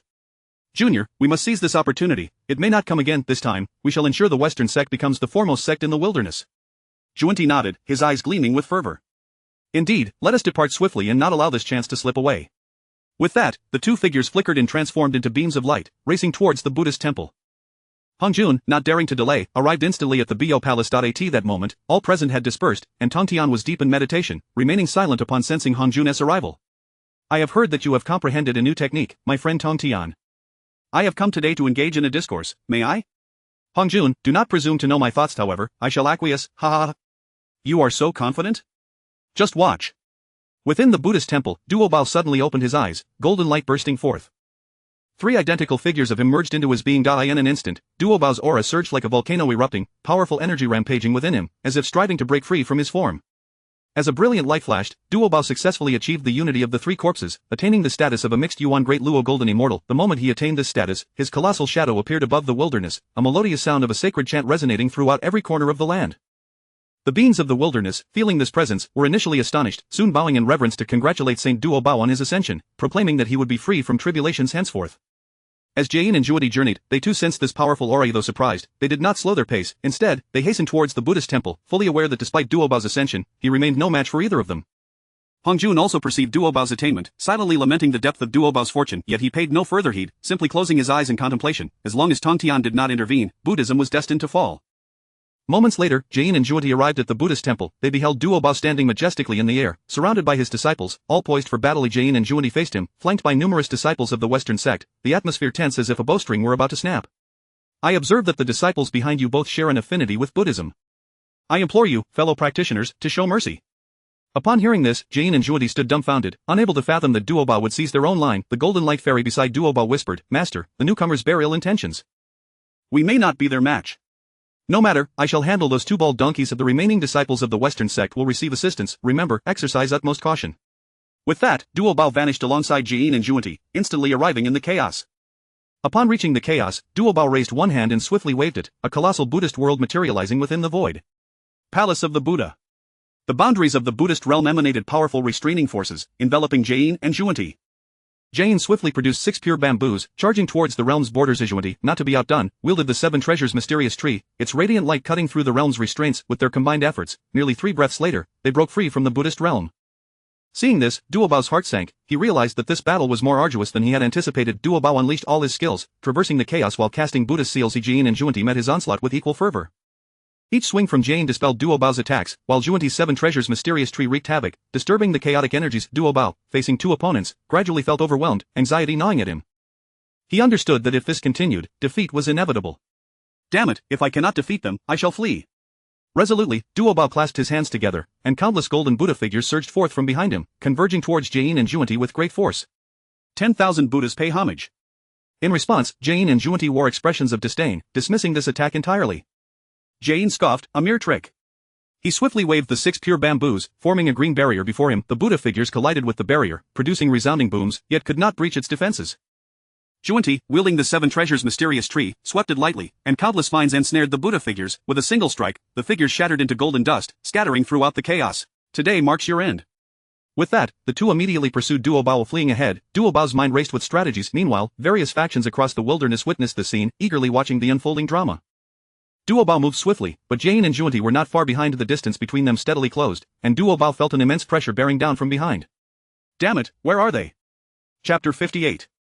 The assault on the southeast towns, a crisis. Duo Bao soared madly forward, while behind him, Jin and Juanti relentlessly pursued. Their eyes reflected an unwavering resolve to achieve their objective, pressing down upon Duo Bao like an unstoppable force, leaving cracks in the ground in their wake. Just as Duo Bao felt the scythe of death poised at his throat, the imposing figure of Laozi, akin to a pillar of heaven and earth, appeared before Jin and Juanti. In an instant, the dual energies of yin and yang emanated from him, transforming into 2 fierce black and white dragons that coiled around his form. My esteemed friends, this is the East. It is not your place to run rampant here. The black and white dragons thundered forth, colliding with Jin and Juanti. Their expressions shifted dramatically, acutely aware of the terrifying power within this strike, potent enough to rend their very souls. Jin's heart roared like a tempest. This old fellow unleashed such a lethal move at the outset. There could be no room for carelessness. Juanti, too, felt veins throb on his forehead, and in a hurried response, they both channeled their entire magical essence into the 7 treasures mysterious tree, preparing to withstand the onslaught. With a resounding crash, akin to the primordial explosion of the cosmos, the overwhelming force sent Jin and Juanti hurtling through the air like 2 fragile leaves, the 7 treasures mysterious tree proving utterly inadequate as a shield. Their bodies tumbled through the air, the surrounding atmosphere convulsing with visible shockwaves that radiated outward in frenzied bursts. Observing this, Duo Bao's eyes sparkled with exhilaration as he desperately squeezed every ounce of strength from his being, accelerating forward once more. Once Jin and Juanti regained their composure, they gazed at Laozi's unyielding presence with trepidation. Jin furrowed his brow, sharp as 2 blades, and whispered to Juanti, "Junior brother, with this old man intervening, we are no match for him. What shall we do?" "Elder brother, you must hinder him. Our immediate priority is to capture Duo Bao." Junior brother, do you believe I possess that capability?" Just as the 2 conspired in hushed tones, a chaotic sword energy hurled towards them. Laozi instantly invoked the laws of yin and yang, swiftly forming a shield in front of him shaped like the Taiji symbol. The shield spun, radiating a black and white luminescence as it collided with the chaotic sword energy. Simultaneously, Yuanshi, wielding the Pango banner, struck down towards Laozi's head, his gaze suffused with lethal intent, akin to a barrage of sharp swords. The 2 soon became entangled, hurtling towards the chaos. Seeing Laozi distracted by Yuanshi, Jin and Juanti exchanged a glance and resumed their pursuit of Duo Bao. As they closed the distance with great haste, just as they were on the verge of catching up to him, a red embroidered ball suddenly hurtled towards Jin and Juanti. Alarmed, they halted abruptly and summoned their magical power to conjure a golden light barrier for defense. Their expressions turned wary as they scanned their surroundings, seeking the source of the ambush. At that moment, Enhua gracefully descended before Jin and Juanti, her demeanor exuding pride. The 2 exchanged a glance and nodded. Jin immediately surged forward, while Juanti prepared to confront Enhua. Seizing the opportunity, Duo Bao glanced back, saw the 2 obstructed, and patted his head, accelerating once more. "Those bald donkeys, ha ha ha." In the royal palace of the human king, the shadow secret guard appeared in the grand hall, kneeling on one knee, and reported loudly, "Your Majesty, the Western sect in Buddhism have already engaged in battle. Please, great king, give your orders." Upon hearing this, Emperor Xian threw back his head and laughed heartily, the sound echoing like thunder throughout the hall, causing the candles to flicker slightly. He abruptly stood up, his royal robe billowing in the wind, proclaiming, "Gentlemen, the time has come, let us seize the southeast towns. Your wisdom is unmatched, may the great Shang endure for 1,000 years. Command, the 3 mountain pass must be defended by Kong Xian and his troops, fully assaulting the south town. We must capture Yaoshi and the south town. Order, King Wucheng Huangfei who shall lead 50,000 men to swiftly assist General Kong in the south town, there must be no errors. As soon as this command was issued, the Shadow Secret Guard promptly took their leave, heading towards the Three Mountain Pass in Jizhou City. Emperor Xian took a brief pause, his gaze sharpening further as he issued another decree. When Zhong and Fei Lian lead 80,000 troops to assault the east town, Wudong is responsible for suppressing Yaoshi, while Meibo oversees the logistics of both routes. Ensure ample supplies but do not forcibly requisition grain from the populace. Those who violate this order shall face execution. The ministers bowed deeply, fully aware of the significance of this campaign, which bore great implications for the fate of the Great Shang. Just then, a crisp and powerful sound of footsteps echoed. Queen Zhang, clad in armor, gently placed her left hand upon her sword hilt while tightly gripping a battle spear in her right hand, strode into the grand hall with a commanding presence. Each step radiated a spirit that rivaled the might of men, and upon reaching the center of the hall, she bowed, declaring, "I pay my respects to the great king." Emperor Xian nodded slightly, a glint of inquiry in his eyes. "What is it, my queen?" Raising her head, Queen Zhang boldly proclaimed, "Your Majesty, I humbly request to accompany Grand Tutor One on this campaign." The moment her words left her lips, a wave of astonishment rippled through the court, with ministers whispering among themselves, their voices rising and falling in a tumultuous chorus. Unfazed, Queen Zhang continued, "Your Majesty, although my father Zhang Huanshu acted as a traitor, he is still my father. I cannot allow him to perish in obscurity." "Very well, with such noble spirit, how could I deny you? Let the world see that women of the Great Shang can also ride into battle and defend our homeland. Let no one dare utter the words of a hen crowing at dawn." Upon hearing this, the ministers recognized Emperor Xian's firm resolve and ceased their objections, all bowing in unison, proclaiming, "Your Majesty is enlightened."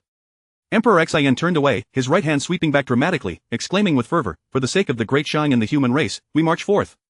With that, the court officials dispersed, each preparing for the campaign, and a palpable atmosphere of tension and excitement enveloped the palace.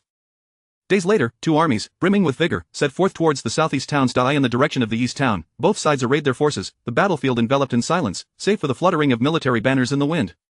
Riding a majestic steed, Zhang Wanhuan galloped arrogantly towards the forefront, his expression betraying arrogance and disdain, as though victory were already within his grasp. Scanning the ranks of the Yinshang army with contempt, his eyes widened in shock and disbelief when they fell upon Queen Zhang.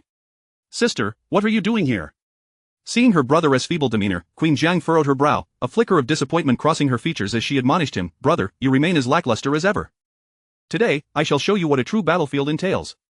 With that, she feigned a charge forward, squeezing her legs against the horse's flanks, raising her spear high, which glimmered with a cold light under the sun. At the sight, Zhang Wenhuan was taken aback, instinctively stepping back, his complexion alternating between pale and green, panic welling within him, yet, to maintain face, he blustered, "Soldiers, charge." When Zhong, wielding twin hammers, stood at the front of the military formation, suddenly raising his hammers towards the sky and bellowing, "Warriors of Yinshang, for the Great Shang, charge."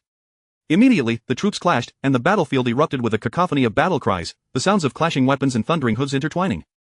Just then, Maitreya appeared on the battlefield, holding a wind pocket, a sinister smile upon his face. He prepared to unleash the wind pocket, intending to draw the Yinshang forces into its depths.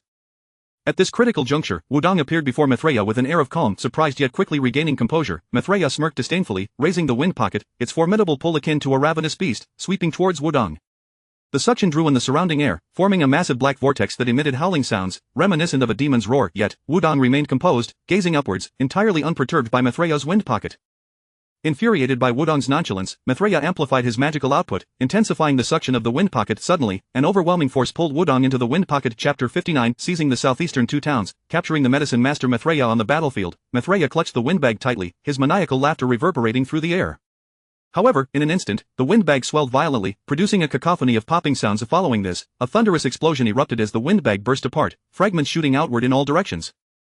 Wudong emerged from the chaos, wielding the soul-cutting blade that emanated a chilling blue light, a radiance seemingly capable of freezing souls, distorting the air around the blade with its frigid aura.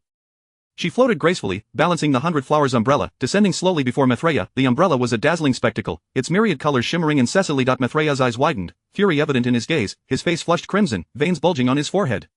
"You scoundrel, that is my spiritual treasure," he bellowed, the force of his voice causing nearby soldiers to stagger.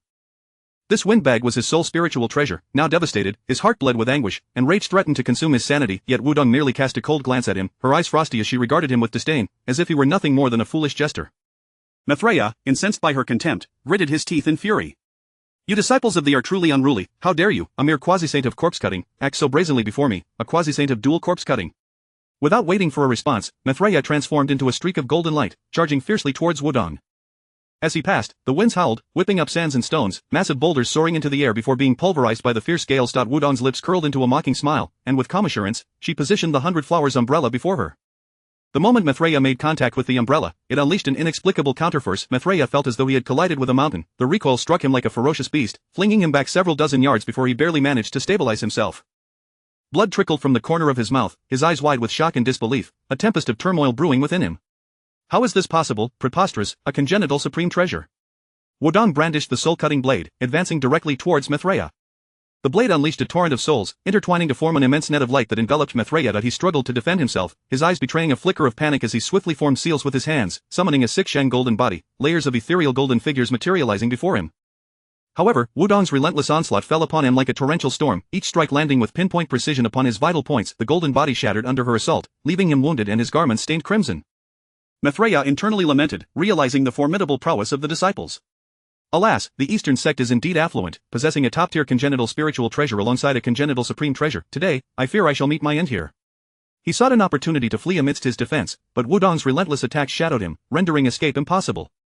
Just as the thought of retreat crossed his mind, a glimmer of cunning flashed in Wudong's eyes. She suddenly produced the Hunyuan golden dipper borrowed from the clouds. Mithraea's expression changed drastically upon witnessing this, sensing the terrifying gravitational force emanating from the Hunyuan golden dipper, a power capable of devouring all. He attempted to evade, but felt as if bound by an invisible force, immobile, and in an instant, he was drawn into its depths. Wudong stowed the Hunyuan golden dipper away, taking a moment to catch her breath, her gaze sweeping over the battlefield below, where the Deshang army surged with high morale, charging fiercely against the enemy. When Zhong led the charge, wielding twin cudgels with the grace of wind, each swing sent arcs of blood flying, toppling foes in his wake. Under his leadership, the Deshang army resembled a pack of ravenous wolves, their battle cries echoing through the air, smoke billowing across the battlefield, the stench of blood permeating every corner. At this moment, the Deshang army had gained the upper hand, the dawn of victory within their grasp. Observing this turn of events, Wudong ceased her delay and soared towards the human king palace. In the direction of the southern town, Yishan rode a magnificent steed, its coat pure white without a single blemish, its mane flowing with the wind. His demeanor exuded arrogance, eyes filled with disdain as he addressed the opposing Huang Feihu, proclaiming loudly, "Why does the king of martial accomplishment trespass upon our southern town?" Huang Feihu frowned slightly, a cold smile adorning his lips as he replied, "You colluded with the eastern, southern, and northern towns to plot rebellion, seeking to invade our Deshang. Today marks the day of your southern town's demise." His words were resolute and powerful, each syllable striking the battlefield like a hammer, bolstering the morale of the Deshang troops while unsettling the enemy. Yet Yishan dismissed Huang Feihu's words with a smirk. "Our southern town is as solid as a fortress, supported by saints. How could you easily breach it?" He offered no further argument, convinced that victory in this war was assured for them, believing Huang Feihu's assault to be futile. At that moment, the medicine master appeared in the sky, his Taoist robe billowing in the wind. His gaze fell upon Huang Feihu, a glint of coldness flashing in his eyes, a chill that seemed capable of piercing souls. "National master, eliminate these ignorant fools for me," he commanded.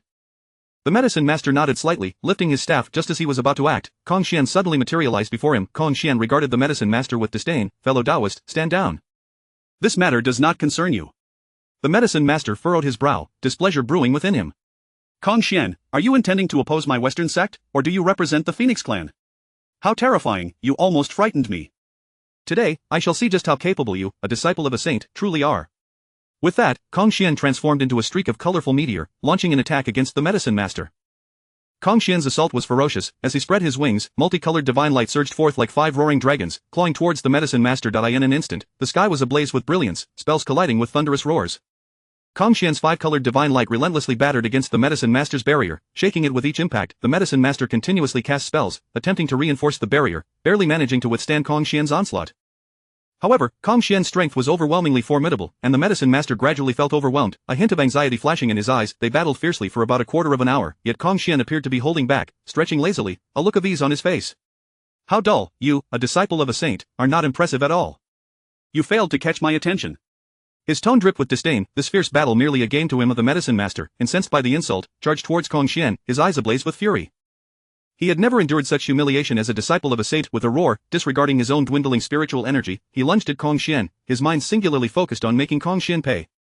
Kong Xian smirked at the charging medicine master. "You are truly courting death." He then unleashed a more radiant and powerful 5-colored divine light. The medicine master felt an overwhelming, irresistible force drawing him in, powerless to escape, akin to an ant trapped in quicksand. His body was slowly pulled towards the swirling colors, terror and despair filling his gaze. Soon, he was engulfed, vanishing without a trace. Witnessing the medicine master's suppression, Yishan's expression shifted dramatically, panic surging within him. The earlier arrogance had dissolved, replaced by profound fear. He now comprehended Kong Xian's might. With the medicine master captured, he had lost a significant ally, and continuing the fight would lead only to his demise. "Quickly retreat to the city." Yishan's voice trembled, tinged with urgency. He immediately turned his horse around, galloping towards the city, his soldiers following suit in a hasty retreat. "Brave warriors of Yinshang, charge, annihilate the southern town." The soldiers of Yinshang surged towards the enemy in southern town, the battlefield once more echoing with earth-shattering battle cries, blood staining the ground as the conflict escalated to a fever pitch. Just as both sides had subdued the medicine master and Maitreya, the previously concealed heavenly secrets were abruptly unveiled. Junti and Jain felt a sudden jolt within their hearts. Junti's brow furrowed, exclaiming, "Not good, we have been deceived." A flicker of urgency crossed his eyes, an ominous premonition swelling within him. The two immediately disengaged from Nuwa and Duobao, transforming into golden streaks of light, racing towards the southeastern two towns. Upon their arrival, they were met with a scene of utter devastation on the battlefield. The ground was soaked in blood, strewn with severed limbs and shattered weapons. The Deshang army had captured both towns and was currently surveying the aftermath. Junti and Jain searched frantically, yet could not find any trace of their disciples. They promptly made their way to the Human King Palace, racing through the air with urgency, filled with anxiety for their disciples' safety and fury towards Xinshangai. In no time, they arrived at the Human King Palace. As they did, a massive divine phoenix of fortune flapped its wings above the palace. Dxa and emerged from the grand hall, his expression imposing as he regarded Junti and Jain, inquiring, "What brings you esteemed saints to my Human King Palace?" Junti's face darkened, his voice booming, "Human King, do not feign ignorance. Hand over my disciple at once." His eyes blazed with fury, fists clenched tightly, his body trembling, clearly struggling to contain his wrath. In response, Dxayan's lips curled into a smirk, raising his chin in a mocking challenge, his smile like a sharp blade, piercing the hearts of Junti and Jain. Their anger flared further, a glimmer of murderous intent flashing in their eyes. At that moment, the presence of Nuwa and Laozi also manifested before the Human King Palace, heightening the tension in the atmosphere. Chapter 60. Your fates are intertwined with Buddhism. The gazes of Jain and Junti resembled two razor-sharp swords, piercing through the raging tempest, fixating intently on Nuwa, Laozi, and Dixian. At this moment, Jain and Junti found themselves at the end of their endurance, utterly at a loss for action. Junti's heart felt as if it were seized by an invisible hand, struggling violently within his chest. He took a deep breath, the air rolling in his throat, forcing himself to swallow the seething flames of anger, striving to maintain an outward calm as he called out loudly towards the palace, "Your Majesty, the Human King, I implore you to return my two disciples." Dishin languidly reclined upon his throne crafted from black gold, the corners of his mouth curling into a smirk imbued with scorn. A cunning glimmer flickered in his eyes as he exclaimed, "Ah, my esteemed sages, are you not inclined to struggle at all? Will you truly acquiesce to mere negotiations?" His words struck like sharp arrows, one after another, piercing the proud dignity of Jain and Junti, each syllable dousing salt upon their wounds. Upon hearing Dishin's taunts, a surge of fury ignited within Jain and Junti, their expressions darkening ominously, their eyes ablaze with indignation. Throughout their extensive cultivation journey, they had never encountered such brazen humiliation. Junti clenched his teeth, suppressing the rage that threatened to consume his reason. "The Human King speaks harshly. If negotiations are possible, that is indeed the best course. That if your Majesty can return Maitreya and the medicine master, we are willing to pay a price." His voice was somewhat hoarse, each word seemingly squeezed from between his clenched teeth, laden with profound helplessness and resentment. Dishin, upon hearing this, erupted into a fit of raucous laughter, echoing through the Human King's palace, brimming with derision and contempt for the two sages. "Ah, I shall not require any treasures, for the Western sect is dreadfully impoverished, incapable of producing any worthy artifacts. Am I not considerate?" This proclamation undoubtedly poured a bucket of scalding oil onto the already blazing fire of Jain and Junti's anger, rendering their expressions even more grim, nearly inducing them to spit blood. Yet, faced with the overwhelming situation, they could only endure their wrath, gritting their teeth and nodding with ashen faces. A flicker of resentment flashed in Junti's eyes, quickly concealed beneath a facade of forced politeness. "Your Majesty is indeed compassionate. Whatever your demands may be, please speak them." A glint of triumph sparkled in Dishin's eyes, akin to a wily fox that has sighted its ensnared prey. He narrowed his eyes slightly and slowly proclaimed, "My demands are simple. I require both of you to take an oath before heaven, assuring that you will no longer trouble Buddhism, only then will I consider returning the two." His voice bore an undeniable authority, each word weighing heavily upon the tense atmosphere. "I can only promise that I will refrain from acting against Buddhism until the end of the divine decree. Thereafter, it will be a matter of individual capabilities." Dishin feigned contemplation, lightly tapping the armrest of his throne, the rhythm slow and deliberate. He did not respond immediately but regarded Jain and Junti with an inscrutable gaze. Within the grand hall of the Human King's palace, Wudong held Maitreya in check, while Kong Xian restrained the medicine master. Daobao Dawas stood before them, a devious smile gracing his lips, akin to a poppy flower unfurling in the darkness, benevolent yet laced with malevolence. "You two, fated to intertwine with Buddhism, shall henceforth become the future Buddha and the glorious Light King Buddha. This is your destiny, as well as your honor." Upon hearing Daobao's words, Maitreya and the medicine master trembled with rage, both erupting in unison. "Daobao, you despicable scoundrel, we are disciples of the Western sect. How could we ever join your Buddhism? Do not harbor such delusions, your underhanded tactics shall not prevail." In a frenzy, they attempted to lunge towards Daobao, yet were firmly suppressed by Kong Xian and Wudong.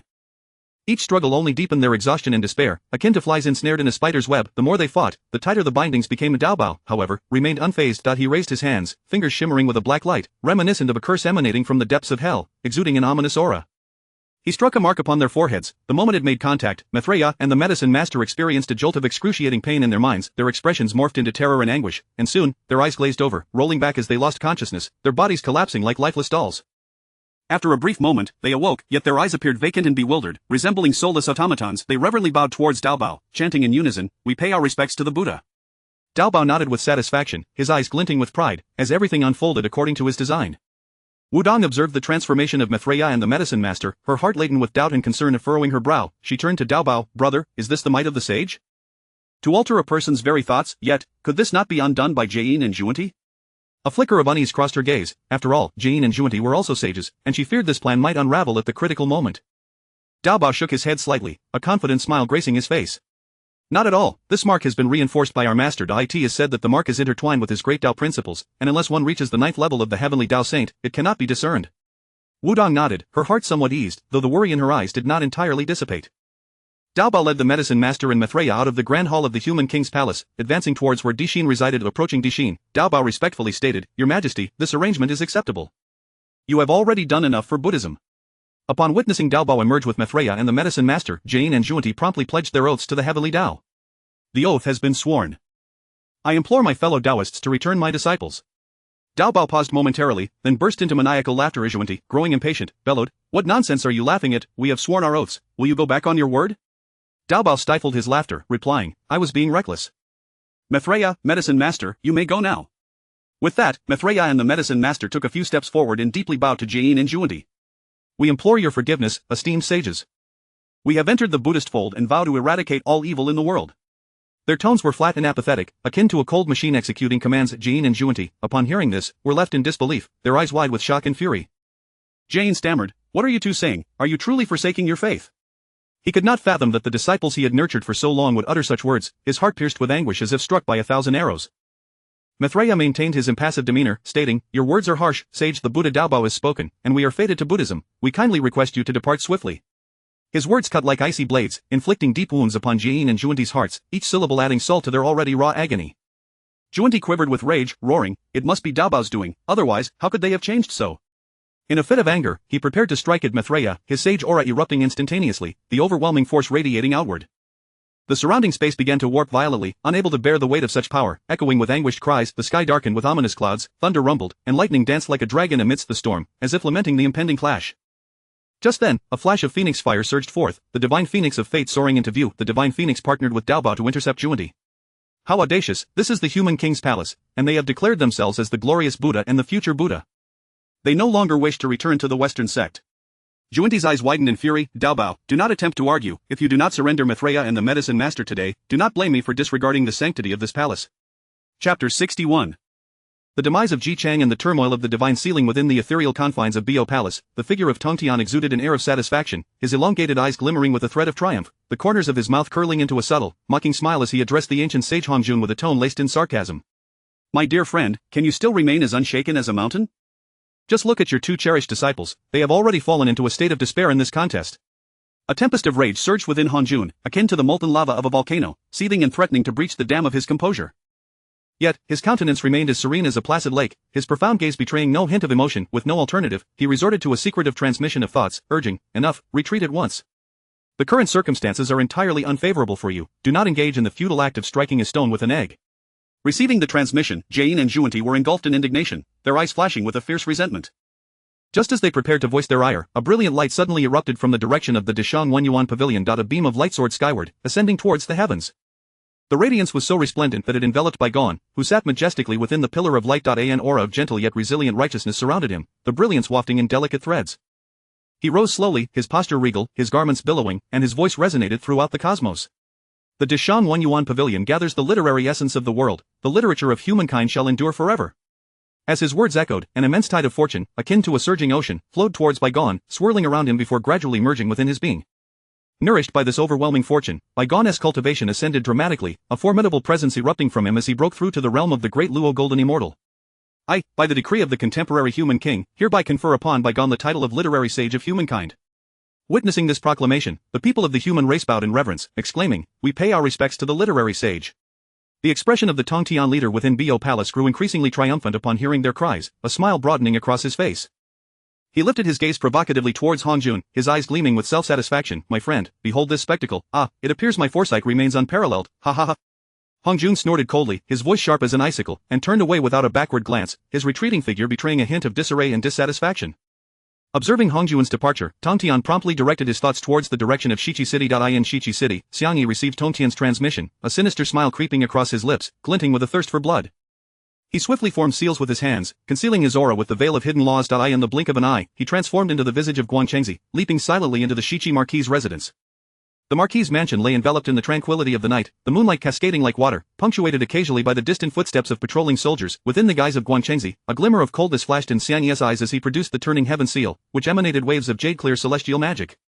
With a swift motion, he enlarged the seal, hurling it like a small mountain towards Ji Chang's chamber. With a thunderous crash, the very foundations of Shichi City trembled, the air compressing violently in the wake of the turning heaven seal, producing a cacophony of explosive sounds.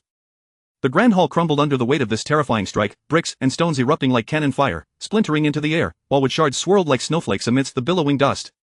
The dust rose in thick clouds, enveloping the chamber, where Ji Chang and his wife remained ensconced in slumber, oblivious to the impending doom until it struck. Their bodies were instantly reduced to a gruesome pulp, the stench of blood permeating the air. The catastrophic commotion shattered the tranquility of Shichi City, rousing its inhabitants from their dreams, who fled in a panic, their faces etched with terror as soldiers rushed towards Ji Chang's quarters. Chaos engulfed Shichi City, the sounds of screams and cries intertwining. Xiangyi, unrelenting, approached Boikao. Upon seeing Xiangyi, despair flooded Boikao's eyes, his body trembling like a flickering candle in the wind. Xiangyi, devoid of any compassion, hurled a brick towards Boikao with brutal force. With a resounding thud, Boikao fell lifeless, his body flung aside like a rag doll, blood splattering onto the ground in a vivid bloom. GFA, upon hearing the commotion, raced towards Ji Chang's chamber, his eyes filled with bloodshot fury, revealing boundless grief and vengeance. Upon witnessing the horrifying scene before him, he collapsed to his knees as if struck by lightning. Tears cascaded down his cheeks like a deluge, pooling upon the blood-soaked earth. Beside him, Shen Gongbao appeared, gently placing a hand upon his shoulder. "Young Marquis, you must gather yourself, otherwise, Shichi is truly lost." GFA raised his gaze, his eyes brimming with bloodshot intensity, and hoarsely inquired of Shen Gongbao, "Do you know who is responsible for this?" From the techniques utilized, it is evident that this is the jade-clear celestial magic, and the marks resemble those left by the turning heaven seal. Upon hearing this, a glint of resolution flashed in GFA's eyes as he clenched his fists tightly, veins bulging. Gritting his teeth, he declared, "Kunlun Mountain, Guangchengzi, I shall not rest until we are at odds. You must first seize control of Shichi and conquer this realm of humanity. Only then will you have the leverage to challenge them," Shen Gongbao advised. GFA, resolute, inhaled deeply, slowly rising to his feet. Though his frame appeared slight, it radiated an indomitable spirit. Seeing GFA rallying, Shen Gongbao felt a sense of relief. He understood that as long as the matter with Tongtian was resolved, becoming a direct disciple of Tongtian would be within reach, thus he was determined to exert his utmost effort. In the peach blossom cave of Jiuxian Mountain, Guangchengzi was engrossed in meditation when suddenly, he opened his eyes wide, filled with terror and confusion. He clasped his head with his hands, his body shaking violently, his mind in disarray. "What have I done? Xiangyi, what shall I do? I have killed Ji Chang, my master will not spare me." His voice trembled with a sob, laden with fear and despair. Xiangyi, upon hearing this, stepped forward to offer reassurance. "Rest easy, my friend. The sage will not harm you, you are his favored disciple, there is nothing to fear." Though his tone bore a semblance of comfort, a subtle smirk played upon his lips, a hint of concealed pride glinting in his eyes. Yet, Guangchengzi's trepidation remained unabated, for he was acutely aware of his master Yuanshi Tianzuan's temperament. At that moment, a resounding transmission from Yuanshi Tianzuan thundered in his ears. "Guangchengzi, hasten to Yushu Palace."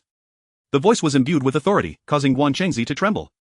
He understood that escape was not an option, and with a heart laden with anxiety, he soared towards Yushu Palace. Xiangyi watched Guangchengzi depart, a secret satisfaction blooming within him, reveling in the success of his scheme. Upon arriving at Yushu Palace, Guangchengzi entered the grand hall, where Yuanshi Tianzuan's demeanor had transformed from benevolence to fury. His countenance darkened with rage. He glared at Guangchengzi, rebuking him sternly, "You foolish wretch, why have you acted so rashly?" Guangchengzi immediately fell to his knees, his body trembling uncontrollably, his forehead striking the ground with a resounding thud.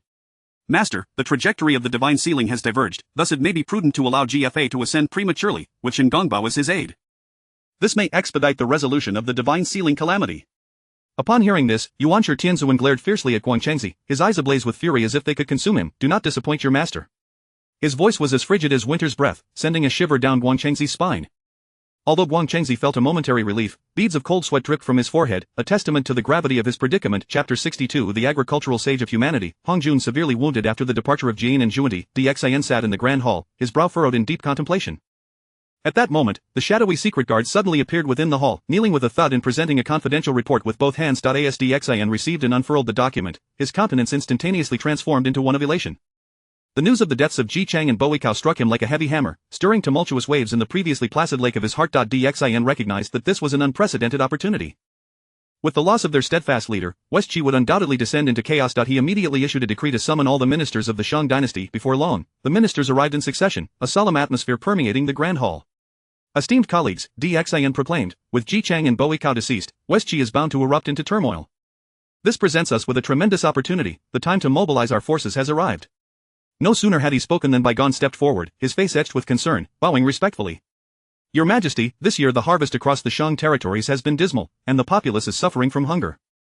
To deploy our troops at this juncture would pose severe challenges in terms of grain and supplies. If our forces embark on a long march with inadequate provisions, unforeseen complications may arise. I implore your Majesty to reconsider. Upon hearing this, DXIN's expression darkened, and he let out a deep sigh. He understood that Bai Gon's words held merit. Launching an expedition without sufficient provisions was akin to sending soldiers into battle without weapons, rendering the outcome of such a confrontation exceedingly uncertain. Just as the assembly found themselves at a loss, Shang Rong entered the hall accompanied by a celestial figure. Upon sighting Shang Rong, DXIN's eyes flickered with surprise, hope rekindling within him. Had they discovered the sacred artifact mentioned in ancient texts? Shang Rong, upon noticing DXIN, immediately knelt and proclaimed, I pay my respects to your Majesty. I am fortunate not to have failed in my mission. DXIN rushed forward to assist Shang Rong to his feet, inquiring eagerly, Chancellor, have you found the items? Shang Rong rose, responding with utmost respect, thanks to the assistance of the esteemed Taoist envoy, I could not have located these treasures so swiftly without his help. At this, DXIN broke into a hearty laugh, pacing excitedly within the hall. Excellent, splendid. With this, my people shall no longer endure hunger, ha ha ha. He then strode toward his throne, his demeanor turning solemn as he proclaimed, Today, I decree, by the authority vested in me as the King of Humanity, to officially appoint Shang Rong as the agricultural sage of humanity, and the Taoist envoy as the national master of the Shang dynasty, to work in tandem for the everlasting prosperity of our nation. As the decree resonated, the fortunes of the Shang dynasty surged like a roaring blaze, soaring to an unprecedented 1500 years of prosperity. Far away in Nuwa Palace, both Nuwa and the ancestral spirits of humanity in the Fire Cloud Cave sensed this powerful surge of national fortune, their expressions brimming with delight. Within the court, the spectators gazed at Shang Rong receiving his title, their hearts a tapestry of emotions. Most regarded him with envy, recognizing this as the pinnacle of honor, while others harbored secret jealousy, dismissing Shang Rong as merely fortunate to have seized this opportunity. DXIN, perceiving the varied expressions among his ministers, declared with a clear voice, I am aware of your thoughts. The immediate priority is to confer with Chancellor Shang regarding the distribution of tasks and the dissemination of these seeds. In due time, great merits shall descend, and each of you shall have the prospect of ascension. Upon hearing this, the assembly shifted from worry to joy, bowing in gratitude, Thank you, your Majesty, thank you, agricultural sage. Within 3 years, we shall promote these seeds nationwide and stockpile provisions. After 3 years, I shall personally lead the campaign to decisively vanquish West Qi. Thus, the grand enterprise to dismantle the Zhou dynasty commenced with fervor in the city of Chaoga. However, unbeknownst to all, a crisis capable of upheaving the very foundations of the primordial world was surreptitiously approaching. In the expanse of the primordial continent, it was as if time had been abruptly frozen by an unseen hand. The realm fell into a profound silence, all things rendered motionless, save for the 3 beings, Tongtian, Hongjun, and Hutu, who could still act. From the direction of Bio Palace, Tongtian, deep in meditation, suddenly opened his eyes, a blaze of fury igniting within them. He sensed a powerful disturbance, an ominous force surging towards him like a relentless tide, sending chills up his spine. Inwardly, he roared, Who dares to disrupt the order of the primordial world? With a flash, Tongtian surged towards the chaos, slicing through the eerily silent void. Within the chaos, Hongjun stood, clutching the panga jade butterfly, his expression grave as he faced a grotesquely short figure, entirely clad in green. The diminutive green figure exuded a foul stench reminiscent of the deepest abyss of hell, nauseating to behold, as if it embodied all the evil of the world. Hongjun's heart raced with alarm. He could palpably sense the immense destructive power contained within this small green figure, a force akin to a surging dark tsunami, instilling even the weathered Dao ancestor with trepidation. He comprehended that the battle ahead could be the most arduous and perilous challenge of his life. A single misstep could lead to utter annihilation. Upon Tongtian's arrival, he did not hastily engage but instead surveyed the surroundings, seeking the source of the time array enveloping the primordial realm. He understood that dismantling this time formation was imperative, otherwise, the primordial world would remain in stasis, and there were no guarantees that it would not have dire consequences for its inhabitants. Sensing Tongtian's presence, Hongjun felt a veil of relief. With Tongtian here, there was a glimmer of hope. Of the small green figure, upon seeing Hongjun and Tongtian, erupted into a cacophony of piercing, shrill laughter, a sound akin to 1,000 needles stabbing into one's eardrums, reminiscent of countless malevolent spirits wailing within the chaos, sending shivers down the spine. Hongjun's brows knitted tightly, resembling 2 small mountains, as he swiftly summoned the power of the Tao, yet the small green figure remained unperturbed, cackling wildly as he brandished a wolf-toothed club. Although the club appeared unremarkable, it radiated an aura surpassing that of chaos treasures. Its shaft shimmered with an eerie green light, twisting like a serpent, imbued with the power to drag the entire world into the abyss of destruction. Ha ha ha. I never imagined that the most formidable force in this chaos would be you, little one. Would you care to become my disciple? The small green figure screeched, his voice rife with madness and hatred, echoing through the chaos. Hongjun snorted coldly, his voice resonating like a great bell, Cease your arrogance. What manner of being are you to presume to be my teacher? Panga Jade Butterfly, manifest the 3,000 paths. With a thunderous roar, he channeled the full power of the Pango Jade Butterfly. In an instant, the butterfly blazed with radiant light, countless beams shooting forth, transforming into the might of the 3,000 paths. These forces unfurled within the chaos, resembling 3,000 resplendent rivers of stars, surging towards the small green figure. Yet the small green figure merely laughed maniacally, his laughter dripping with disdain as he swung the wolf-toothed club, charging like a frenzied demon towards the might of the 3,000 paths. Humph. Trivial tricks, your paths are but asleep, why do you struggle, he bellowed, his voice detonating within the chaos. With a mighty swing of the wolf-toothed club, a force reminiscent of the primordial chaos erupted from it, instantly shattering Hongjuan's 3,000 paths like fragile bubbles. A flicker of fear crossed Hongjuan's face. He had not anticipated the small green figure's formidable strength, capable of effortlessly dismantling his ultimate technique. The small green figure, emboldened by his success, raised the wolf-toothed club once more. This time, its radiance was even more dazzling, the green light blazing like flames. With a powerful swing, the club sliced through the air at an unimaginable speed, leaving behind a long green shadow aimed directly at Hongjuan, the terrifying aura distorting the surrounding space. Hongjuan dared not exhibit the slightest negligence, swiftly positioning the Panga Jade butterfly before him as a shield. With a resounding crash, the wolf-toothed club collided with the protective barrier formed by the Panga Jade butterfly, unleashing an overwhelming shockwave that stirred the chaotic energies into a tempest. Hongjuan was struck as if by lightning, his form sent hurtling backward like a fallen leaf. The small green figure, seeing Hongjuan wounded, gleamed with excitement, akin to a hungry wolf spotting injured prey. Just as he prepared to pursue and deliver the final blow to Hongjuan, in this moment of peril, Tongtian swiftly formed a seal, summoning the coffin of heaven to shield Hongjuan. Chapter 63 Hongjuan and Tongtian unite to resist external enemies. The previously taut expression on Hongjuan's face softened somewhat upon the sight of the coffin of the fallen heaven before him, as he exhaled a silent sigh of relief, inwardly grateful. The small green creature, with eyes the size of mung beans, exhibited an immediate reaction, its pupils constricted sharply, revealing a flicker of terror. Its already distorted visage twisted further into a grotesque snarl, emitting a series of hissing sounds as it instinctively recoiled several steps, leaving faint green traces in the void with each backward stride. Hongjuan, I shall borrow this coffin of the fallen heaven for the time being. Allow me to break the formation first. With steady hands, Hongjuan grasped the coffin, and in an instant, a tremendous aura surged from him, sweeping towards the small green creature, transitioning from defense to offense. As he passed, the very fabric of space was compressed, creating visible ripples. Tongtian swiftly raised his hand, conjuring a tower of time in the palm of his hand. Taking a deep breath, he channeled the full force of the laws of time, veins bulging on his forehead, his gaze fixated on the time formation, as though stars were swirling within his eyes.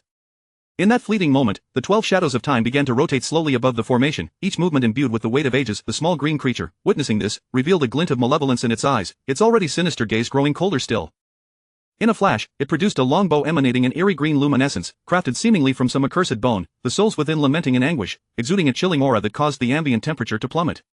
Drawing the bowstring taut, it emitted a low hum, and as it did, the surrounding space rippled ominously. Aiming at Tongtian, it uttered a low growl, unleashing an arrow that whistled through the air, tearing through the fabric of space and leaving behind gaping black fissures that exuded dark vapor. In an instant, Hongjuan appeared before Tongtian, his speed so swift that only a blurred shadow remained in his wake. Clutching the creation jade disc and the coffin of the fallen heaven, he formed an unyielding barrier. When the arrow struck the barrier, a shrill screech filled the air, sparks erupting in a dazzling display against the darkness. The arrow's force was immense, even with the barrier in place. The impact sent tremors through both Hongjuan and Tongtian, causing their bodies to sway slightly. Unperturbed, Tongtian pressed on, striving to penetrate the time formation, which began to loosen under his efforts, its luminescence flickering like a candle struggling against the wind, as the temporal energy within became increasingly chaotic. Suddenly, the temporal energy within the formation burst forth like a dam breaking, unleashing torrents of violent energy that ravaged the surrounding space. Wherever this energy flowed, stars were obliterated, reduced to cosmic dust scattered throughout the universe. Tongtian's expression shifted. He understood the terrifying nature of this force. Should he be ensnared, even he would find it difficult to escape unscathed, akin to being trapped in an endless whirlpool. He immediately retreated, summoning the Tower of Time. The tower spun rapidly in the air, voraciously absorbing the dissipating laws of time. With each morsel absorbed, its radiance intensified, illuminating the surrounding darkness. Moments later, the time formation that had enveloped the primordial realm vanished without a trace. The beings of the primordial realm, once bound by the power of time, instantly regained their former selves. Meanwhile, the clash between Hongjuan and the small green creature escalated. Despite Hongjuan channeling the full might of the heavenly Tao, he found himself overwhelmed by the creature's unpredictable assaults. Each strike from the small green creature left Hongjuan reeling, his form sent hurtling back, his robe tattered, a trickle of blood escaping from the corner of his mouth. Bitter and helpless, he pondered, what manner of being is this small green creature? How can it possess such formidable strength? Though I am a practitioner of the heavenly Tao, I find myself unable to withstand its onslaught. And where has the great Tao gone? This is utterly absurd. Seeing Hongjuan's predicament, Tongtian could not resist to jibe Hongjuan. As a practitioner of the heavenly Tao, how can you find yourself in such a state? Truly disappointing. Hongjuan retorted, irritation evident in his voice. Stop spectating. If it breaches the primordial realm, all beings shall perish, including your disciples. Hurry, lend your aid. Upon hearing this, Tongtian's expression turned grave. He recognized the gravity of the situation and swiftly flew to Hongjuan's side. Observing Hongjuan's disheveled appearance, concern mingled with a surge of battle fervor within him. Hongjuan tossed the coffin of the fallen heaven into Tongtian's hands, his gaze intense. This coffin is entrusted to you. We cannot afford to fail. I understand, but this being is truly enigmatic, and the situation is far too outrageous. The small green creature, noticing the arrival of another, exhibited no signs of trepidation. Instead, it let out a sickly laugh that echoed hauntingly through the silent chaos. Another plaything has arrived, hee, do not disappoint me, both of you. Its bulbous eyes gleamed with excitement, as if a hunter had spotted its prey ensnared in a trap. Tongtian scoffed, a glimmer of resolve flashing in his eyes. With a decisive wave of his hand, the coffin of the fallen heaven, the world-extinguishing great mill, and a resplendent world tree materialized around him. Upon the emergence of the world tree, an overwhelming life force radiated outward, rendering the surrounding space fresh and luminous. Its trunk was immensely robust, its branches and leaves flourishing, each leaf appearing as though forged from gold, shimmering brilliantly. The small green creature shuddered at the aura of the world tree, a sense of unease creeping into its heart. Such a treasure exists even in this chaos, they are not to be underestimated. Exchanging glances with Hongjun, a silent understanding passed between them. No words were needed, as their eyes conveyed all that was necessary. Hongjun inhaled deeply, once more channeling the power of the heavenly Tao, launching an assault upon the small green creature with a speed that left only a fleeting shadow in his wake. Tongtian simultaneously invoked the laws of demonic cultivation, his surroundings enveloped in swirling demonic energy, exuding an aura of annihilation. He directed the flow of demonic laws toward the coffin of the fallen heaven, which stirred with agitation, its runes glowing a dark crimson.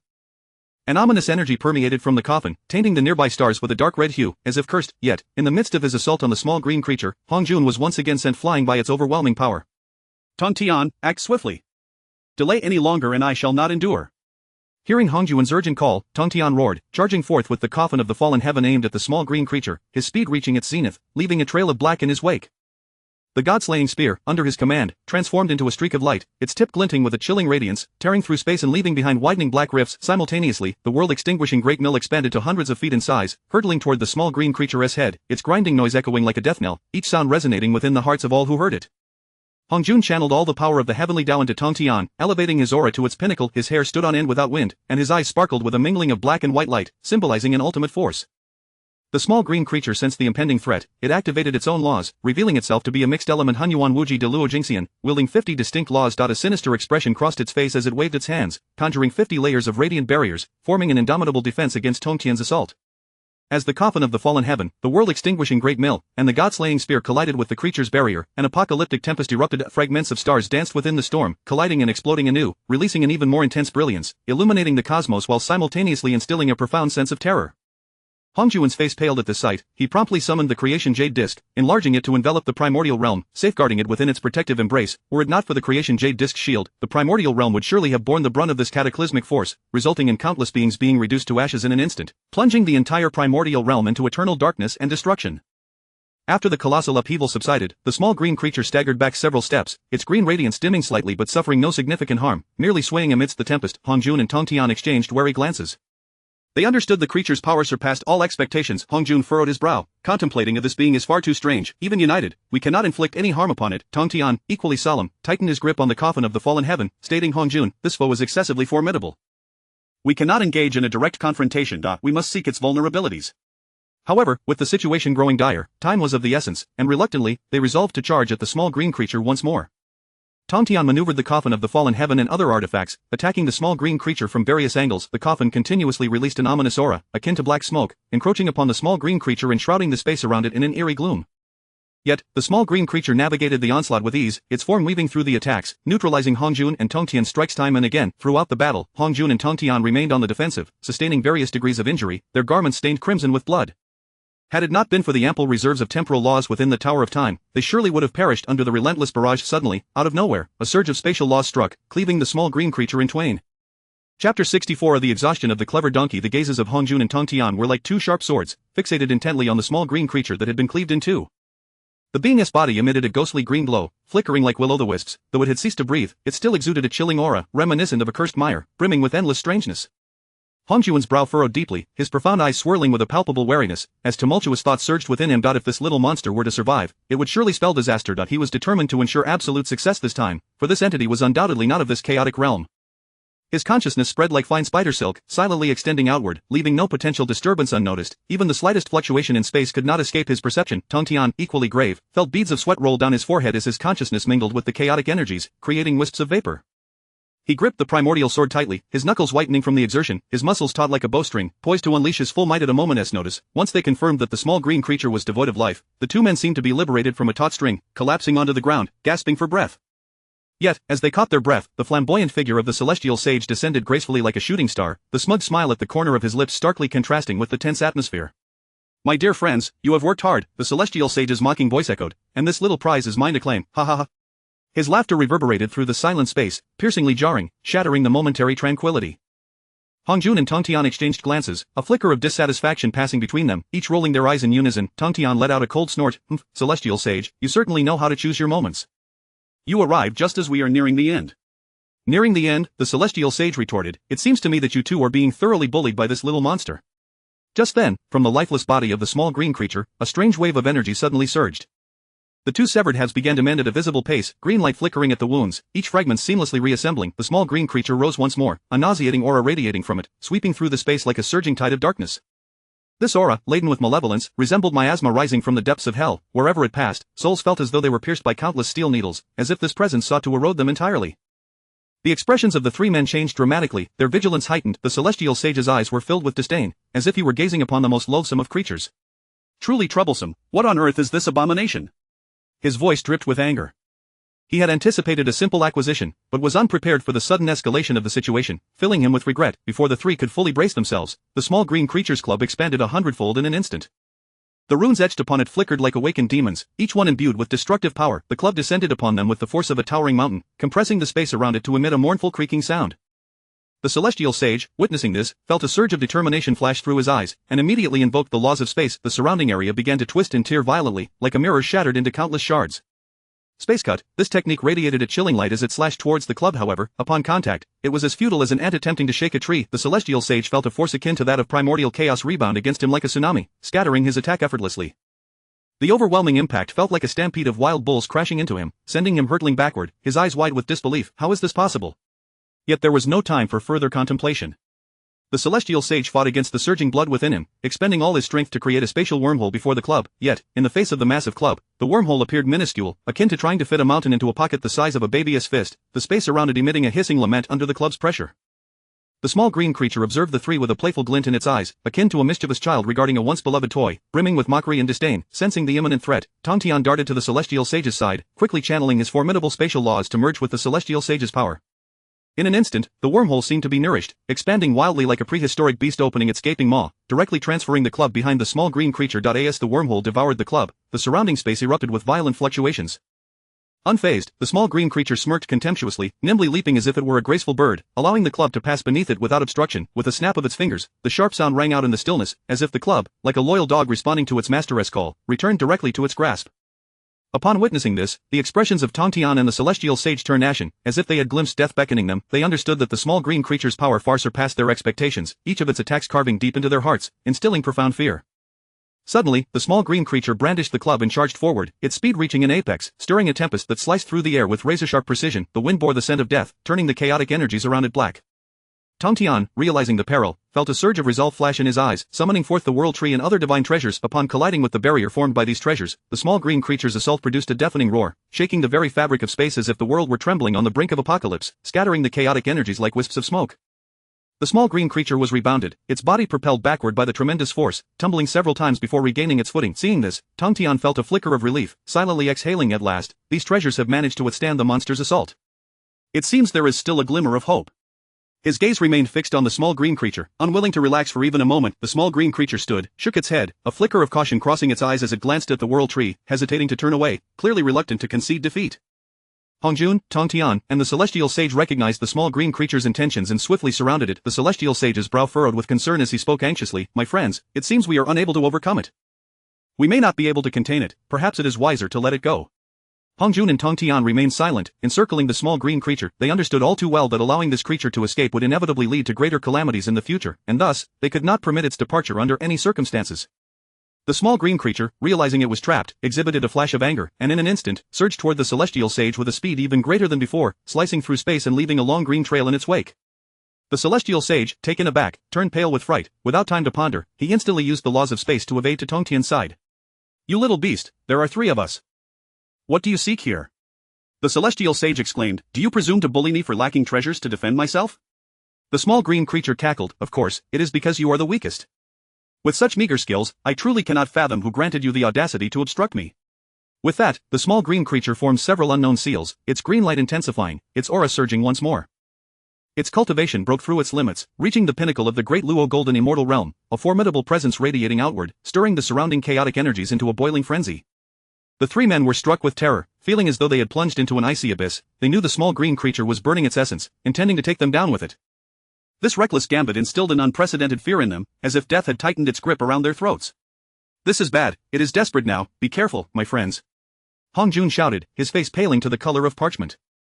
The three immediately retreated, attempting to create distance, their figures darting chaotically amidst the shattered fragments of stars. As they withdrew, the celestial sage lamented, what terrible luck it is to encounter such a mad creature, what a wretched thing. His eyes brimmed with despair, and regret began to creep into his heart. However, the small green creature granted them no respite. In an instant, it was upon them, the massive club crashing down upon the trio. They felt an irresistible force surge forth, rendering them powerless, collapsing to the ground like a heap of mud, unable to rise. The small green creature, witnessing this, immediately spread its arms wide, raising the club in triumphant laughter. Its laughter echoed through the desolate space like a death knell from hell, each chime striking terror deep within the hearts of the three, plunging them further into despair. Ha ha ha. You shall all perish, fear not, for all within this chaos shall meet their end, you are merely the first to fall. The small green creature cackled, advancing step by step toward them. In that moment, the three had become utterly spent, their cleverness exhausted. Chapter 65 Has the way of heaven been invaded, as the peculiar little green creature, radiating an eerie aura, approached with relentless determination, each breath it exhaled carried the chilling essence of death. Hongjun, Tongtian, and YNGMID11N found themselves ensnared in a web of thoughts, yet an invisible and formidable force, akin to the heaviest of shackles, rendered them immobile. Every fiber of their muscles trembled under the strain, yet they remained utterly unable to budge. At that critical moment, when life and death hung by a thread, the world tree beside Tongtian suddenly burst forth with resplendent light, shimmering like the first ray of dawn emerging from primordial chaos. From its sturdy trunk, countless vines surged forth with astonishing swiftness, each vine adorned with glowing runes, each rune seemingly embodying the vitality of an entire world. The vines cascaded forth like a surging green tide, sweeping towards the little green creature. In an instant, these resilient vines ensnared the creature tightly, binding it with an unyielding grip. Only its eyes, filled with malice, remained visible, glimmering like two poisoned daggers, as if they sought to rend the very fabric of reality before it.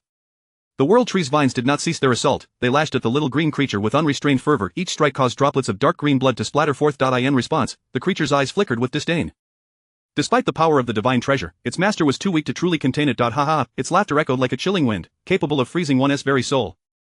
Then, with a surge of its unfathomable power, the creature unleashed its own arcane might, causing the vines to wither and snap as if engulfed by an all-consuming flame, reducing them to wisps of black ash that scattered into the air. Once liberated from its bindings, the little green creature staggered back a few paces, its murderous intent surging forth like a palpable force. Humph, today you shall all perish. Just as the creature prepared to launch another attack, the light emanating from the world tree intensified, coalescing into a magnificent protective barrier resembling a vast transparent dome in the direction of the little green creature's advance. The creature, in a frenzy, assaulted the barrier, its hands transforming into blades of green light that struck down with ferocity. Each blow sent shockwaves rippling outward, distorting the very fabric of space. Yet, the barrier remained steadfast, immovable as a mountain, like the foundational stone of chaos, bearing the weight of immense pressure. The little green creature, astonished, intensified its assault, its expression betraying a flicker of panic as its form began to blur amidst the frenzied onslaught, resembling a vanishing specter. At that moment, a tempest arose from the chaos, dark clouds converged like a roiling sea. Suddenly, a colossal eye emerged above the creature, profound and enigmatic, exuding an aura of boundless authority. A radiant halo encircled the eye, and upon witnessing it, Hongjun, Tongtian, and YNGMID11N felt a surge of elation. It is the Eye of the Tao. Hongjun exclaimed, his face alight with astonishment. The great eye radiated boundless fury, bellowing, you dare to scheme against me. Before the echoes of its rage faded, bolts of divine thunder descended from the eye, striking directly at the little green creature, engulfing it in a blinding tempest of lightning. The creature emitted a shrill, agonizing scream as its form disintegrated into ash, scattered amidst the chaos. After vanquishing the little green creature, the Eye of the Tao turned its gaze towards Tongtian and the others. Gradually, it closed, vanishing into the ether, leaving behind an aura of tranquility. With the disappearance of the eye, the protective barrier of the world tree dissipated, restoring calm to the surrounding space, though traces of the battle's energy still lingered in the chaos. Hongjun exhaled deeply, as though releasing a burden of 1,000 pounds, turning to Tongtian and YNGMID11N. My fellow Taoists, let us proceed to the Zishou Palace for deliberations. This entity is far too peculiar, having invoked the wrath of the Tao. His voice carried a hint of residual tension. Tongtian and YNGMID11N, still shaken, nodded in agreement as they ascended towards Zishou Palace. At that moment, from the ashes left by the little green creature, an almost imperceptible dark green thread shot forth towards the Zishou Palace. This thread moved with such speed that it defied the naked eye, reaching the palace in mere moments before merging into the primordial Tao of heaven. As Hongjun, Tongtian, and YNGMID11N approached the gates of Zishou Palace, an extraordinary occurrence unfolded. They were suddenly met with an overwhelming force of repulsion, which thrust them backward, leaving them isolated from entry, regardless of their efforts. Puzzled, Hongjun heard the cold and unyielding voice of the Tao of Heaven resonate within his mind. These two may not enter Zishou Palace, let them disperse, the Tao shall act. While displeased, Hongjun held his tongue, turning to his companions with a resigned expression. My friends, the Tao forbids your entrance. I ask for your understanding. YNGMID11 furrowed his brow, a flicker of dissatisfaction glimmering in his eyes. Taoist friend, what shall we do about that entity? We have yet to devise a countermeasure. Hongjun pondered, furrowing his brow, before replying, this matter is for the Tao to resolve. We shall heed its arrangements. With that, he stepped into Zishou Palace, his form gradually vanishing within its confines, leaving Tong Tian and YNGMID11 outside exchanging glances. The two resigned themselves to inaction. Taoist YNGMI, today's events are exceedingly bizarre. We must exercise caution. If you do not mind, shall we converse further at my Bo Palace? Taoist Tong Tian, I shall gladly accept your invitation. With that, the two took flight towards Bo Palace. As YNGMID11 reached the edge of the primordial realm, dark clouds rapidly coalesced overhead, crackling with thunder and lightning as countless bolts of purple thunder rained down upon him. Startled, YNGMID11 felt a surge of rage ignite within him. Cursed Hongjun, our affair is far from over. He cast a glance at Tong Tian. My friend, we shall meet again. With that, he invoked the laws of space and vanished into the chaos. Inside Zishou Palace, Hongjun observed this unfolding scene with bewilderment. I did not summon the purple thunder to strike YNGMI, he is a significant ally to the primordial realm. Why has this occurred? The Tao truly remains inscrutable. A sense of foreboding washed over him, as if an unseen hand were orchestrating events beyond his control. With no other recourse, Hongjun attempted to establish contact with the Tao, yet his efforts were met with silence, as though he were trapped within a soundproof, darkened cell, utterly isolated. Resolutely, he decided to venture into the Tao's domain, seeking answers with utmost caution. Hongjun advanced into the depths of the Tao's space. Moments later, a flicker of green light appeared in the very heart of the Tao's realm. Suddenly, a repugnant aura emerged, reminiscent of a foul wind from the depths of hell, causing nausea to swell within him. This is the creature's presence. Has the Tao not been completely eradicated? A chill gripped his heart. As Hongjun recognized the green light, the Tao seemed to react violently, the entire realm quaking in response. This is not good. Hongjun thought, summoning his full strength as a golden aura enveloped him. Panic surged within him. If this malevolent thought were to run rampant, chaos would undoubtedly ensue in the primordial realm. He was acutely aware of his perilous situation, realizing escape would not be easy. Just as he prepared to communicate with Yuancher and the others, urging them to assist Tong Tian in facing the imminent crisis, he found his ability to transmit thoughts utterly ineffective, as if ensnared within a silent, dark prison, utterly alone and helpless. Chapter 66 The military campaign against West Qi. Approximately a quarter of an hour later, the venerable Hongjun slowly emerged from the space of the heavenly Tao, clad in a flowing Taoist robe that danced with the wind. He stretched languidly, his bones cracking like popping beans, while a sinister smile played at the corners of his mouth, reminiscent of an eerie lightning bolt streaking across the night sky. In the grand palace of the Shang dynasty, the voice of Emperor Xian reverberated through the hall. My esteemed ministers, how has the development of the Shang dynasty fared in recent years? Upon hearing this, Shang Rong instantly grasped the emperor's intent. He stepped forward, bowing respectfully. Your Majesty, the Shang enjoys favorable weather and bountiful harvests. Our granaries are overflowing. However, West Qi has grown increasingly audacious in recent years, casting covetous eyes upon our Shang. This is indeed a pressing concern. I believe now is an opportune moment to launch an offensive against West Qi and achieve unification. Emperor Xian, upon hearing this, sprang to his feet, his dragon robe billowing like a tempest, and erupted into hearty laughter, his voice booming like rolling thunder throughout the palace. Excellent. Shang Rong, hasten to escort provisions to the borders of Shang and Zhou. We shall muster all our gallant warriors to flatten West Qi. The emperor's chest heaved with fervor, his heartbeat resonating like war drums, as visions of the Shang military banner fluttering atop the walls of West Qi filled his mind. This was the manifestation of his ambition and aspirations as a ruler. The ministers echoed in unison, as Your Majesty commands. Their voices coalesced, reverberating through every corner of the palace, underscoring the unwavering loyalty of the Shang officials to their sovereign's decision. Where is the Grand Mage of Xindu? As soon as the words left his lips, the Grand Mage appeared in the Grand Hall. Grand Mage, swiftly dispatch all shadowy sentinels to infiltrate the city of West Qi and gather intelligence. In 2 days, our forces shall convene at Golden Rooster Ridge to march forth. I shall obey the command and will not disappoint Your Majesty. 2 days later, at the foot of Golden Rooster Ridge, the armies of the Shang gathered like a torrent of iron, their banners snapping in the wind, the prominent character for Shang instilling fear in the hearts of all. GFA, upon learning of the imminent threat posed by the Shang army, urgently summoned his ministers for counsel. Nangongsher, his face etched with worry, hurriedly stepped forward, his voice trembling. My lord, the Shang military is robust and fierce. Compared to them, West Qi is simply no match. The wisest course of action would be to seek peace. His heart was restless, envisioning the fall of West Qi, fully aware that war would be tantamount to throwing an egg against a stone. At that moment, Shen Gongbao interjected, Do not despair, my lord, simply wait 3 days, I shall return to Kunlun to summon my esteemed master, who will surely resolve this crisis. Upon hearing this, a flicker of hope ignited in GFA's eyes. He rose abruptly, declaring, This is indeed splendid, quickly assemble our forces at Golden Rooster Ridge and resolutely stand our ground. Although the ministers harbored doubts, they could only bow in acquiescence, silently praying for divine protection for West Qi. However, just as Shingongbao prepared to depart for Kunlun Mountain, the 12 golden immortals and the southern polar immortal had already arrived in West Qi. Observing this, Shingongbao's face broke into a broad smile as he rushed forward to greet them, bowing respectfully, "Esteemed brothers, please enter swiftly." With a serious countenance, Huang Chengzi waved his sleeve and said, "No need for formalities. We must first proceed to Golden Rooster Ridge. You, dear junior, remain here and protect GFA." Having spoken, the 12 golden immortals and the southern polar immortal sped towards Golden Rooster Ridge. Shingongbao, feeling helpless, could only watch their departing figures with a flash of anger, before hastening towards the direction of the western sector. On the third day, as the Shang army surged towards the base of Golden Rooster Ridge, Nangongsher stood atop the city walls, gazing down at the densely packed enemy troops, his face paling to a ghostly white, despair flooding his heart. He clenched the stones of the city wall, lamenting, "Is it today that West Qi must face utter annihilation? How can we withstand this ferocious Shang army?" In the center of the encampment below, Emperor Xian's dragon carriage was flanked by the formidable Wen Zhong, Huang Feihu, the unfettered Holy Mother, Kong Xian, and the 4 formidable generals of the Mo family, their presence imposing as a mountain bearing down upon them. Just as Nangongsher was engulfed in hopelessness, the 12 golden immortals appeared atop the city tower. Huang Chengzi stepped to the edge of the tower and bellowed down, "Emperor Xian, you defy the heavens and act in opposition to the natural order. Withdraw at once and cede the throne to King Wu Gfa." Wen Zhong, upon hearing this, was consumed by rage. He struck his ink jade Qilin, which let out a long cry, its hooves stirring the wind as it surged forward.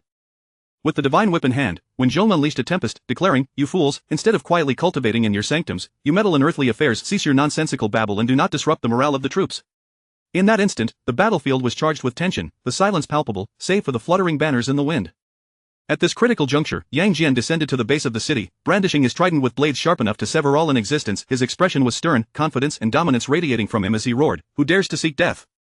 Ah, this pretty boy has quite the bravado." With that, Neza's windfire wheels spun rapidly beneath him, sending forth twin infernos towards Yang Jian.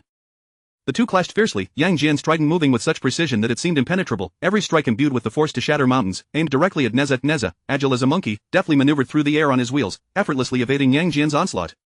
Simultaneously, flames licked at the spear's tip, the surrounding temperature skyrocketing. With a mighty shout, he unleashed the 3 heads and 8 arms technique, each arm wielding a magical artifact, launching an assault on Yang Jian. The Qianquan circle transformed into a golden ring of light, hurtling towards Yang Jian with lightning speed. The misty sky silk coiled around Yang Jian like a serpentine red python, seeking to bind him. Observing Neza, Tai Yizhenren felt a surge of displeasure, a flicker of malevolence flashing in his eyes as he stealthily unleashed a spell, sending forth a golden brick soaring towards Neza. As the brick soared through the air, it whistled ominously, its might capable of flattening a small mountain. Li Jing, witnessing this, turned pale with alarm, and without a moment's hesitation, he drew his sword and leaped into the air to intercept the golden brick. With a swing of his sword, a blade of energy surged forth like a rainbow piercing the sun, colliding with the brick in a resounding explosion, sparks flying as the powerful shockwave sent soldiers tumbling in disarray. Li Jing glared at Tai Yizhenren, his eyes ablaze with fury. "You despicable villain, why do you seek to harm Neza so?" His voice was filled with indignation and accusation, the sword in his hand trembling, poised to engage Tai Yizhenren in a battle to the death should provocation arise. Seeing Tai Yizhenren's actions, the cloudy sky immortals' anger flared. Simultaneously, the 12 golden immortals stood ready, prepared for conflict. Just as both sides were on the verge of chaos, Randang, sensing the situation spiraling out of control, intervened to buy time. "Dear friends, let us remain calm. As the saying goes, when gods fight, mortals suffer. Today's events are not suited for a full-blown conflict. Instead, let us wager on the outcomes of our 3 generations of disciples, with Golden Rooster Ridge as the stake. If we prevail, the Shang shall retreat. If you prevail, Golden Rooster Ridge shall be ceded to the Shang. What say you?" The disciples of the turned their gazes towards Emperor Xian. He nodded slightly, rising to his feet. "This is splendid indeed. Gentlemen, let us demonstrate the might of the Shang dynasty to these wayward Taoists. Come tomorrow." Chapter 67. Will the treasures be given to your disciples, and will they betray the teachings of the? As night fell within the grand camp of the West Qi at Jinji Ridge, the flickering candlelight danced precariously in the night breeze, casting shadows that writhed upon the canvas walls of the tents. The radiant lamp sat firmly in the main seat, his expression as grave as ancient iron, while the 12 golden immortals were seated on either side. The atmosphere weighed down with an oppressive silence akin to the stillness of a deep sea before a tempest, leaving one nearly breathless. The Taiji Shinran pondered the impending battle, troubled by the absence of disciples to shield him from calamity, while Yuanshu remained indifferent to his plight. His brows furrowed deeply, and he exhaled a heavy sigh. Upon hearing this, Wang Qingzi's brow furrowed, his eyes flashing with indignation as he immediately rebuked, "What nonsense! Which of our 3 generations of disciples from the lacks extraordinary talent and profound cultivation? Why do you sigh without cause? Do you not believe that our is destined for victory?" Taiji Shinran parted his lips, hesitant to articulate his thoughts, his gaze entwined with profound anxiety for the battle ahead, akin to a bird trapped in a cage, filled with struggle. Seeing this, Shi Jingzi swiftly rose to mediate. "Elder brother, please calm your anger. While it is true that our disciples are exceptionally gifted, the disciples of are also formidable opponents. The treasures in their possession cannot be underestimated. Merely the power of those treasures may prove overwhelming for our disciples." Huang Chengzi snorted derisively, his disdain evident. Do my fellow brothers lack treasures? If we bestow some upon our disciples, our victory is assured, so why should we fear? Do not be so stingy. However, as his words fell, the faces of all present revealed their grave concerns. As if bearing a weight of 1,000 pounds, Randang slowly surveyed the assembly and spoke in a solemn tone, "You are being excessively cautious. These disciples have grown up by our sides. Do you truly fear they would betray their masters and switch allegiance to the enemy?" Suddenly, the Qingshu Dao Tianzuan leapt to his feet, stirring a gust of wind that caused the candlelight to flicker violently. "Elder brother, vice-teaching master, it is not that I am unwilling to bestow treasures upon my disciples. My disciple, Huang Tianhua, is the son of the great Shang's King Wu Changdai in this unpredictable era of the Fengshan calamity. How can I not worry? What if he, ensnared by familial ties, turns against us?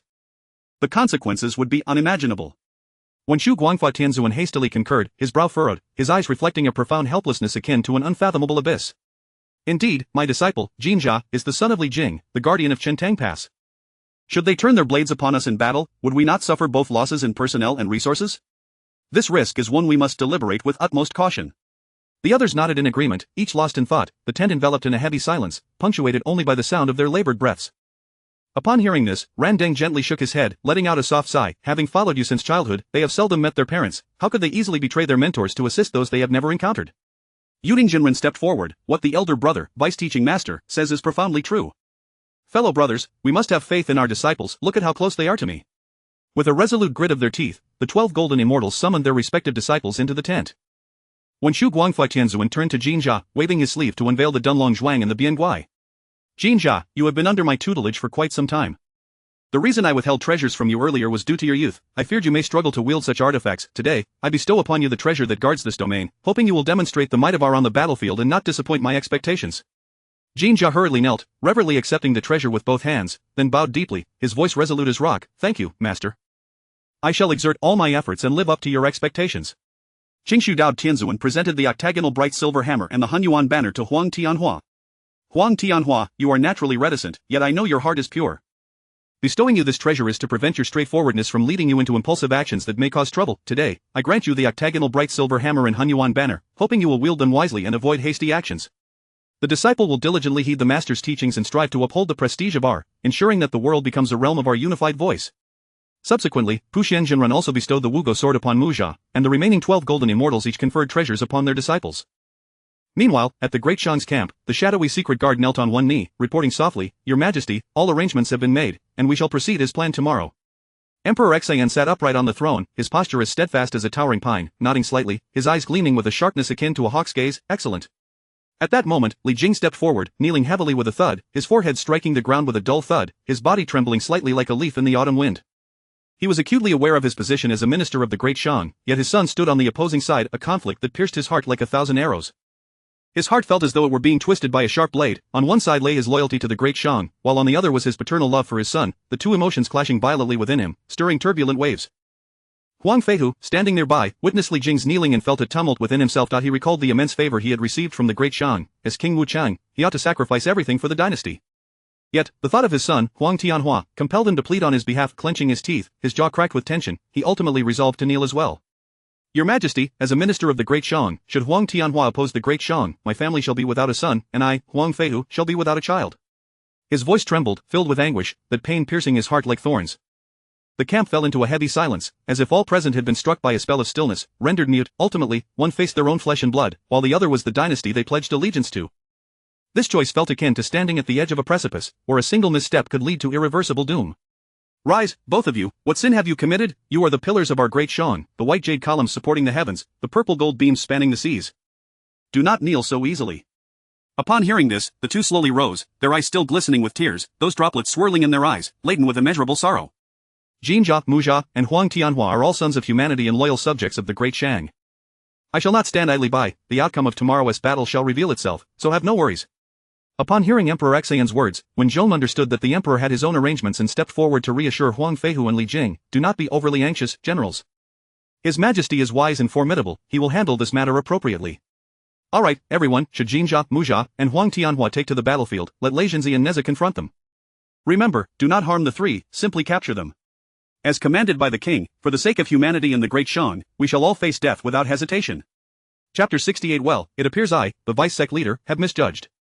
Your disciples have betrayed us. The following day, beneath the looming shadow of Jinji Ridge, the morning mist enveloped the earth, yet it could not obscure the palpable aura of impending slaughter that permeated the air.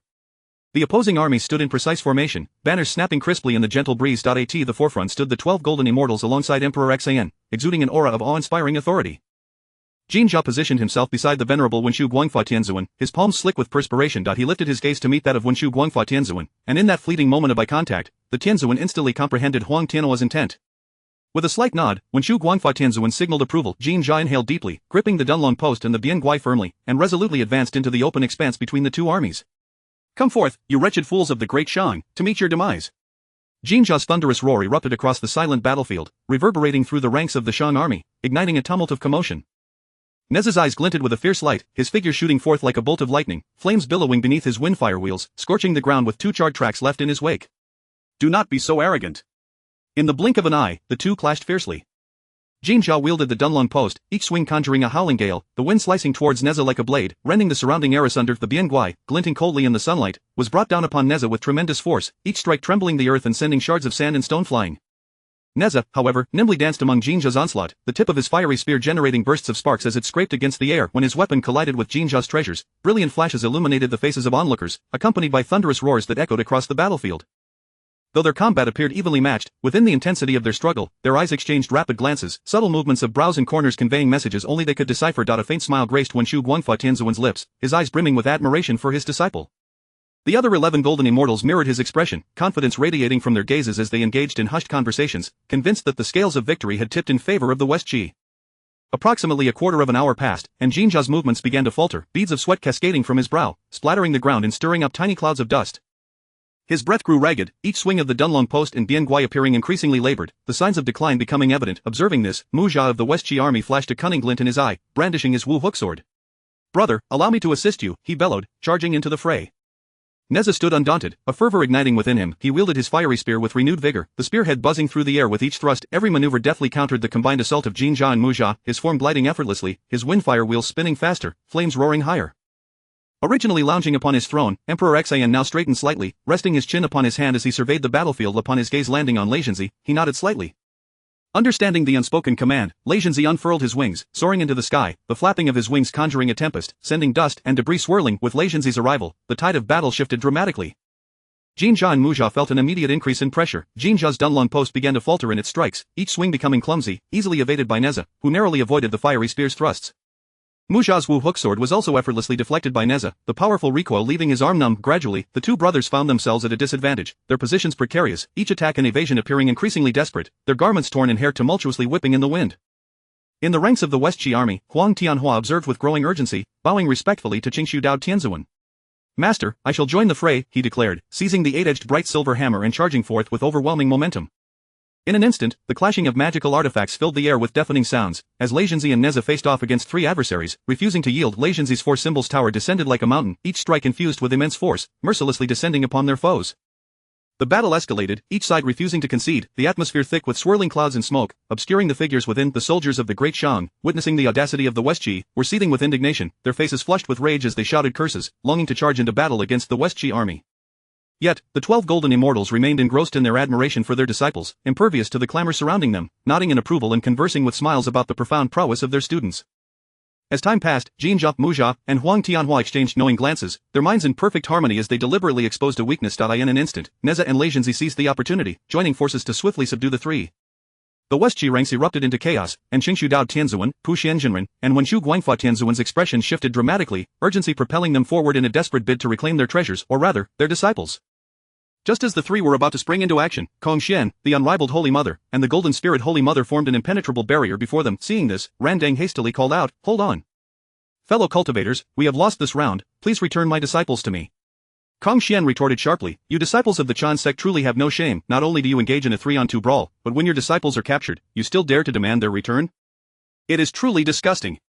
Pu Xianzhenren, his face a mask of anxiety, beads of sweat forming on his brow, exclaimed, "Vice sect leader, our treasured treasures are in the hands of our disciples. They are our kin, if they are captured, they shall surely meet a tragic fate." At that moment, Emperor Xian slowly rose, exuding an aura of regal authority, his demeanor imposing as he stepped forward. "You need not worry.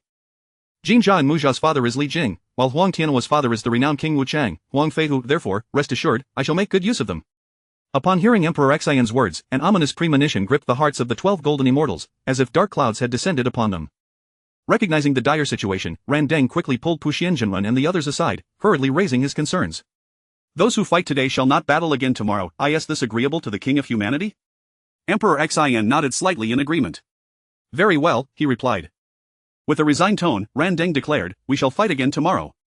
Having spoken, both sides retreated to their respective camps. Within the West Qi camp, the atmosphere was as oppressive as the dark night before an impending storm. The 12 golden immortals were consumed with anxiety, hastily reclaiming the treasures they had bestowed upon their disciples, worry etched upon their faces as they exchanged blame. Whoever devised this ill-fated plan, look where we are now. Our disciples have been captured, and our treasured artifacts have been seized. Humph, Jingshu, you two have the audacity to speak. You did not object at the time. What use is it to voice such sentiments now? In stark contrast, the atmosphere in the Great Shan camp was jubilant, filled with songs and celebrations. Soldiers gathered together, laughter and merriment echoing as they celebrated Jinjia, Mujia, and Huang Tianhua's return to their ancestral roots. Emperor Xian sat within his tent, a satisfied smile gracing his lips, his eyes sparkling with wisdom. The next day, Ran Deng paced anxiously within the tent, deep in thought. After much deliberation, he ultimately resolved to send Yang Jian into battle. He understood well that, at this juncture, only Neza and Lei Zhenzi stood a chance against Yang Jian, and he intended to utilize Yang Jian to rectify the previous day's defeat. Upon receiving the order, Yang Jian's lips curled into a confident smile, pride radiating from his demeanor. Grasping his three-pointed two-edged blade, he strode forth from the tent to the front lines, his eyes brimming with provocation. Is there no one in the Great Shan? Who dares to face me in combat? Chapter 69. Can three-eyed beings truly be subdued? Upon hearing the scornful remarks, Wen Zhong slowly urged the dark jade Qilin forward, each step causing the ground to tremble slightly. The ministers of the West Qi, witnessing this, were immediately thrown into a commotion. After all, Wen Zhong held the esteemed title of Grand Master of the Shang dynasty, and his personal intervention could not help but stir unrest. Yet, Yang Jian regarded the spectacle with disdain, a mocking smile curling at the corners of his mouth. Is it true that the Shang dynasty has no one else? To have the Grand Master personally confront a mere junior, such a degradation of status? Perched upon the dark jade Qilin, Wen Zhong cast a sweeping gaze over the assembly of West Qi, and wherever his eyes fell, it was as if a chill ran down their spines. Although I am the national master of the Shang, I am also a third-generation disciple of the. How dare you look down upon me? Yang Jian, upon hearing this, let out a cold laugh. Be cautious, Grand Master, you wouldn't want to tarnish your legacy. Before his words had fully left his lips, Yang Jian surged toward Wen Zhong with astonishing speed, leaving only a blurred afterimage in his wake. He raised his three-pronged, double-edged blade high, generating a fierce wind as he aimed a powerful strike at Wen Zhong. A glint of cold light flashed in Wen Zhong's eyes as he deftly wielded his dual whips to meet the assault.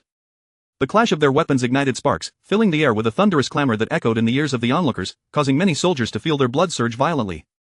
Yang Jian felt an immense force surge through him, traveling up his arms and causing a slight numbness, yet, youthful pride prevented him from conceding defeat. A flicker of determination danced in his eyes as his offensive grew increasingly fierce. Meanwhile, Wen Zhong remained composed, his whips dancing in a tightly woven pattern. With each swing, they summoned a howling wind that deflected Yang Jian's strikes with ease. Gradually, Yang Jian realized he was no match for Wen Zhong in this weapon duel. Each intersection of their blades sent jolts of pain through his hands, radiating up his arms and momentarily hindering his movements. With a sudden retreat, Yang Jian staggered back several paces, leaving deep impressions in the ground as dust billowed around him. A glimmer of brilliance sparked in his eyes as he activated his celestial eye, unleashing a beam of white light aimed directly at Wen Zhong. Sensing the activation of the celestial eye, Wen Zhong did not dare to underestimate the situation. He summoned his magical powers, readying his own celestial eye in an instant. The brilliance illuminated the entire sky, compelling the warriors on the battlefield to close their eyes against the blinding light.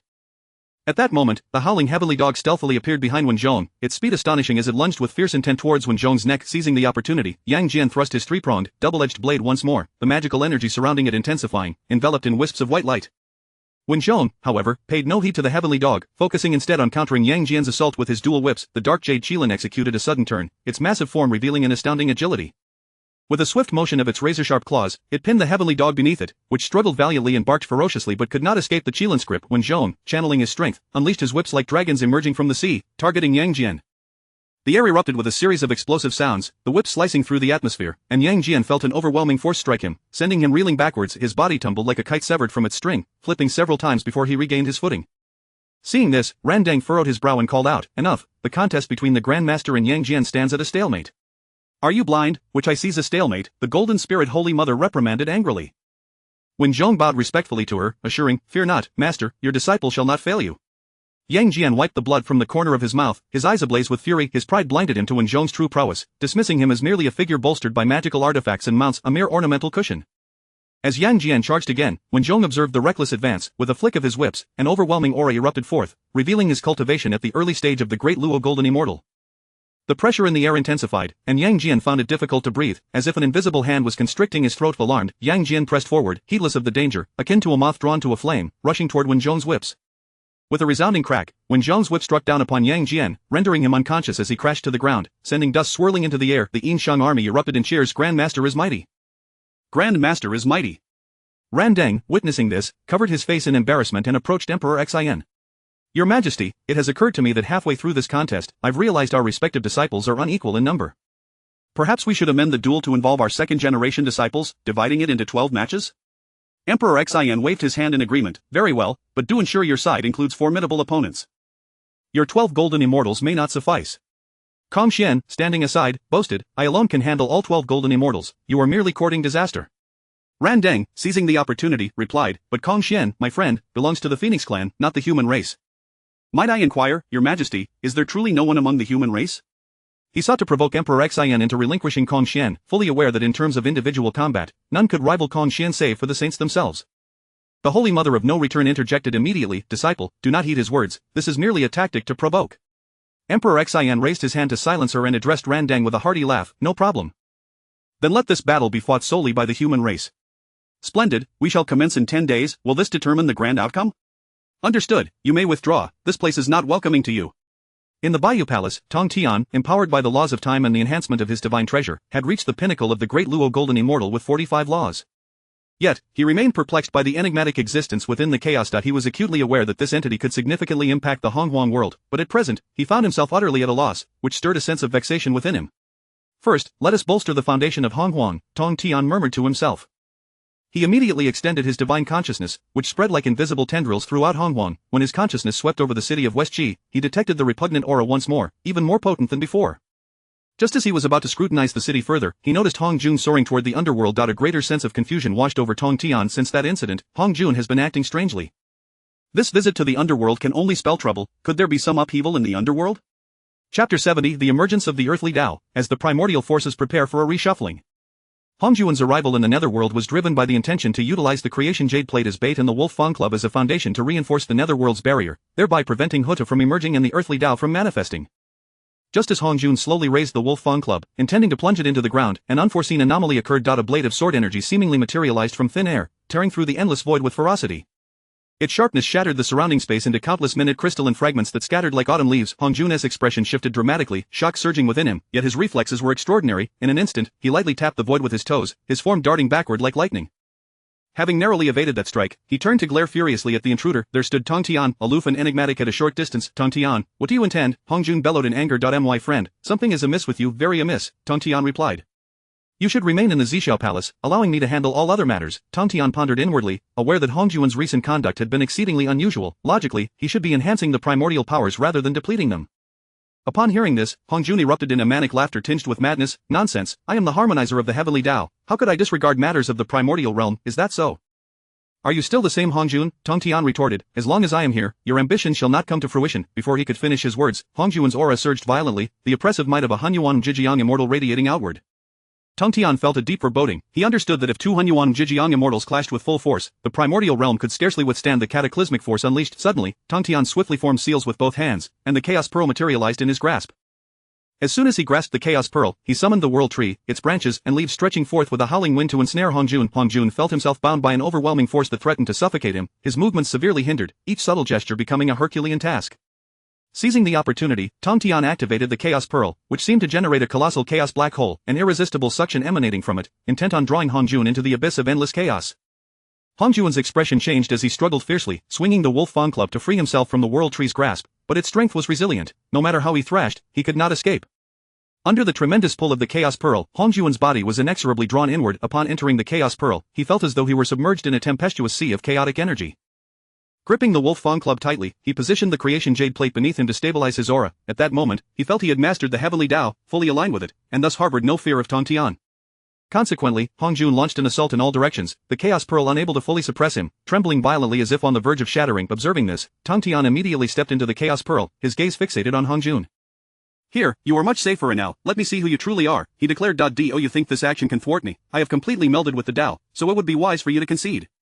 Tong Tian, sensing Hong Juan's unwavering confidence and the escalating intensity of his aura, felt a surge of ominous premonition that he dared not underestimate the situation. With a wave of his hands, he summoned the Zhang Tian coffin in the Miesher Diamo.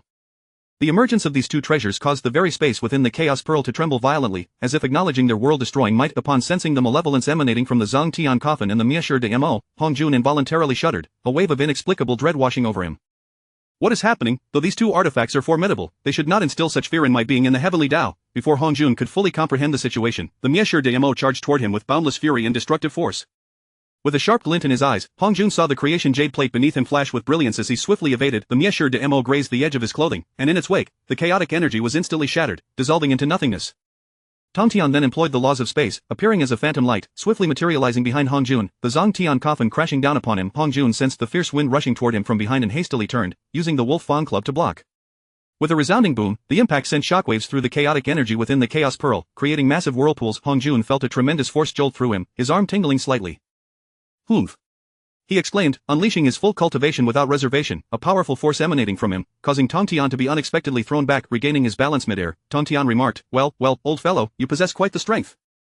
But know this, it is my Chaos Pearl." Tong Tian activated the Chaos Pearl, the power of the laws within it mobilizing instantly, pressing down upon Hong Jun. This force rendered Hong Jun's cultivation ensnared by an invisible grip, his movements sluggish, each step akin to wading through an endless mire. "How does it feel, old fellow? Your cultivation has been suppressed. What can you do now? Perhaps you should reveal your true identity. Do you truly believe that suppressing my cultivation grants you the upper hand? While I may not know the origins of your artifacts, should I vanquish you, they shall all belong to me." With that, Hong Jun took the initiative, charging directly at Tong Tian, while Tong Tian seized the moment to utilize the laws of space, brandishing the Miesher Diamo and Zhang Tian coffin to rush toward Hong Jun's rear. Meanwhile, in the netherworld, Huda concluded her lengthy seclusion today, surrounded by a dense aura of reincarnation laws, the power of the 6 paths of reincarnation bolstered through her cultivation. Rising from her meditative state, accompanied by the Dark River and the 9 Phoenixes, she strode toward the netherworld's exit, each step sending ripples of reincarnation energy beneath her feet. Upon reaching the exit, Huda gracefully lifted her jade hand, the reincarnation laws swirling within her palm. With a gentle strike, the formerly impenetrable barrier crumbled as if made of mere paper. Ascending into the air, she spread her arms wide, inhaling deeply. "At last, I am free. This primordial realm is due for a transformation. My witch clan shall emerge. From this day forth, the path I establish shall stand alongside the heavenly Tao as one of the 3 paths. There shall be 6 saints of the earthly Tao, and any who accumulate great merit may become an earthly Tao saint." Upon the utterance of these words, all beings within the primordial realm erupted in fervor, and the authority of the primordial realm was diminished by a third, claimed by the earthly Tao. Chapter 71 The Birth of the Tao. Hong Jun has sealed the fierce conflict within the Chaos Pearl remained unabated. Upon discovering that his authority was being usurped, Hong Jun descended into a state of extreme agitation and fury. How outrageous! Who dares to covet my power when I have only just seized control of this body? Hong Jun roared inwardly, his aura surging with violent intensity. With a sudden, thunderous cry directed to the heavens, he forcefully tore open a gaping chasm in the once impregnable rules of the Chaos Pearl. His figure surged forth, driven by boundless wrath and murderous intent, ascending towards the skies. Faced with Hong Jun's onslaught, Tong Tian could not afford even a moment's negligence. At this critical juncture, he swiftly formed seals. In an instant, the 3 spiritual treasures, the coffin of the dead, the world destruction mill, and the world tree, materialized before him. Hong Jun raised his wolf-toothed club high and brought it crashing down upon Tong Tian. This strike, infused with Hong Jun's pent-up rage and profound yearning to reclaim his authority, was so powerful that it caused the entire Chaos Pearl to tremble. With a deafening roar, an explosive sound erupted within the Chaos Pearl, shaking the very fabric of its space under the weight of this tremendous force. Although Tong Tian managed to withstand Hong Jun's crushing blow with the defenses of the 3 treasures, suffering no substantive harm, the sheer impact sent him hurtling backward. "Humph, this old fool possesses some skill. Since the Tao has been established, I shall no longer play with you. It is time to leave." Seizing the momentum from being struck, Tong Tian swiftly vanished from within the Chaos Pearl. As soon as Tong Tian emerged from the Chaos Pearl, he encountered Hutu, who had been waiting outside for quite some time. "Thank you, fellow Taoist Tong Tian. Were it not for your assistance, I might still be lost in confusion, unable to awaken," she exclaimed. "Ha, your insight is commendable. Without your own efforts, you would not have achieved your current success." Just as Tong Tian was about to engage in a heartfelt conversation with Hutu, Hong Jun burst forth, having shattered the confines of the Chaos Pearl, pursuing them with a maniacal grin that sent chills down their spines. "Old fool, let us settle old grudges along with new ones. Chaos awaits." Upon hearing Hutu's words, Hong Jun erupted into maniacal laughter, as if he had heard the most ludicrous joke. "Fool, why would I engage in battle with you in the chaos? Are you intent on destroying the primordial realm? Remember, you are the spokesperson of the Tao. If the primordial realm perishes, you shall not survive either. The destruction of the primordial realm concerns me not." "Young lady, how naive you are." A glint of madness shone in Hong Jun's eyes. With that, he prepared to strike, gripping his wolf-toothed club tightly, ready to launch an attack on Tong Tian and Hutu. Huda glanced at Tong Tian, about to inquire further, when in a flash, Hong Juan's body seemed to be struck by an invisible, formidable force, plummeting from midair, clutching his head with both hands, his face contorted in agony, he writhed on the ground, the pain akin to 1,000 ants gnawing at his heart, emitting anguished roars. Tong Tian, is this your doing? Can the vanquished still wield such power? Huda queried, bewildered. Tong Tian, however, paid no heed to Huda's question, his gaze fixated on Hong Jun. Now, my friend, if you agree to refrain from leaving the Purple Cloud Palace for a century, I shall spare you. Tong Tian understood that although Hong Jun was influenced by that force, he was still the spokesperson of the Primordial Tao, but if he could seal Hong Jun for a century, it might buy enough time to resolve the matter. Agreed. Without hesitation, Hong Jun acquiesced, recognizing his need for time to counter the influence of the vanquished. Relax, allow me to seal you, Tong Tian instructed it. With that, he began to invoke the sealing technique. Ancient formations rose around Hong Jun, the symbols intertwining and merging to gradually form a vast and intricate array. As time passed, the bloodthirsty aura surrounding the array thickened. Halfway through, Tong Tian looked at Hong Jun and sighed. Friend, if you do not relax, I cannot concentrate on sealing you. Do you truly wish to remain in this state of torment? You are indeed a vile beast, Hong Jun spat, but Tong Tian paid no mind to the insult, refocusing his efforts to continue the array's sealing. Approximately an hour later, with the final infusion of his magical power, the formation was complete, successfully sealing Hong Jun within. Tong Tian waved his sleeve, casting the sealed space as effortlessly as tossing a pebble toward the Purple Cloud Palace. Tong Tian, what on earth has transpired? You have sealed Hong Jun, but what has happened to him? Huda was baffled, struggling to comprehend how Hong Jun had suddenly turned so frenzied, and how Tong Tian had managed to seal him. Alas, a new tempest of blood and chaos is about to descend. This array hails from the ancient era, a chance discovery of mine. While it can seal Hong Jun for a century, it is merely a stopgap measure. Hong Jun is now possessed by that entity, and I find it rather astonishing. What is that entity? Tong Tian then recounted in detail the events that had unfolded in the chaos. After listening, Huda stood frozen in place, her heart heavy with concern. It seems we are indeed on the brink of a bloody storm. Take care of yourself, fellow Taoist. In this century, I too shall strengthen the Taoist power, doing my utmost to safeguard the realm of our father. With that, Huda's form gradually faded, ultimately vanishing as she returned to the underworld. Meanwhile, Tong Tian turned back toward the Bo Palace. On the other side of the primordial realm, the appointed time for the alliance between Shiqi and the Shang dynasty had arrived. Beneath the Golden Rooster Ridge, the air was thick with the tension of impending battle, and the cries of conflict echoed through the skies. The celestial virtue of clarity, wielding the flying electric spear, strode confidently between the two factions. Children of the Shang, who dares to face me in battle, do not be cowards. On the Shang side, Wen Zhong, hearing the challenge from the celestial virtue of clarity, was instantly consumed with rage. After conferring with Dxan, he brandished dual whips, mounting a dark jade Shilin, and stepped forth. Celestial virtue of clarity, your sect boasts only a loud-mouthed out a bunch of arrogant fools. I shall play with you, but do not let it end too embarrassingly. Chapter 72. The First Battle. Wen Zhong against the celestial virtue of Qingshu. As Emperor Xian beheld Wen Zhong arriving at the battlefield, a surge of fervor and valor welled up within him. Suddenly rising from his throne, he strode purposefully towards the war drums, each step echoing like a heartbeat among the assembled warriors. The Grand Preceptor has devoted himself tirelessly to the Yin dynasty. Today, I, the sovereign, shall personally strike the drums to rally our forces. With that proclamation, Emperor Xian grasped the drumsticks tightly, raising them high before bringing them down with tremendous force. In an instant, the sound of the war drums reverberated like thunder, deafening and resounding throughout the battlefield. Each beat resonated with the fervent cries of the Yin soldiers. The Grand Preceptor is formidable. The king is magnificent. The cheers rose to a deafening crescendo, crashing against the ranks of the Western Qi army. The once orderly formation of the Western Qi soldiers wavered under the sudden onslaught of sound and spirit, their morale shaken and their momentum dissipated. Wen Zhong, gripping his dual whips tightly, cast a steely gaze upon the celestial virtue of Qingshu opposite him. In a flash, he seized the initiative, unleashing a flurry of whips that cut through the air with the force of 1,000 bolts, rushing towards the celestial virtue. The celestial virtue, aware of the imminent threat, swiftly raised his flying electric spear, its tip gleaming with a blinding light as it met the oncoming barrage of whips. The clash of metal rang out incessantly as the two figures danced through the air, embroiled in a fierce confrontation. As Wen Zhong defended himself, his mind raced with strategies for victory. He understood that although their powers were comparable, he had only recently attained the status of Deluo Golden Immortal.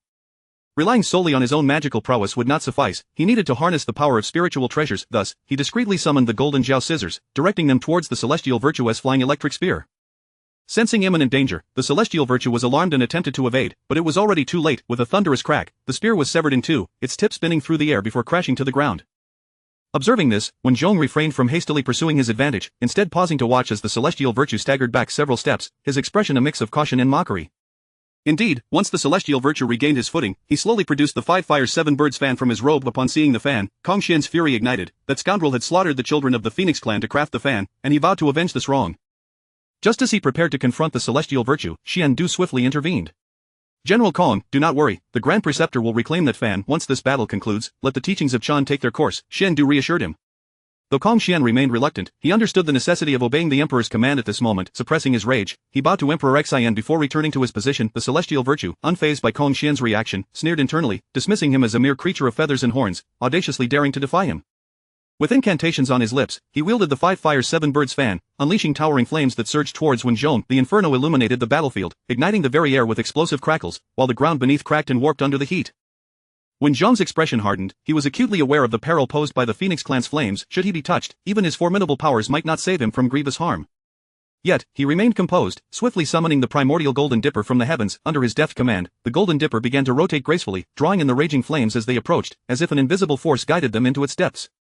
This spectacle left the celestial virtue in astonishment, eyes wide with disbelief. Wen Zhong, that scoundrel, actually summoned the Golden Dipper.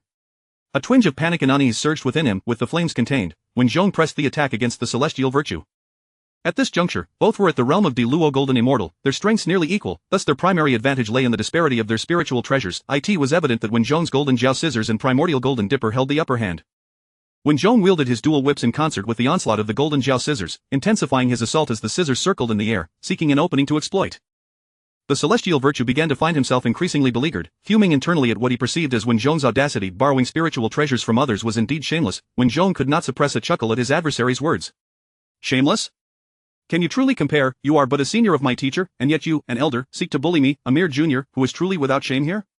His taunt struck at the heart of the celestial virtue, who, already vexed by his inability to gain ground, erupted in indignation at the mockery. The celestial virtue's countenance flushed crimson as his fury reached a boiling point. Disregarding his dignity and composure, he brandished the moisword and summoned the heart-piercing nails, charging recklessly at Wen Zhong. In that moment, he had forsaken his usual calm, consumed solely by the desire to eliminate Wen Zhong and relieve his pent-up rage. Unperturbed by the onslaught, Wen Zhong calmly formed a hand seal, causing 24 sea-settling pearls to materialize behind him. Flanking him were the primordial Golden Dipper and Golden Jiao Scissors, 3 treasures forming an impregnable barrier. The celestial virtue, witnessing this display, felt a pang of regret, realizing that his impetuousness might yield dire consequences. He yearned to halt his advance, but inertia compelled him forward. The sea-settling pearls surged forth like shooting stars, crashing down upon the celestial virtue with immense force. Unable to evade in time, he was struck directly, causing the world to spin as pain erupted in his head, plunging him into darkness and unconsciousness. Just as Wen Zhong prepared to seize him, Ruan Deng stepped in front of Wen Zhong. Let the Grand Preceptor pass. Borrowing others' spiritual treasures is one thing, but seeking to strike him down is another. The Mother of Golden Spirit, witnessing the humiliation of her disciple, swiftly appeared before Ruan Deng, delivering a resounding slap filled with her quasi-saintly power, swift as lightning and potent enough to split mountains. Caught off guard, Ruan Deng staggered back, blood trickling from the corner of his mouth. The Mother of Golden Spirit shielded Wen Zhong, declaring, "Your sex shamelessness knows no bounds, second-generation disciples preying upon third-generation ones, and you still dare to claim victory. Ruan Deng, speak." Who emerged victorious, she demanded, unleashing her quasi-saintly aura. Ruan Deng felt trepidation. He knew that opposing the Mother of Golden Spirit would yield no favorable outcome. Reluctantly, he conceded, the Yin dynasty has won. Let us resume our battle tomorrow. The Yin shall send forth their champions first. With that, he turned to lead his followers away. Emperor Xian exchanged a knowing glance with Kong Xian, who instantly understood. With a flash, he ascended into the air, summoning the 5-colored divine light, which enveloped the celestial virtue entirely. The remaining golden immortals were poised to retaliate but were swiftly halted by Ruan Deng. Upon returning to the Western Qi encampment, Wang Chengzi confronted Ruan Deng, deputy sect leader. Your sect's reputation has been utterly tarnished. As a quasi-saint, what do you fear? Ruan Deng, troubled, raised a finger to retort but found no words, sighing inwardly, very well, I had intended to join the Western teachings anyway. Let it be as it may. Seeing Ruan Deng's silence, Wang Chengzi assumed he had acquiesced to his rebuke and continued, deputy sect leader, think of how to restore our sect's honor tomorrow. The Yin shall send their champions first, and then we shall decide who shall fight. This will give us the advantage. It is best that way. Should another defeat occur, do not blame me. Chapter 73. The literary sage Bygone versus the celestial master Tai Yi. On the following day, the armies of both sides were once again arrayed in perfect formation outside Jinji Ridge, the clashing of armor harmonizing with the heavy breaths of the soldiers. Bygone, adorned in official robes and crowned with a ceremonial headdress, took a step forward, the beaded curtain of his crown swaying gently with his movement, producing a delicate, crisp sound. His entire being radiated with a palpable literary aura, swirling around him like a tangible ribbon of light. Stepping forward, his foot struck the ground with a resounding thud, proclaiming, I am Bygone, the literary sage of the human race. Who dares to challenge me? Ruan Deng slightly raised his head, stepping out from the ranks with an air of respect, yet his words were sharp. O king of humanity, your race has endured for millennia, rich in heritage. It would be prudent not to rely on the treasures of other tribes any longer. His voice, though not loud, resonated clearly in every ear. Seated upon his throne, Xian heard Ruan Deng's words and felt a cold smirk brewing within. A fierce determination surged through him. Today, he vowed to ensure that the Chan sect faced utter defeat, liberating the human race from a fate of derision and manipulation, allowing them to truly stand tall in this world. I have consented, he declared succinctly, causing the warriors of the Great Shang to stir with renewed vigor. Seeing Xian's acquiescence, Ruan Deng's heart swelled with joy, a subtle smile gracing his lips. He turned and walked back with a lightness in his step. As he passed by Tai Yi, he cast a sidelong glance, conveying an obscure message through his gaze. Tai, understanding the unspoken communication, held in his hand a talisman made of white jade, smooth and delicate, its dust strands as pure as snow. Once he came to a halt, he gently waved the talisman, invoking the jade clarity celestial method. In an instant, the ethereal energies of the surrounding world surged towards him, forming a series of luminous spirals of spiritual power around him. Unfazed by the spectacle, Bygone gripped his pen of merit tightly. He immediately summoned the literary essence of the human race, inhaling deeply as he infused the essence into the wolf hairbrush. With each stroke, ink spiraled forth like a black dragon, coiling through the air and transforming into vividly animated soldiers of ink, their fierce gazes charging toward Tai. The legacy of the human race would not be severed. Every stroke he executed was imbued with his entire literary force, and the ink soldiers appeared to breathe with life, bearing an unstoppable momentum. Tai, confronted by the onslaught of ink soldiers, remained unperturbed, a trace of disdain flickering in his eyes. He wielded his talisman with increased speed, unleashing sharp celestial energies that sliced through the foremost ink soldiers with lethal precision. Witnessing the hindrance of his ink soldiers, Bygone felt a surge of anxiety. He let out a fierce shout as the characters he inscribed radiated brilliantly, coalescing into runes that surged toward Tai in a bid to overpower him. Tai, crossing his talisman before him, intoned a spell as the strands of dust on the talisman elongated, twisting toward Bygone like resilient ropes. The talisman's strands moved with astonishing speed, leaving afterimages in their wake before swiftly ensnaring Bygone's arms and waist. Trapped, Bygone was overtaken by a profound unwillingness. He struggled fiercely as the literary essence within him surged violently, converging at the tip of his brush. Using ink as his blade, he struck forcefully, the ink blade slicing through the talisman's strands with a fierce momentum, continuing its trajectory toward Tai.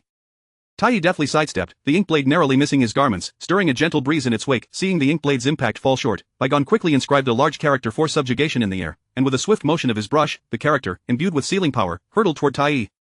Tai snorted dismissively, deciding to unleash his full strength. He summoned the 9-dragon divine fire shield, which instantly expanded, encircled by 9 fiery dragons, bearing their fangs and breathing forth fierce flames. Wherever the flames reached, the ground was scorched instantly, and as the 9 dragons collided with the character, the ink evaporated in an instant, continuing its relentless advance toward Bygone. Feeling the searing heat of the flames approaching, waves of heat washed over him, beads of sweat forming on his brow, cascading down his cheeks and evaporating upon contact with the ground. Yet Bygone's gaze remained resolute. He incessantly waved his wolf hairbrush, crafting defensive runes in an attempt to repel the flames of the 9-dragon shield. The runes clashed with the flames, producing a deafening roar, as flickering firelight dazzled the eyes. However, Tai had cultivated his prowess over many years and surpassed Bygone by several realms. Bygone gradually felt overwhelmed, his breaths quickening, and his arms beginning to tremble, as the brilliance of his runes began to dim. As time elapsed, the flames of the 9-dragon shield gradually consumed Bygone's defensive runes, breaking through their barrier and surging toward him. At that critical moment, the Holy Mother Wudong, moving with blinding speed, appeared beside Bygone, grasping his shoulder and vanishing from the scene, returning to the ranks of the Great Shan. Tai, witnessing the Holy Mother's intervention, chose not to pursue, lightly waving his sleeve to retract the 9-dragon shield, his expression returning to calm. Back in the ranks, Bygone, his face flushed with shame, immediately bowed to Dxan, imploring, "Please, your majesty, punish me. I have brought disgrace to the human race." He lowered his head, unable to meet Dxan's gaze, his heart heavy with self-reproach and regret. Seeing this, Dxan promptly rose, striding to Bygone's side, extending his hands to support him, his eyes filled with concern and reassurance. "Uncle, do not dwell on it. Please, rest now. This battle is not your fault. Victory and defeat are commonplace in warfare. You have given your all, and your courage is commendable." After the conclusion of the second battle, silence enveloped the battlefield, both sides awaiting the other to send forth a challenger, as if time itself had come to a standstill. A quarter of an hour passed, yet the deadlock persisted, the air thick with tension, suffocating in its weight. Dxan finally rose, stretching his limbs and shaking off the stiffness of prolonged sitting. Mistaking his movement for a signal to attack, Randang's heart raced, and he called out loudly, "Wen Shu, you shall take the next challenge. Do not allow our Chansek's reputation to falter." "Indeed." Wen Shu responded, stepping forward toward the center of the two armies. Upon witnessing the Chansek's selection, a faint smile crept across Dxan's lips, tinged with mockery and disdain, as he reclined once more upon his throne. "Who among you is willing to engage in the next battle?" His gaze casually swept across his own ranks, feigning indifference while secretly brimming with confidence. The crowd exchanged glances, each eager to step forward. At that moment, Li Jing emerged, respectfully bowing to Dxan, kneeling on one knee with clasped fists, and declared in a resonant voice, "I, your humble servant, am willing to go forth." "Go, General Li. Victory is assured." With that, he rose, grasping his 3-foot-long sword, striding purposefully toward the front lines, each step solid and authoritative. Chapter 74 of the Phoenix's Cry in Chaga City, Li Jing's life on the line. At the moment when the esteemed Wen Shu, Guanfa Tianzuan and Li Jing were poised for confrontation, an unexpected, resounding cry of a phoenix echoed through the city of Shichi. Shortly thereafter, a verdant Luan bird unfurled its fiery red wings, enveloped in a blaze of incandescent light, soaring skyward. The soldiers of Shichi, upon hearing the phoenix's call and witnessing the Luan's majestic flight across the heavens, were instantly invigorated, their cheers and shouts rising and falling in a harmonious chorus, resounding through the firmament. This was indeed an auspicious omen. Heaven favored Shichi, and victory was assured. The eyes of the soldiers sparkled with fervor and boundless hope as they raised their weapons high, brandishing them vigorously. In stark contrast, the morale of the Shang soldiers was severely impacted by the sudden phoenix call, their spirits somewhat dampened however. The Emperor Dixin, seated upon his throne, remained calm and unyielding, fully aware that this was likely a covert maneuver orchestrated by the Primordial Tianzuan, aimed at solidifying Shichi's legitimacy. Dixin, unfazed, subtly turned his head to glance at Kong Xian beside him, their exchanged glances conveying his intentions with clarity. Understanding the unspoken message, Kong Xian directed his thoughts towards the direction of the immortal volcano of Nanli. Moments later, another resounding cry erupted within Chaga City, a voice deep and grand, as a grander phoenix ascended, flames roaring around it. The golden phoenix spread its wings wide, its form transforming into a streak of fire that sped towards the Luan bird in Shichi. Its velocity was so swift that it left a long trail of flames in its wake. In the Yushu Palace, the Primordial Tianzuan abruptly opened his eyes, a glint of cold light revealing his awareness of the golden phoenix's emergence. Enraged, he contemplated secretly striking down the golden phoenix to safeguard Shichi's advantage and thereby expedite its grand ambitions. However, just as he was about to wield his might, an aura of swordsmanship emanated from outside the Yushu Palace. The aura was as sharp as a blade and as pure as crystal, causing the Primordial Tianzuan's heart to shudder. Reluctantly, he suppressed his fury and chose to bide his time. The Luan bird sensed the oppressive might and bloodline suppression from the golden phoenix and immediately considered retreating, turning to flee. It flapped its wings desperately in the opposite direction, but its speed was no match for the golden phoenix, which caught up in the blink of an eye. The golden phoenix opened its beak, and the Luan emitted a mournful cry, a sound so sorrowful that it pierced the skies, before plummeting from the heavens, lifeless in an instant. The golden phoenix let out a triumphant cry, seemingly declaring the majesty of the Shang, before soaring high into the sky. Returning to Chaga City. Observing this, Dixin rose slowly, arms outstretched, his voice resonating like thunder, echoing in all directions. The mysterious bird descends and gives birth to Shang. Today, our Shang has triumphed over Shichi. Shang is the rightful heir, long live Shang. As these words fell, the morale of the Shang army surged to a fever pitch. Long live Shang! Long live the king!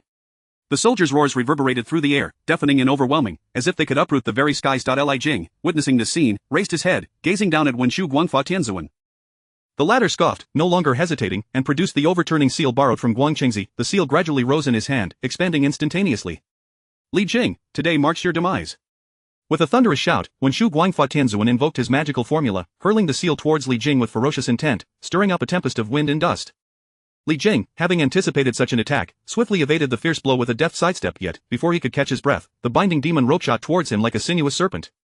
Alarmed, Li Jing dared not delay, lightly tapping the ground with his toes, propelling himself upwards to evade the incoming seal. Steadying himself in midair, he wielded his sword, attempting to sever the binding rope.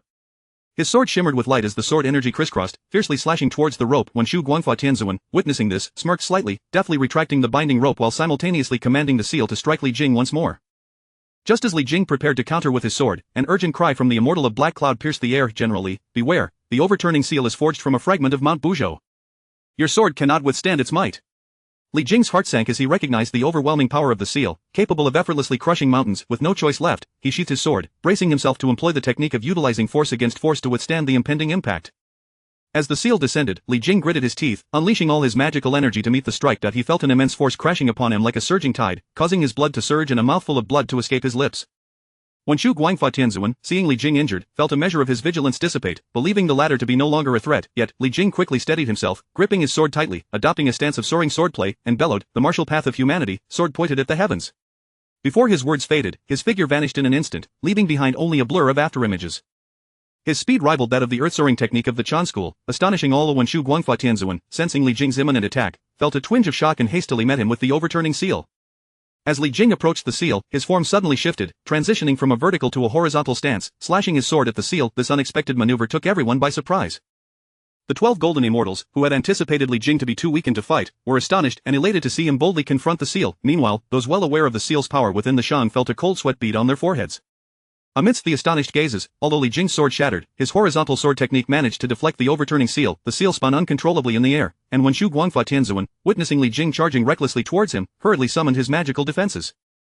Yet, those defenses were effortlessly breached by Li Jing's strike, landing directly on Wenshu Guangfa Tianzuan, causing blood to seep slowly, staining his garments. All of this transpired in the blink of an eye, leaving the onlookers little time to react. Wenshu Guangfa Tianzuan, alarmed, gripped Li Jing's sword tightly, inwardly exclaiming, "That was close. Had it not been for the seal's dissipating force, I would have been gravely injured." He steadied himself, a glint of ruthlessness flickering in his eyes, as he altered his magical incantations, sending the overturning seal barreling towards Li Jing once more. At this moment, however, Li Jing found himself in a dire predicament, his sword firmly grasped by Wenshu Guangfa Tianzuan, rendering him unable to draw it. Faced with the approaching seal, he knew that to withstand it would mean certain death.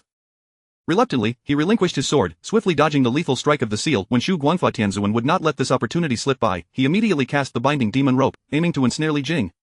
In the air, Li Jing found himself in a precarious situation, with the binding rope ahead and the seal behind, his predicament exceedingly perilous. Clenching his teeth, he sought escape into the sky or to the ground, desperate to find a sliver of hope.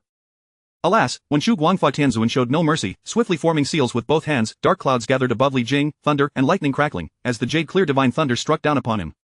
Concurrently, a towering pillar of light surged upward, while a blazing 9 dragons divine fire cover descended, and from behind, the Moya sword hurtled towards him, the hearts of all present soared to their throats, convinced that Li Jing was doomed, and preparations to rescue him were hastily made by Kong Xian and others. Chapter 75 of the second defeat of the Chan sect, Li Jing vigilantly observed the assaults from all directions, showing neither retreat nor fear, and deftly adjusted his position. A muffled thud echoed as the Moya sword pierced Li Jing's shoulder. He furrowed his brow slightly, a fleeting glimpse of pain flashing in his eyes. Despite his injury, he had successfully evaded other, more lethal attacks, transforming peril into safety. The soldiers of the Great Shan gripped their weapons tightly, their palms slick with sweat, anxiously watching the battlefield. Only when they witnessed Li Jing successfully resolving the crisis did they finally breathe a sigh of relief, a collective exhale that resonated like distant thunder. However, when they anticipated that Li Jing would concede due to his injury, he shattered their expectations through decisive action. Slowly, he raised his uninjured arm, and at that moment, the Jintian Bao, far away at Chentang Pass, seemed to sense his call, emitting a low hum. Instantly, the Bao traversed mountains and rivers, breaking free from the constraints of space, and appeared in Li Jing's grasp. He swiftly knocked an arrow, the luck of humanity surging towards him, coalescing upon the bowstring. As he drew it back, the string grew tauter, gradually forming a radiant arc of light, its power causing the surrounding space to tremble. Witnessing this scene, the venerable Manjushri was struck by panic, his face turning ashen, his eyes filled with disarray. He had never anticipated that Li Jing could launch such a formidable counterattack after being wounded, and that the arrow infused with the fortune of humanity was no trifling matter, possessing the potential to threaten his very life. Thus, he hastily invoked the Yuqing immortal technique, his hands dancing quickly before his chest, unleashing waves of azure light from his palms that intertwined in the air, forming layers of defensive shields. Yet, the speed of Li Jing's arrow was astonishing, arriving in the blink of an eye, carrying an endless sharpness that violently struck against the defenses erected by the venerable Manjushri. A thunderous roar erupted, as the arrow shattered the protective barrier, tearing through it in an instant. As the shield crumbled, it transformed into countless shards of light that scattered in all directions. The venerable Manjushri stared in disbelief, his expression one of utter incredulity, and before he could react further, the arrow mercilessly struck him. A tremendous force surged through his body, making him feel as though his internal organs had been ruthlessly hammered.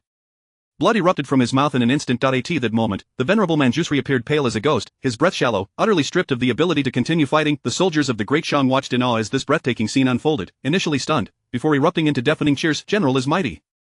General is mighty. Li Jing stood tall, gradually approaching Dxan, kneeling on one knee and performing a deep bow, respectfully stating, "I have not failed my mission." Dxan promptly rose, hastily moving to Li Jing's side, concern and admiration evident in his gaze as he carefully examined the wound on Li Jing's shoulder before gently withdrawing the Moya sword. As the sword was removed, a fresh surge of blood gushed forth, and he urged, "National Master, quickly, heal General Li." When Zhong, standing nearby, had witnessed the entire battle, his heart filled with astonishment and confusion. The general's cultivation is merely that of a true immortal, yet he has triumphed over a great Luo golden immortal. The prowess of his martial arts is truly formidable. I hope the general will impart some insights. The Grand Master speaks too highly of me. This is but a minor path, Li Jing replied. If humanity's martial arts reach the pinnacle, they can rival the subsaints, and my martial prowess is merely what was imparted by the Tongtian master years ago. Upon hearing this, the crowd was taken aback, unable to fathom that the Tongtian master had engaged in humanity's martial arts and had even passed such knowledge to Li Jing.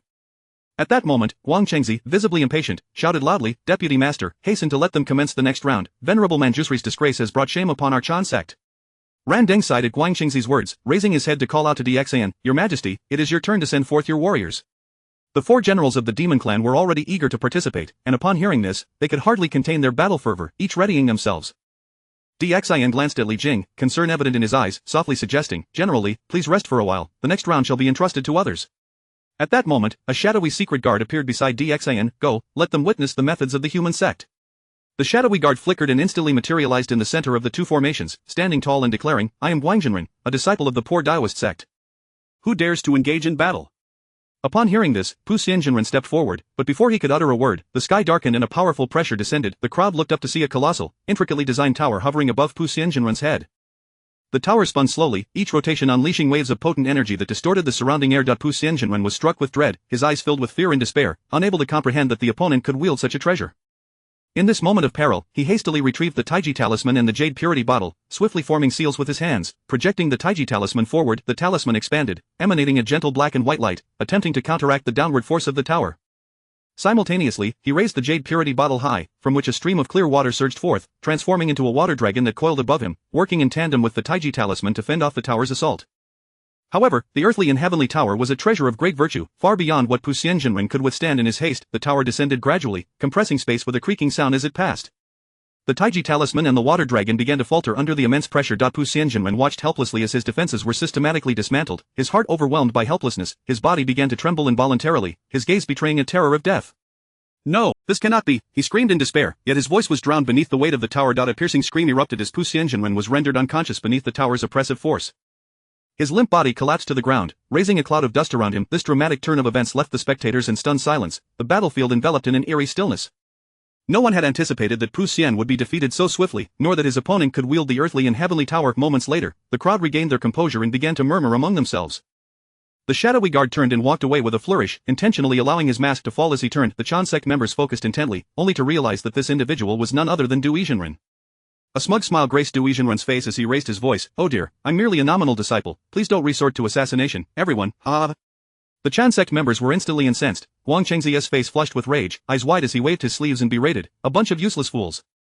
Randang, if we continue to lose, you may as well resign as deputy master, I will personally speak to the grandmaster. Randang, irritated by Guang Chengzi's reprimand, retorted, no need for you to report. I shall personally take action tomorrow. Should I fail, I will seek out the venerable. With that, Guang Chengzi flickered and departed alone, his figure gradually fading from the sight of the crowd, leaving the members of the Chan sect exchanging glances of bewilderment. Chapter 76, The Grand Defeat of Randang. The emergence of Luya on the following day, the Qianquan ruler in Randang's grasp quivered slightly beside him, the spirit coffin lamp hovered in midair, its ghostly flames flickering restlessly as if poised to break free from their constraints and wreak havoc upon the mortal realm. Randang's expression was stern as he advanced step by step towards the battlefield, each footfall resonating with immense power, causing the ground beneath him to tremble ever so slightly. Upon reaching the front lines, he swung the Qianquan ruler with a forceful flourish, unleashing an overwhelming aura capable of slaying a quasi-saint, reverberating outward and challenging anyone to engage in battle. At that moment, the Grandmaster Xian Du appeared before him, his Taoist robe billowing gently in the breeze, exuding an ethereal and transcendent demeanor. Randang gazed up, a shiver running through him as he felt a sense of trepidation.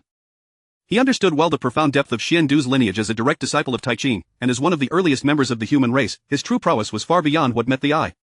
Vice Master Randang, what troubles you? Xian Du inquired. Though I am but a humble practitioner, I too am of the human race and among its first. Today, I would like to witness your esteemed skills. Hearing this, Randang's face flushed with embarrassment, and he let out a strained chuckle, attempting to maintain composure. It is nothing, I have long heard of the illustrious reputation of Grandmaster Xian Du, and today I am fortunate to meet you. With that, Randang ceased to hesitate and abruptly activated the spirit coffin lamp. He swiftly formed seals with his hands and muttered incantations, and in an instant, the ghostly flames within the lamp were granted license, transforming into a colossal fire serpent that lunged towards Xian Du. The flames roared to life, scorching the air around them, warping it into visible ripples of heat. Even the onlookers from afar could feel the oppressive heat bearing down upon them, as if everything in the world would be reduced to ashes. This fire, indeed one of the four great heavenly fires, was potent enough to alter the very colors of the heavens and the earth, causing expressions of shock to spread among the crowd as they instinctively recoiled, fearing the flames would engulf them. Xian Du remained composed, unfazed, as he stood firm upon the Taiji diagram beneath his feet, which shuddered slightly before autonomously rotating, forming an impenetrable shield that enveloped him. The ghostly flames collided violently against the luminous barrier of the Taiji diagram, producing a thunderous sound akin to the collapse of heaven and earth. Yet, the flames met what felt like an unyielding fortress, failing to inflict even a scratch upon Xian Du, swiftly dissipating into nothingness. Seeing his attack thwarted, Randang felt a shock within, yet he refused to concede. In a flash, he appeared before Xian Du, raising the Qianquan ruler high above his head, now magnified to several hundred feet, wielding it with tremendous force aimed at Xian Du's Taiji diagram. This Qianquan ruler was a top-tier innate spiritual treasure, and though the Taiji diagram in Xian Du's hands might not unleash its full potential, Randang was determined to test its efficacy today. However, as the Qianquan ruler descended, it merely produced a dull thud upon impact, the Taiji diagram remaining steadfast, unwavering in its defense of Xian Du. Randang's heart sank. He had not anticipated such formidable power emanating from the Taiji diagram, leaving him momentarily at a loss. In that fleeting moment of distraction, Xian Du seized the opportunity, commanding the heavenly yellow Linglong pagoda, which descended upon him with immense force. Randang's heart tightened, he dared not confront it head-on and hastily retreated, barely regaining his footing after several hurried steps. Yet, just as he evaded the pagoda, he felt a fierce wind surge from behind, turning to see a flying mat hurtling towards him. Realizing the peril, Randang swiftly dodged, maneuvering mid-air with acrobatic finesse to narrowly escape the mat's assault. The Grand Master is truly favored. All of Tai Ching's treasured artifacts are bestowed upon him, he thought, his words tinged with jest, yet underscored by a deep sense of envy and resignation towards the formidable backing of Xian Du. Unfazed by the remarks, Xian Du maintained his tranquil demeanor, replying, Vice Master, you are not lacking either, for within the Chan sect, you stand just beneath the highest echelons. This statement, delivered with such nonchalance, pierced Randang's heart like a dagger. He was acutely aware of his awkward standing within the sect, where figures like Guang Chengzi and the 12 Golden Immortals frequently showed him disrespect, disregarding his commands. As he pondered this, the heavenly yellow Linglong Pagoda once again plummeted towards him. In desperation, Randang raised the Qiankuan ruler to defend himself. With a resounding crash, the ruler clashed with the pagoda, sending a jolt of immense force through his arms, rendering them numb as he staggered back several steps to regain his balance. Internally lamenting his passive position, he resolved to take decisive action and summoned his two corpse avatars. These avatars mirrored his essence, radiating an aura of 80% of his true self, positioning themselves in a flanking formation as they wielded the spirit coffin lamp and Qiankuan ruler in tandem against Qiandu. Yet Qiandu remained immovable, standing firm upon the Taiji diagram, observing Randang's assault with a hint of derision tugging at the corners of his lips. "Friend Randang, you too are a guest of the 3000 Purple Clouds Palace. Why, then, do you find yourself in such a pitiful state? Those of your era have either ascended to sainthood or become quasi-saints of the three corpses. Why do you still linger as a two corpses quasi-saint?" With that, he shifted his hand seals, intensifying the assault of the heavenly yellow Linglong Pagoda and the wind fire mat, overwhelming Randang with relentless force. Fuming with humiliation from Shendu's ridicule, Randang's face flushed crimson, his heart ablaze with fury, yet he found himself powerless to retaliate. He suppressed his anger, orchestrating a coordinated effort between his avatars and his true self, intertwining the ghostly flames of the spirit coffin lamp with the strikes of the Qiankuan ruler in a desperate attempt to withstand Shendu's ferocious onslaught. However, the might of Shendu's treasures was simply too formidable, coupled with his unfathomable cultivation, leaving Randang increasingly aware of his limitations as he struggled to endure. The Grand Master, sensing that Randang's strength was waning, chose not to hastily conclude the battle, instead relishing in the sport of tormenting him, alternating between fierce and measured attacks, playing Randang like a pawn in his hands. As Randang's anxiety escalated, he found himself powerless to change the tide, forced to witness his own humiliation unfold before the gathered crowd. After a moment, seeming to tire of the game, Qiandu altered his hand seals, commanding both the heavenly yellow Linglong Pagoda and the wind fire mat to surge towards Randang in unison.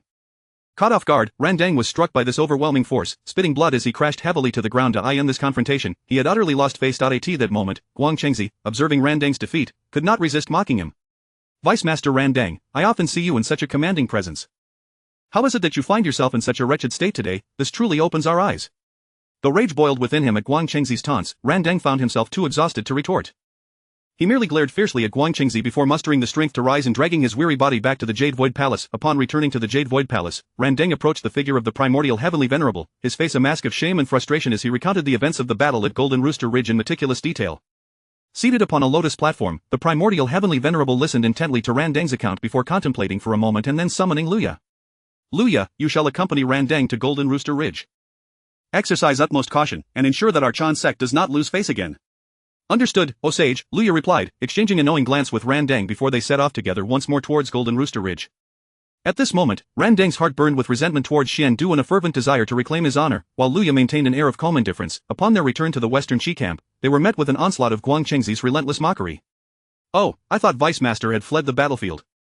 Pray tell, who is this individual?" Luya remained silent, casting a cold, piercing glance at Guang Chengzi, his eyes brimming with an unspoken menace, before striding into the camp. "Vice Master, this is the technique of the Seven Sword Seal. Simply establish a camp, set up a platform, create a straw figure inscribed with the enemy's name, place a lamp above and below, perform the steps and seals, and offer 3 daily tributes. In 21 days, by noon, one can slay without a trace. Then I must trouble you, my friend Luya, to employ this technique to eliminate the King of Men," Randang urged. Luya paused, a hint of awkwardness crossing his features as he chuckled lightly.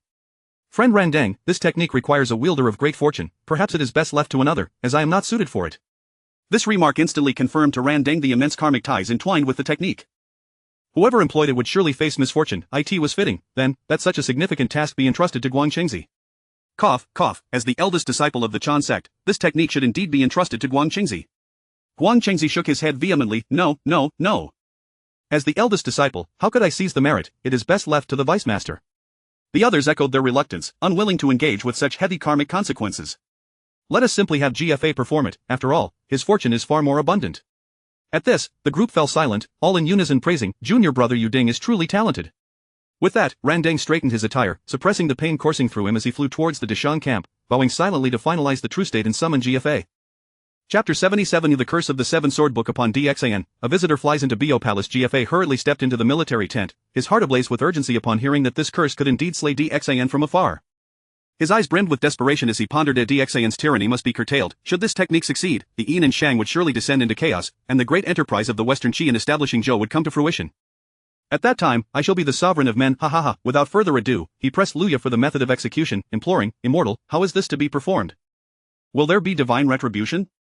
Seeing his fervor, Luya elaborated that this technique would not invoke heavenly wrath, but it required one of great fortune to execute it, which is why he had thought of the marquis. As for the method of execution, GFA listened intently, etching every detail into his mind, and then began to offer his devotions, each gesture imbued with a fervent longing for success. On the first day, DXIN remained unscathed within the Yin and Shang camp, diligently managing military and political affairs, his authority undiminished. Meanwhile, GFA performed his rituals punctually in the Western Qi camp. On the 12th day, as DXIN scrutinized battle reports in his tent, a sudden, excruciating pain erupted in his mind, making him feel as though his head might split open. He blacked out, and in that instant, all cultivators within the Yin and Shang encampment felt a wave of foreboding, swiftly gathering together when Zhong, his face etched with concern, immediately turned to the Golden Spirit Holy Mother and inquired, "Master, the king's condition is exceedingly strange. He must have fallen victim to a curse, but what manner of malevolent curse could this be?" "Alas, my knowledge is limited," replied the master. The crowd exchanged glances, each one at a loss, and their gaze fell upon Xiang Wei. Xiang Wei had been sent by Tong Tian, and they all hoped he might possess the means to unravel the curse, yet he remained silent. At that moment, Zhang Zia stepped forward and spoke slowly. "I once heard Yuanzhi mention a curse technique that bears a striking resemblance to the Seven Sword Book of Nails. This technique is exceedingly vile, requiring multiple days of devotion to claim a life, and once unleashed, the afflicted suffers immensely." Upon hearing this, when Zhong anxiously asked, "Is there a way to rescue him?" the unfettered Holy Mother responded without hesitation, "I shall accompany Sister Jinling to seize the Seven Sword Book of Nails. Perhaps we can alleviate His Majesty's peril." Everyone nodded in agreement, eager to act, but Kong Xian raised his voice in caution. "Hold on, we must not rashly kill them, we are still unaware of the true means of dispelling the curse. If we act recklessly, it may endanger the king's life." Just as the crowd hesitated, DXIN suddenly regained consciousness and questioned, "Where do you intend to go?" Upon seeing DXIN awake, everyone halted and rushed forward. DXIN, suppressing the pain in his head, gestured calmly, "Do not panic, it is merely the Seven Sword Book of Nails." After saying this, he swiftly formed seals with his hands, and the 12-petal annihilation black lotus gradually materialized beneath him, its dark light spreading forth. Approximately a quarter of an hour later, the peculiar sensations enveloping DXIN vanished entirely, and a glimmer of cold, murderous intent flashed in his eyes. "How dare they employ such vile sorcery against me? They shall pay a grievous price." Meanwhile, in the Western Qi camp, GFA suffered a backlash from the Seven Sword Book of Nails due to DXIN's awakening, spitting blood, and collapsing to the ground. Fortunately, Luya was nearby and promptly cast spells to protect GFA. Moments later, GFA slowly regained consciousness, his face pale and weak. "Immortal, what has transpired? Could it be that the curse has been broken?" "Not at all," Luya replied, "this is merely the backlash of the king's fortune. However, it does confirm that the Seven Sword Book of Nails has indeed taken effect." Hearing this, GFA's eyes reignited with hope. Since it has taken effect, the Yin and Shang shall surely perish, and the great enterprise of Western Qi is within reach. 21 days later, GFA appeared utterly haggard, dark circles beneath his eyes as if his vitality had been drained. He approached the lamp of fire, his voice hoarse yet unable to conceal his excitement. "The 21 days have passed, now is the time to raise an army against the Shang. Victory is assured. The fate of the Yin and Shang is exhausted." The lamp's flame regarded him for a moment, then nodded slightly. "Indeed, the moment is ripe." GFA's excitement surged, and he proclaimed loudly, "This marquis shall soon become the king of men." Nangongshi immediately summoned the troops to trample the Yin and Shang. Nangongshi sighed helplessly, acquiescing to call forth the army, which surged forth towards the Yin and Shang. GFA, the lamp, Luya, and the others led the charge, their momentum formidable. DXIN had already received word and personally led the army, prepared for battle at the border. When the Western Qi forces arrived, GFA instinctively glanced at Luya upon seeing DXIN unharmed. Luya, equally astonished, stood frozen in place, at a loss. Before anyone could react, DXIN moved like lightning, swiftly advancing to the front lines, his voice booming like thunder. "Who dares to conspire against me in the shadows? Step forth and accept your death." Wang Chengzi watched coldly, then turned to Luya, stating icily, "Taoist Luya, he calls for you, step forward without delay." In an instant, all eyes converged upon Luya, who felt a wave of despair wash over him. Given the circumstances, he had no choice but to steel himself and approach DXIN, the immortal sword gourd in hand. The battle was on the verge of erupting. DXIN summoned the 12-petal annihilation black lotus, its petals gradually unfurling, dark energy surging like a tide.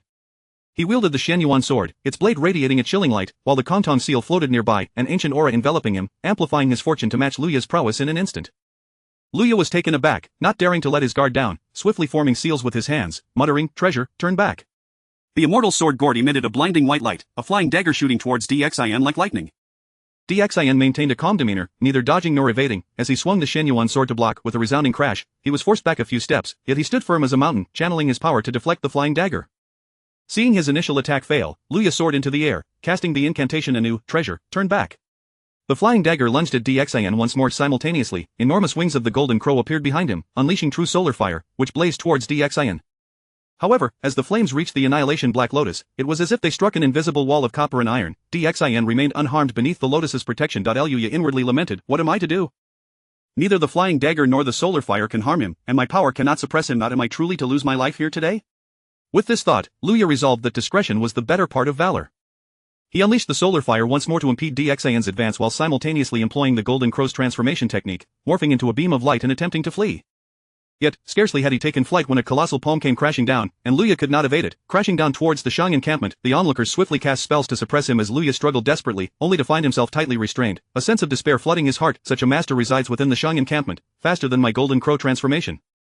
Is this truly where my life ends? DXIN snorted coldly, advancing with his sword drawn towards Luya, who, trapped, refused to succumb passively. He summoned his power, unleashing a blood arrow from his mouth. The blood arrow ascended, instantly transforming into countless tiny blood blades that rained down upon DXIN. DXIN swiftly wielded the Xianyuan sword, creating an impenetrable barrier of sword shadows. The blood blades struck the sword, erupting in vibrant flowers of blood. Seizing the opportunity while DXIN was occupied, Luya secretly manipulated the immortal sword gourd, causing the flying dagger to flicker in and out of visibility at the gourd's mouth. Suddenly, it shot forth with lethal intent, aiming directly for DXIN's throat. DXIN, sensing the danger, lightly stepped upon the Annihilation Black Lotus, his body shifting sideways in an instant. In a swift counter, he struck the flying dagger with the hilt of his Xianyuan sword, resulting in a sharp clang, the dagger deflecting off course and narrowly grazing DXIN's shoulder, tearing a piece of his robe. Subsequently, DXIN summoned the Kongtong seal, which rapidly enlarged in the air, descending towards Luya. Just as the seal was about to crush him, it halted before Luya, remaining immobile despite DXIN's attempts to channel his power. Chapter 78 of the Emergence of the Demon Emperor Dijun, and the Mischief of the Sixth Brother. Just as DXIN marveled at who had managed to thwart the Kongtong seal, that individual suddenly whisked Luya away from the impending impact of the seal. As the dust settled, the figure gradually came into focus, tall and upright, resembling a majestic pine or cypress standing proud amidst the mundane world. There radiated an innate aura of heroism that seemed to penetrate to the very marrow of his being. His countenance was stern, with eyes as deep as the abyss, sparkling with a regal light akin to the stars in the night sky, instilling a sense of awe that deterred direct gaze. Who are you? From whence do you come? How dare you impede my path? Yet, before the figure could respond, Luya, who had been rescued, burst into tears like a child burdened with endless grievances, kneeling and crying out, "Father!" The figure merely stroked Luya's head without further acknowledgement, then bowed to DXIN. I am the former Demon Emperor Dijun, fortunate to have been rescued by the Celestial Sage, returned to the mortal realm, here to assist the king in vanquishing the forces of Shichi. The crowd gasped in astonishment, eyes wide in disbelief. All present inhaled sharply, their expressions reflecting utter incredulity. Dijun was a legendary figure from the primordial ancient times, a paragon who dominated the demon race. How could his resurgence not evoke profound shock? DXIN narrowed his eyes slightly, scrutinizing Dijun, and after a moment, spoke slowly, his voice laced with a hint of warning. Since you have returned, do take the time to reconnect with your son, and do not let him stand against the Deshang. Dijun maintained a calm demeanor, neither servile nor arrogant, and once again expressed his gratitude to DXIN, indicating his agreement. DXIN turned away, his gaze sharp as a blade, fixating intently on Randang and the others, while slowly raising the Xianyuan sword. In an instant, with a decisive swing, he issued an attack command to the forces of Shichi, a motion executed with unmatched vigor. The battle cries of the Yinshang army reverberated through the air, their soldiers' eyes gleaming with a bloodthirsty light, charging towards the Shichi forces like wolves upon sheep. GFA stood at the forefront of the Shichi army, watching the ferocious Yinshang soldiers, feeling a chill run through his limbs. Was it to be today that Shichi met its demise? What face would GFA have to show his ancestors? Suddenly, the people of Shichi felt a blur before their eyes, and in the next moment, like leaves caught in a tempest, they were instantly transported back to the camp at Jinji Ridge. Concurrently, a vast barrier materialized outside the camp, effectively sealing the Yinshang forces away. The Yinshang soldiers repeatedly assaulted the barrier, yet it was as if they were crashing against an unyielding wall, being rebuffed time and again, unable to advance even a single step. No further battles for 3 days. A commanding voice resonated as though a divine decree had descended from the heavens, unmistakably the edict of Yuanshi Tianzuan. Although DXIN felt a multitude of grievances in his heart, he had no choice but to withdraw to the camp. After his emotions had slightly settled, DXIN urgently summoned all cultivators and generals, his eyes glinting with icy murderous intent. Is there anyone among you with a method to break this formation?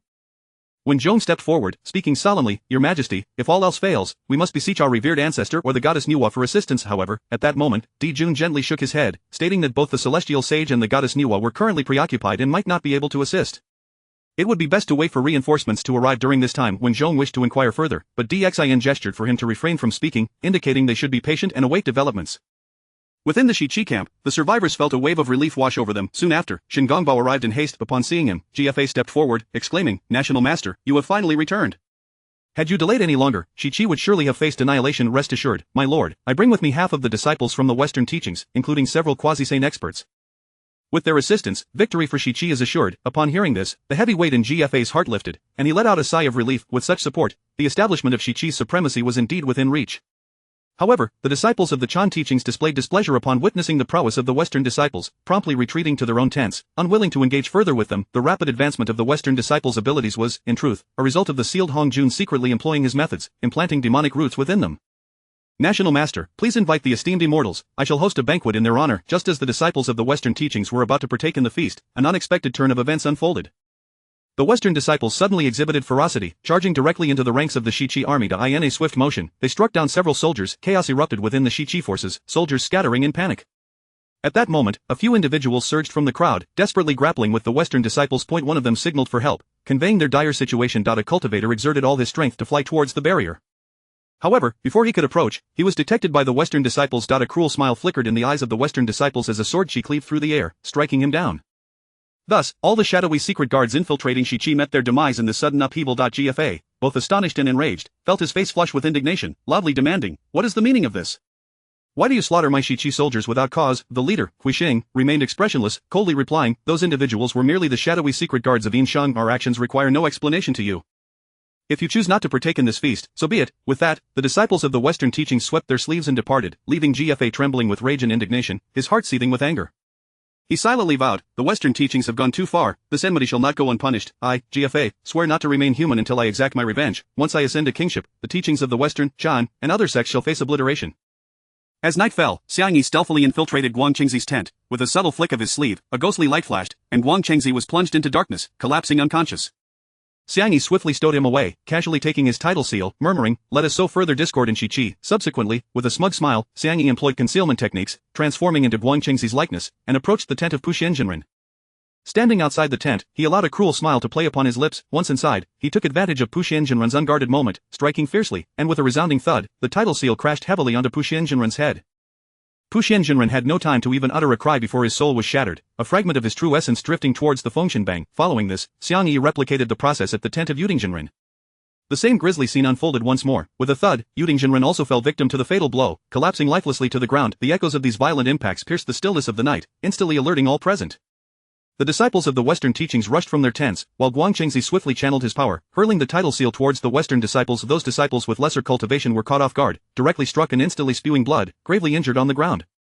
The more powerful disciples managed to defend themselves, yet were still thrown into disarray by the overwhelming force, plummeting from the sky. Randang sensed the destruction of both Puxian and Yuding's tents and their extinguished auras, realizing the urgency of the situation, and silently cursed, "This is bad."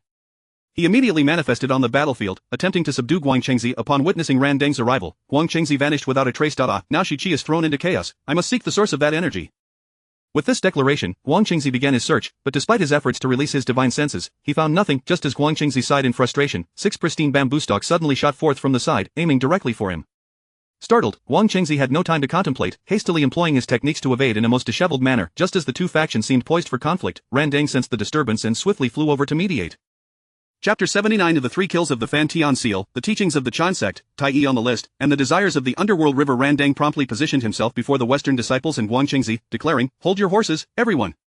As Guang Qingzi is a disciple of the Chan sect, why not allow him to lead the charge in the coming days? Before the Western disciples could respond, the remaining 12 golden immortals arrived, exclaiming, "Vice leader, enough is enough. Has Guang Qingzi not done enough harm? Let us unite and suppress him, returning him to Yusu Palace to face our master." "Return him? Is that even feasible? With such despicable acts committed, do you think we can allow him to escape?" retorted Tai Yi Jinren. Tensions escalated among the three factions, and Randang shook his head, bellowing, "Enough, if you all deem each other's methods unsatisfactory, let us proceed according to my plan. Tomorrow, we shall collectively confront Guang Qingzi." Upon hearing this, the Western faction and the remaining 12 golden immortals gradually calmed down. The Western faction respected Randang merely because Jie Yin and Zhuan Ti were aware of his significance, while the 12 golden immortals had long harbored dissatisfaction towards Guang Qingzi. Since the battle was destined to be deadly, they would eagerly fan the flames of conflict. On the following day, disciples from the Chan sect and the Western faction took the initiative, surrounding Guang Qingzi as they exited the encampment of the Deshang army. "Very well, Guang Qingzi, go forth," commanded Randang. With that, the transformed Guang Qingzi strode forward confidently. "Fools of the Deshang, your grandfather Guang Qingzi has arrived." His voice echoed within the Deshang camp, and moments later, the army swiftly formed ranks, their anger palpable. Kong Xian stepped forward, eager to eliminate Guang Qingzi, but was halted by Xiang Wei, who insisted, "Kong Xian, allow me to handle this." Standing resolute before Guang Qingzi, Xiang Wei remained immovable. Suddenly, Guang Qingzi produced the Fan Tian seal, wielding it to strike at Xiang Wei. Just as it was about to connect, the seal veered sharply, hurtling directly towards Tai Yi Jinren. "Brother, quickly seize the Fan Tian seal." Tai Yi Jinren shouted in alarm while hastily forming defensive seals. A thunderous crash ensued as Tai Yi Jinren was struck down, his true spirit ascending to the divine list. The Chan sect golden immortals were on the verge of retaliation when Guang Qingzi began his performance anew. "You vile sorcerer! How dare you manipulate my Fan Tian seal to slay my junior brother? Guang Chengzi exclaimed, once again directing the seal towards Xiang Wei, amplifying its power 100-fold compared to before. Upon witnessing the immense size of the Fan Tian seal, the disciples from both the Western and Shan sects swiftly activated their defensive treasures to protect themselves from Guang Chengzi's wrath. Their fears were well-founded, as Guang Chengzi abruptly turned, unleashing the colossal seal towards the Western and Shan factions, prompting cries of despair. Guang Chengzi, you scoundrel, the master will not spare you. I knew it. Not a single one of these Chan sect fools is reliable. Guang Chengzi dismissed their insults, intensifying his assault, yet, despite his efforts, he could not match their combined strength, and the Fan Tian seal was ultimately deflected. As the crowd searched for Guang Chengzi, they realized he had vanished without a trace, leaving the uninformed Dishang soldiers in stunned silence. Regaining their composure, DXAN and his allies pressed forward, while the Western and Shan sects hastily retreated towards the Jinji Ridge encampment. A chorus of anguished cries echoed behind them as some weaker disciples from the Western faction were swiftly caught and slain, their true spirits ascending to the divine list. Upon returning to the Jinji Ridge encampment, the Western disciples immediately turned their ire towards the Chan sect. Randang, you imbecile! Had it not been for your foolish scheme, how could the Western faction have suffered such losses? This was Xing, is it not Guang Chengzi who suddenly went mad? Moreover, our Chan sect has lost a golden immortal as well. You Chan sect members deserve to perish. After a barrage of insults, both sides prepared to clash. Enough, Hua Xing. We shall discuss this matter later. I have dispatched all Western disciples to confront the Dishang first. By the master's decree. Upon receiving Zhuan Ti's message, Hua Xing ceased hostilities and returned to his tent. Simultaneously, the Chan sect received a communication from Yuanshi, instructing them to stand down, as he had sent the Nanji Xianwang to retrieve Guang Chengzi. They were to unite with the Western faction against the Dishang. Clearly, many were dissatisfied. Had Guang Chengzi's actions been attributed to any other disciple, Yuanshi would have swiftly dealt with them, yet, compared to Yuanshi, they were mere ants, compelled to comply with his wishes. By the master's decree. Meanwhile, Xiang Wei had long since vanished without a trace, and despite Nanji Xianwang's relentless search, he found no trace of him. That Yuanshi truly believes his disciple is innocent? Ha ha ha.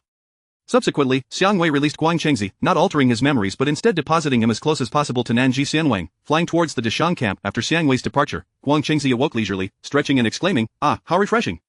Sensing Guang Chengzi's presence, Nanji Xianwang immediately appeared before him, brandishing the binding ropes crafted by Yuanshi. Brother, what are you doing? It is I, Guang Chengzi. Indeed, I know who you are, it is you I intend to capture. Nanji Xianwang, what are you doing? Do you intend to harm a fellow disciple? If you do so, the master will not spare you. Harm a fellow disciple, is that not your own misdeed? Come with me, the master wishes to see you. With that, Nanji Xianwang bound Guang Chengzi and flew towards Yusu Palace. Concurrently, a significant event reverberated throughout the vast wilderness. I in the underworld's blood-soaked sea, the old ancestor of the underworld river abruptly opened his eyes, rising into the sky. By the decree of the earth, I am the underworld river. I wish to merge the blood sea of the underworld into the realm, allowing all disciples of the Shura sect to enter the Shura path. I shall be the master of the Shura path, eternally safeguarding the peace of the underworld. With these words, the ethereal figure of Ho-Tu gradually materialized above the blood sea of the underworld. Approved. This proclamation echoed throughout the wilderness, inciting fervent discussions among the populace, who believed a monumental transformation was imminent. As Ho-Tu's approval resonated, countless merits flowed into the underworld river, causing his aura to surge, elevating him to the second heaven of the path of saints. From this day forth, I shall be the master of the Shura path. A colossal red figure of the underworld river appeared throughout the wilderness. Salutations to the saint of the underworld river. The beings of the wilderness paid their respects in unison. In the Western Qi encampment, GFA seethed with rage, exclaiming, "These fools of the Western and Shan sects are nothing but worthless. Now, with the emergence of another saint, what can they do but squabble among themselves?" In his tent, GFA furiously smashed everything in sight. Indeed, they are but a collection of incompetents. If you would allow me to merge with your body, I could enhance the strength of the Western Qi army, making you their king, cackled a tall figure enveloped in green flames, hovering nearby GFA.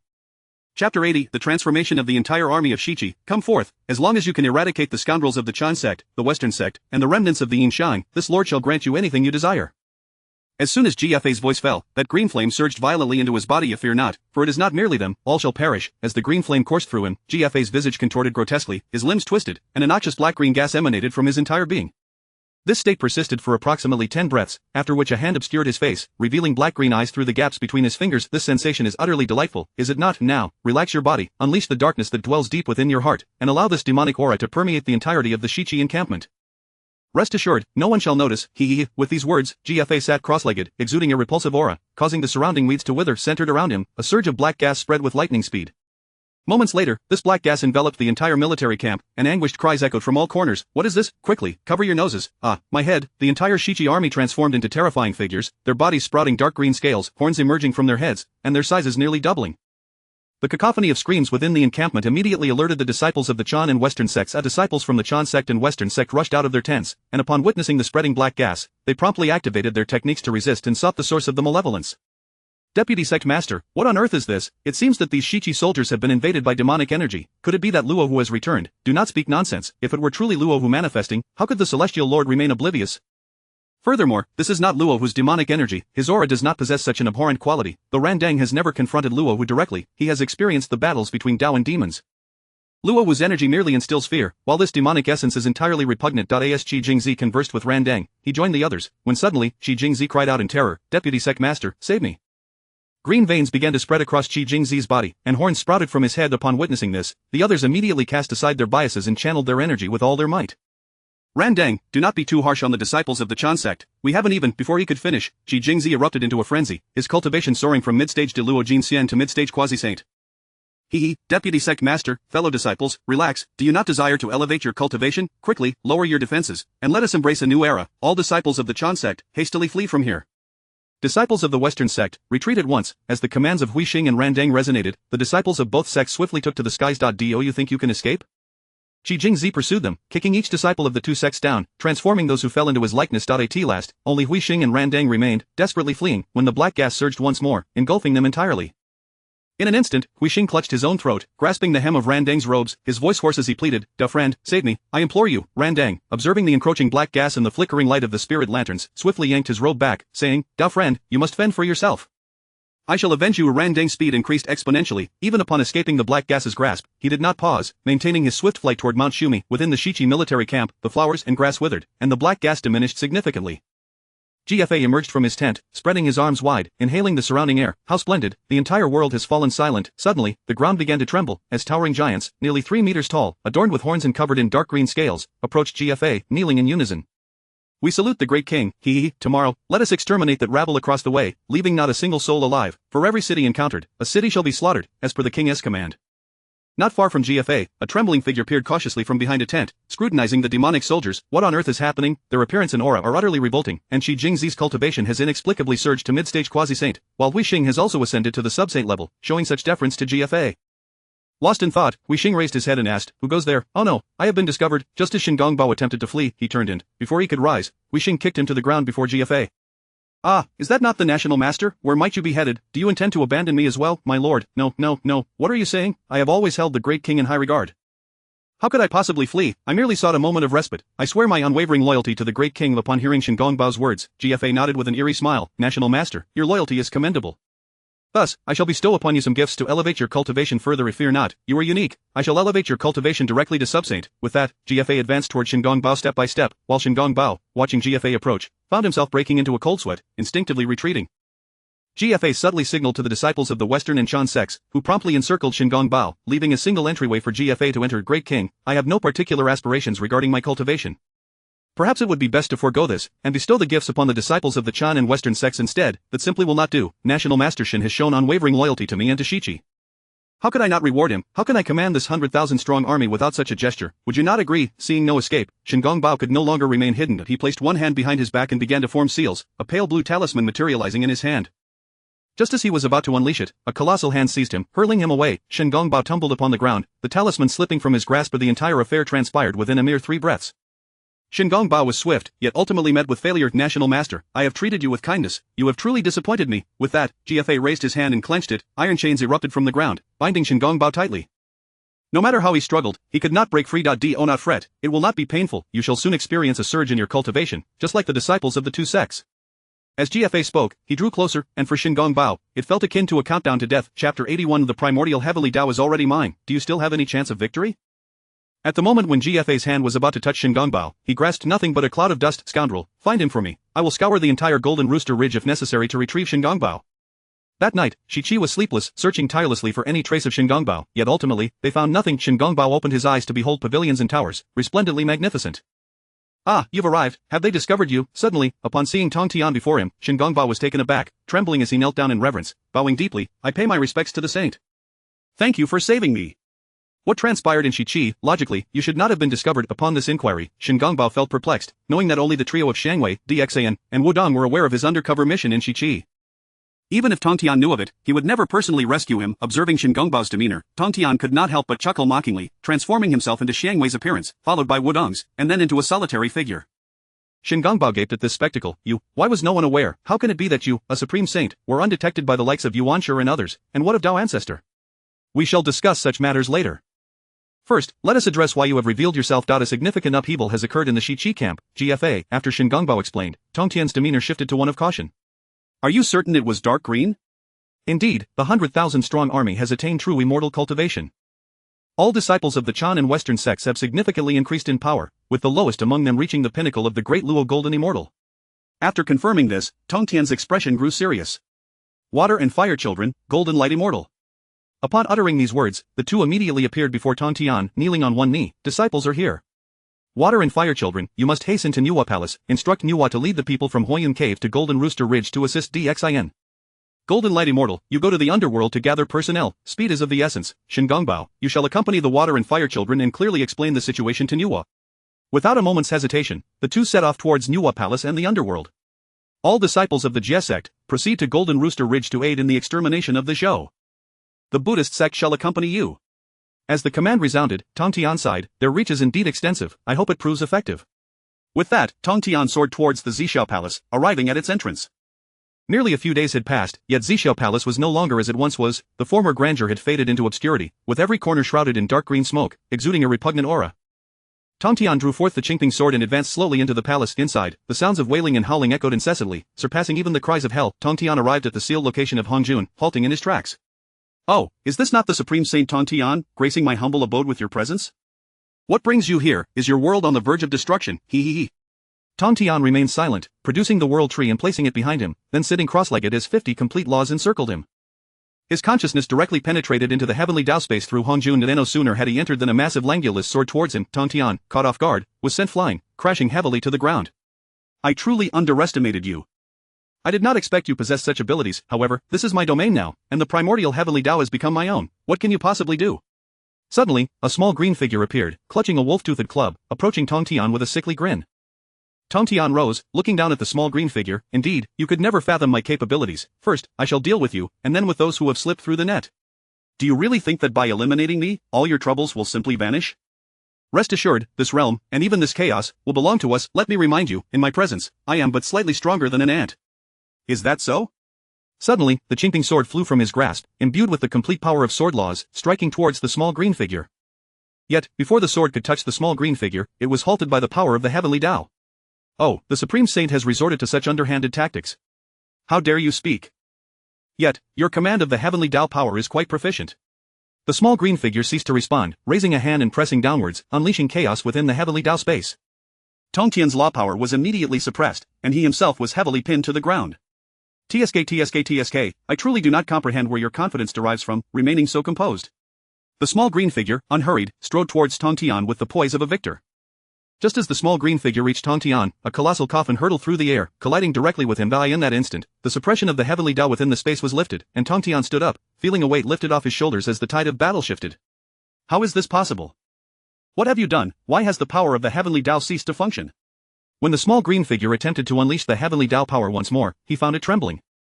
Turning to look, he saw another Tong Tian fully engaged in operating the World Destruction Mill.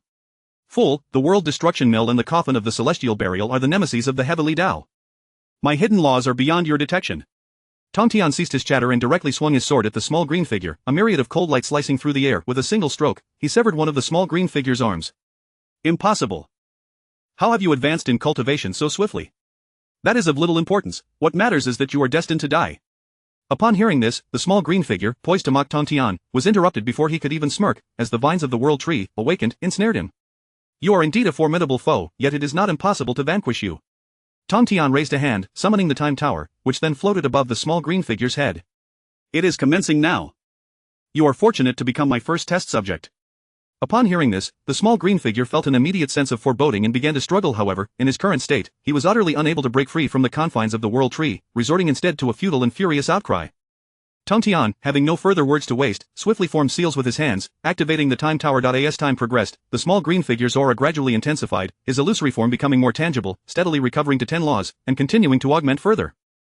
Half an hour passed, and the small green figure's cultivation persisted in escalating, eventually stabilizing at the level of 50 laws, a primordial great Luo golden immortal.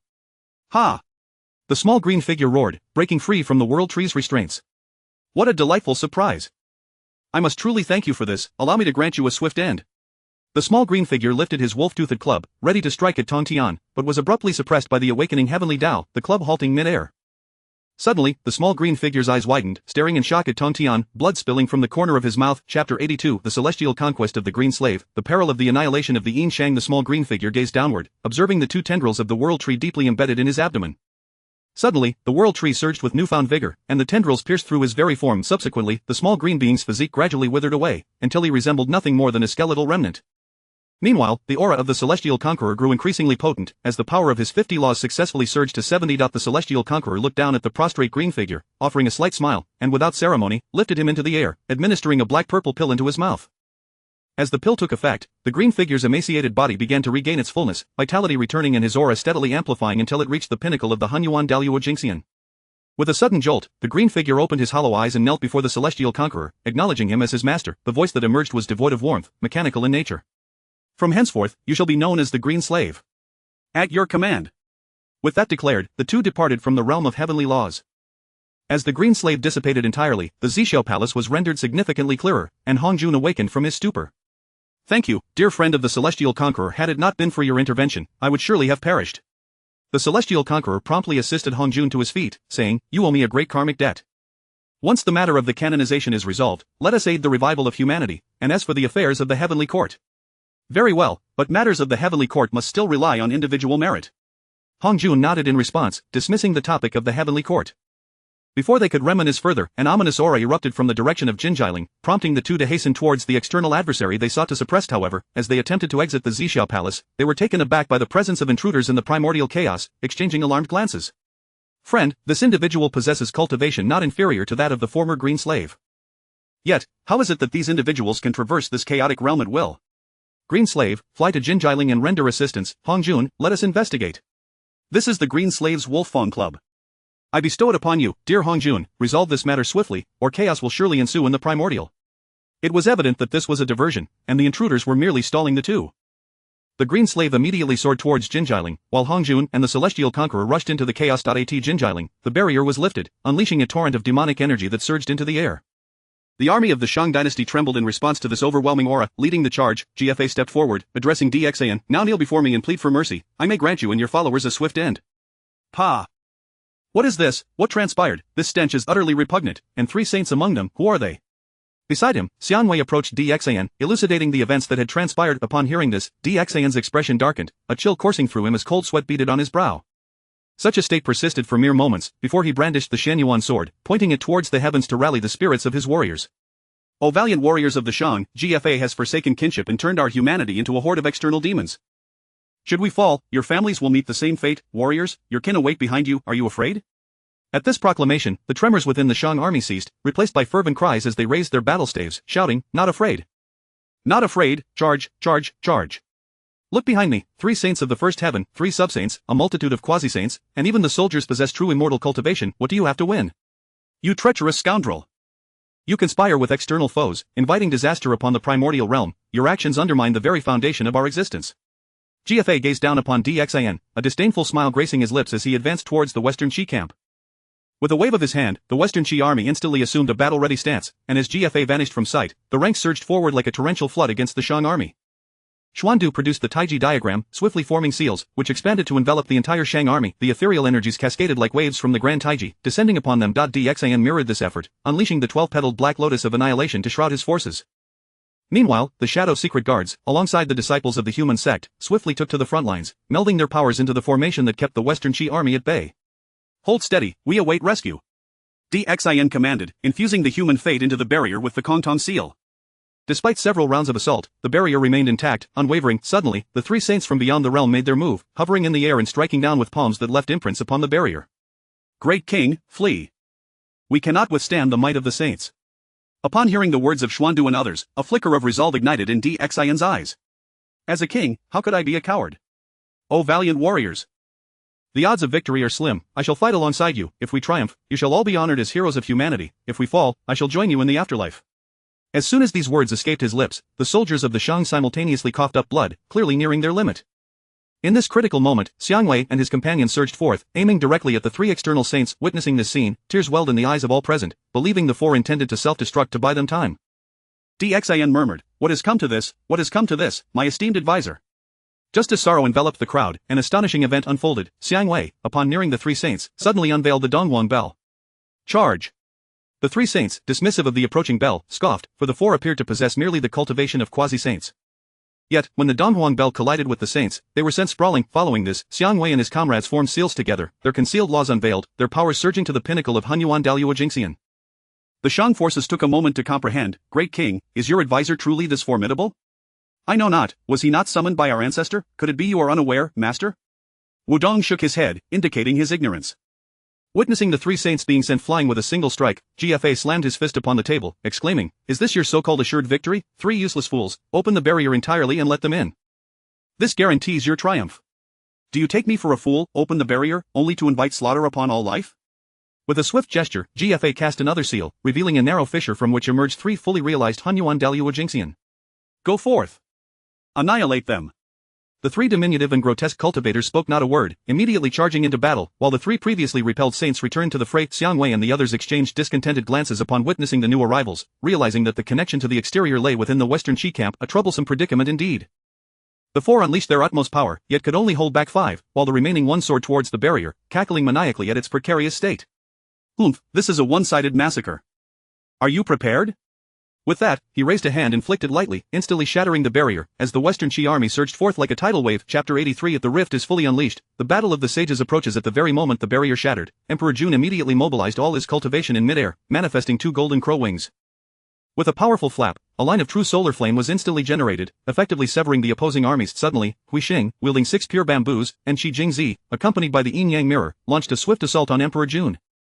However, what manner of being is Emperor Jun? Having been reborn, he had also ascended to the realm of the semi-saint. Even when confronted by two semi-saints, he was not easily vanquished. Luya promptly hurled the immortal slaying gourd towards Emperor Jun, who caught it and immediately formed a seal, commanding the treasure to turn around. A radiant white light erupted from the gourd, and the immortal slaying flying blade hurtled towards Qi Jingzi. Seizing the opportunity, Hui Xing stealthily attacked from behind Emperor Jun, but just as he was about to succeed, he was kicked away. Brother, you have been too careless. Had I not known of your arrival, would I have acted thus? As the voice fell, Tai gently descended behind Emperor Jun, while the 11 ancestral witches leapt directly into the midst of the Western Qi army, wreaking havoc. Although the sight of Donghuang Tai and the ancestral witches astonished the onlookers, it brought them a measure of solace. After a few breaths, the air above the west resonated with rhythmic chants, and a golden path appeared, with Duoba followed by many Buddhist disciples. In the southern skies, Yun Xiao was accompanied by thousands of disciples from the Dadai. In the northern skies, a bloodthirsty aura enveloped the area, with Minghe followed by a throng of Azura and witch tribesmen. In the eastern skies, the fortune of the human race surged forth, with the 3 sovereigns and 5 emperors gathering numerous significant contributors from humanity. Upon witnessing the reinforcements, DXIN immediately drew the Xianyuan sword, prompting the Yin Shang army to retreat. All cultivators above the true immortal level, join me in the battle. With that, DXIN retracted the 12th grade world extinguishing Black Lotus and charged into the fray, with all cultivators following suit. The battlefield was engulfed in smoke, chaos reigning supreme, as the cacophony of battle cries and the clashing of magical artifacts reverberated through the air. Kong Xian, Emperor Jun, Tai, Fuxi, and Wudong took charge of dealing with the mindless Qi Jingzi and Hui Xing, while DXIN, Huang Long, Wen Zhong, and others plunged into the enemy ranks, unleashing devastation. In the skies, the Dragon Clan transformed into their true forms, unleashing torrents of lightning, hurricanes, and floods, while the Phoenix Clan manifested as phoenixes, unleashing swaths of true phoenix flames that incinerated the Western Qi army. The battlefield quickly tilted in favor of the attackers, and within a mere quarter hour, the Western Qi forces had suffered catastrophic losses. Qi Jingzi, Hui Xing, and the disciples of the two teachings found themselves on the brink of annihilation, with only the 6 saints from beyond the realm resisting fiercely, albeit at their wits' end. In the Western Qi camp, GFA beheld this scene with despair etched on his face. He realized he had committed a grave error, leaving him with but one path, death. Why does everyone aid DXIN? What do I lack compared to him? Have I truly erred? GFA cradled his head, crouching in a corner, his mind unraveling, uncertain of where to turn. No, you are not at fault. It is they, the so-called immortals, who are to blame. Just as your father Ji Chang was slain, it is only a matter of time before they will come for you too.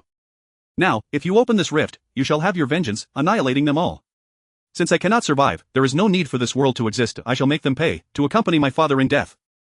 GFA rose, limping toward the rift. Yes, that is it. Fully open this rift, let our kin in, and grant you your revenge. As GFA approached the rift, he slowly formed a seal with his hands. With my flesh and blood, I unseal this barrier. All of you, assist me in slaying every spirit of the primordial chaos. As he concluded, GFA's physical form began to shatter, his blood and flesh merging with the rift. With the infusion, the rift widened dramatically, and the cultivation of the 6 saints at Jinji Ridge surged, all restrictions lifted instantaneously. Success, next, you natives shall face our wrath. From the rift emerged a relentless horde of grotesque green goblins, surging forth toward Jinji Ridge. In merely 10 breaths, thousands of otherworldly cultivators had gathered at Jinji Ridge, with their numbers continually swelling, including numerous saints and supreme beings among them. Sensing this unfolding situation, Nuwa, Laozi, Jane, and Juanti cast aside their grievances and flew to Jinji Ridge. Friends, let us first deal with these external foes. Our personal vendettas can wait. Wise words, yet we are at a disadvantage. Have you not noticed how weak the heavenly Tao's suppression is against them? What, are you afraid, Nuwa? Where is your earlier bravado? How dare you? I fear nothing.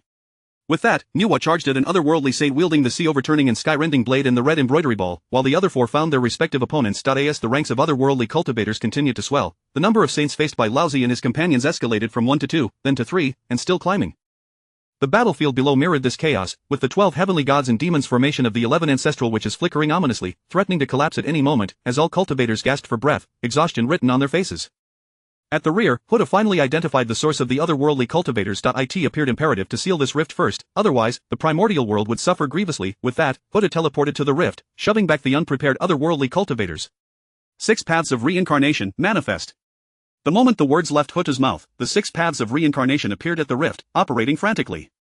Huta was wholly dedicated to sealing the rift, entirely unaware of the otherworldly cultivator armed with a curved blade lurking behind. Die. The cultivator raised the curved blade, swinging it down, unleashing a tremendous sword aura that sent tents soaring into the air throughout the camp. By the time Huta perceived the incoming sword aura, it was too late. She had no time to muster her powers for defense. The otherworldly cultivator, observing the approaching sword aura, laughed maniacally. I have slain a master of the way. What a significant achievement! As the smoke cleared, Huta was neither dead nor severely injured. Instead, she stood unharmed, resolute in her task of sealing the rift. Clad in red, Mingyi stepped forth, brandishing the Yuan Tu Abi sword before Hutu. Do not worry about sealing it.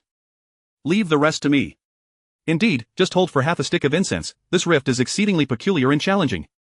No sooner had Huta spoken than the cultivator charged at her again, blade in hand. Mingyi unleashed the power of the Blood Sea, his aura surging as he wielded both swords, sending the assailant flying into the air, away from Hutu. Your opponent is me. Ha!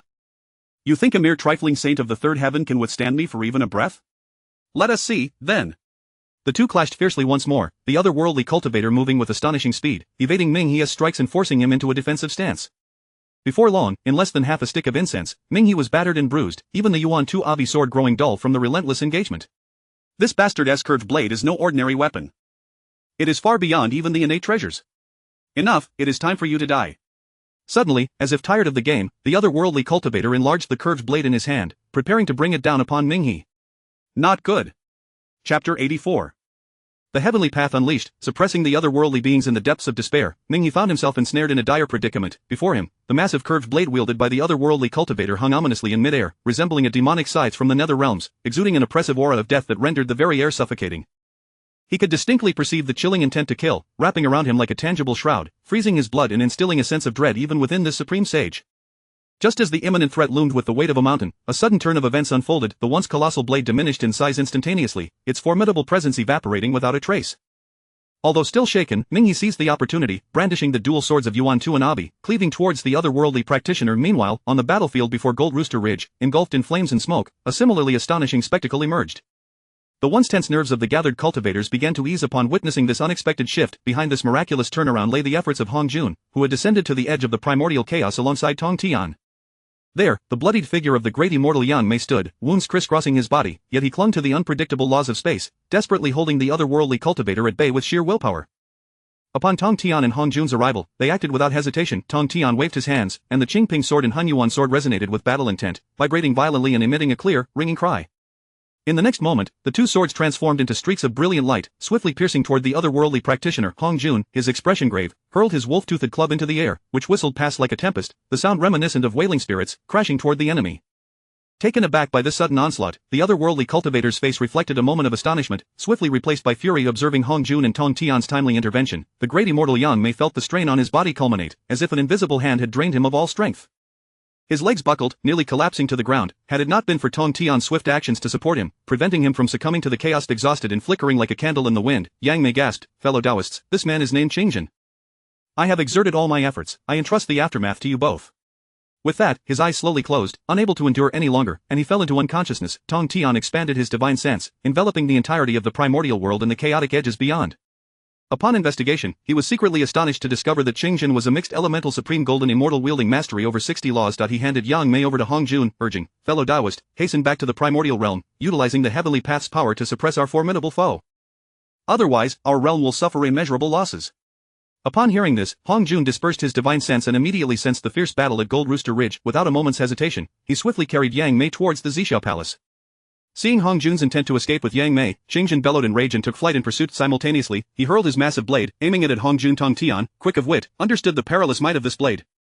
Should it strike Hong Jun, the consequences would be dire. He promptly intercepted the blade with the Han Yuan sword, resulting in a deafening clash that sent sparks flying and energy radiating outward from the point of impact. Concurrently, Tong Tian maneuvered the funeral heaven coffin, colliding with Qingjin, who was caught unprepared and sent flying. His figure traced a chaotic arc through the chaos, his face a portrait of indignation and resentment.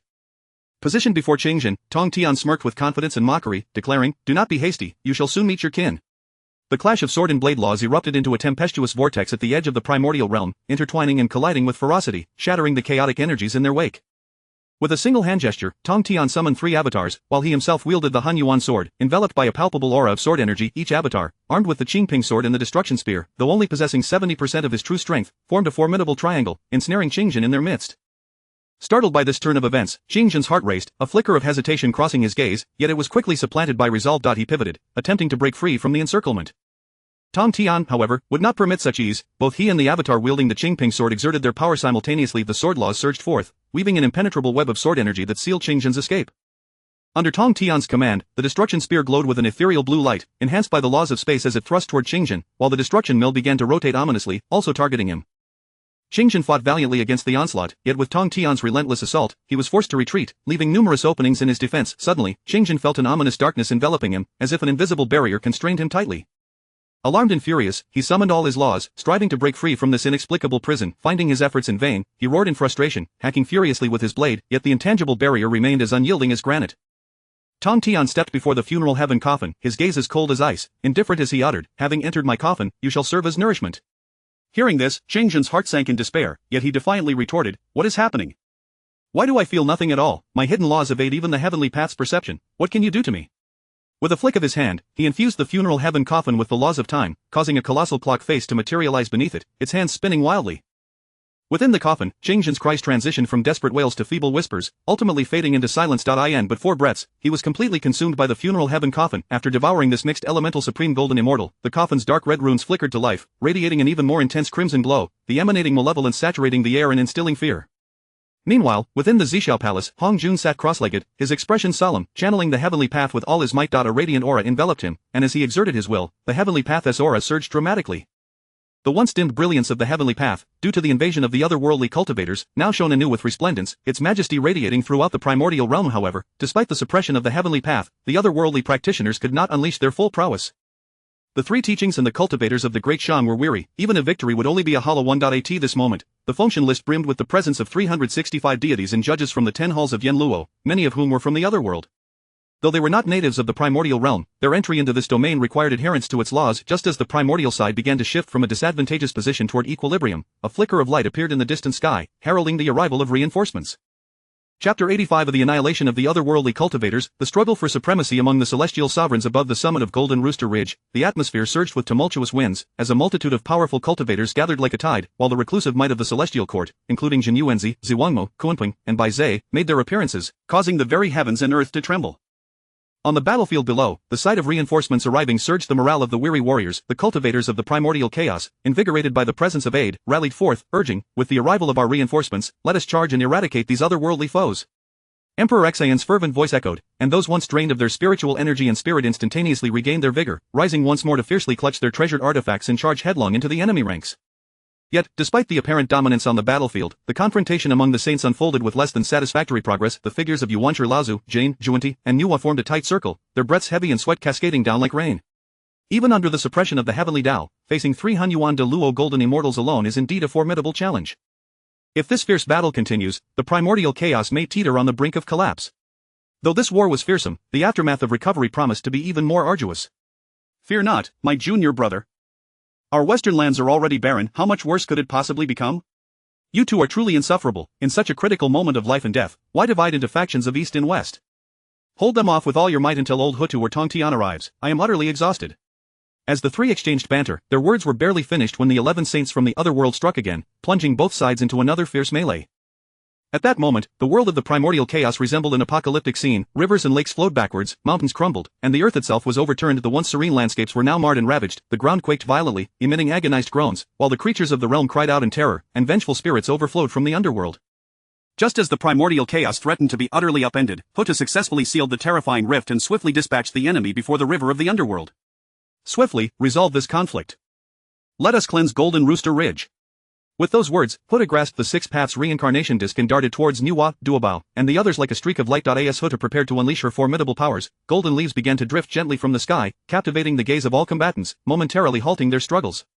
All primordial cultivators, retreat at once.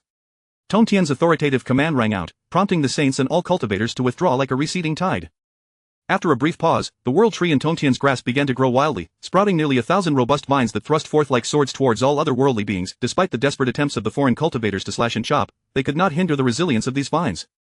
The battlefield was soon filled with chilling cries of despair, as even the other worldly saints found it difficult to endure, succumbing to the merciless penetration of the vines in no time. Ah! What is this? Get away, my vitality, my mana, my cultivation. Witnessing the plight of the otherworldly beings, the inhabitants of the primordial chaos trembled with relief, grateful that they were not enemies of Tongtian. Within the span of mere moments, the world tree expanded further, its trunk thickening like a celestial pillar, while the vitality of the otherworldly cultivators was extinguished, causing them to fall to the ground like autumn leaves. With the external threats eradicated, Hutu gazed upon the battered and scarred primordial chaos, deeply sighing as her hands rapidly formed seals, conjuring a colossal Six Paths reincarnation behind her. Countless souls soared from within, accurately finding their respective bodies, resurrecting all those who perished in this brutal conflict and had not yet ascended to the god sealing list. Thank you, compassionate Hutu Saint. Thank you, compassionate Hutu Saint. The fervent voices of gratitude resonated through the skies, yet Hutu felt no joy. Instead, she mourned the shattered realm of the primordial chaos, her heart aching with sorrow. Enough. Everyone withdraw, no one shall remain within 100 miles. Jun, leading the remnants of the demon court, collaborated with Fushi to establish a celestial formation to channel spiritual energy into the primordial chaos. Upon hearing Tongtian's words, the cultivators beneath the saints hurriedly retreated. However, a flicker of defiance remained in the eyes of Yuanchi and the others. That is enough, retreat at once. Hongjun, observing their reluctance, sternly admonished. Follow the master's decree. Moments later, Tongtian forcefully hurled the massive world tree downwards, and with swift hand seals, he began to channel an inexhaustible flow of mana into the world tree. Hongjun, Hutu, infuse your own mana into it. Without hesitation, the two complied, channeling their vast primordial and limitless mana into the tree. The world tree erupted in an overwhelmingly brilliant light, illuminating the entirety of the primordial chaos. Its massive roots burrowed deeply into the earth, as the vibrant energy within the tree rapidly infused every inch of the primordial lands. Across the realm, the fractured earth began to heal, the chaotic veins of the land slowly returning to order, while the reversed lakes and seas gradually resumed their normal flow, and all life began to revive. A century later, everything had finally reached a conclusion. The primordial chaos had returned to its former glory, even surpassing its past splendor. Tongtian, the primordial has been restored, for half a Yuanhui, the other world shall not invade again. It is time to conclude the god sealing. Friend, what of my disciple? Shouldn't he ascend to the celestial court? Let each rely on their own abilities. You support Dxin, while I support Haoyan and Yuanchi. Thus, let Hutu act as the impartial witness. What say you? Agreed. The two reached a consensus, while Hutu felt increasingly uneasy, her heart unprepared to bear this role of witness. Do you not harbor concerns? This calamity nearly led to the obliteration of the primordial chaos. Your ignorance is forgivable. These other worldly beings do not hail from our chaos, but are invaders from other realms. Hutu had initially believed these intruders to be foes from other great worlds. However, upon hearing Tongtian's clarification, her anxiety intensified. Does that not leave us defenseless? Not at all. You have merely arrived at the Hunyuan Wajidian level and have yet to perceive the signs. However, both I and my friend Hongjun sensed the awakening of the Great Tao not long ago. The primordial has just faced an invasion, and it is likely that the Great Tao will soon take action. That is reassuring. May the primordial endure. Now, are you willing to assume this role of witness? Very well. Upon Hotu's agreement, Hongjun and Tongtian immediately began to jointly proclaim their oath to the Primordial, with the God-sealing tribulation concluded, yet the selection of the Celestial Emperor remained contentious. Thus, a century later, the Lord of the Underworld served as the witness, while Haotian, Dxin, Yuanshi, and Zhuanti gathered their respective forces to vie for the title of Celestial Emperor. The victor would become the sovereign of the Celestial Court, wielding dominion over the primordial chaos. As this proclamation resonated, the entire realm of the primordial chaos erupted once more in fervent excitement.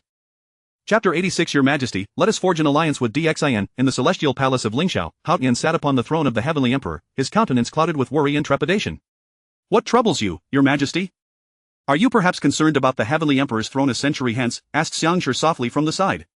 Not at all. I hold no excessive desire for this throne, my sole ambition is to pursue the true essence of the Tao. Then I understand, Your Majesty. You are worried for the future of the old ministers of the Heavenly Court. Perhaps it would be prudent for us to join forces with the Deshang, thereby securing a promising future for these subjects. Upon hearing this, Haotian's eyes flashed with a fierce intensity, glaring at Xiangshi. Xiangshi, you must comprehend that you are a minister of the Heavenly Court. My master is the Tao ancestor, not Tongtian. To conspire with Dxin would only lead me to peril. Yet Xiangshi remained unfazed, lightly waving his feather duster. Your Majesty, the primordial Heavenly Venerable is inherently proud. Do you believe he would treat the old ministers of the Heavenly Court with kindness? As for Zhuanti, he merely wanders, seeking to reap benefits. If he were to seize control of the Heavenly Court, the beings of the East might well be relocated to the West. Alas, indeed. Would you be willing to assist me in safeguarding this throne of the Heavenly Emperor? Your Majesty, in the face of two saints and a human king, what chance do we possess? You would merely be a participant in their race. The only way to achieve a win-win outcome is for you to assist Dxin. Haotian nodded slightly, persuaded by Xiangshi's words. Then I shall entrust this matter entirely to you. Xiangshi bowed to Haotian and then departed from the Lingxiao palace, heading towards Chaoga. Tai Bai. As soon as Haotian's words fell, Tai Bai Jinxing rushed in. Your Majesty.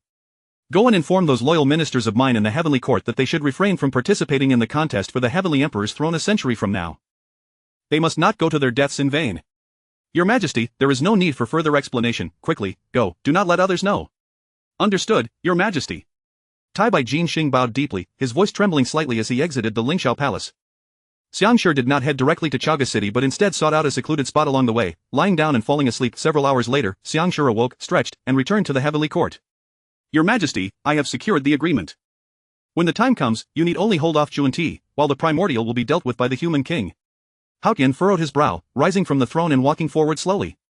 The human king possesses the strength to confront the Primordial? His power far surpasses that of Zhuanti, and how can I possibly withstand a saint? Your Majesty, I have inquired about this matter. The human king stated that you could mobilize the Heavenly Court's fortune to enhance yourself, temporarily breaking through the cultivation barrier and ascending to the realm of the Honyuan Dalua Jingxian. In this way, he too could gather the human fortune and break through to the Honyuan Dalua Jingxian. A flicker of apprehension arose in Haotian's heart. The notion of temporarily breaking through to the Honyuan Dalua Jingxian by gathering fortune was not a secret. However, given the weakened state of the Heavenly Court, no one would believe he could achieve such a breakthrough, yet Dxin articulated it so plainly, revealing that he was no ordinary figure. The human king's shadowy subordinates truly leave no stone unturned. I wonder if my Heavenly Court has any? Haotian stared intently at Xiangshi, suspicion already brewing within him. Your Majesty is jesting. With my capabilities, why would I need to bow beneath Dxin? Ah, that is of no consequence. As long as the human king does not forget the promises made to me. Go prepare. With that, Haotian found himself alone in the Lingxiao palace, gazing at the desolate surroundings, his heart racked with pain. He walked slowly, his thoughts in disarray, fully aware that this decision would impact the future of the Heavenly Court, and more importantly, his own fate. However, the collaboration with Dxin was fraught with unknown risks, compelling him to act with utmost caution. In the Zixiao Palace, upon hearing that Hongjun intended to hand the Heavenly Court over to them, Yuanshi, Jane, and Zhuanti felt their sex fortunes suddenly restored. As long as they could seize control of the Heavenly Court and gather its fortunes, their cultivation would ascend to new heights, and their sect would flourish accordingly. Master, all my disciples in the Western sect perished in the Fengshan calamity, leaving only me and my senior brother as the last two. To vie for the Heavenly Court is truly beyond my capabilities. Zhuanti lamented, one hand clutching his chest while the other pounded the ground in agony, tears streaming down his face. You spineless wretch. You are a supreme saint, yet here you are throwing a tantrum. How shameless. Below the saints, all are but ants. Seizing the human race and the Heavenly Court is but child's play for me. Indeed, O exalted sage. This is hardly the time to be beaten by 3 alien saints. Upon hearing Zhuanti's mockery, Yuanshi rose in anger, producing the Pango banner. Master, save me, Yuanshi is about to slay someone. Enough. At the sight of Hongjun intervening, Yuanshi had no choice but to retract the Pango banner and sit back down. The Heavenly Court must remain under the control of our Heavenly Tao faction. This is the method for crafting puppets. You three must cooperate with Hao Yan. Remember, I do not care who among you becomes the Heavenly Emperor, but it must be one of you. Yuanzhi and Zhuan accepted Hong Jun's method for crafting puppets, their hearts filled with joy as they spoke in unison. Rest assured, Master. The human race is but a weak species, unworthy of governing the heavenly court. Go, and remember not to be careless. Tong Tian may not be without preparations. The three, Yuanzhi, Zhuan and Jane, stood up, bowing respectfully to Hong Jun before returning to their respective domains. Upon returning to the Western sect, Zhuan gazed at the dwindling disciples and silently vowed to seize the heavenly court, restoring the Western sect's former glory. Jane, meanwhile, quietly devised strategies to fully support Zhuan in this conflict, ensuring the Western sect reaped the greatest benefits. Meanwhile, the various human sects, in grand procession, made their way towards the Yinshan's Chaga. Countless spirit boats soared through the skies, a magnificent sight, each crafted meticulously from the ancient bones of colossal beasts gifted by other races. Within Chaga City, the atmosphere was bustling. The human king, DXAN, stood upon a high platform, surveying the flourishing scene below, his mind already formulating an overarching plan. He understood that this contest with the heavenly court not only pertained to the future of the human race but also served as a trial for him. He turned to address the ministers of the Dishang. Great Mage, dispatch all shadowy subordinates to investigate the conditions of Kunlun Mountain and Xiumi Mountain. By your command, human king. My esteemed ministers, this preparation for war is crucial for the rise or fall of the human race. We must ensure absolute success. Prepare to welcome the great battle a century hence. The heavenly court shall undoubtedly fall into our grasp, with human hearts replacing heavenly hearts. DXIN's voice resonated throughout the grand hall, inspiring every heart present. The human race shall prevail. The Dishang shall endure for millennia. Long live the king. Chapter 87 of the Quadrangular Battle in the Little World. Chapter 87 Entering the Small World. A century later, at Golden Rooster Ridge, the world tree stood tall like a magnificent golden tower, its branches and leaves flourishing, casting a vast and mysterious canopy over the land.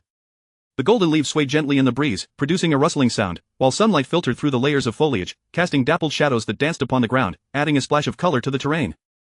Emperor Xin, along with the 3 sovereigns and 5 emperors, stood proudly atop a massive spiritual vessel, flanked by hundreds of similar vessels that followed closely behind. The spiritual ships resembled formidable iron fortresses, exuding an air of majesty, as the onlookers' gazes were resolute, their hearts brimming with a fervent desire for victory. Upon their arrival at Golden Rooster Ridge, they collectively shouted, "The human race shall prevail, the human race shall prevail." Their voices thundered like a tempest, resonating to the heavens, imbued with such overwhelming momentum that it seemed capable of shattering the very fabric of existence. The faces of each individual radiated determination and resolve. They understood that this battle was pivotal to the future of humanity, and they were resolute in giving their all. Meanwhile, beside Yuanzhi, the Southern Lantern Immortal and Guang Chengzi stood aloof, their demeanor replete with arrogance and disdain, viewing humanity as mere ants. Their gazes were cold and haughty, utterly dismissing the human race, their elevated postures igniting a surge of indignation within the hearts of those who beheld them. At the same time, Hao Tian and the others descended with an air of nonchalance, and as the factions converged, a palpable tension filled the air, thick with the scent of impending conflict. It felt as though the atmosphere had solidified, with the heightened tension causing hearts to race uncontrollably, each person warily eyeing their counterparts, their expressions rife with vigilance and animosity, as if an intense battle could erupt at any moment. A quarter of an hour later, Hong Jun, Tong Tian, and Ho Tu made their entrance. Tong Tian stepped forward, declaring that each faction would fight independently, with only one side destined to emerge victorious. Within the small world, alliances could be formed freely, and outsiders were forbidden from intervening in its affairs. His words were steeped in authority and finality, instilling a sense of fear that deterred any thoughts of disobedience. Ho Tu advanced a step, raising her hand, causing the ethereal images of the 6 paths of reincarnation to manifest behind her. Immediately, a space wormhole with a diameter of 1,000 meters appeared before her, signifying the formation of the small world, where the fates of entrance would be left to chance. Yuanzhi, Zhuan and Hao Tian entered the small world in succession, but just as Emperor Xin and the others were about to follow, they were halted by Hong Jun. "Wait, King of Humanity," Hong Jun's voice carried a note of authority and skepticism. "What is the meaning of this, Tao Ancestor? Do you intend to eliminate me before I even enter the small world?" Emperor Xin's eyes were filled with wariness and fury, his grip tightening around the Xianyuan sword, prepared for any potential threat. Tong Tian, Nua, and Ho Tu immediately stepped forward, positioning themselves protectively in front of Emperor Xin. "What is the meaning of this, Tao friend Hong Jun? Do you intend to breach our agreement?" Nua's voice brimmed with anger and disappointment, the bond between her and Hong Jun now hanging by a thread. Hong Jun shook his head. "My esteemed friends have misunderstood. The human race is vying for the position of Heavenly Emperor, and Yuanzhi has merely utilized his own strength, while the King of Humanity has summoned various races such as the dragons, phoenixes, and foxes. Are these races not part of the human race? Is it that the human race lacks capable individuals?" His words dripped with mockery and skepticism, igniting a fiery indignation within the hearts of those present. "You have gone too far, Hong Jun. All these races are allied with humanity. What is wrong with them fighting for the human race?" Nuwa no longer cared for her prior relationship with Hong Jun, vehemently retorting. The atmosphere between the two factions grew increasingly tense, the scent of gunpowder thickening, as if an explosive confrontation could ignite at any moment. At this juncture, Emperor Xin spoke up, "The dragon, phoenix, and other races shall not participate in this battle, nor shall those who seek refuge. However, the esteemed sages of the Fire Cloud Cave are ancestors of humanity and may join, along with Xian Niao and Kong Xian, who has defended humanity for many years. The Mother of No Return is also my master and may join, this is my greatest concession, but Hong Jun's response was succinct and resolute, as if he wished to prevent the situation from escalating further. Subsequently, hundreds of human spiritual vessels streamed into the small world, with the various factions dispersed to the four corners, akin to four stars poised for collision, rife with uncertainty and peril.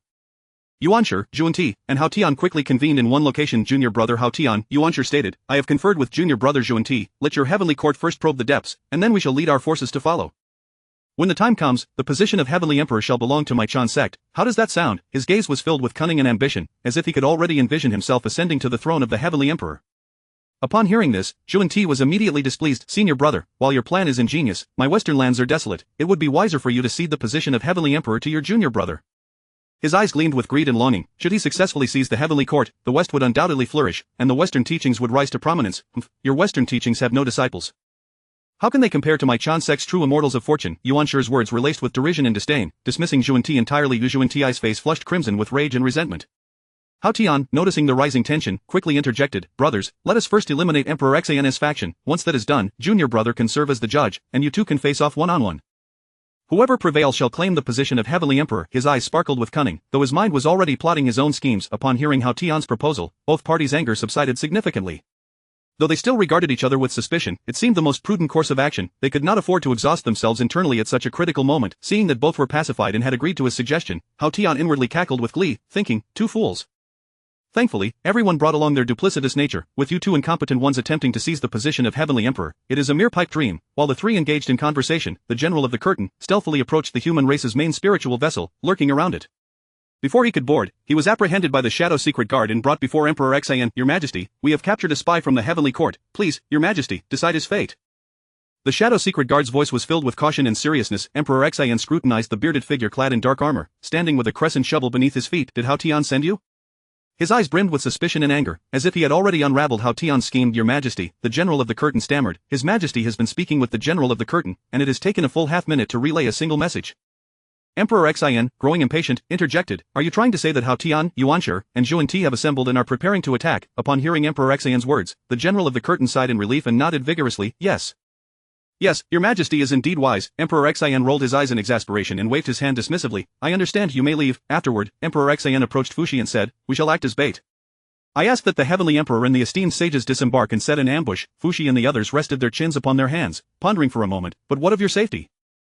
It is likely that relying solely on Wenzhong and Baigon will not suffice to protect you. You are facing two saints. Emperor Xian remained unfazed, his confidence shining through as he smiled and produced the Kongtong seal, fully unleashing his quasi-saint mid-stage cultivation.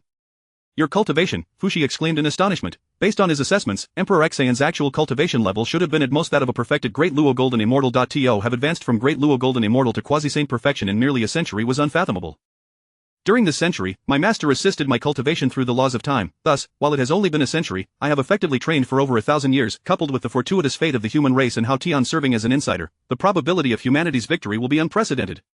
The three sovereigns and five emperors nodded in agreement, leading the members of the Fire Cloud Cave to disembark and conceal themselves in the surroundings. Suddenly, a wave of oppressive pressure surged forth before the Shang spiritual vessel, as Hao Tian, Yuanshi, and Zhuanti were flanked by the Heavenly Court soldiers and countless puppets. Chapter 88 The ingenious tactics of the Celestial Allies. In the distant horizon, a formidable army composed of puppets and celestial soldiers surged forth, creating a dark cloud that obscured the heavens.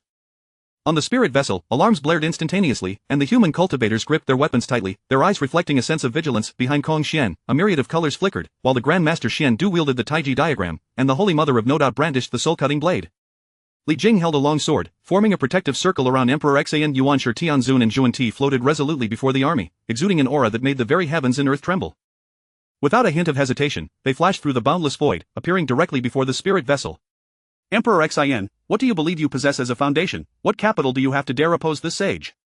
Today, I shall make you a sacrificial disciple for my teachings. Fury ignited within Emperor Xian as he slowly pushed aside his ministers, standing resolutely at the vessel's bow. Taking a deep breath, he drew forth the Kongtong seal and swiftly formed a seal with one hand.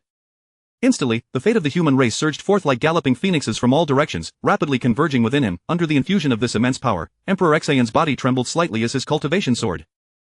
Originally at the mid-stage of quasi-saint, within mere moments, he broke through multiple realms and ascended to the third heaven of the Primordial Golden Immortal. This time, due to the high degree of integration among the human race, the gathered power of fate far exceeded previous instances, elevating him 2 minor realms beyond his prior enhancement. Yuanshi, Tianzun and Zhuan observed this scene, though their expressions remained disdainful, a subtle chill gripped their hearts. Ah, Emperor Xin, do you truly believe that this mere elevation and cultivation can bridge the vast chasm between us? I am a sage at the third heaven of the heavenly Tao, and my senior brother Yuanshi has reached the sixth heaven. To think you can contend against us both is sheer folly. If you withdraw from this conflict now, you may reign as the human king for a few more days, do not mislead yourself. Upon finishing their words, they erupted into laughter, their mirth resonating like thunder, causing the spirit vessel to quiver slightly. However, just as their laughter echoed, a flash of sword light suddenly appeared behind Yuanshi Tianzun and in an instant, it struck him with a speed surpassing that of light. Yuanshi Tianzun felt a surge of sword energy invade his body, causing him to stumble forward uncontrollably, a mouthful of blood erupting from his lips. Anger and astonishment marred his features as he turned to glare behind him, where he saw the envoy wielding a long sword, standing beside Haotian and gazing up at Yuanshi and Zhuan. Haotian, you traitor, how dare you launch a sneak attack on me? Have you forgotten your identity and mission? What punishment shall befall you for allowing your subordinates to act so recklessly? Initially, Yuanshi Tianzun was blinded by rage, but soon regained his composure. As he sensed the aura emanating from the envoy, a cold sweat broke out along his spine. He never anticipated that Haotian would conceal such a formidable individual, and Haotian, too, looked astonished at the envoy, now more convinced than ever of his extraordinary nature, indeed a disciple of Tong Tian. At this moment, Haotian found himself with no other choice but to press on. Senior brother Yuanshi, do not remain obstinately ignorant, your arrogance renders you unworthy of the position of heavenly emperor.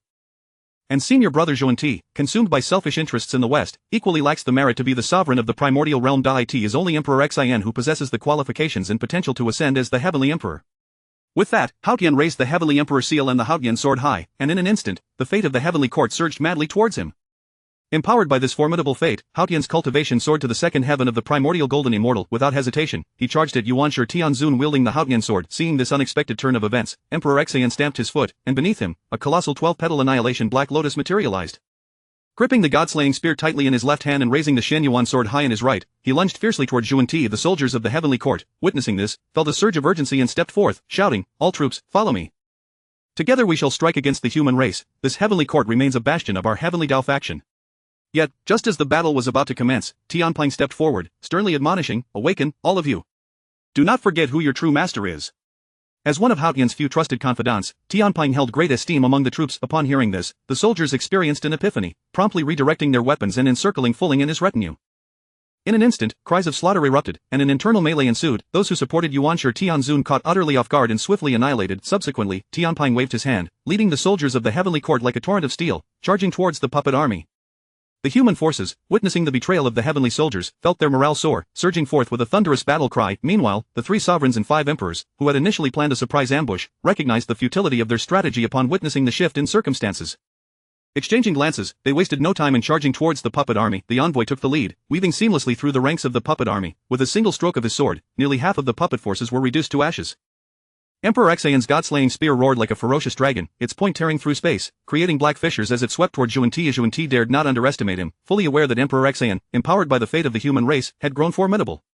Cursed Emperor Xion, how dare he unleash such potent strength with the aid of human fate? And that accursed Tong Tian, to have bestowed the god-slaying spear upon him. Meanwhile, Emperor Xion grew emboldened as the battle raged on. Zhuan Ti's 7 treasures mysterious tree failing to withstand the might of the god-slaying spear and Shen Yuan sword.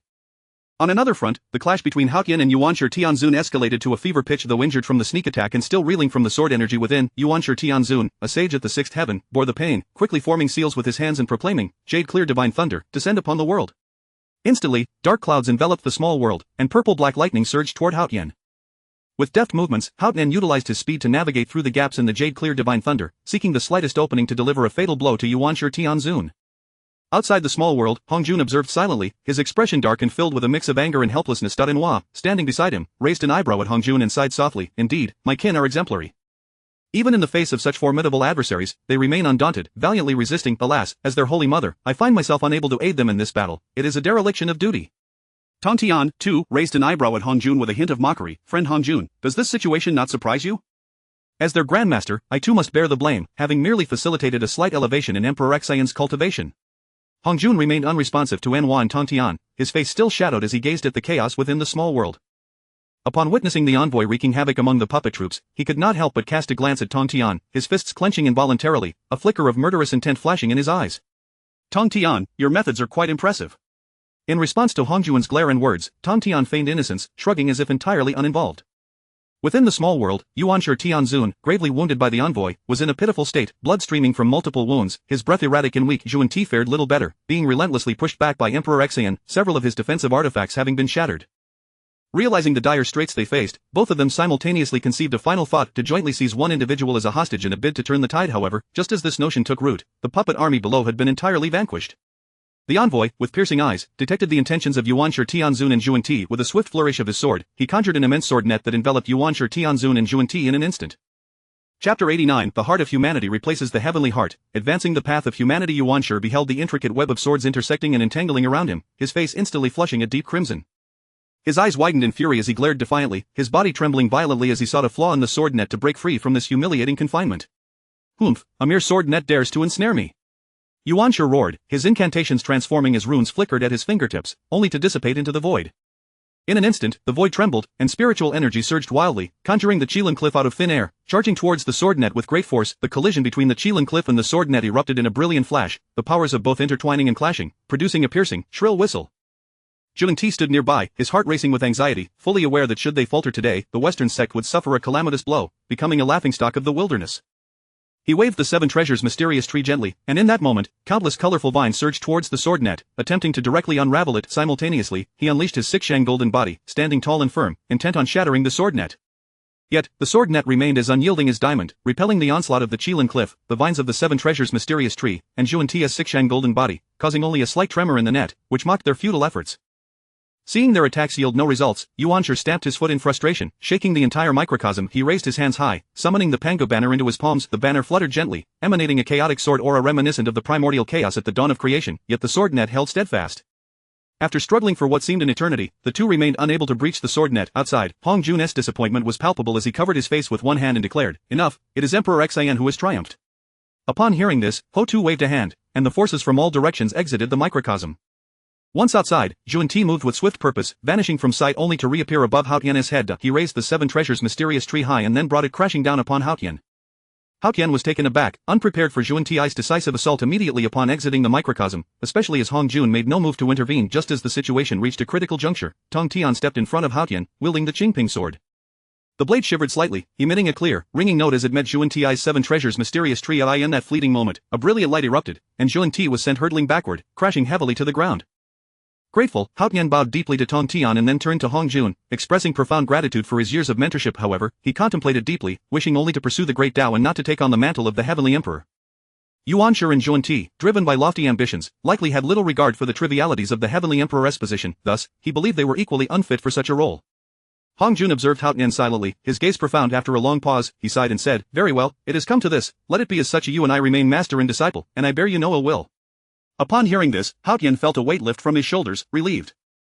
Hong Jun's attention gradually shifted to the seven figures of Xiangwei and others, then addressed Tong Tian, "Friend, your methods are remarkable. Pray tell, from whence did you acquire such divine powers?"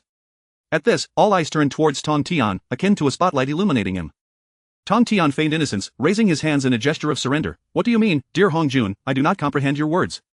Meanwhile, Ho Tu discreetly harnessed the power of the six paths of reincarnation to probe into Tong Tian and the others, finding nothing amiss.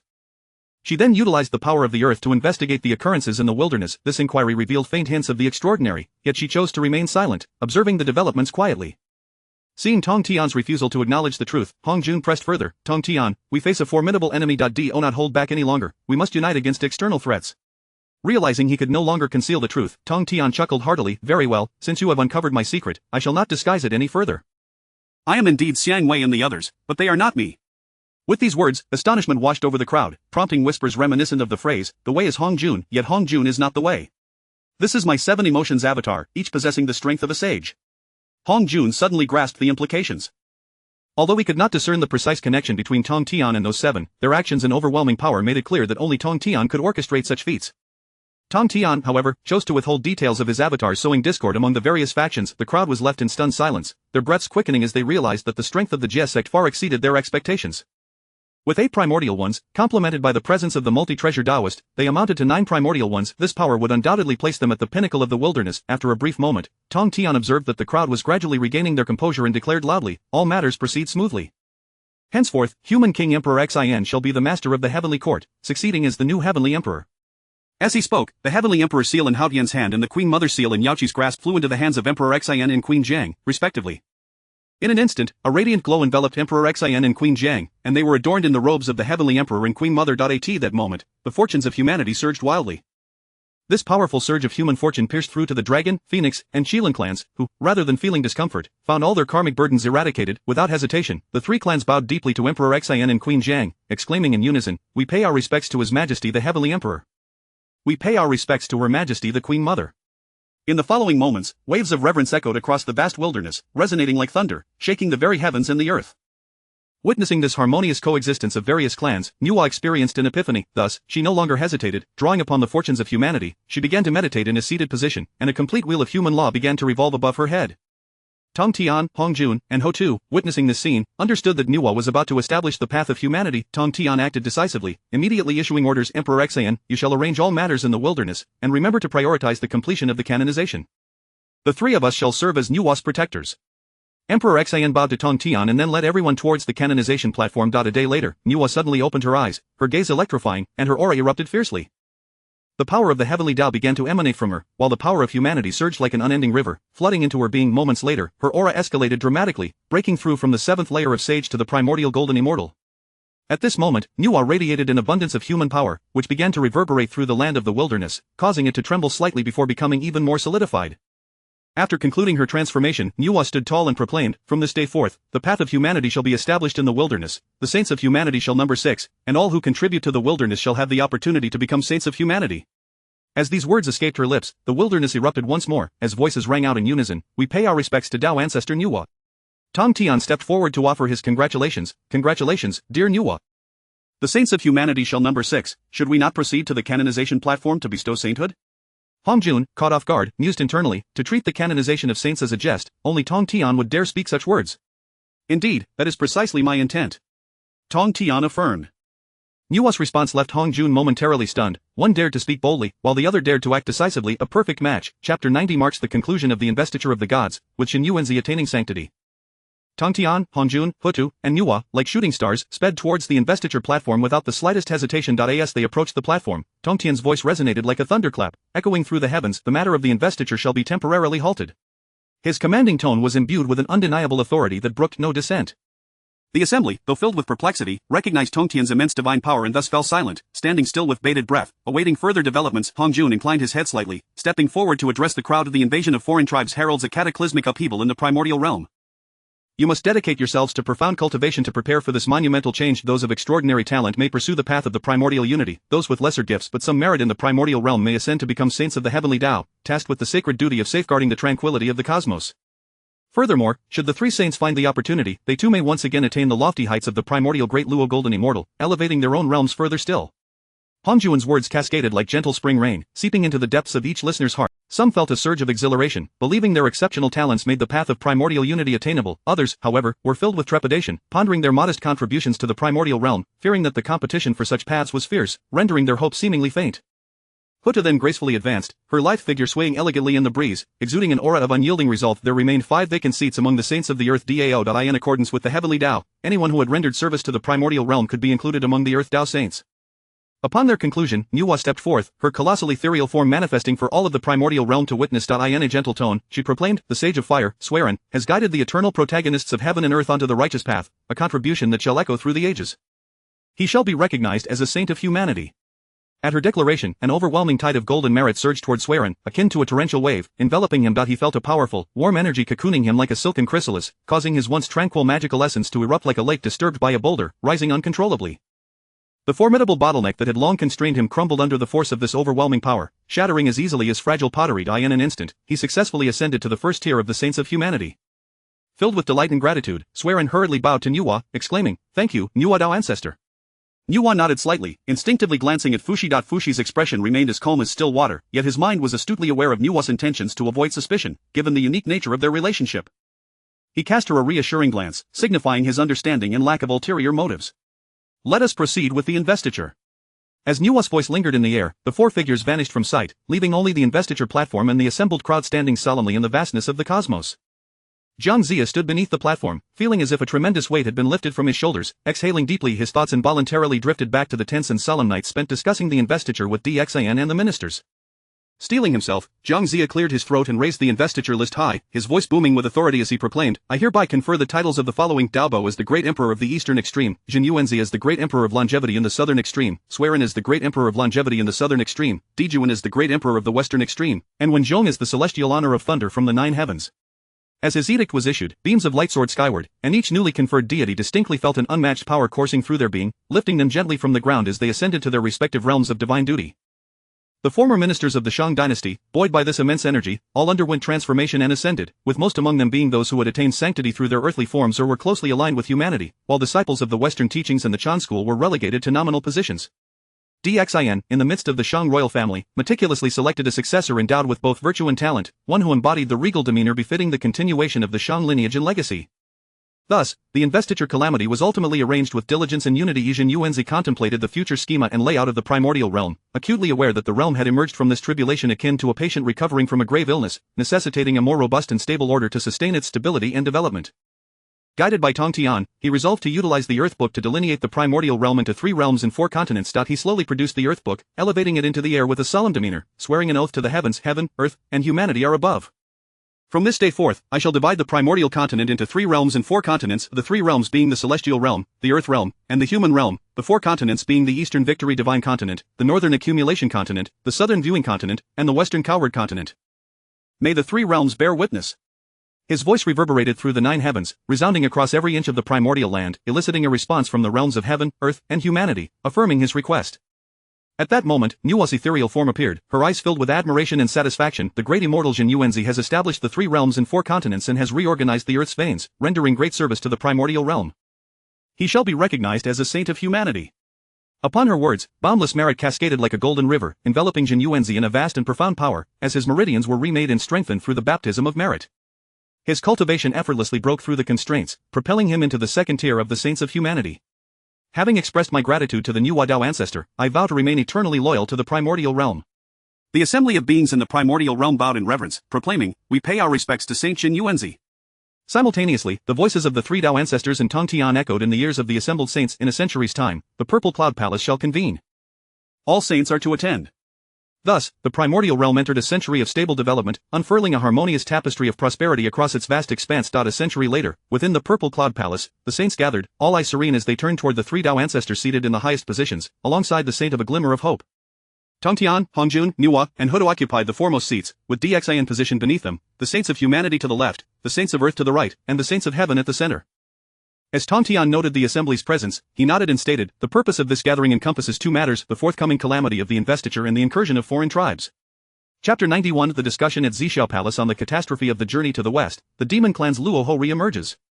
As Tongtian concluded his remarks, Hongjun, Nuwa, and Hutu exchanged nods, and Hongjun proceeded to elucidate the future developments of the primordial chaos. The grand trend of the heavenly Tao indicated a significant rise in the west, with the next catastrophe being the journey to the west. Upon the utterance of the term catastrophe, the atmosphere grew tense, breaths quickened, and cold sweat began to bead on their brows. Observing the discomfort among the assembly, Hongjun hastened to clarify, in the past, during the conflict between the Tao and the demons, the western continent was shattered, hence this catastrophe heralds the flourishing of the west. However, it shall not be as perilous as previous calamities, but rather a gentler upheaval. Following this explanation, the weight in everyone's hearts gradually lifted. Tongtian then exchanged a knowing glance with Duobao, silently urging him to seize the opportunity for merit. Upon receiving the unspoken cue, Duobao promptly rose and bowed to the 4 figures present. Honored Tao ancestor Hongjun, the burgeoning of the West and the transformation of the Western sect into Buddhism is in accordance with the grand trend of the heavenly Tao. However, there can only be one Buddhism in the primordial chaos. Therefore, I propose that Buddhism and the Western sect each adopt one character. Buddhism shall take Buddha while the Western sect shall retain sect. I beseech the Tao ancestor to grant your approval.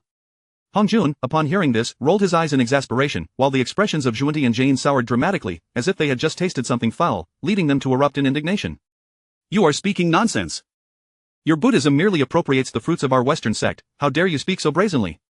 Zhuanti retorted vehemently, such words are misguided. The Western sect shares a profound connection with my Buddhism, hence the proposal for mutual exchange of characters aligns with the grand trend of the heavenly Tao. As a saint of the heavenly Tao, you must adhere to this greater current. Duobao's series of arguments left Zhuanti momentarily speechless, prompting Hongjun to regard Zhuanti with a look of frustration, as if lamenting his failure to rise to the occasion.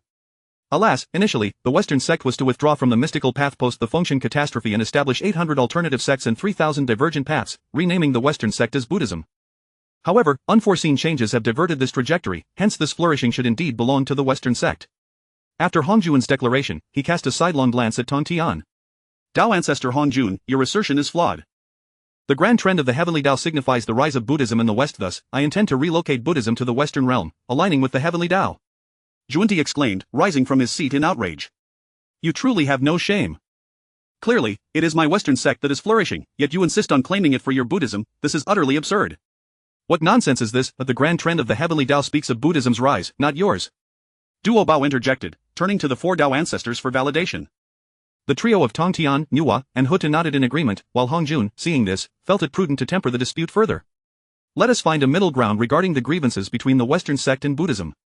For the journey to the West catastrophe, the four disciples should venture forth to seek the true scriptures, ultimately leaving the choice to the one who retrieves them. Let us see which prevails, Western sect or Buddhism. Tong Tian, seated in the high position, began signaling Duo Bao with fervent gestures. After all, they shared a close mentor-student bond. With a mere flutter of Tong Tian's eyelids, Duo Bao grasped the underlying intent. Cough, cough, this is unacceptable, Tao Ancestor Hong Jun. The rise of Buddhism is indeed the grand trend of the heavenly Tao. Relocating Buddhism to the West is paramount. You must not go against this grand trend. Emperor Xian and others, witnessing Duo Bao's tearful performance, joined in, pleading with Hong Jun to reconsider. Enough, enough, minor trends may be altered, but the grand trend is immutable. Let us afford the Western sect an opportunity, for they too have contributed to the primordial chaos. Please, Tao Ancestor Hong Jun, I implore you to reconsider. Hong Jun, feeling helpless, cast a glance at Tong Tian for assistance. Tong Tian sighed, very well, every matter has a glimmer of hope. Let us heed the words of Tao friend Hong Jun Duo Bao, ensure that the reputation of Buddhism remains untarnished. Understood, Master. Duo Bao affirmed. However, this impending catastrophe may very well trigger further chain reactions. Following the journey to the West, there will be the Buddhism demon catastrophe. May I inquire, Master, does the Buddhism demon catastrophe pertain to Luo Ho? Juanti, noticing Duo Bao's verbosity, inquired, Master, could it be that Luo Ho truly intends to invade the primordial chaos? If Luo Ho allies with foreign tribes, is the primordial chaos not in peril? As Juanti broached the subject of Luo Ho's potential alliances, the shattering god spear erupted from Emperor Xian's body, aimed menacingly at Juanti. Emperor Xian, you scoundrel!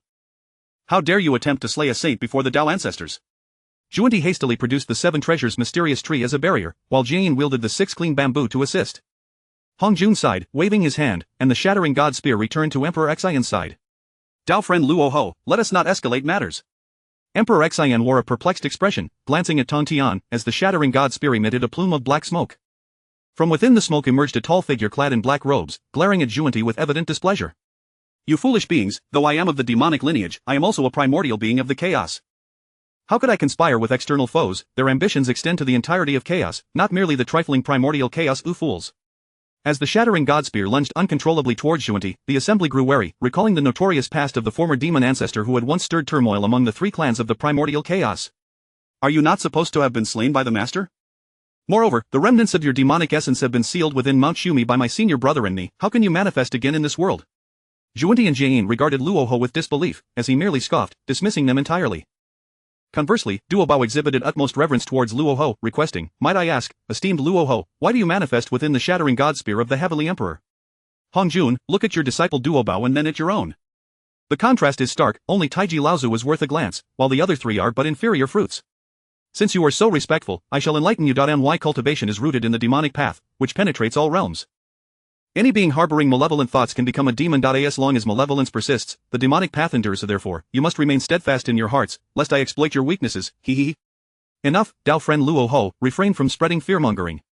With great adversities at our doorstep, it is preferable to focus on completing the catastrophe to bolster the strength of the primordial chaos.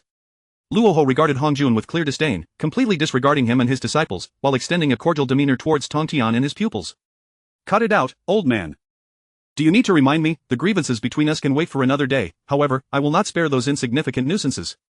Luo Ho, have those individuals sought you out? They likely also wield a path of demonic cultivation. How do you compare to them? Luo Ho turned to Tong Tian, a hint of embarrassment flickering across his face.